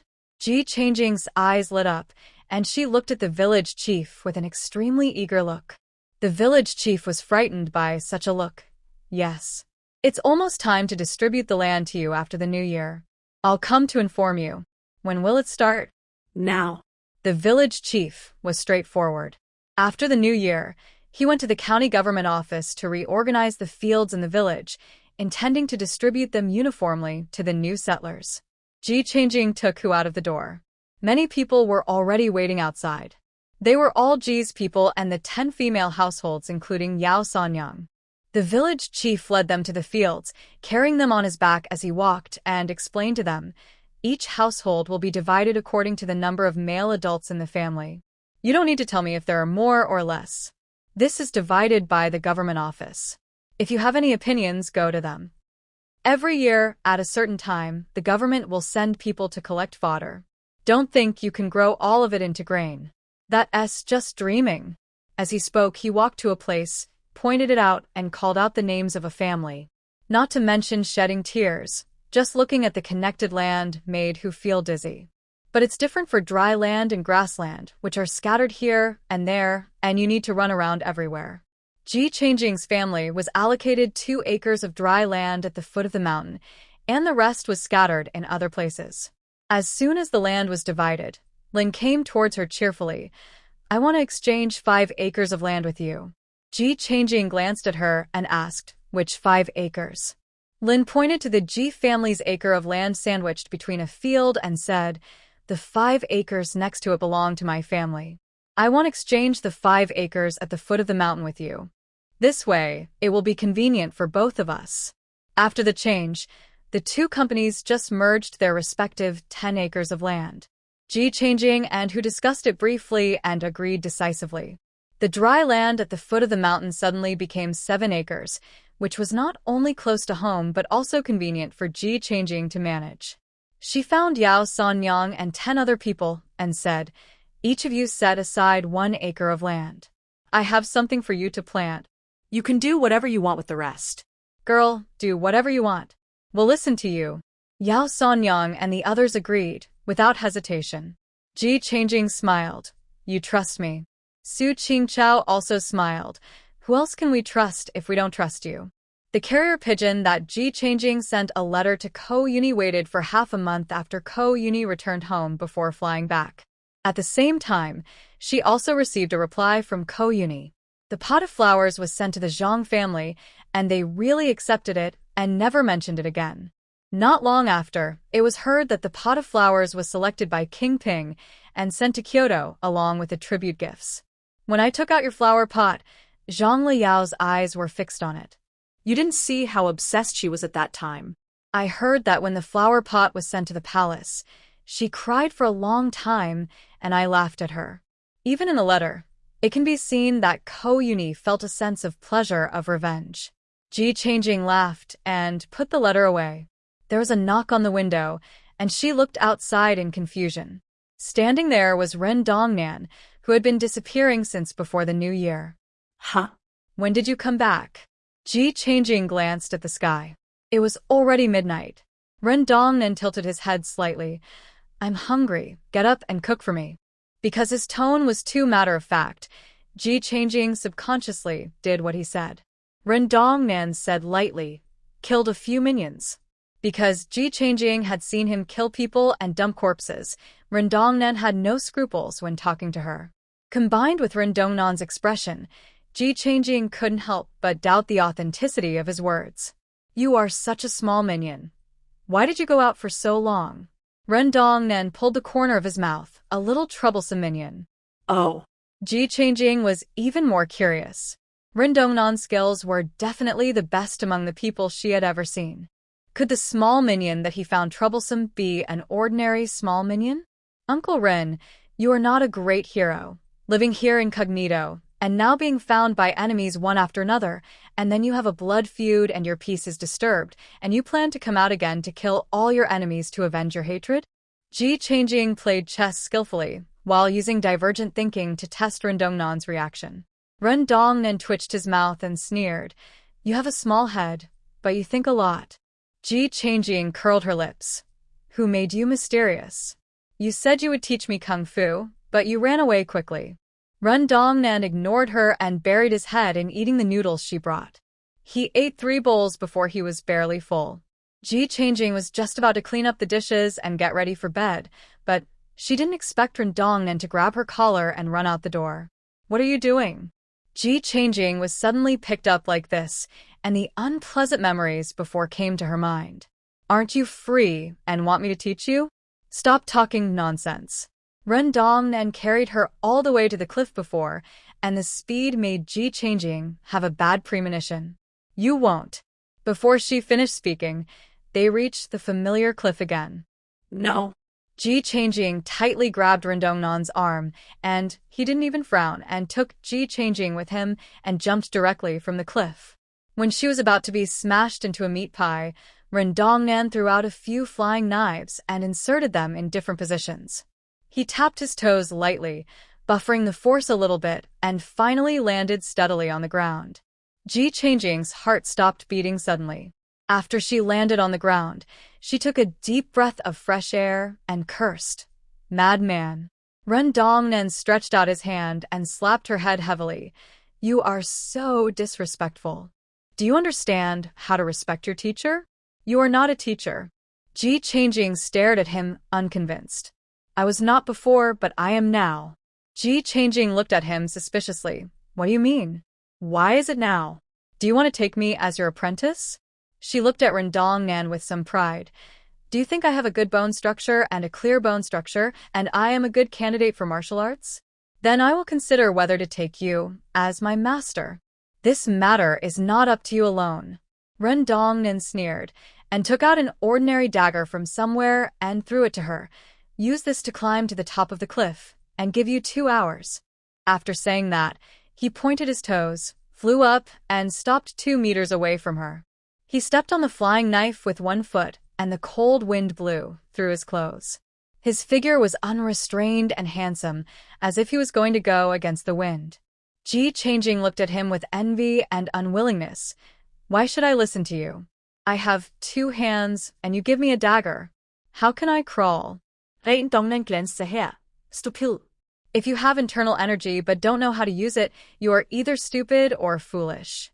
Start moving, and use your hands and feet to exert force.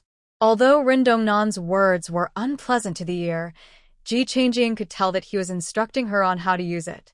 No matter how unwilling she was, she had to hold it back. She followed Ren Dongnan's instructions and poured her internal energy into her legs. For a moment, she felt as light as a swallow. However, before she jumped very high, she felt weightless and quickly inserted the dagger in her hand into the cliff next to her. The whole person was hanging in the air with one hand. Ren Dongnan refused to give any more instructions. I'll wait for you at the top of the mountain. After saying that, he flew up in a few seconds, leaving Ji Changjing alone, and ran away. Ji Changjing gnashed her teeth in hatred. Why did you run away? You are so heartless. I just finished cooking for you, and you sent you here to torture me. At least you should have said hello, so that I could prepare myself mentally. But you are so good. You do whatever you want. Arrogant and rude. The entire valley was empty except for her echo. The other party had already run away, and it was unknown whether he heard it or not. Ji Changjing rolled his eyes in anger, raised his head to look at the endless cliff, accepted his fate, and remained calm, thinking about what to do next. Not to mention, if this arm is hanging for a long time, no matter how strong you are, you can't bear it. Recalling Ren Dongnan's words, he put strength into his hands and feet. Hands and feet.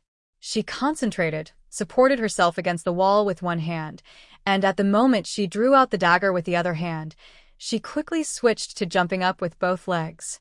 The moment she felt weightlessness, she inserted her hand into the cliff wall again.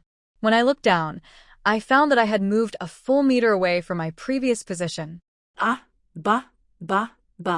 Before she could finish her words, Ji Changjing felt a clod of dirt coming towards her from above, filling her mouth with dirt. Okay, you're so cruel.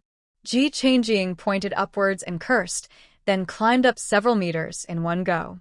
He kept stopping to adjust his breathing and restore his internal strength, and it took him just 2 hours and a quarter of an hour to climb to the top of the cliff. After going up, she collapsed to the ground in a big shape. I should say, but I won't say it. This martial arts training is really too tiring. Ji Changjing panted and spoke in a dry voice. Get up. Ren Dongnan stood in front of her and kicked her. Ji Changjing looked at him in disbelief. I'm almost dying of exhaustion. You won't even let me rest? I'll count to 3. If you don't get up, you'll have to bear the consequences. She wasn't scared, so this trick wouldn't work on her. 1. I can't stand it. 2. Humph. 3. As soon as he finished speaking, Ren Dongnan grabbed her and tore off a long piece of cloth from the hem of her dress and tied it around her hands and feet. Come home within 2/4 of an hour. If you don't listen. Ren Dongnan moved his ears, pointed at a thick tree next to him, and said with a smile, Then you go, and keep the monkey company. I mean what I say. Ji Changjing didn't sleep all night, tired and angry. Why should I do whatever you tell me to do? Your family members have to listen to me. Ren Dongnan said, and left. Ji Changjing saw him leave, and the resentful expression on her face disappeared instantly. She hummed a song while walking down the mountain to go home. Ren Dongnan was waiting for her at the door of the 2 houses. Uncle Ren, I came back as you asked. Is there anything else you want to tell me? If not, I'll take a rest. Ji Changjing climbed up the wall, looked at Ren Dongnan's yard, and asked loudly with a smile. The only answer she got was a flying knife coming toward her. Ji Changjing grinned, raised her hand swiftly, and followed the force of the flying knife to turn half a circle in the air before taking it. Tieske, what a bad temper. I've been busy all night, and I'm not angry yet. She couldn't hide the teasing on her little face. She threw the flying knife back into Ren Dongnan's window, clapped her hands, went down the wall, and went back to sleep. I don't know if it was because of overwork and physical exhaustion. She slept particularly sweetly this time, and even Ji Fengshou, and who didn't come to wake her up. It was noon when she woke up. After waking up, she felt full of strength and was in a better state than ever before. She closed her eyes and felt it, and found that her internal strength, which usually didn't increase much, actually increased a little overnight.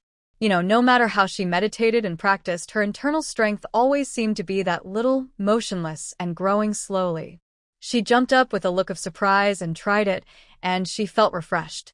As soon as he opened the door and entered the yard, he saw Ren Dongnan lying on the recliner that Yu Tianming had made for him, swaying leisurely, looking very comfortable.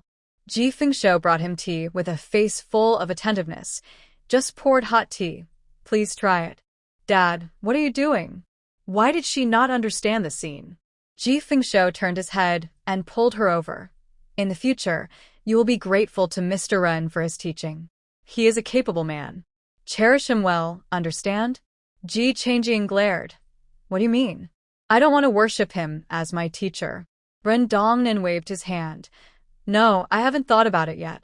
Looking at the expressions of disgust between the two, Ji Fengshou. Don't ask me unnecessary questions.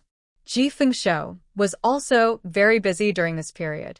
Not only did he have to find a way to run the charcoal pencil business, but he also had to take care of the large amount of land that had just been allocated to his family. Because in addition to paying taxes on grain in Liangzhou, the government must also collect fodder every year. The people here were not willing to take it easy. After all, without fodder, what would the horses eat in the future? How could they defeat the barbarians without horses? So, no matter for themselves or for everyone, every household planted forage grass without shirking. Ji Changjing was not idle either. He called Yao Sanyang and the others to spend all the daytime on seedling cultivation. All the mature potatoes were collected, dried in the shade, cut into pieces, and sprouted. The workload was not small. At night, Ren Dongnan had to pull them up to jump off the cliff. After several times, Ji Changjing had gotten used to it. When he jumped, he had no expression on his face. As soon as his feet landed on the ground, he began to climb up very skillfully. Ren Dongnan was very satisfied as he watched him getting more and more skilled. Reach the top within 1 hour. If you can't do it, you can carry 20 kilograms tomorrow. Ji Changjing's eyes were dead. I just completed 2 hours yesterday. Only 1 hour today. Are you kidding me? No. Ren Dongnan flew away.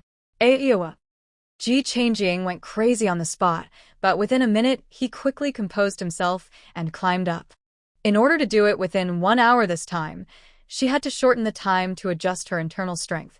In the end, it still took more than half an hour to reach the summit. Ren Dongnan skillfully took out the iron chains specially made for Ji Changjing and ordered her to jump back home. After the first lesson, Ren Dongnan specially asked someone to make a pair of iron chains to tie her up, the kind that would get tighter the more she struggled with brute force. After many unsuccessful attempts and with his fighting power inferior to his opponent, Ji Changjing could only swallow his anger and do what Ren Dongnan said. It was very difficult to move with your hands and feet tied, especially after climbing over a cliff. Your hands and feet felt as heavy as if they were filled with lead. She could only keep adjusting her breathing and internal strength, following the method given by Ren Dongnan, and move towards home little by little. The reason why Ren Dongnan was so arrogant was because everyone in the Ji family cooperated with him very well. Every time the two returned home in the middle of the night, there would be a midnight snack carefully prepared by Mrs. who left in the kitchen. Ren Dongnan even added meat to his portion, which made him extremely satisfied. He was able to torture Ji Changjing more easily and with greater pleasure. Although it was painful, Ji Changjing was not a person who didn't know what was good for him. No matter how she deliberately went against Ren Dongnan, She gritted her teeth and completed all the tasks given by the other party.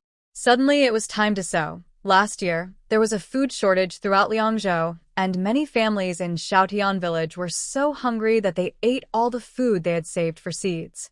As a result, the entire Liangzhou area has insufficient seed stocks this year, and the people have to purchase seeds from other places, and the price of seeds remains high.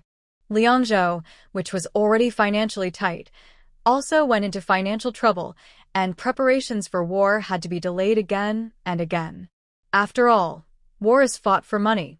That day, Ji Changjing was just watching Yao Sanyang and the others planting the rice seedlings when she heard someone calling her, "Miss Ji.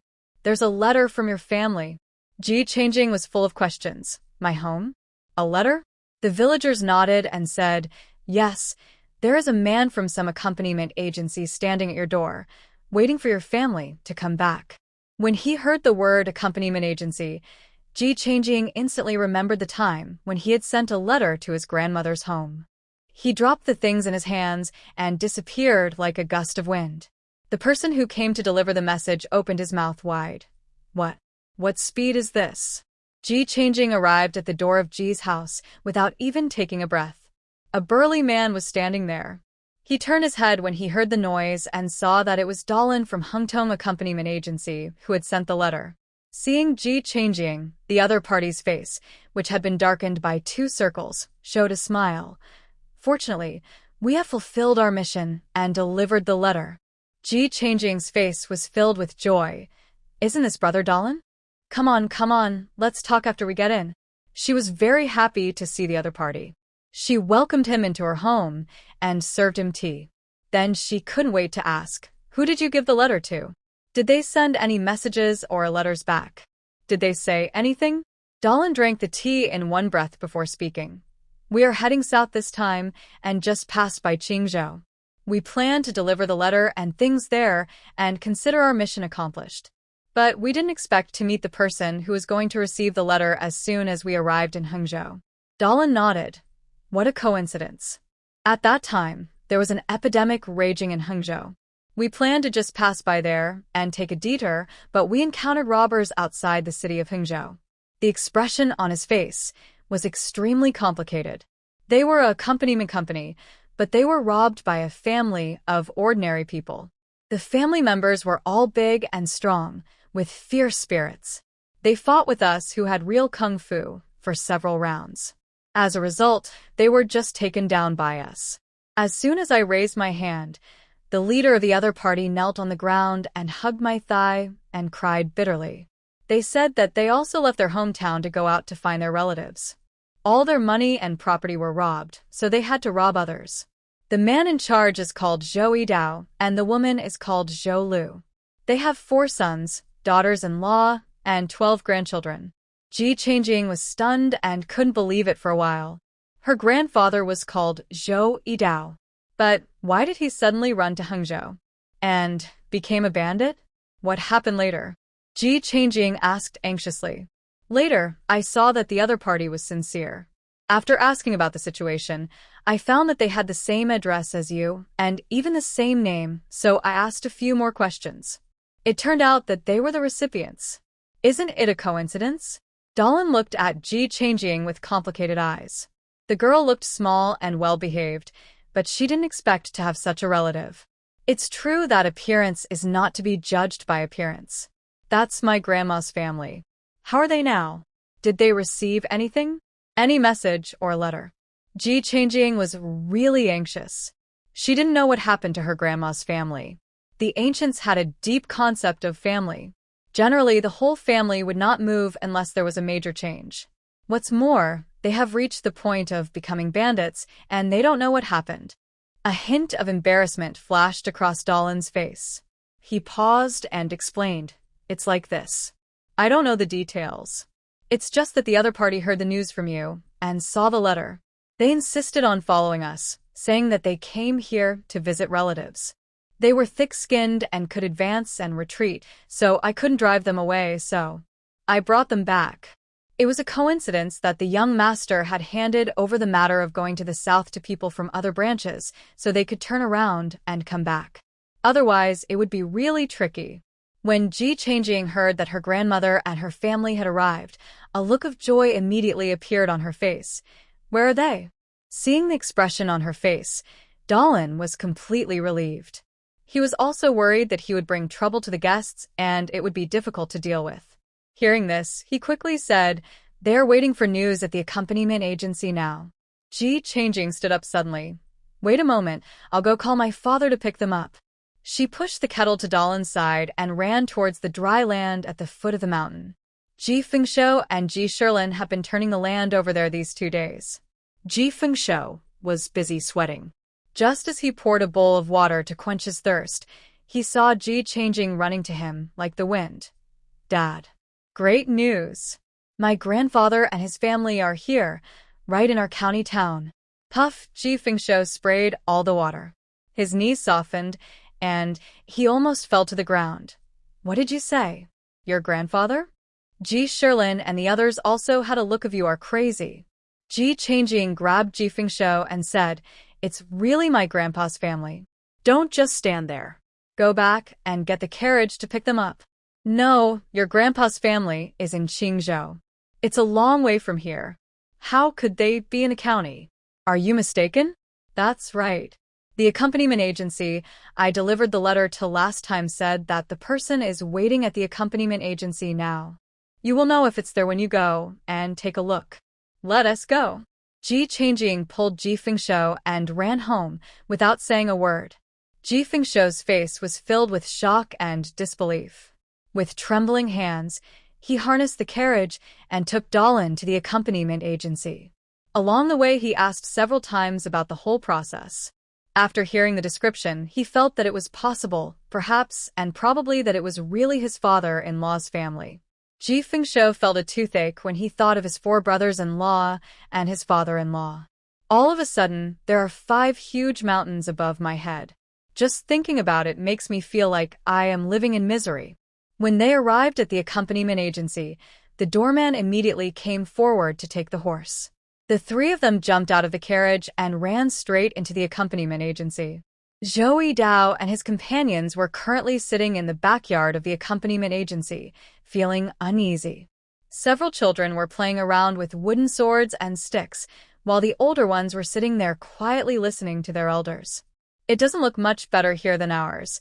I wonder what life our sister has been through here. Expecting a good life in exile? That's just dreaming. I don't know if the little belongings we prepared are enough to help our sister get out and settle down. It's not a big deal. If it's really not enough, we can just go to the mountains for a few more days, right? I heard that building the city wall is very hard.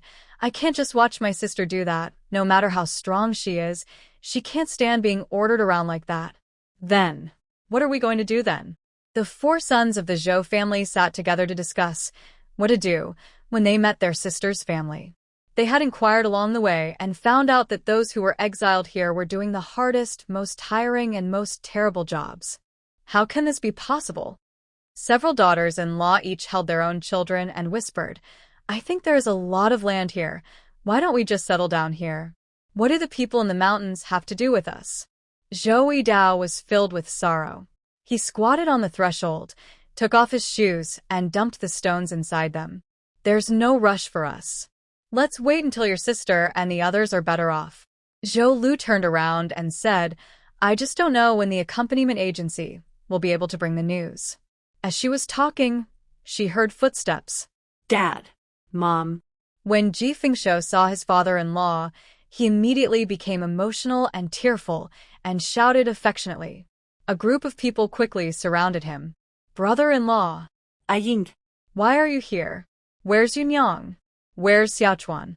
The Zhou family was surprised and happy.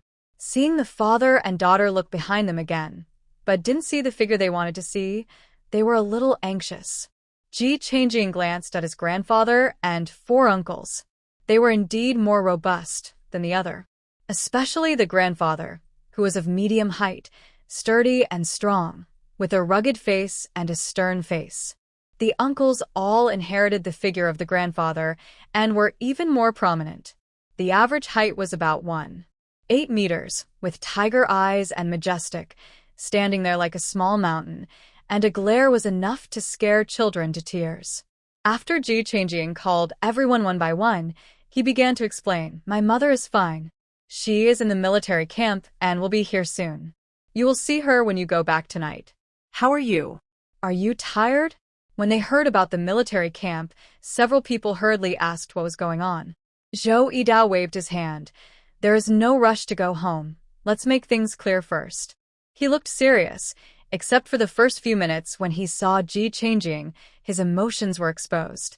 After that, he kept a tense face and didn't look like he was smiling. He kept staring at Ji Fengshou, which made him feel more stressed. Zhou Lushi was tall and slender, and was a head taller than the average woman. Although she looked a little difficult to deal with, she had a good temper. She glanced at the two of them and turned her head away as if she didn't see them. Holding Ji Changjing's hand, he asked her like coaxing a child, "Are you living well here? Has your mother gotten into trouble? Is your father idle and not doing his job? Where is Xiaochuan?" Ji Changjing couldn't help wanting to take a look at her father, and several uncles stepped forward with a smile to block her view. "Be good. Grandma is just chatting with you casually. You should talk to Grandma, and we'll go out to buy candy later." Uncle Zhou thought that Ji Changjing was the silly child before, and he touched her head and looked at her with encouragement. The whole family felt that a simple-minded child like Ji Changjing would not lie or deceive others. Everyone is doing well. The family has 2 horses, 2 cows, and 3 sheep, and a lot of land has just been divided. My younger brother has also gone to the county school. Only my aunt, me, and my father are left at home. Even my mother was selected to the military camp. Maybe she'll become an official in the future. Ji Changjing told about the family affairs with an innocent smile. Hearing this, the uncles and even the grandparents all breathed a sigh of relief. This was much better than they had imagined. Zhou Yidao forced a smile and hugged Ji Fengshou in his arms. He patted Ji Fengshou's weak and helpless shoulders with his palm as big as a palm leaf fan and said in a rough and heroic voice, "Good son-in-law. It turned out that I was right to leave my daughter to you. Good boy." The second uncle also smiled heroically. "Haha, I said at the beginning that although this kid is a little slick, looks a little pretty, and is a little weak, he is still a man." The third uncle patted him on the shoulder with a smile and said, "He is well taken care of at home. He is a good boy. Man." The fourth uncle punched him hard. "Well done. You saved yourself a beating." Ji Fengshou was hit and patted on the chest and back, grinning and smiling. "My wife and children are mine. Of course I care about them." Ji Changjing looked at his father, who was like a little white flower falling into a storm, and couldn't help explaining, "I wrote a letter to Grandma and uncles. Didn't you receive it?" The eldest uncle waved his hand and scratched his head awkwardly. "There is no literate person in our family." Well. "Anyway, it's enough to know your news, so that our trip is not in vain." So those things were prepared by Aang? Thoughtful. "The situation at home is not good. Why did you buy so many things for us? Isn't it a waste of money?" Several uncles talked at once, and Ji Changjing didn't expect that they didn't even read the letter at all. If they were in Qingzhou, they would definitely find someone in the village to read the letter to them, but they were not there. Ji Fengshou also felt something was wrong when he talked about this. "Father-in-law, mother-in-law. There are no outsiders here now. How could we meet the accompaniment agency on the way out of Qingzhou?" Zhou Lu's daughters-in-law looked at each other and pursed their lips without saying anything. Ji Changjing's cousins spoke out without waiting for the adults to speak. "Grandpa and Grandma got sick after Aunt passed away. My parents said they missed Aunt so much. Finally, there was another flood outside, and many people died. My father said at the time that we should just bring the whole family to look for my aunt. But our luggage was stolen on the way. We were robbed. We had to rob others. We half robbed and half escaped to Hangzhou and met people from the accompaniment agency during the robbery. That's how we got to know your news." Several cousins summarized the matter one after another. Ji Changjing was very surprised. She didn't expect that the Zhou family would value Zhou, who was already married, so much that they traveled all the way from Qingzhou to Liangzhou for her. Ji Fengshou was also moved. He knew that Zhou was favored in the family before, and at that time he only thought it was because his father-in-law and mother-in-law had only this one daughter. But he didn't expect that his father-in-law and mother-in-law would go to such lengths for their daughter. Dad. Mom. Since you are here, follow me home. From now on, our family will be together. If Zhou knew the news, she would definitely be very happy. Zhou Dedeo hesitated. He originally thought that life in exile would be hard, and he planned to use the money he robbed on the road to help his daughter's family live a normal life. But it seems that his daughter's family is living better than he thought. Wouldn't they be begging for money? Wouldn't his daughter be unable to hold her head up in front of the Ji family in the future? Yes. Let's go home first. My mother will definitely jump for joy when she comes back to see everyone in the evening.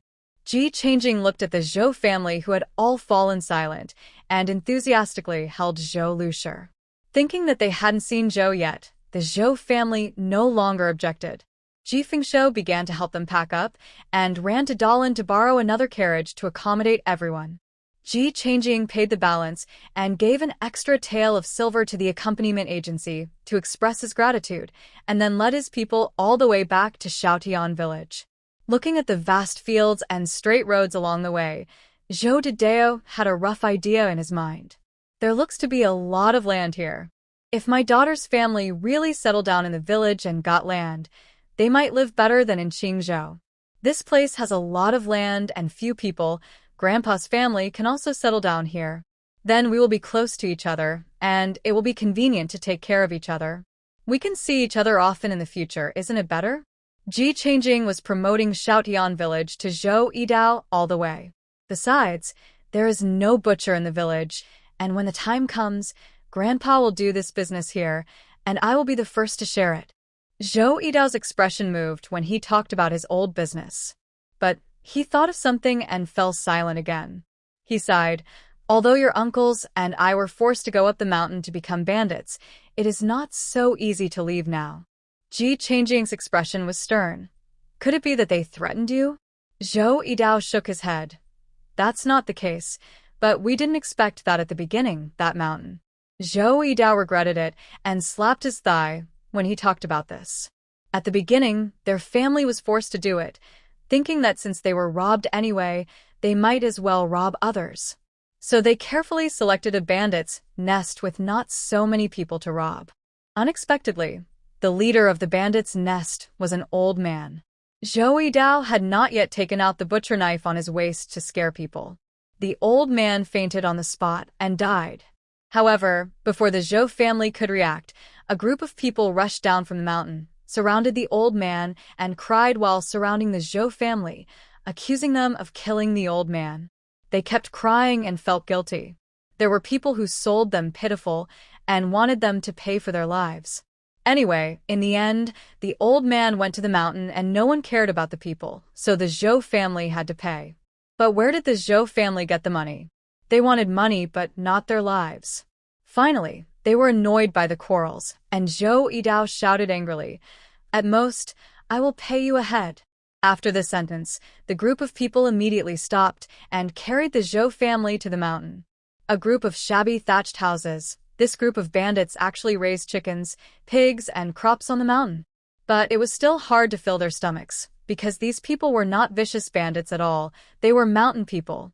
A group of people who had no household registration and were not recognized by the government could not go into the city to exchange for daily necessities. If they wanted to exchange with the people living in the mountains, they had to pay double the price. So this group of people became poorer and poorer. There were 201 people in total. The young and strong ones were stubborn, and the rest were the old, weak, women and children, living the most primitive life in the mountains.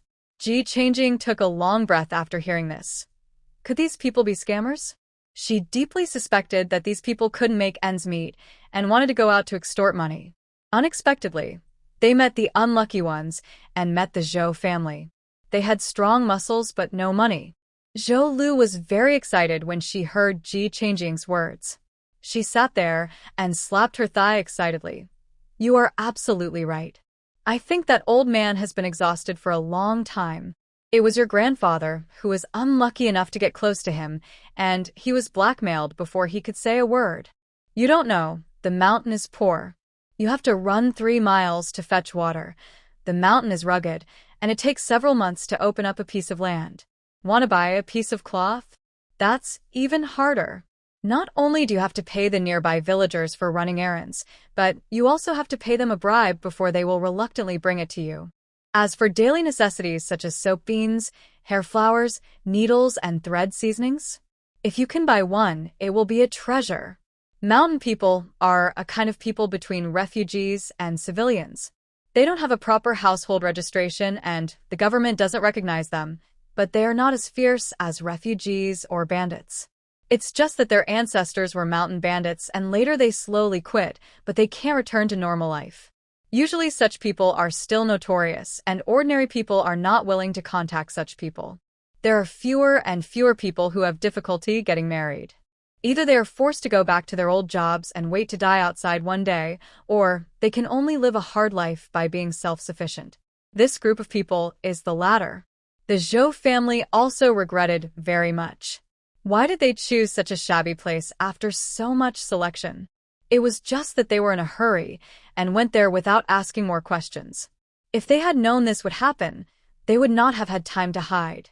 Anyway, we are home now. What can they do? Ji Fengshou also nodded quietly on the side. That's right. Anyway, we are home. Don't care about them.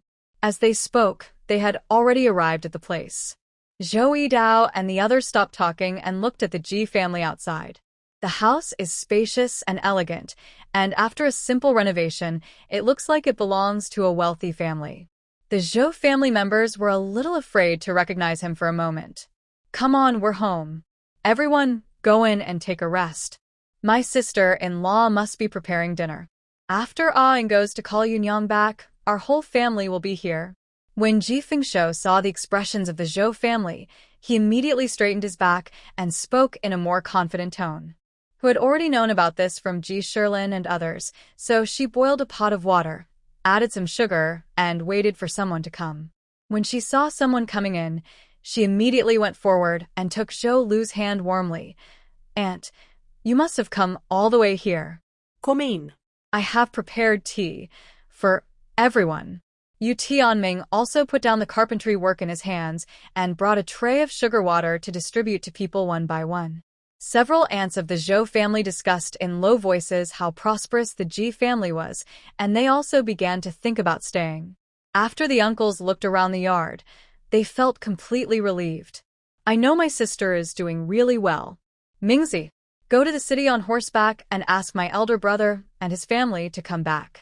Ji Fengshou pulled Yu Tianming out of the door and whispered instructions to him, whose mood improved a lot when she saw people from her hometown. She started chatting enthusiastically with Zhou Lu and Ji Changjing's aunts. When talking about her hometown being flooded, whose face showed shock. Ah. It's fate. We are lucky, at least we escaped. I heard that several families in the neighboring village had to go back to get their belongings, but in the end, none of the 14 people in the family escaped. My aunt couldn't help but shed tears. My mother's home. My mother's home is gone. Mrs. who was anxious. Shuanglia village. What's the situation in Shuanglia village? Her parents' home is right there. Zhou Lu held her hand and said, Shuanglia village is on a higher ground, so the situation should be better than ours. If you're worried, ask someone to send a letter back to ask. Yes, when I sent something to my grandmother's house, I also sent something to Shuanglia village. The accompaniment agency will definitely send a letter when it passes by there on its way to the south. Ji Changjing pulled Hu to sit down and told her not to think too much. Several aunts came forward to comfort her. Ji Fengshou was asking about the situation with several uncles. Seeing this, Ji Changjing quietly went out to call Zhou back. Wheat field. Song Ruching was sitting at the top watching the two groups of people fighting in the field. Zhou was waving her double hammers and no one within 100 meters of the crowd approached her. She looked majestic. In order to contain her, the opponent sent 10 people to interfere with her position. She was not panicked at all. No matter what formation the opponent had, she would break all methods with force. No matter how you try to stop me, do you have the guts to fight me head-on? She knocked a gap out of it and pulled out the small flag representing victory. Zhou's companions cheered around her. She laughed loudly and confidently and was very dazzling in the field. Song Ruching looked dazed. She didn't know when it started, but Zhou's face looked more and more like her nominal mother-in-law. She even looked more like her than the eldest princess, Zhongli Xingyue. This made her feel a little more awkward and weird. General, look, Zhou Yu is really a good seedling. If you train her well, it will definitely be effective when we start the war this year. Zhou ran over happily with a small flag, and the smile on her sweaty face was very scorching. What do you think? I told you I can win. Her eyes were clear and bright, without a trace of complicated emotions, just pure happiness. Song Ruching also smiled. I am optimistic about you. Zhou covered her mouth and smiled reservedly. Hehe Tylon. Song Ruching. What are you like? Speak properly. Tylon shouted with some discomfort. Zhou looked at her innocently. I think people look good when they smile like this, isn't it? Tylon said with a straight face. We in the army have always valued being straightforward and bold, and we hate those who act pretentiously and twisted their legs the most. You are not allowed to learn from them in the future. Zhou pouted. Oh. Ji Changjing saw Zhou standing on the high platform as soon as she entered the door and waved her hand happily. Mom. Zhou was also very surprised to see her and waved her hand to give her feedback. Mom. Grandma is here. Tell the general to come home with me. As soon as they met, Zhou didn't have time to share her joy. Ji Changjing pulled her away. Zhou's eyes widened and she looked at her in surprise. My parents are here? No way. They are drinking tea at home. Zhou jumped up and screamed and ran back excitedly. Princess, I want to go home. My parents are here to see me. Tylon shouted. You should call the general in the camp. Song Ruching waved his hand to stop her, turned to look at Zhou. You, parents? Zhou nodded happily yes. They must be worried that I can't eat or sleep well here, so they came so far to see me. I have to go back and let them see how I am doing now. Zhou's face was full of pride when she talked about her family. Song Ruching smiled. Then I wonder if I can go to your house for a meal tonight? Zhou patted her chest. Just come. The food is guaranteed. No more words, I'm leaving. She waved to the two of them and ran away, with Ji Changjing. Tylon said tactfully, This is the Ji family's family dinner. Wouldn't it be inappropriate for the general to go? How could Song Ruching not hear the meaning of her words? This is a family dinner. Wouldn't it be a hindrance if she went? But she had her own plans. She was really curious about Zhou. Zhou looked so similar to the Empress. Could it be that Zhou's mother had any relationship with the Empress? Song Ruching didn't expect that she would gain so much after moving to Xiaotian village. Although the original intention was just to attract talents, now that there were additional discoveries, it couldn't be let go easily. In the evening, the Ji family was in full swing, and lights were lit inside and outside the yard. The whole yard was brightly lit, and although Ren Dongnan couldn't see it, he felt very satisfied. Not for anything else, just because he had smelled the smell of many meat dishes. There is a big meal. So, he didn't mind sitting in the yard patiently to accompany the guests. I didn't expect that Ah Ing could learn from you. This kid has been slow to react since he was young. Please forgive me if I do anything wrong. Zhou Yidao didn't know how good Ren Dongnan was, but he could tell from his son-in-law's bragging that he was a great man. He was being polite to him. Ren Dongnan's mouth twitched. A slow reaction? Maybe he had some misunderstanding about Ji Changjing. If it weren't for his quick reaction, he would have been able to subdue her. Don't worry, I will definitely forgive her. Ren Dongnan smiled kindly. Zhou Yidao smiled heartily and clinked glasses with him. Only Ji Changjing's scalp tightened. Oh no!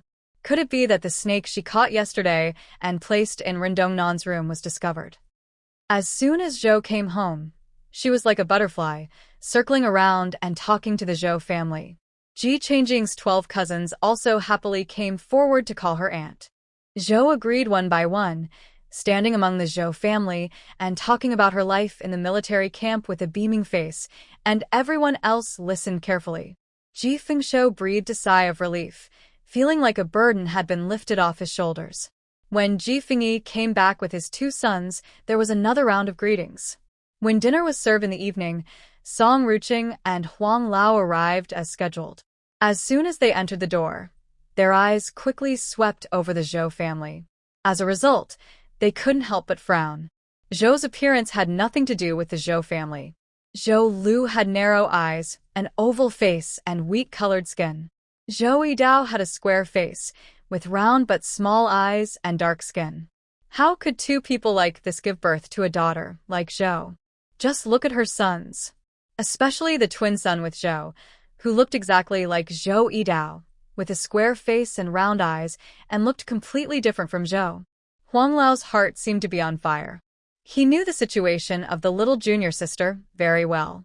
If Zhou was really not a member of the Zhou family, then what was her relationship with the little junior sister?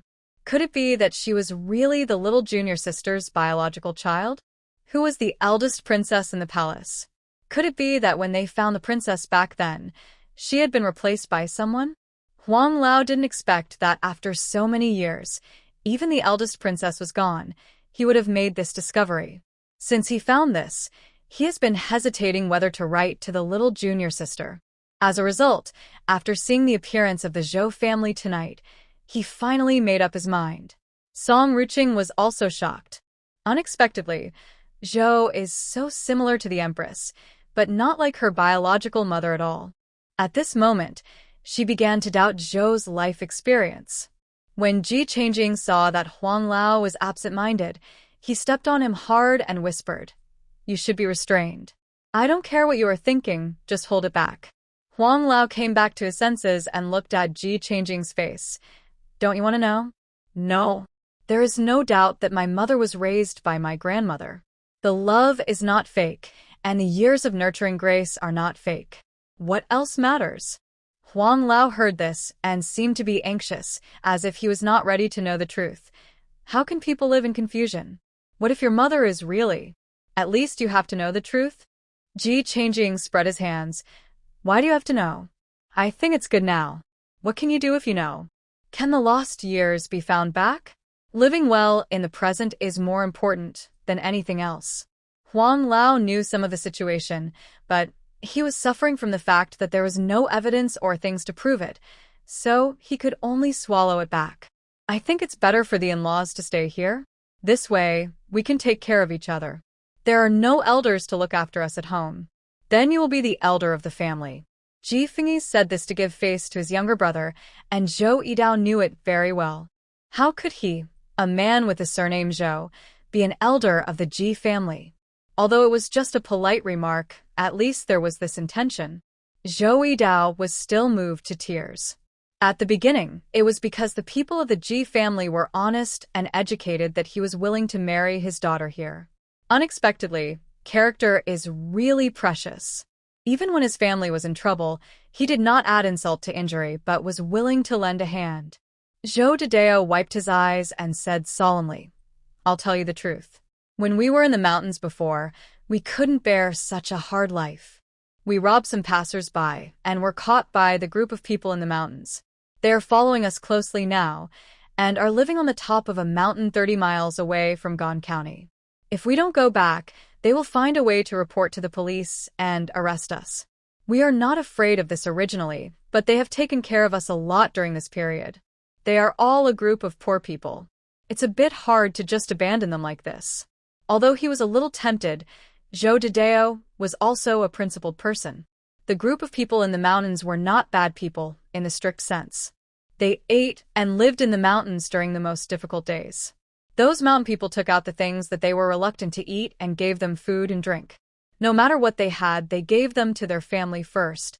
There was a certain amount of gratitude, and Zhou Dedeo really couldn't just turn around and forget about them. The eldest uncle Zhou and also agreed and said, "That's right. Although those people were suspected of extortion at the beginning, they didn't treat us harshly after we went up the mountain. If it weren't for them, we might have starved to death. It's really tricky to have a favor and a handle in someone's hand." The 4 aunts looked unhappy. The eldest Amma looked a little unhappy, We have to live our own lives first before talking about other things. Now. Look at our son. He's already 18 years old and hasn't found a wife yet. If he stays in the mountains, it will be a problem whether he can find a wife in the future. And these little ones, are they going to live in such a shameful way in the future? The second aunt glanced at the faces of the family members and whispered, Or, isn't the eldest brother-in-law in the county? Can you find some connections? Zhou slammed the table angrily. Shut up. These words were simply rubbing their faces on the ground. Whether it was Zhou or the other Zhou family members, their faces were a little embarrassed. Seeing the atmosphere take a sharp turn for the worse, Song Ruching sat there drinking tea, without changing his expression. Zhou looked confused, not understanding why they suddenly started quarreling. The aunts had different expressions. Ji Changing looked around and said softly, I have a way, but I have to meet people first. Where are they? Zhou Yidao was stunned. Aang has a way? What way? Ji Changing gave him a calming look. Meet people first? Zhou An's face showed some joy. Okay, we'll listen to you then. After the meal, Song Ruching and Huang Lao left in a hurry. Ren Dongnan sat there and drank a cup of digestive tea slowly before he went back to his own courtyard with his hands behind his back and humming a little tune. The four aunts quickly cleared the table and dishes and cleaned the kitchen, so that Hushi couldn't even get involved while standing aside. Ji Fengyi thoughtfully left the space for the Zhou family. Ji Changing looked at the dozen pairs of eyes in the Zhou family staring at her eagerly, and a hint of helplessness appeared at the corner of her mouth. Uncles, just settle down here. I know someone there. As for those people, if they have no problems, I can help them get their household registration, provided that they have not done anything unscrupulous and are honest and reliable. Zhou Yidao's brows relaxed completely at this moment. Don't worry. I am not a liar. They're just a group of honest people. The young and strong men in them look tall and strong, and they dare not even kill a chicken. Not bad. I remember it very clearly. When I was on the mountain, I saw their chickens and was very greedy. I couldn't help but wanted to secretly kill one to eat. As a result, the man of that family saw me killing a chicken, and his face turned pale with fear. The eldest cousin laughed, as if he recalled something funny and couldn't help laughing. Zhou slapped him on the head. You still have the nerve to say that. It's not easy for people to raise a chicken, and you ate it. The other cousins shrank their necks and dared not speak. They all have a share of that chicken. There's no rush. Let's talk about it when we meet the people. Ji Changing didn't dare to believe it completely. Zhou Yidao was very happy. It doesn't matter. Let's meet. If they know that they can help you settle down, they will probably support you. Without further ado, the next day, several uncles of the Zhou family couldn't wait to take Ji Changing to meet people. Because they had been away from those people with the accompaniment agency for 2 days, they had planned to go back yesterday after seeing Zhou's situation and make clear before deciding to stay and help. But now seeing that Zhou is doing well, they have other plans, so of course the sooner the better. Zhou had just spent one night with her family and was going back to the military camp, somewhat reluctantly. Zhou Lu nodded her head angrily. Didn't Aang say that we can stay? You can see us any time you want. If you don't go back now, your superiors will be unwilling to have you. Let's see what you will do. Zhou glared. How is it possible? They wish I could stay in there all my life. After so many years, her daughter was still so inexplicably confident. Zhou Lu didn't know whether to cry or laugh. Mrs. Hu really burst out laughing. You can go to training first and tell them that you will be back in the evening, right? Mrs. Zhou's eyes lit up. That makes sense. Then she jumped and ran to the wheat field to find Tai Lan. Ji Fengshou harnessed the carriage and came to greet the four uncles. Shall we set off too? Ji Fengyi glanced at Ji Changing. You should be aware of this. Ji Changing nodded. I save money. The others stayed at home, and Zhou's four uncles and Zhou Yidao followed Ji Changing to where the group of people were. Their original village was called Beefing Village, with a total of only 201 people.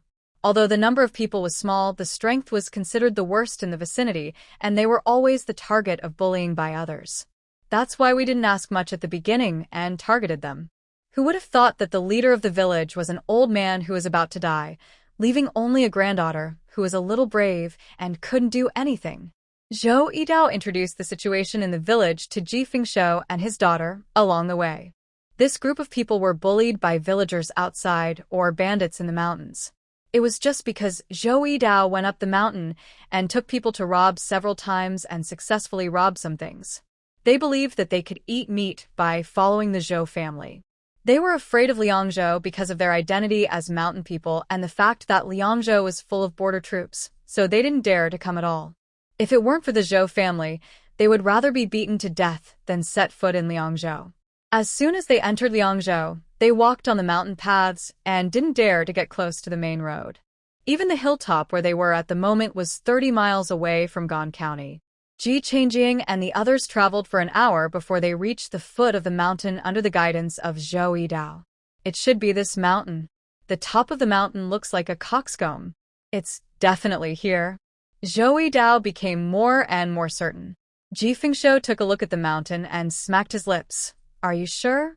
This mountain looks like a deep forest. Can people live here? The mountain was bare and green at the season. The trees were towering into the sky and all dry branches were intertwined. Not only was there no vitality, but even the sense of survival was a problem. Zhou Yidao jumped down from the carriage with his 4 sons. The 5 of them felt around the trees and answered affirmatively. Yes, it's here. Ji Changjing also got off the car. Then let's go up and see. Find a place to tie the carriage? Ji Fengshou nodded. You go first, I'll tie up the ingot. Zhou and the others looked for the marks on the trees and led the way. Ji Changjing noticed that the marks were actually just a simple arrow drawn on the tree. According to the arrow's instructions, they headed all the way to the halfway point of the mountain. Ji Changjing had to be alert when she arrived in an unfamiliar environment. She fully developed her mental power, and the long chain given to her by Rendongnan turned into an iron rod and was firmly carried behind her. She had only walked for a quarter of an hour when she found something wrong. There was a faint smell of blood in the air. When I looked around, I saw a one-sided massacre taking place in a huge cave in the valley. 5 people with first-rate skills and swords were attacking more than 100 people with cold and disdain. After killing more than a dozen people, the 5 gathered the rest of the people together and asked them to kneel on the ground with their heads down. The leader looked down at the people on the ground with contempt. Who are you? Why are you here? The person being questioned was an old man. He was already scared out of his wits and didn't understand what the other party was saying. He just kept shaking his head. I don't know. I don't know. I don't know anything. Please, heroes, let us go. The leader frowned, lifted the old man's neck, and cut his neck with a sword. A scream came from the side. Seeing this, the other stepped forward and killed the screaming man neatly. Whoever dares to shout out will die first. I'll ask you again, who are you? Why are you here? The leader shouted fiercely, his eyes showing a fierce look. Ji Changjing turned his head and looked at his uncles. Is there no one in the shelter who can fight? Zhou paused. A few of them are strong, but their brains are not very good. Most of them are just ordinary people who are very timid. Ji Changjing quickened his pace. I smell blood. I'm afraid they are in trouble. Zhou Yida sniffed the air with his nose, his face changed. I think I smell it too. Go. They trotted after him. With Ji Changjing leading the way, they never looked at the signs along the way and followed her straight to their destination. At this time, they naturally didn't care how Ji Changjing determined the direction. When we reached the cave entrance at the valley, we saw a mess. The wild fruits and earthen stoves on the ground were all kicked over, and scraps of cloth and food were scattered all over the ground. When Zhou and the others saw this situation, their faces changed. Ji Changjing lowered her voice and said, There's something going on inside. Zhou Yidao took his butcher knife from his waist and stretched out his arm to block the way. Follow me. He was about to go inside first. Ji Changjing saw clearly that the people inside seemed to have heard the noise here. 2 of them had turned their heads and were staring at the entrance. Don't move. She quickly grabbed Zhou Yidao. The people inside had good internal strength. They were at least 5 meters away from their position, and they heard their noise. They should not be underestimated. Zhou Yidao asked Ji Changjing what was wrong with his eyes. He looked anxious, and it seemed that he was worried that the people in the shelter were not faking it. The people inside have heard our noise, you step back. Ji Changjing pulled his grandfather back with a serious face. Zhou was about to say something when he was stopped by Ji Fengshou. He shook his head, listened to awing. Zhou Yidao and his 4 uncles were full of doubts. But out of trust in Ji Fengshou, they still stepped back a little. As soon as they left their previous position, 3 long swords rushed over at lightning speed. Ji Changjing reacted very quickly, and at the moment the long sword came out, she swung out her iron rod instantly. After a few ding-ding-dang-dang sounds, the 3 swords were chopped and flew to the side. 2 figures rushed towards Ji Changjing like arrows from a bow. Zhou Yidao's expression was stern. Who is it? He went up with a butcher knife. His years of experience in butchering pigs made him know where the vital parts of a person are. But what he didn't expect was that the opponent's speed had exceeded his cognition. Before he rushed to the opponent, his wrist was in great pain, and the butcher knife in his hand almost slipped out. The opponent's sword energy had cut the skin on his wrist. It was just a little bit short of cutting off his entire palm, but Ji Changjing stretched out his hand to stop it. Dad. The situation is not good. You take your uncles and go first. Ji Changjing shouted while fighting with 2 people in a life and death battle. Ji Fengshou's face was full of anxiety. He didn't care about etiquette when he heard Ji Changjing's words. He grabbed Zhou Yidao's arm and said, "Don't hold me back here. Come with me." Zhou Yidao was sweating all over. When he heard Ji Fengshou's words, he was furious. "Are you still a man? You just left the child and ran away." Ji Fengshou grabbed him and ran down without looking back. Zhou Sanjiu and Si Sijiu picked up sticks from the ground and refused to leave. They hesitated and looked for an opportunity to come up. Ji Changjing looked anxious. "Run. Go back and get help. Don't hold me back." Si Sijiu's eyes were bloodshot. He felt his heart was about to stop when he saw this scene. Ji Changjing was furious. She withdrew all her mental power. At the moment when the 2 of them drew their swords together, she controlled the sword in the other's hand and turned her wrist to aim the long sword at herself. Puff! The 2 men stabbed themselves through with a sword. There was a moment of confusion in their eyes when they were dying. Ji Changjing looked at his terrified uncles and shouted, "Go after my dad. There are still people here. Hurry." The 2 uncles woke up as if from a dream. "We'll leave now and won't hold you back. We'll be back soon. You hold on." The scene just now was deeply engraved in their hearts. If they hadn't wasted time here, Aang wouldn't have almost had an accident just now. After the 2 understood the situation, they chased in the direction of Ji Fengshou without looking back. Ji Changjing breathed a sigh of relief when he saw them leave. He rushed into the cave with the iron chain in his hand. The situation is not good. 4 or 5 were killed. The 3 remaining people in the cave felt the movement outside, and their expressions were stern as they pointed their swords at the entrance of the cave. The leader frowned. There are only a few ordinary people outside, and only one of them has some weak internal strength. What's going on? They didn't go out, so naturally no one could answer what was going on. Should we chase them? One of them glanced at the people in the shelter village with a frightening look. Another one pulled over the people from the shelter who were huddled together nearby and said with a ferocious face, "Are you from the same group?" I don't know him." The person who was pulled was tall, but he was so timid that he shrank like a shrimp. When he heard the other party's question, his face was covered with tears and snot. The leader sneered, "No one can escape. You retreat. People are coming." He could already feel that the other party was approaching here. Passing through the long and narrow passage, Ji Changjing only needed to turn a corner to see the situation inside the cave clearly. At the moment of turning the corner, the iron chain in her hand was also swung back. The sound of weapons colliding came as expected. At the corner, the opponent had already ambushed here, and the 2 of them attacked together without even seeing their faces clearly. As soon as they fought, the force from the iron chain in Ji Changjing's hand made her palm slightly numb. She was startled. The opponent's internal strength was much higher than hers.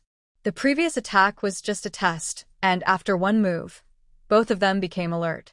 Without waiting for a breath, The two started fighting in the cave. The opponent's attack speed was extremely fast, and Ji Changjing had to focus all his attention here to barely cope. What's more, there were two other people standing next to him, staring at him covetously. Ji Fengshou pulled his father-in-law and brother-in-law and ran down the mountain. The two people cursed and yelled anxiously, "How can you, as a father, abandon your child and run away? If you want to go, you must take awing with you." Ji Fengshou spoke quickly. "How? If it wasn't for awing, we couldn't leave. Do you really think this is a joke? You are the ones who are holding us back."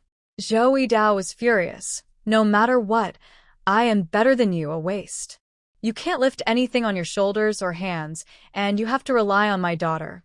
At the critical moment, you have to abandon the child and run away. Let's see how you'll explain to Yunyang when you go home." The veins on Ji Fengshou's neck bulged, and his eyeballs were about to bulge out. He turned his head fiercely and looked at his father-in-law and brother-in-law. "Can you shut up? I'm thinking of a way, don't waste time."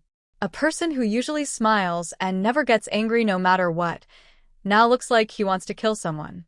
Zhou Yidao only understood at this moment, and he became anxious. The three of them fell silent. Uncle Zhou followed silently and looked around. The wind is blowing from the southeast on the mountain now. Ji Fengshou suddenly looked up, glanced at the tree trunks rustling in the wind, and looked around. His eyes lit up. Southeast wind, blowing all the way to the northwest. Uncle Zhou nodded. "If it is not controlled well, the whole mountain will burn." Zhou Yidao slapped Uncle Zhou on the head. "What are you talking about? It's time to talk." Uncle Zhou covered his head and glared at his father. "You are stupid. Never mind, I can't care about anything else. Try to clear some debris according to the wind direction. Of course, the stronger the fire, the better. Otherwise, how can the border troops see it?" Ji Fengshou could no longer care about anything else and had to do it. Zhou Yidao looked serious. "You want to set a fire? It's dry and hot at this time. If we are not careful, this part of the mountain may all burn down." Ing is still on the mountain. Ji Fengshou quickly unloaded the carriage and pulled out Yuanbao. "Point over there. There is a sparse open space over there with sparse trees, which is a natural heat insulation. I will ride to the city with 2 prongs. I hope that I can meet the garrison who comes to check the situation halfway, so as to save time." Zhou Erjia looked serious. "You go. Leave this to us. They are not familiar with this place, and they don't know who to ask for help." Ji Fengshou jumped on the horse and looked at Zhou Erjiu. "I'll be back soon." He said that without waiting for his father-in-law to respond, and drove the horse wildly. Ji Changjing's opponent looks ordinary, but he is very skilled. Although she can't tell where the opponent's tricks come from, she can see that these people are not simple bandits. The attack went straight to the vital point, and the moves were clean and sharp without any unnecessary movements. This method was somewhat similar to the assassins that Ji Changjing had fought before. She had just dodged the killing move of the man in front of her, and the two people next to her took the opportunity to throw stones at her to cut off her retreat. These people would do anything to kill their targets. Ji Changjing blocked all the attacks with the iron chain, but the other party saw that Ji Changjing could not take it down for a long time, and the solemnity in his eyes gradually became heavier. "Hey, you three have no martial ethics. It's okay to fight 3 against 1, but you even sneak attack. Such a low-level move must mean that your master is not a good person either." Ji Changjing cursed the other party while beating him. The 3 of them listened calmly at first, but as time went on, they heard Ji Changjing's endless chattering, and suddenly they became a little angry. The people in the shelter village huddled together and trembled. They didn't know any of them, but they suddenly suffered this unexpected disaster. Wan Linger, as the granddaughter of the former village owner, was weak in body but smart in mind. She approached the 2 strong young men in the village and said, "De Zhuang, Zhuang. Listen to me. The enemy of my enemy is my friend. If anything happens to this girl, we won't live long in the hands of these 3 men. Go and help us." Wan Linger was very disappointed with herself and hated herself for being a girl and not having the strength of these 2 men. She roared in a low voice. You two gluttons. Eating so much food is useless at the critical moment. What's the point of you? If you don't help now, the wild vegetables you ate yesterday will be your last meal in this life. De Zhuang and Air Zhuang were frightened by this. Hiccup, I'm not trying to scare you. If we fall into the hands of these three people, I'm afraid that last night would be our last meal. Listen to me. When you see the opportunity, sneak attack them. If we are saved, immediately set off to find Uncle Zhou, and then we will eat delicious food with them. Wanlinger coaxed and deceived, threatened and made promises. I heard that the roasted lamb legs in Liangzhou are very delicious. Take a bite, and your tongue will be salivating. You will want to swallow it. When you find Uncle Zhou, let him take us to eat. You will die without eating any delicious food. How boring it is to live in this life, isn't it? De Zhuang and Air Zhuang swallowed their saliva when they heard this. Seeing that the four people over there were fighting again, the offensive of the three people was getting more and more fierce. Wanlinger was anxious, fearing that Ji Changjing would not be able to hold on and die. By then, they would not survive more than a quarter of an hour in the hands of the other party. Really? Can we eat roasted lamb legs by then? De Zhuang said timidly. Wanlinger said firmly, yes. Okay. I'll do it. Air Zhuang took a deep breath and made up his mind. Ji Changjing swung the chain in her hand, and it was held by the other party with one hand. A hidden force rushed into her body along the chain. Feeling something was wrong, she loosened her hand and kicked the chain up with one foot. She flew up and held it in her hand again. The attacks of the other two people had already arrived. She bent down to avoid the sword stabbing at her and leaned over to swing the chain to wrap around the legs of another person. The three people's moves were so dazzling that she didn't even have time to catch her breath. They didn't notice that there was already thick smoke on the hill outside. I say you three are really weird. I don't know where you came from. You can be found in this deep forest. You kill everyone you see. Is there something in this mountain that you don't want to see? The three were silent, but Ji Changjing smiled and tested their reactions. The leader snorted coldly. Wait until I kill you, and you will know everything when you meet the King of Hades. TSK, that's not necessarily true. I am a ghost, and the King of Hades won't take me. You are different. You are ugly. Ha ha. Ji Changjing's laughter was arrogant and rampant, and the iron chain in his hand was waving vigorously. The other two were not as well-mannered as the leader. Two-legged sheep. All of you die. Don't even think about running away. Ji Changjing paused, and when she looked at the three people again, her expression was a little weird. These three people turned out to be barbarians. She suddenly remembered the two bodies killed in Shaotian village, and they looked exactly like people from the interior. Could they have some connection with these people? The leader seemed to realize his subordinate's mistake, glared at him fiercely, and then started to attack Ji Changjing regardless of anything. There was no regret on the man's face. He was sure that Ji Changjing would die here. As for the others, they didn't take them seriously at all. A puff of smoke slowly floated to the entrance of the cave. Oh no! Someone is burning the mountain. The leader was shocked. The two men were also somewhat panicked, looking at Ji Changjing with eyes that seemed to want to tear her bones into her stomach. Da Shuang, Ad Shuang. Throw her away. When Wanlinger saw the three people's minds were shaken for a moment, she immediately shouted excitedly. Several huge black shadows flew towards the three people. Seeing the black shadow, the three of them swung their swords and cut it off without thinking. The dust was flying, and it turned out to be just a few bags of yellow earth wrapped in cloth. Seeing the opportunity, Ji Changjing swung the chain around the neck of one of them, and with one exertion, the neck bone was broken. The other two had a bad premonition in their hearts, and just as they were about to take action, Ji Changjing's figure appeared behind one of them like a ghost, and hit him with a stick, knocking him to the ground. The remaining leader finally saw clearly that his two men had fallen to the ground, and their lives were unknown. With a ferocious expression on his face, he came back to his senses and glared at everyone in the shelter. At this moment, Wanlinger, De Zhuang, and Air Zhuang were huddled together like little chickens, shivering and covering their heads. not daring to look up. Little ants, how dare you attack us? The leader was so angry when he saw their cowardly appearance that he wanted to eat them alive. He took a step forward and wanted to kill them, but Ji Changing blocked it with his long stick. Your opponent is me. When Wan Linga heard Ji Changing's words, she finally let out a sigh of relief and quietly raised her head. The bet was right. She muttered to herself. De Zhuang and Air Zhuang were also a little excited. They were actually fine. De Zhuang quietly picked up a stone from the ground, and when he saw the right opportunity, he threw it at the leader. You rascal! You dare to kill us. Now you are the only one left. Let's see how arrogant you are. Ha ha ha. De Zhuang was not satisfied with just throwing the man away. He stood up and laughed wildly with his hands on his waist. The leader felt that he had never wanted to kill so much since he was ridiculed by Ji Changing for so long. It's like a tiger in troubled waters being bullied by a dog. Looking at the iron chain swung by Ji Changing, he gritted his teeth, bent down, and was pushed aside by the iron chain. He pulled out the dagger on his leg and threw it towards Da Zhuang.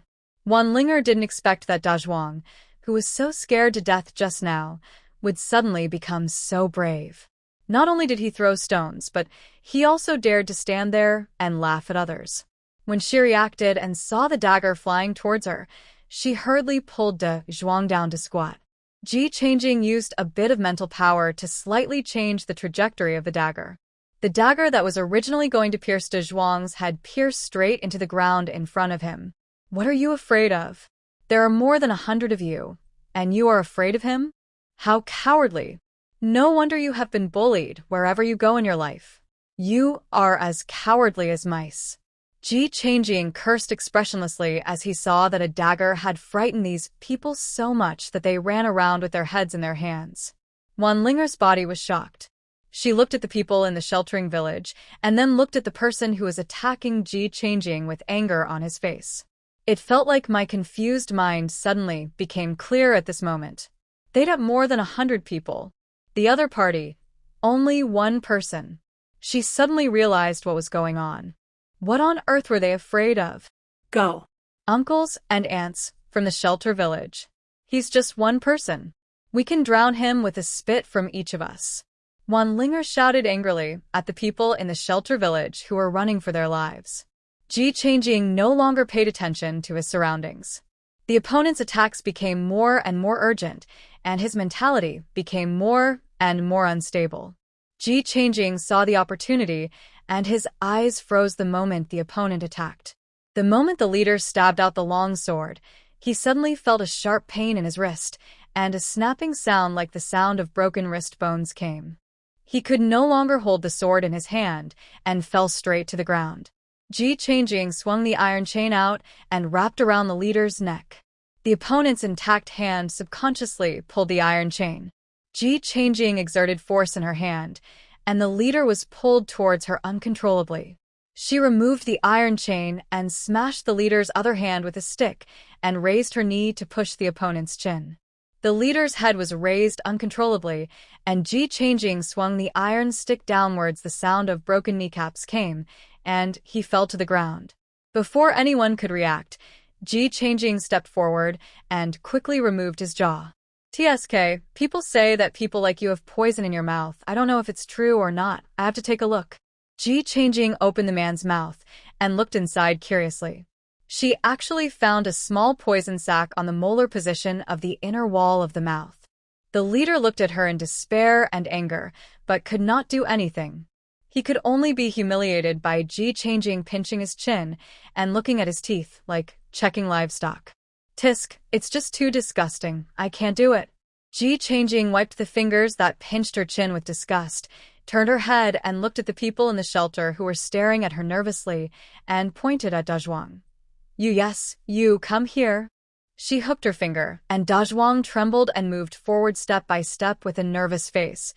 What do you want me to do? Pick the stuff out of his mouth for me.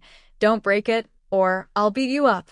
Ji Changing waved her fist. Da Zhuang trembled, shook his head and waved his hands desperately. No, I dare not. Stop talking nonsense. Go and pick it out for me. De Zhuang looked at the leader who was fierce before and now lying on the ground half dead with horror, and then looked at the powerful female warrior in front of him and swallowed his saliva very wisely. Don't be angry, I'll go right away. Ji Changjing wanted to roll her eyes. It was a waste of such a big body, but his courage was not much bigger than sesame seeds. De Zhuang walked up to the leader reluctantly. I tell you, don't blame me for this. It's your fault that you can't beat him. Don't look for me if you want revenge. After that, he quickly pinched the leader's mouth open, dug out the poison sac inside, and handed it to Ji Changjing in his palm. Here you go. Ji Changjing pointed at the man who was knocked unconscious next to him, and him. De Zhuang followed her instructions and dug out the poison sac in that man's mouth. Seeing this, Ji Changjing looked at De Zhuang with satisfaction. Hold this thing well. If it breaks, your life will be in danger. De Zhuang wanted to cry, but had no tears. I'm scared. Take it away quickly. Ji Changjing ignored him, picked up the long sword, and cut the tendons of the fainted man's hands and feet. The man who was originally in a coma woke up in pain at this moment. Ah! Hearing this scream, the people in the shelter village all trembled and looked at Ji Changjing with fear in their eyes. Ji Changjing poked the screaming person with the tip of the sword and said excitedly, Scream as hard as you can. No one will come to save you even if you scream your throat out. The more you scream, the more excited I get. The man on the ground was tortured and glared at them. You jumping clown. I won't let you go. Puff. Ji Changjing stabbed his arm with a sword. Don't bother, I won't let you go now. Ji Changjing held his long face and poked left and right again and again. The man on the ground was sweating profusely due to the torture, but he clenched his teeth and did not make any sound. He looked around and saw the leader staring at him intently, his chin tilted at a weird angle and drooling uncontrollably. What on earth did you do to us? Don't thank me. This is what you deserve. He felt his body, his eyes fierce, and he was going to bite the poison sac in his mouth, but he missed. Oh, I forgot to say, this guy dug the thing in your mouth out for you. How can you keep such a dangerous thing in your body? Wouldn't that mean you will die if you want to? Not good. Ji Changjing smiled and pointed at De Zhuang, who was standing aside with a tangled face holding the poison sac. The other party was so angry that he was ready to bite his tongue to commit suicide, but Ji Changjing quickly removed his jaw. Okay, now it's neat and tidy. Ji Changjing clapped his hands, put the two living people together, and was very satisfied with his work. The people in the shelter village were anxiously waiting for their fate. Wan Linger calmed down, clenched her fists, and stepped forward. Lady, we are just ordinary people who find a way to survive in the mountains because we can't survive. Please, please let us go. Ye Shangxing looked at Wan Linger.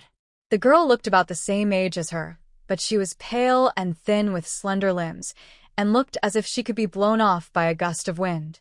She had a pretty face, and her eyes were a little more resolute than the other people in the shelter village. No wonder she dared to command people to throw earth bags when others were trembling with fear before. She looked at the other people in the shelter village again. No one dared to look her in the eye. When they saw her looking at them, they all dodged and looked very afraid to see people. Just a bunch of mountain people. After seeing me kill someone, you still want to get out of here alive? Ji Changjing pulled out her iron rod and knocked it carelessly on her palm. Wan Linger's heart suddenly sank, and she carefully glanced at Ji Changjing's expression. Why do you say that, lady? If you are not in the mountains, you are mountain people. We're just on the way to visit relatives, and we'll stay in the mountains for 2 days. Ji Changjing smiled. Zhou Yidao has already reported to the police. You are mountain people in the shelter village. You don't have a proper household registration. Even if it is a dog I raise, others dare not kill it casually, but you. No one cares if they kill it. Everyone knows the second half of the sentence that was not said, but the people in the shelter village are still excited. What? Zhou Yidao reported to the police? What should we do? I said that people outside are not trustworthy. Impossible. I don't believe it. Why did he report to the police? He was a bandit. Isn't he worried about being caught? Those 5 people really wanted to kill them, and they cut their necks without saying a word. But the girl in front of them was still willing to tell them so much, which proved that she had no intention of killing at all, just to scare them. But since Zhou Yidao's name was mentioned, Wanlinger also had a guess in her heart. Ji Changjing looked at her approvingly. You have good eyesight, much better than them. Zhou Yidao is my grandpa. Wanlinger's shoulders, which had been tense, suddenly collapsed, and she felt her legs go weak. Then, we should be saved, right? The other people in the shelter almost cried with joy when they heard this, and swarmed towards Ji Changjing. Is Zhou Yidao your grandpa? Where is he? Did he take us down the mountain?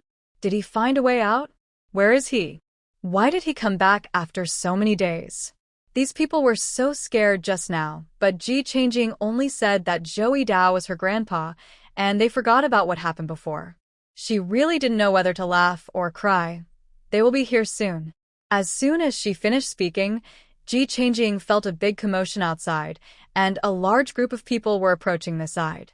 She used her mental power to take a look, and it was Ji Fengshou and Zhou Yidao who were rushing here with their people. When Ji Fengshou and his men arrived at the cave entrance, they saw two people lying on the ground. Zhou Sijiu excitedly pointed to the cave and said, It's here. Besides these two people, there are more inside. Ah Ing went in here. Zhou Yidao and his men were anxious after hearing this, and they walked in without stopping. Ingyi led his men to check the wounds of the two people. Prince, these two people seem to have committed suicide? He was confused at the end. Xie Siheng frowned. This method was very familiar, but now was not the time to pursue these things. He glanced into the cave. Follow first and see what's going on inside. Although Ji Fengshou had some confidence in his daughter's skills, this was the first time that Ji Changjing did not hesitate to ask him to go back for help when he saw his opponent. Therefore, he was anxious all the way, fearing that he would see something bad if he came a quarter of an hour late. He entered the cave and picked up a stone on the ground. Aang, Dad is here. He raised the stone and shouted and rushed into the cave. When he turned a corner, he saw his daughter stepping on the bad guy, holding up one leg and supporting her body with a stick and turning her head to look at him. Ji Fengshou was stunned for a moment, and his hand loosened. The stone fell to the ground with a dull thud and hit his instep. Ah! Ji Fengshou couldn't help but scream in pain. Zhou Yidao and his sons rushed over. Stop it! Ji Changjing pushed aside the people from the nearby shelter and stepped forward to support his father. What are you doing? Zhou and pulled Ji Changjing over and looked her up and down. How are you? Are you okay? Where are the bad guys? Ji Changjing pointed at the two people half dead on the ground. Another one died, and the remaining two are here. Ji Fengshou stood aside with his feet in his arms. You scared your father to death. I thought you couldn't handle it. Ji Changjing's mouth twitched slightly. My dear father, if you can't handle it, I'll be the one lying here now, waiting for you to come and collect my body. Zhou Yidao raised his hand to slap her on the head, but after thinking about it, the slap still fell on Zhou An's forehead. Why does this child always say depressing words? Zhou uncovered his forehead in grievance. I didn't say that. Zhou Yidao glared at him, and Uncle Zhou immediately shut up. Xie Siheng also walked in with his men.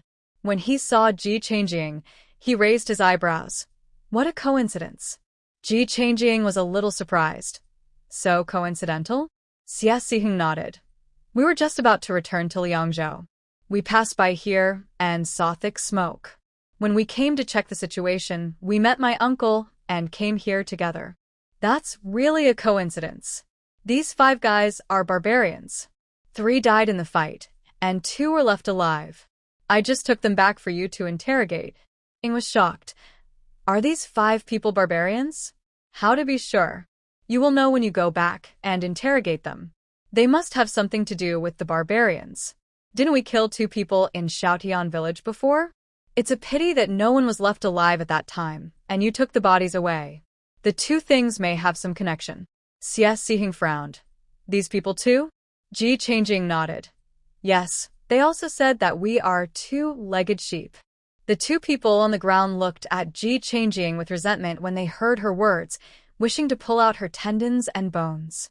Ji Fengshou turned his head and saw these 2 strong gazes, and he was furious. He jumped over on one foot and slapped each of them in the face. What are you looking at? If you look again, I'll dig out your eyeballs. The two glared at each other. Xie Siheng waved his hand to signal his men to come forward to check the injuries of the three people. Ing Er saw the miserable state of the two people with a bit of gloating in his eyes. Their limbs were disabled, and they were paralyzed for life. For those who used to practice martial arts all the year round, such injuries were simply worse than death. He bared his teeth and came to Xie Siheng's side. The fatal wound is on the neck. The two survivors' limbs were disabled, their jaws were removed, and the poison sac in their mouths was also dug out. After saying that, he looked at Ji Changjing with admiration. It's a pity that Miss Ji didn't become a shadow guard. How meticulous is her mind. All ways to die have been eliminated. Xie Siheng nodded to indicate that he understood, and then glanced at the people in the shelter and the crowd. Who are these people? A group of people huddled against the wall of the cave like quails, and they shuddered when they heard this. Several people from the Zhou family looked at Ji Changjing pleadingly. Ji Fengshou glanced at them and said nothing. Ji Changjing pulled Xie Siheng aside and said, "These people are mountain people who came to Liangzhou with my grandfather. I plan to let them go to the military camp or settle down in Liangzhou if there's no problem. Anyway, aren't we short of people here?" Xie Siheng turned his head and glanced at them with disdain. They are not useful. Ji Changjing spread his hands. Who knows? There is nothing big for them to do. Is it reliable? Xie Siheng was still a little worried. Let's observe first. Except for being a little timid, I don't think there are any other problems. The two people were whispering here, and Ji Fengshou stretched his neck and propped up his ears to eavesdrop on their conversation. His daughter is about to come of age, so he has to be more careful in the future. Ing Yi responded and took people to interrogate who met these people first, why the other party killed people, etc. Wan Linger saw them go to the other side, and then she walked to Zhou Yidao nervously with her people. Uncle Zhou, are you here to pick us up? Zhou Yidao looked at Ji Changjing, not knowing how to answer. Originally, he was here to meet someone, but who would have thought that he would encounter this? Now, he doesn't know what Ah Ying thinks of these people, and whether she can help. Zhou Yidao was also very nervous. Ji Changjing took a look at her grandfather's embarrassed expression and took the initiative to ask Wan Ling, "You want to have a household registration and return to a normal life?" Wan Linger trembled with excitement.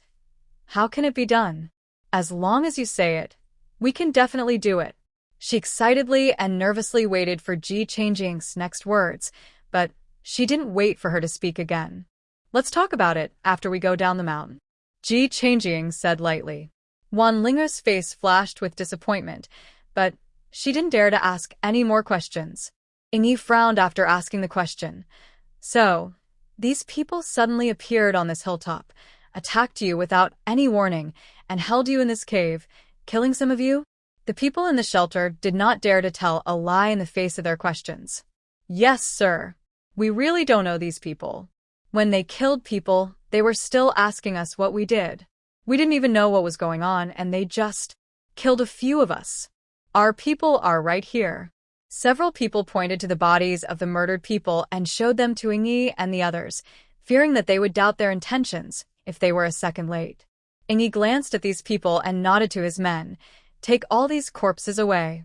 Ji Fengshou limped and pulled Ji Changjing out. It doesn't look like it's a good time to go out today. I shouldn't have come if I had known. What's going on every day? Zhou Yidao couldn't stand the way Ji Fengshou was struggling to walk and squatted down. Come up, I'll carry you. Ji Fengshou was shocked by his father-in-law's words. No need. Zhou Yidao threw him a glare. Why are you pretending? My daughter has carried you more than once or twice. A hint of embarrassment flashed across Ji Fengshou's face. How can being carried by a wife be the same as being carried by a father-in-law? Ji Changjing picked up his own father and skillfully held him under his armpit. Okay, Grandpa, let's go. Zhou's uncles opened their mouths and closed them again. This mother and daughter are really spoiled him. But who let him be his own father? They couldn't say anything. Ji Fengshou couldn't even suppress the corners of his mouth. He looked at his uncles, and the words "I'm proud of my daughter" were almost written on their faces. His smug look made his uncles jealous. It's just a daughter. I'll try harder later. Zhou Si's uncle looked a little envious. The forest on the mountain was already sparse, and it had all been burned to charcoal when he went down the mountain. Dad, why did you burn the forest for no reason? Are you using it as a beacon tower? Ji Changjing looked at the barren land and was a little speechless. Bah. Even if it was a beacon tower, I wouldn't dare to light it. I thought that after the fire was lit, there would be smoke, and outsiders would definitely come to check the situation, and then it would be faster to find reinforcements. Ji Fengshou's luck was really good. He didn't run too far before he saw Xie Ziheng and his men riding horses and rushing towards here. He shouted and they ran over. Ing Er came to report that there was a wildfire here. We planned to come over to check the situation and put out the fire, but we didn't expect to meet you. Xie Ziheng thought that it would be a long time since they last met, but he didn't expect to meet you on the way to Liangzhou before leaving. Then you are lucky. Meeting me is equivalent to meeting a credit. If these people can really find out something, it will be a great achievement. Ji Changjing was happy just thinking about it. She felt that these people were more or less unlucky. Otherwise, why would they always meet her? Xie Ziheng raised his mouth with a faint smile. Credit is useless to me. What do you want? Ji Changjing stared at him, and Xie Ziheng had a bad feeling in his heart. Sure enough, he heard the other party ask him seriously. Can I go to heaven? Xie Ziheng. Going to heaven is impossible, but going to Hades may be okay. Do you want to go? Ji Changjing proudly. I am such a kind and lovely person.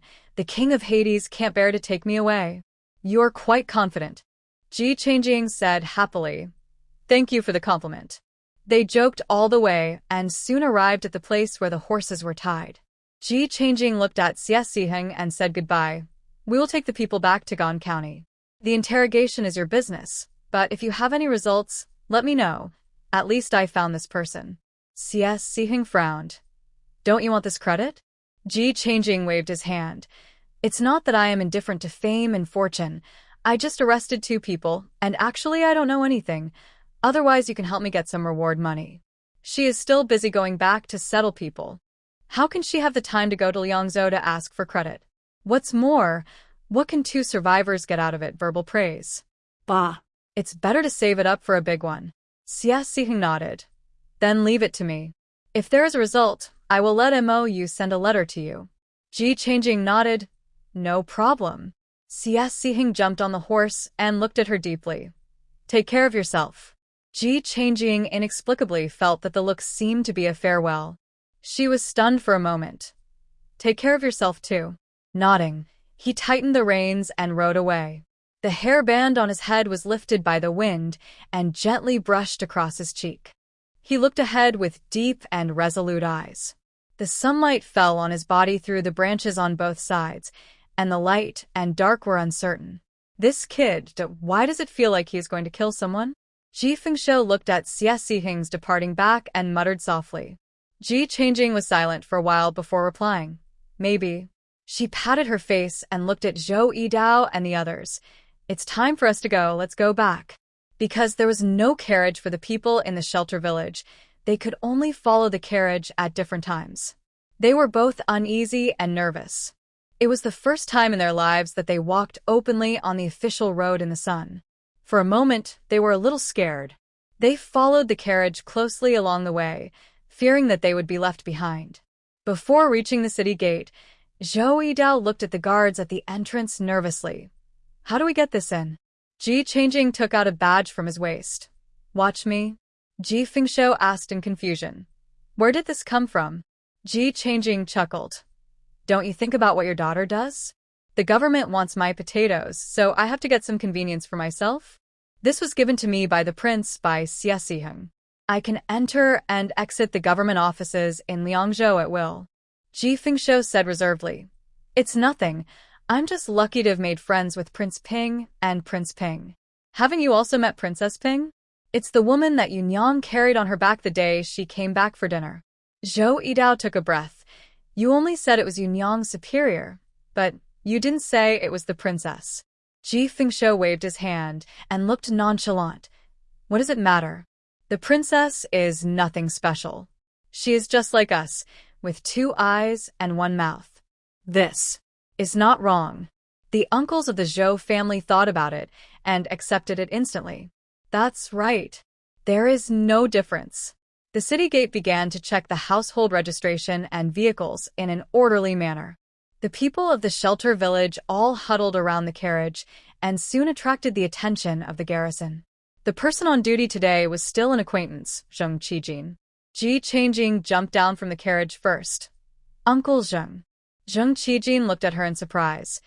It turned out to be you? Are you bringing these people? Ji Fengshou lifted the curtain of the carriage. Isn't this Brother Zheng? Are you on duty again today? Zheng Qijin smiled when he saw the person. Where have you two been, father and daughter, and why did you bring back so many people? Ji Changjing handed him the badge in her hand and said, I just went out to do some work and rescued some people. I'm going to the county government to explain the situation to the adults. When Zheng Qijin saw the badge, his face immediately became solemn and respectful. Please come in, both of you. Then he shouted to the guards at the city gate. Let you in. Ji Fengshou smiled and said, I'll come to drink with you in a few days. We won't go home until we're drunk. Zheng Qijin was in the mood to joke only after seeing Ji Changjing take back the badge. Don't. You're a busy man, and you're still busy delivering goods. Our child's charcoal pencils are not enough. Can you send some more when you are free? Ji Fengshou clapped his hands. No problem. I'll ask someone to send it to you when I get back. Zheng Qijin bowed. Thank you then. Hey, we're brothers and we don't talk about this. Why are you being polite? As they were talking, people had already entered the city one after another. Seeing this, Ji Fengshou stopped chatting and said hello to Zheng Qijin before following them into the city. The police officer under Zheng Qijin came over and tapped Ji Changjing and the others with his chin. Boss, what are these people doing? They bring so many people into the city, without any inspection? Zheng Qijin snorted. Keep your eyes open in the future. This father and daughter are not simple. They are holding the royal badges in their hands. Let alone Argonne County, who would dare to stop them even if they are running around in Liangzhou? The police officer shrank his neck. I've made a note of it. The people in the sheltering village were nervous and uneasy about entering the city. Once they entered the city, they felt that their eyes were not enough. Oh my God! I didn't expect to enter the city in my lifetime. The city is so lively. What's that over there? It's so beautiful. Woo woo woo. I can actually enter the city openly. After entering the city, a group of people were like wild horses, talking non-stop, looking around curiously and touching here and there. The vendors on both sides were greeting them warmly, but when they heard that they had no money to buy, their faces immediately changed. Country bumpkin. What are you touching if you have no money? Get out of here. In a short while, the whole street became a mess. Ji Changjing's forehead was bulging with veins. Whoever dares to run around and move around again, get out of here. She stood on the carriage, pointing at them with an iron rod with a cold face. The people in the shelter remembered that the person in front of them was a female evil star. Zhou Yidao also looked at them with a sullen face. Whoever doesn't obey will not be followed. As soon as these words came out, they immediately behaved themselves. Ji Changjing snorted before turning around and getting into the car. He asked his second uncle to speed up, and soon they arrived at the county government office. Zhou Yidao's eyes wandered when he saw the gate. Ever since he had been a bandit, he always felt guilty when he saw the government. Ji Changjing got off the car and walked inside, as if he was familiar with the way. He had a badge in his hand, and was unimpeded all the way. The Zhou family's uncles were very surprised. The Ji family was exiled, so how come they looked more comfortable than in Qingzhou? They shook their heads and stopped thinking about it if they couldn't figure it out. Ji Fengshou was also very familiar with it, and he greeted everyone along the way from the gate. Ji Changjing glanced at the county government office and went straight to the hall where Wang Ziru worked. See who was holding the account book with a gloomy face. Sir, the price of grain seeds has increased several times this year. Now, the county government has no stock. The prices of other grain stores are high. If this continues, the people will not be able to plant this year, and our tax revenue may be disastrous. Wang Ziru frowned. How is the price of grain seeds in other places? See who shook his head. Because of last year's flood, the price of grain seeds this year has almost doubled. Some grain stores have a lot of stocks, but merchants are profit-driven, and they are also waiting for the price. I'm afraid it's hard to negotiate the price. Wang Ziru was thinking about countermeasures when the guards outside reported, Mr. G's niece wants to discuss something with you, sir. Do you want to see her? Wang Ziru was stunned for a moment before reacting. Mr. G's niece? Isn't that Ji Changjiang? See you. Wang Ziru responded without hesitation. The guards outside turned around and walked out of the yard, inviting Ji Changjiang and the others to come in. As soon as he entered the door, Ji Changjiang looked at Wang Ziru enthusiastically. Long time no see, Lord Wang. How is your wife recently? Are you busy with work? Wang Ziru twitched his mouth. My wife is doing well. I'm not busy. Ji Fengshou squinted his eyes and smiled. I didn't expect Lord Si Hu to be here too. Oh, isn't this a coincidence? Si Hu had a bad feeling when he heard the polite words between the father and daughter. What are you doing? He glanced at the Zhou family behind Ji Changjiang and asked hesitantly. After all, they were not strangers, and Ji Changjiang brought people with him without hiding anything, so he told them what happened. The 2 survivors have been taken to the government office by Xia Siheng, but I think I should bring these people back for your inspection, sir. Wang Ziru looked at the Zhou family in surprise. Escaped and lost their household registration? Zhou Yidao thought of the previous incident and frowned. To be precise, our luggage and household registration were robbed. If my daughter was not here, we would not know where to go. See who is thoughtful. The flood in Qingzhou has been reported to the court. As far as I know, it is being rebuilt there. If you return to your hometown, the government will resettle you. You just need to fill in your household registration. Why stay here? Zhou Yidao sighed. My Zhou family fled to Qingzhou and settled down there with the skills of slaughtering pigs. For me, where my children are is home. It would be best if they can stay here. If they can't stay, they can only return. There is a shortage of people here. Even refugees can be accommodated, so there is no reason not to accept them. Why are young people so impatient? Of course, the procedures that should be asked are indispensable. Wang Ziru looked at Ji Changjiang and shook his head. So, you have no objection? Ji Changjiang stared at Wang Ziru closely, not letting go of his expression. Wang Ziru smiled and stroked his beard. You have said it. What else can I do? Besides, this is not a big deal. I have taken in countless refugees and disaster victims in Liangzhou, so I can still accommodate a few people. What's more, Zhou has now gone to the hands of Princess Ping, and there are only a few people in her family. What can't be arranged? The Zhou family members who heard this were all happy. Great. We can stay. They pounded their chests on each other, and their faces were full of excitement. What about those people outside? Ji Changjiang asked what to do with those people in the shelter. Wang Ziru pondered. The identity of the mountain people is unknown, and we need to observe before deciding. Ji Changjiang nodded to show his understanding. This matter is not urgent. Let's handle the household registration of my grandfather and others today. Since you are here, there is no reason to go back empty-handed. When the household manager saw Lord Wang nodding to him, he did not refuse.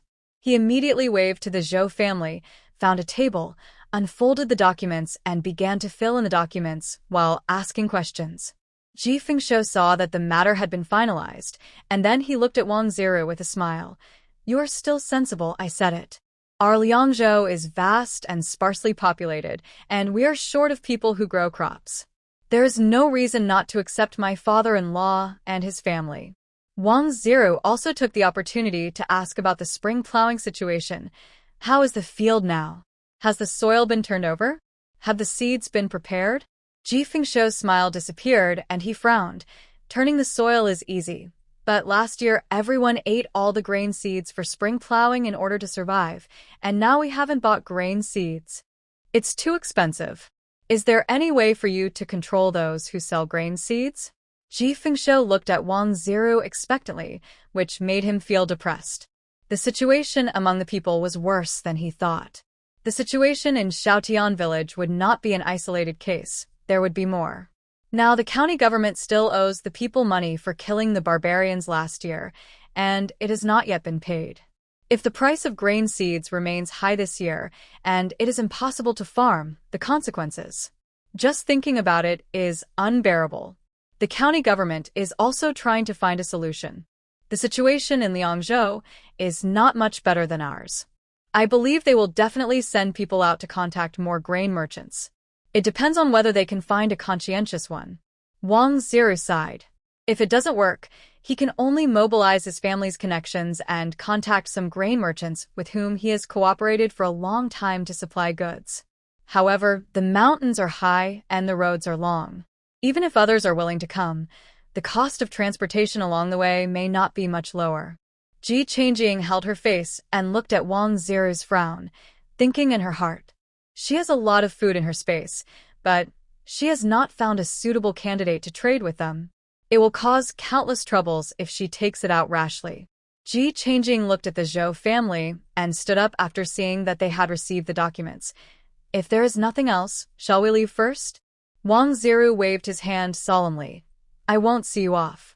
Ji Fengshou hurriedly shook his hands. How dare we? We go on our own. After leaving the door, Ji Fengshou sighed and turned to look at the gate of the county government office. I was going to ask about the head money. It seems like there's no hope. A group of people outside the door looked at them eagerly. Zhou Yidao looked at the people of the shelter village with a serious face. The master has already said that you still need to observe. It's hard to say the details. You should behave yourself during this period. If anyone gets into trouble and something goes wrong with the settlement, I can't do anything about it. He has done his best to help them have such an opportunity. Although the people of the shelter village were disappointed, it was also expected. If they could settle down so easily, would they have to live so hard in the mountains before? Now this is already a big step forward. Wanlinger promised with a serious face. Don't worry, I will keep an eye on them and will never cause any trouble. We will do whatever you ask us to do. Ji Changjing looked at them. Now follow me obediently and don't run around or touch anything along the way. Yes. With her order, the people in the shelter village stood up straight, not daring to look around, and stood there in a proper manner waiting for the car to start. A group of people went out of the city and rushed towards Xiaotian village. When the old man at the entrance of the village saw so many people rushing towards the village, he ran into the village and shouted, "Someone is coming to the village to fight. Come out quickly." When they heard about the fight, the people in Xiaotian village picked up their weapons and ran out excitedly. The slack season is boring. Even if someone quarrels, they can watch the show for a long time. Now how can they not be excited when they hear about a fight? The people in the shelter village saw from a distance that there was a large group of people standing at the entrance of the village with farm tools, staring at them covetously. Miss G. Seeing this, Wanlinger quickly ran a few steps to the window of the carriage.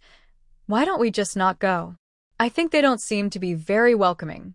Ji Changjing lifted the curtain and took a look. What are you afraid of? I have fought with them before. It's just that they misunderstood you because they saw there were more people. Zhou Yidao's eyes widened. Did this group of people bully you when you first came? Ji Fengshou was proud. It's not bullying. They can't beat Aing and Yunyang. But they are indeed a bit difficult. Ji Changjing sat cross-legged on the shaft of the carriage, raised her eyebrows and asked at the people of Xiaotian village, "Why is there such a big scene? Knowing that my grandfather has settled here, you come to greet him?" Seeing Ji Changjing coming out, the people of Xiaotian village were very disappointed, tisked and put down the farm tools in their hands.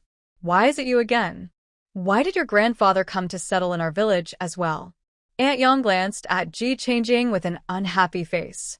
This made Auntie Yang roll her eyes in dismay. Why don't you say you are a royal relative? Why don't the whole Liangzhou follow your surname Ji? I don't have any objection, but I don't know if Auntie can persuade the emperor? Ji Changjing smiled playfully and was not angry at all, but Auntie Yang choked and glared. Okay, don't make Auntie angry. I will take your grandfather to complete the procedures in the village first, and you can quickly find a place to settle these people. Ji Fengshou saw that his daughter was almost angry, so he hurried out to smooth things over. Ji Changjing didn't think about how to settle these people at all. Since they had been living in the mountains all year round, Ji-changing simply took them to the back mountain. Weren't you living in the mountains before? Let's live in the mountains during this period.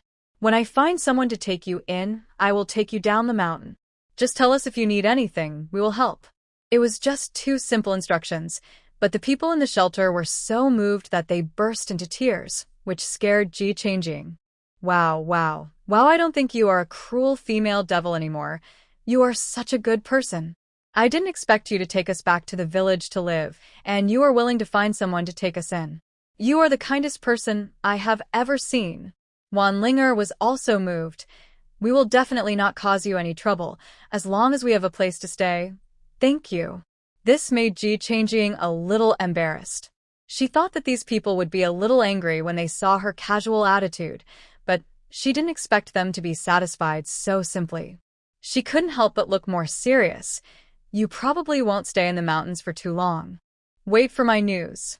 Okay, we believe you. The people in the shelter village did not resist. Instead, they went up the mountain happily to find a place to live. After Ji-changing returned home, Zhou Lu and several ants gathered around him. Why did you take so long? How is the situation now? There was a little incident, but the matter has been resolved. The Zhou family has settled in the village. It will take some time for those people in the mountains. The 4 ants covered their mouths in surprise. Really? Already settled? Ji-changing nodded heavily. We are going through the procedures in the village. Ma excitedly pulled Ji-changing. That's great. It's really great. As for those people in the mountains, the concern of the ants was really limited. Knowing that they would have to wait for a while, they didn't ask much.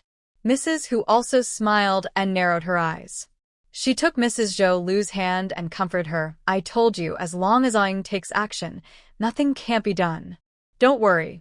Mrs. Zhou Lu looked at Ji-changing with a complicated expression. I still can't believe it. A child who was ignorant before has become much more sensible now. Mrs. Hu said with a smile, the immortal said that Aang is a person with great fortune. Let's wait and enjoy the blessings in the future. Mrs. Zhou Lu's expression relaxed. That's right. The immortal's calculations are really accurate. I just don't know when I can meet her again. Keep calm. You will meet her when it's time. The 2 of them comforted each other. Ji-changing looked at her family members who were full of joy and went back to her room to write a letter. She wrote a letter about this incident and asked Ko Jiming if he needed anyone. There were about 40 young and strong men here. As long as they were preparing to go to war, they would definitely be short of people. Although these people were timid, they were already made young and strong men. They could be used after being sent in for transformation. The settlement was also solved, and there was no need to worry about any problems with these people, and their families were also settled. It was simply killing 2 birds with 1 stone. Just after dinner, Ren Dongnan stood behind Ji-changing without saying a word. She reluctantly put down the bowl in her hand and followed Ren Dongnan towards the cliff with no hope in life. You asked your father to find reinforcements for just 5 people. It's really embarrassing to tell others about it. Ren Dongnan said with disgust as he jumped down from the top of the cliff holding her collar. Ji-changing was already used to him, always jumping off the cliff. She looked at her body falling straight down with a swish, feeling hopeless. Don't just look at the number of people and not the quality. 5 people are not many, but their internal strength is much higher than mine. I have no advantage in strength in front of them. In that case, let's start practicing more tonight. Ren Dongnan threw her aside as soon as he landed, tapped his toes lightly, and flew up a distance. Climb up within an hour. If you can't, throw it down and climb again. The man had already walked far away, but the voice was clearly heard by Ji-changing. She took a deep breath and dared not say anything more. She jumped up skillfully, pulled out the dagger, and stabbed it into the cliff. During this period of time, she had become extremely skilled in climbing cliffs, and her internal strength was running faster and faster. But in just 1 hour, she had already climbed to the top of the cliff panting. Ren Dongnan stood with his hands behind his back. As soon as she showed her head, a foot with internal strength came towards her face. This kick would either kill her or seriously injure her. Ji-changing took a deep breath, and lightly jumped to avoid the attack. Before he could stand firm, Rendongnan attacked again. The two stood on the top of the cliff and started to fight. In less than a cup of tea, Ji Changjing was kicked to the ground. She didn't want to move at all, and lay on the ground gasping. No fight. Too tired. This time, the letter was sent out for only 1 day before the reply was received. The government office had received the two survivors and knew that they were the ones captured by Ji Changjing. After interrogation, the two people turned out to be spies. Although they looked like people from the interior of the country, they were abducted to the Turks since they were young, and after training there, they had long believed that they were barbarians. This time, after disguising themselves, they came to deliver the letter with a mission, but they didn't expect to meet so many people just after crossing the mountains and ridges to the top of this hill. They were worried about being exposed, so they didn't think much and directly attacked the people in the shelter. As a result, they met Ji Changjing later, which was also their bad luck.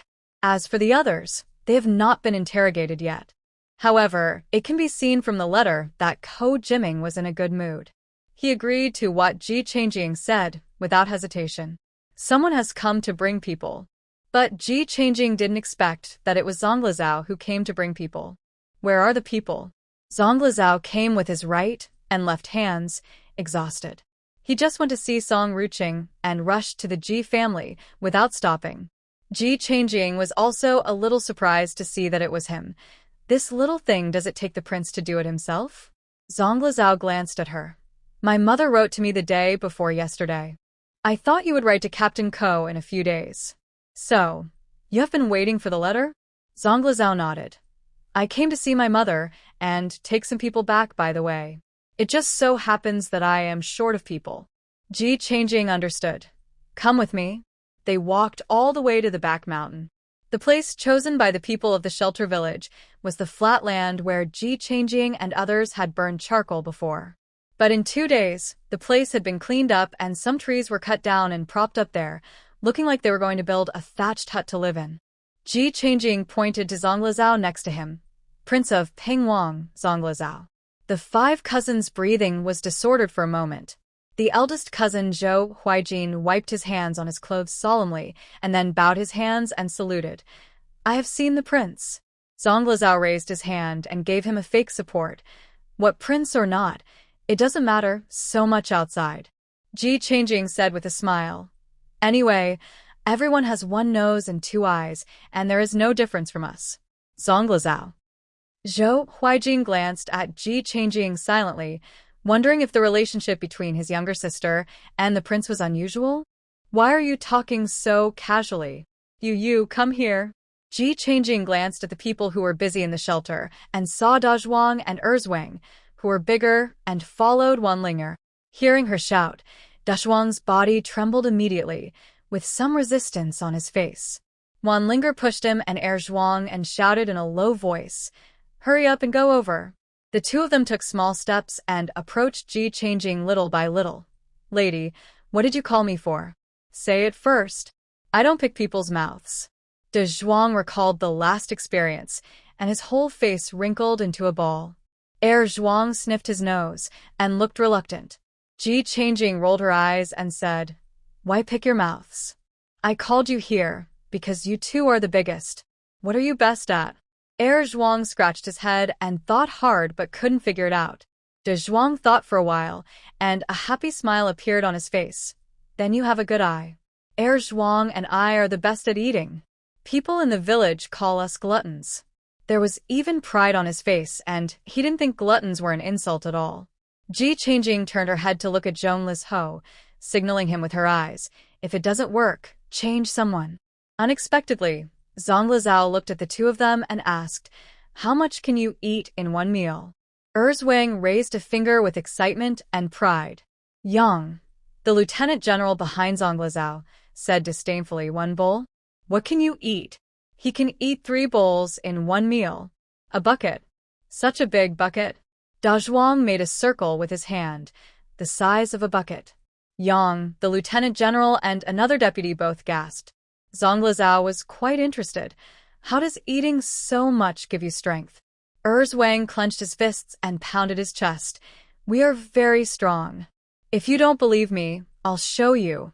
Da Zhuang turned his head and looked around, ran to a wooden stake that two people could only hold with their arms around, and hugged it in one go.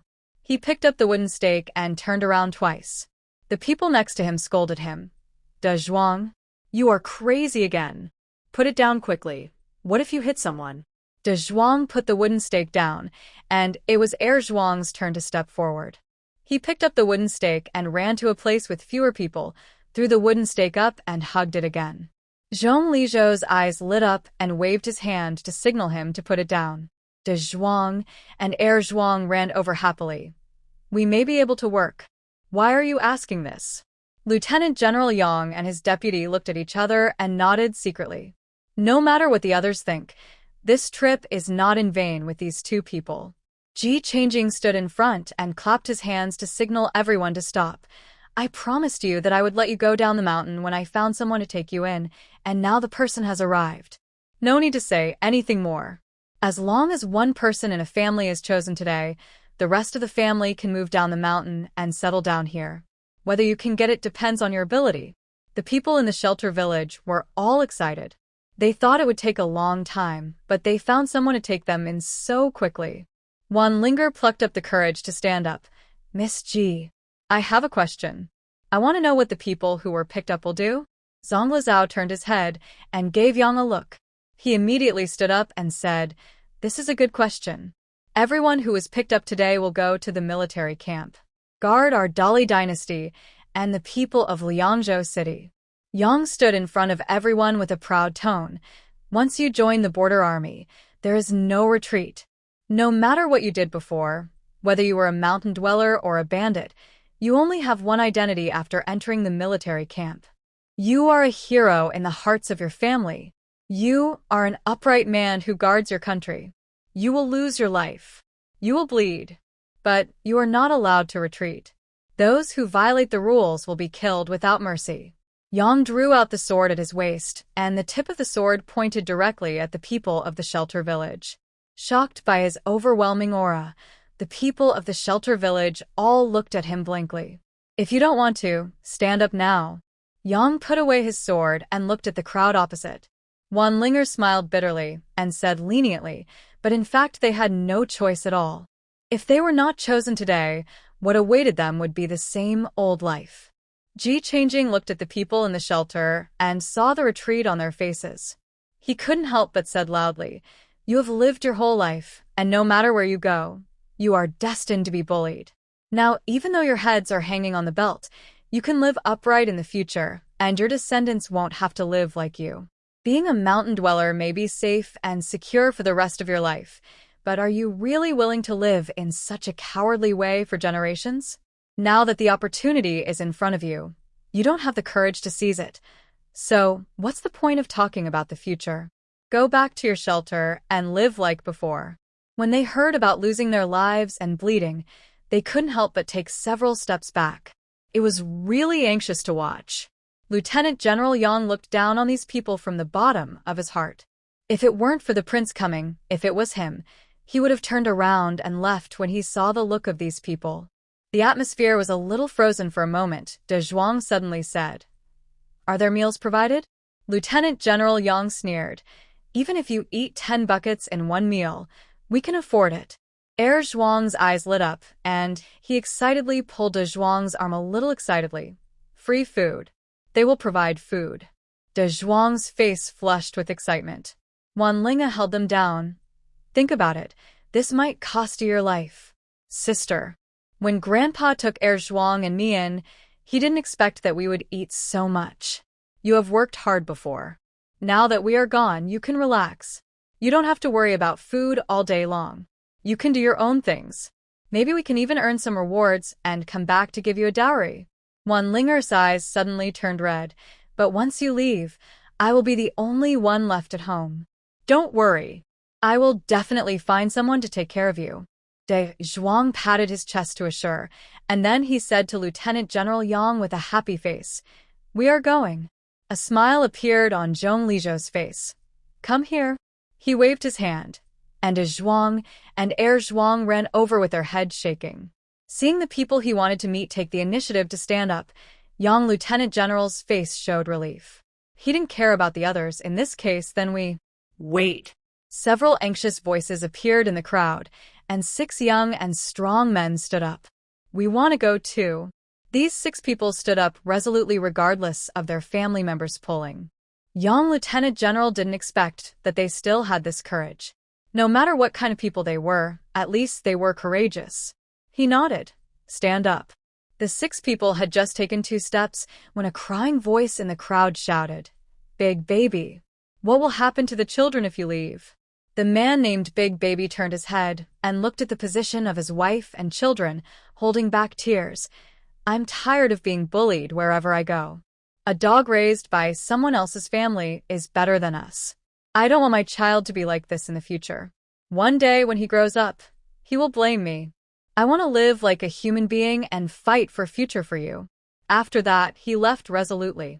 The humming voices in the crowd gradually increased, and more people stood up and walked together silently. There were more than 40 strong men in total, and almost all of them stood up. Ji Changjing was also very pleased to see those who stood up. Wan Linger wiped her tears and looked at the other family members who were crying and couldn't help frowning. "Why are you crying? This is a good thing. If you cry too much, no matter how great the blessing is, you will cry away. Hold it in." Ji Changjing couldn't help applauding. "It's really true." Young Lieutenant General raised his chin slightly. "Not everyone who wants to go can go. Each person carries a piece of wood up and down the mountain 3 times. If you can't hold on, it will be considered as giving up automatically. Let's start now." As soon as these words came out, the crying family members' hearts were lifted. How can this not be going if you want to go? Young Lieutenant General did not say the weight and size of the wood. Someone took the lead and took a piece of wood as thick as a finger and ran with it. Some people chose wood that suited their physical strength, and some chose large and heavy wood. Young Lieutenant General and his deputies stood aside and silently scored each of their abilities and personalities, planning which people could be reused and which people needed to be observed. Zhou Huijin and his brothers were excited. The youngest Zhou Huitong poked his eldest brother. "Do you think we can go?" Zhou Huijin glared at him. "Our situation is different from these people. Don't come up with any bad ideas. If the elders in the family find out, they will break your legs." Zhou Huitong shuddered and extinguished the thought in his mind. Seeing these people running up and down the mountain, the family members gradually became anxious from the initial reluctance. "You should work harder. The run will be over soon. Isn't it a pity if you can't do it now? Everyone says you are stupid. Everyone knows to take a small one. Why did you choose such a thick wood?" His father. "Try your best. The children and I are depending on you." It's not even a cup of tea, and the attitude has changed. Ji Changjing chuckled and watched them talking to Zhong Lizhou. "Has the grain seed problem been solved?" Zhong Lizhou frowned. "Not yet, the gap is too big. If it doesn't work, we can only take the rich merchants in Liangzhou City as a starter. But in this way, other problems will inevitably arise, but they can't take care of it now." Ji Changjing sighed. "I do know a grain merchant, but he is too conscientious and is ostracized and can't do much business. I wonder if he has a lot of goods." Zhong Lizhou was a little surprised. "What's his name? Where is he?" "I haven't contacted them yet." "How would I know where they are now?" "Then tell me how to contact them, and I'll send someone there right away." Zhong Lizhou was really impatient at this moment. The issue of planting grain was imminent. If he delayed any further, he would lose the harvest for the whole year. "Wait for my news." Ji Changjing hesitated for a moment before answering. She was also thinking about how to take the food out of the space openly. Zhong Lizhou looked at her seriously and said, "Then I'll leave this matter to you. If you have any news, please inform me as soon as possible." "No problem." Ji Changjing agreed readily. Ever since the last time they talked, Ji Changjing felt that Zhong Lizhou was a person he could work with.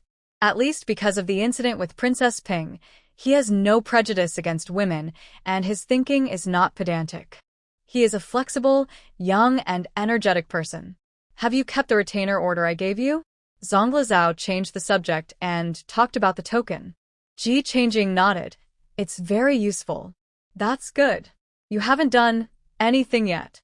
I can't promise you any position just based on the previous article on soybean cultivation. I will give you a guest order first, which is valid in Liangzhou. When your potatoes are fruitful, I will fight for you. Ji Changjing smiled confidently. Then you should be prepared to debate with the scholars. Zhou Huijin and the others were confused and only heard one message. That is, my younger sister is really famous here with Prince Ping. After the screening, Yang Songjiang finally selected 30 people. Basically, one person from each family was selected so that the people in the shelter village could settle down. Zhang Lizao ordered his deputy, "You go to Lord Wang in person to explain the situation, and the settlement of these people will be handed over to you." Yes. After listening, the deputy immediately went to deal with the matter. The people in the shelter village only felt a little steadfast in their hearts at this moment. For a moment, even the sadness of parting with their relatives disappeared, and they were full of joy. Ji Changjing and Zhong Lizhou had just come down the mountain and arrived at the door of the house when they saw Ji Hu and Ji Zhiheng hesitating and arguing at the door of the Ji family. The two were still arguing about something. "What are you doing?" Ji Changjing looked at the two in confusion. Ji Hu's face relaxed when he saw Ji Changjing coming over, but Ji Zhiheng seemed to have made up his mind. "Your Uncle Hung heard that Prince Ping was coming to the village today to select people to go to the military camp, and he insisted on joining the army. I can't persuade him, so you try to persuade him." Ji, who had lost an arm and one hand, could not hold anyone. Seeing her coming over, he had no choice but to complain first. Ji Changjing was shocked. "Uncle Hung wants to join the army?" Zhong Lizhou also looked at him in surprise. How could he look like he was about 30 years old? Since he was a member of the Ji family, he must have been studying for more than 20 years. Why did he suddenly want to join the army? Ji Zhiheng walked up to Ji Changjing with a serious face and took a deep breath. "That's right. I want to join the army." Ji Changjing opened his mouth. "You have studied for so many years. Why do you suddenly want to give up literature and join the military?" Ji Zhiheng turned his head and looked at Zhang Lizao. "I guess this is the Prince of Pingwang?" Zhang Lizao took a look at him. Yes. She hurriedly stepped forward to help Ji Zhiheng. "Let's talk it over. The prince is here. Let's go in and talk." Zhang Lizao also nodded. "Let's go in and talk." Ji Zhiheng did not entangle and stood up with Ji Changjing's strength and went into the Ji family together. As soon as he sat down, Ji Changjing asked him in confusion, "Uncle Hung, why are you doing this?" A scholar suddenly wanted to join the army, and the key point is that this is not a young and energetic age. "I made this decision after careful consideration. I can't get over the fact that my father died tragically in front of me. I'd be unworthy of being a son if I can't take revenge. Although that barbarian is dead, there are still thousands of barbarians alive. My father always wanted to revitalize the Ji family. Now he is gone, and my Ji family is exiled here. There is no hope for the imperial examination, so I can only join the army to fight for it. I know that I am not as strong as others as a scholar, but I have also trained myself during this period. As long as I am given time, I believe I am no worse than others." Ji Zhiheng spoke sincerely, looking at Zhang Lizao with desire. When he looked at Ji Changjing, his eyes were indescribably sad. Ji, who was silent.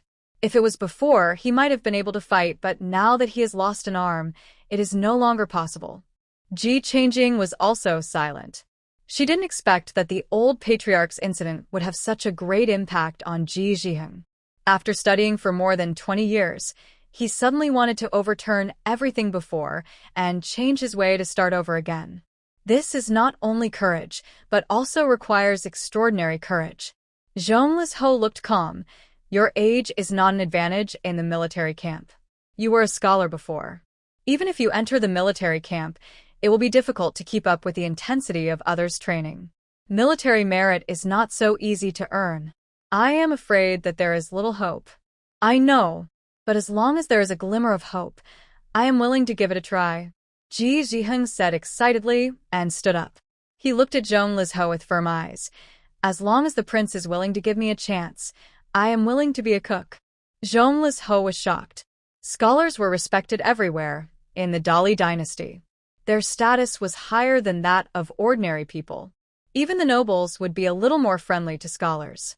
At this moment, there was a scholar who was willing to lower himself to join the military camp. He stood up in awe. Since the gentleman values you so much, why not give it a try? Ji, whose face was solemn. Ji-hung, this is a serious matter. I think you should discuss it with the clan before deciding. Don't worry, I will let the clan agree. After getting Zhong Lizhou's approval, Ji Zhiheng seemed to have put down a burden and even smiled on his tense face. Ji, who was worried, and he always felt that it was a pity for a scholar like Ji Zhiheng to join the army. If possible, he would rather go in his place. What a pity! He glanced at his empty left arm with a bit of disgust in his eyes. He is just a useless person now, and he is despised when he goes out to work, so how can he stand up for others? This is indeed not a trivial matter. Uncle Hung should calm down and discuss with his family and clan before making a decision. Anyway, the prince can't run away from here. No one can make a decision for him on such matters, and Ji Changjing can only advise him to think about it carefully. There is no rush. This time I come with a list written by Captain Ko himself. At that time, I will have to question each person one by one according to the names on it.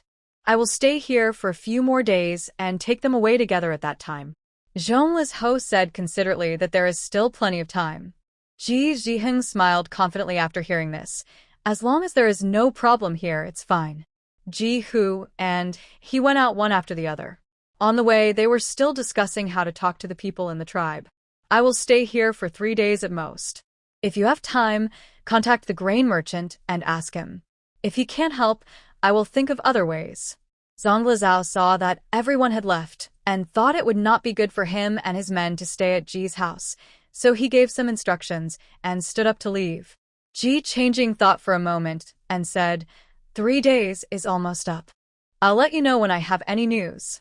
As for how to contact the other party, Zhang Lizhou did not ask in detail, nor did he force Ji Changjing to hand over the other party's contact information. As a superior, he only needs to know the final result. As for the process, that is not something he needs to consider. What's more, everyone has private affairs, and even he can't interfere too much, so as not to annoy others. After sending the people away, Ji Changjing returned to his room and slipped into the space.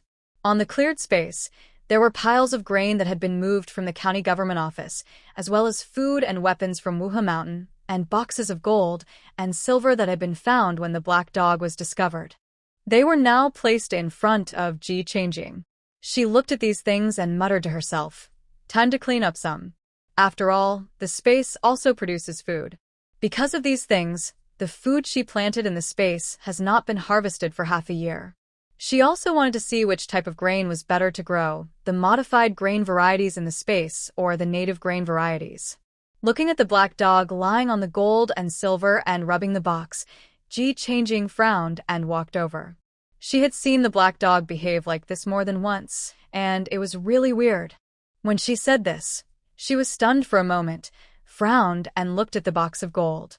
The black dog was as soft as a noodle, and didn't react at all when Ji Changjing held it in his hand and shook it.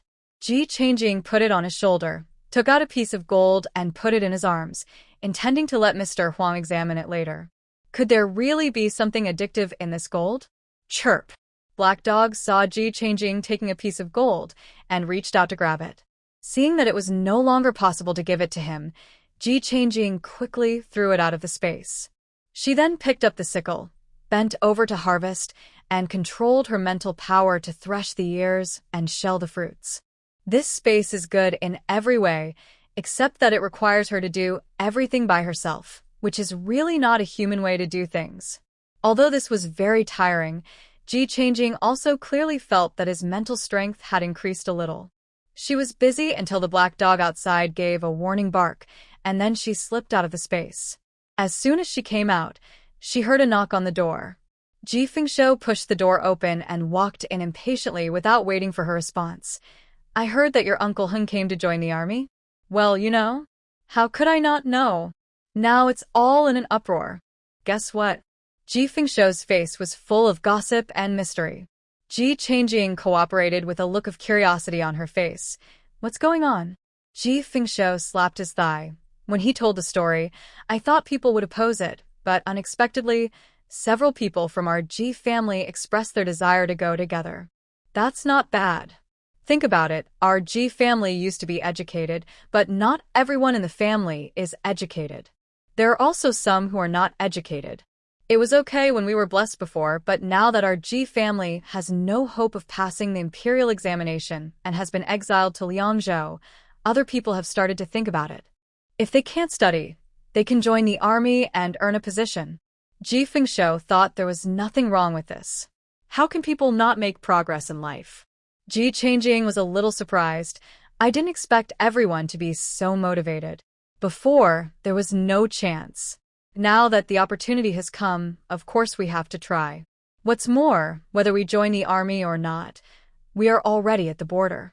We may die at any time when the barbarians come. It's better to save our strength to fight in the barracks. Maybe we can even fight for an official position and don't have to worry about it in the future. Ji Fengshou said with some emotion. What? You want to go too? Ji Changjing looked at his father's clear and logical analysis and asked with some surprise. Me? Forget it. I know your father's own weight. Anyway, in this life, I have your uncle above me, your mother in the middle, you and Xiaochuan below me. I can be comfortable even if I lie down for the rest of my life. Most people can't envy that. He. Ji Fengshou couldn't help but raise the corners of his mouth as he spoke, his face full of pride and complacency. Ambition and the like, that's what most people do. Can he, Ji Fengshou, be an ordinary person? Ji Changjing pulled the corner of his mouth. You have a really good attitude. Ji Fengshou's face was full of complacency. Your father doesn't have anything else, but he can look at things in a positive light. Anyway, he has been lying down for most of his life. If he can't look at this in a positive light, he is deliberately making himself unhappy. Okay. Wait until they come up with a result. Then you can ask the prince if they can take them all in. It doesn't matter if they have a few people. Okay, tell me when you've discussed it. Ji Changjing agreed readily. If it was their wish, she wouldn't mind lending a hand. In the evening, because the Zhou family had settled down smoothly and bought a yard near the Ji family, Ji Fengshou planned to celebrate and slaughtered one of the 3 sheep in the family. Ji Fengyi and his family happened to be on holiday and caught up with this hot pot meal. 2 large tables were set up and a lot of other meat and vegetables were bought to make it just enough. Ren Dongnan once again felt that his original decision was so correct. But helping to kill a few barbarians could get a lifetime meal ticket, which was worth it. Therefore, he paid more attention to Ji Changjing's martial arts, but just after dinner, he used his empty eyes to look at Ji Changjing faintly. Ji Changchuan kicked his sister's foot and stuck his mouth out in the direction of Rendongnan for Ji Changjing to see. Eat your meal. Ji Changjing glared at her brother, pretending she didn't see. Ji Changchuan carried Rendongnan on his back, holding a small bowl and filling his mouth with food, whispering, Sister, shouldn't you go study? Ji Changjing suddenly felt that the rice in her mouth was no longer fragrant. Eating can't stop your mouth. My sister and I are good at literature and martial arts. We will be invincible in the world in the future. If you don't practice hard now, how can you be as famous as me in the future? What kind of fame do you have? I am as famous as you. If not now, I will definitely be famous in the future. Ji Changchuan was extremely confident. Ji Changjing couldn't stand it anymore in the face of Ji Changchuan's repeated urging and empty promises, and dropped the bowl and chopsticks. As soon as he was put down, Rendongnan grabbed him by the neck and led him out of Ji's house. The whole family was used to it and had no reaction when they saw this. Wow. Mr. Ren's skills are really extraordinary. Zhou Yidao is now considered a worldly wise man, but he has never seen such agile and neat movements as Rendongnan. Zhou Huijin and the others looked envious. If they could have such teachers, they might be able to achieve great things in the future. Ji Fengshou said modestly, It's okay. It's just that he likes awing and takes the initiative to guide her. It's really hard to invite others. I don't know what's wrong with awing. She just refuses to call me master. Every time she goes out with others, she is reluctant. I sweat for this child. Zhou's 4 uncles. It's not that they don't like this brother-in-law. This man's words are really inexplicably asking for a beating. Come up in half an hour. Run Dongnan threw him off the cliff again, left after saying that. Ji Changjing's pupils trembled. He had used up all his strength for an hour, and now he was going to shorten the time by half. You can be outrageous, but not too outrageous. I'm a human. You treat me like a donkey. Ji Changjing pointed to the sky and cursed, but there was no response from above, and Rin Dongnan had already reached the top of the cliff. She gritted her teeth, resigned herself to taking out the tattered dagger, and began to climb up. Another tiring night. After resting enough, she would go into the space to harvest grains in person during the day and put the grains produced in the space on the other side, intending to leave the seeds for the people in Shaotian village to plant. In this way, she was in pain and happiness, and her internal strength and mental strength grew rapidly for 2 days. Zonglizao came to her in person. How is it? Is there any news from the grain merchants? Ji Changjing nodded readily. There is news. Because the grain seeds he sells are not expensive, his peers slandered his grain seeds as moldy and bad seeds. He was almost locked up by the government office there. He was also oppressed by his peers to buy the grain seeds in his hands. He was worried about what to do. Zonglizao was overjoyed. How much goods does he have? 30 stone of rice. This is of course all nonsense, but Ji Changjing reported this number after thinking and understanding. You can neither say too much nor too little. If you say too much, you will obviously not be credible if you say that the other party is a small grain merchant, and if you say too little, it will not solve the problem. You can only take a number that is not too much, not too little, and has a certain scale but is within the range. Hearing this, Zonglizao let out a long sigh, then frowned again. What about the price? Of course I asked. He said, small wealth depends on hard work, great wealth depends on wisdom, and long-term wealth depends on virtue. So when the government and the public are in turmoil, he can't take advantage of the situation. 1 bushel of grain seeds, 50 coins. The price of grain seeds is higher than the usual price of grain, and last year, when there was a flood and grain seeds were in short supply, other grain merchants had already raised the price of 1 bushel of grain seeds to 120 coins.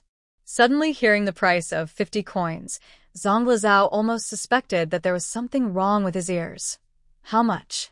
Yihanging answered decisively, 50 coins a bushel. Zonglizao stood up suddenly. There is such a noble businessman. Tell him that we want all the goods. If I have time, I want to meet him in person to discuss cooperation. It doesn't matter, just tell me. Zonglizao looked excited. You did a great job on this matter. Ji Changjing rolled her eyes secretly. How could it not be great? All this grain is hers. This kid is lucky that he is pleasing to the eye, otherwise he would be worried about this matter. By the way, I have asked the people on the list given by Captain Ko, and most of them expressed their willingness to go. I will pack up and leave with the people. Things are going very smoothly, and Zonglizao's face also showed a relaxed look. There are also many people in our Ji family who want to go. Will you take them all? Ji Changjing said politely, but there was a bit of unquestionable in her tone. Zonglizao had no objection to this little thing. He nodded. Just come to me after you have discussed it.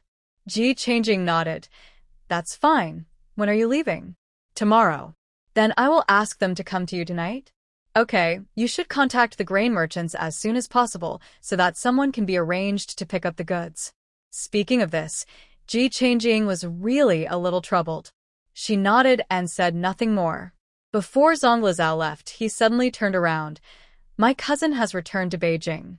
If you need any help in the future, you can come to me. Back to Beijing? Ji Changjing was surprised for a moment and soon remembered the last time they met. It turned out that it was not an illusion when we met last time. This person really left here. Zonglizao sneered. How can I not go back?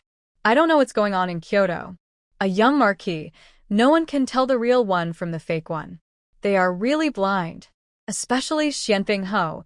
He couldn't even tell his own children apart. It was ridiculous. Is there a fake one in Kyoto? Ji Changjing was shocked. Isn't this too careless? Can a marquis' son be easily impersonated?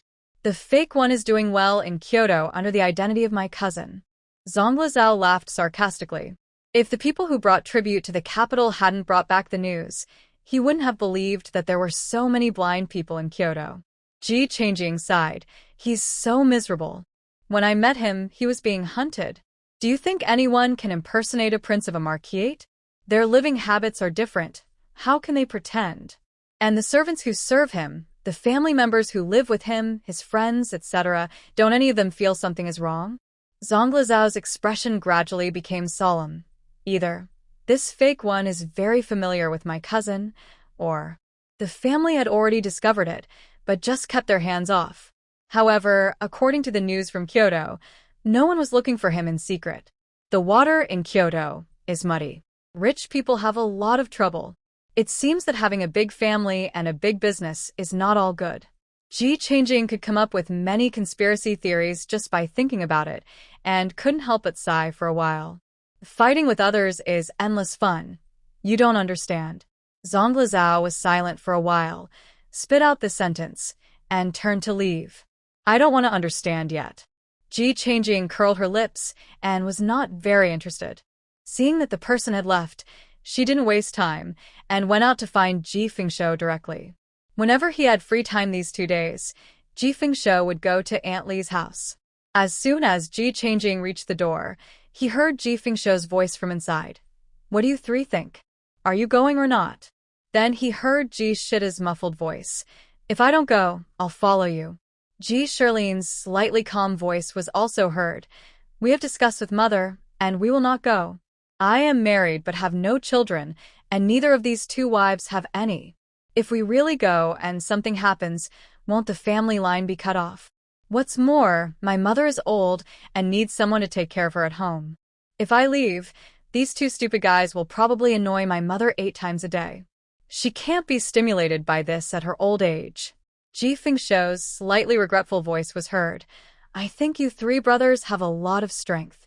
It may be a good destination for you to go there. If you really think it through, you don't have to go. After all, gold shines everywhere. Aunt Li said with a smile. I know you mean well, but these 3 guys are smart and don't know how to think about it. I'm really afraid that they will be sold there and count the money with you. Ji Changjing raised his hand and patted the door. Dad, are you there? The voices inside were interrupted, and Ji Fengshou came over in 3 or 2 steps and opened the door. Why are you here? Just now the prince came over and I told him about the matter. Who from our Ji family is going? Tell them to pack up and go to the wheat field. They are leaving tomorrow. Ji Fengshou was anxious. So soon? After that he shouted. Auntie, I have something to do, and I have to leave first. Ji Changjing was pulled out of the yard by Ji Fengshou before she even entered. Your uncle and his family have gone to the county school, and now I am the one in charge. I have to inform your Uncle Hung and his family to go. Ji Changjing didn't expect that her father could still be in charge. But as long as the news was notified, she didn't worry about it. Seeing Ji Fengshou hurriedly go to Ji Zhiheng's house, she turned around and went home. She had to think about how to get the grain out. 30 share of grain seeds is about 3,600 kilograms. Considering the current shock absorption function of the car and the uneven road conditions, even if a carriage can pull 1,000 kilograms, it still needs 4 carriages. Even if there are 2 people escorting the grain in each car, plus guards and so on, there must be at least 10 people, so that such grain merchants are more trustworthy. But where should I find these 10 new faces? I went through all the people in my mind and found that no one was available. And there is a disadvantage of using people around me. It is easy for people to find mistakes. Where should I find these 10 people? Ji Changjing walked towards home while thinking in her mind. Thinking about it, the grain that should be harvested in the space cannot be idle, and what should be harvested must be harvested. At night, Ji Changjing stood at the bottom of the cliff, skillfully took out the dagger, and climbed up little by little. When she was tired and panting and finally climbed to the top, Ren Dongnan ruthlessly informed her. After a quarter of an hour, start again.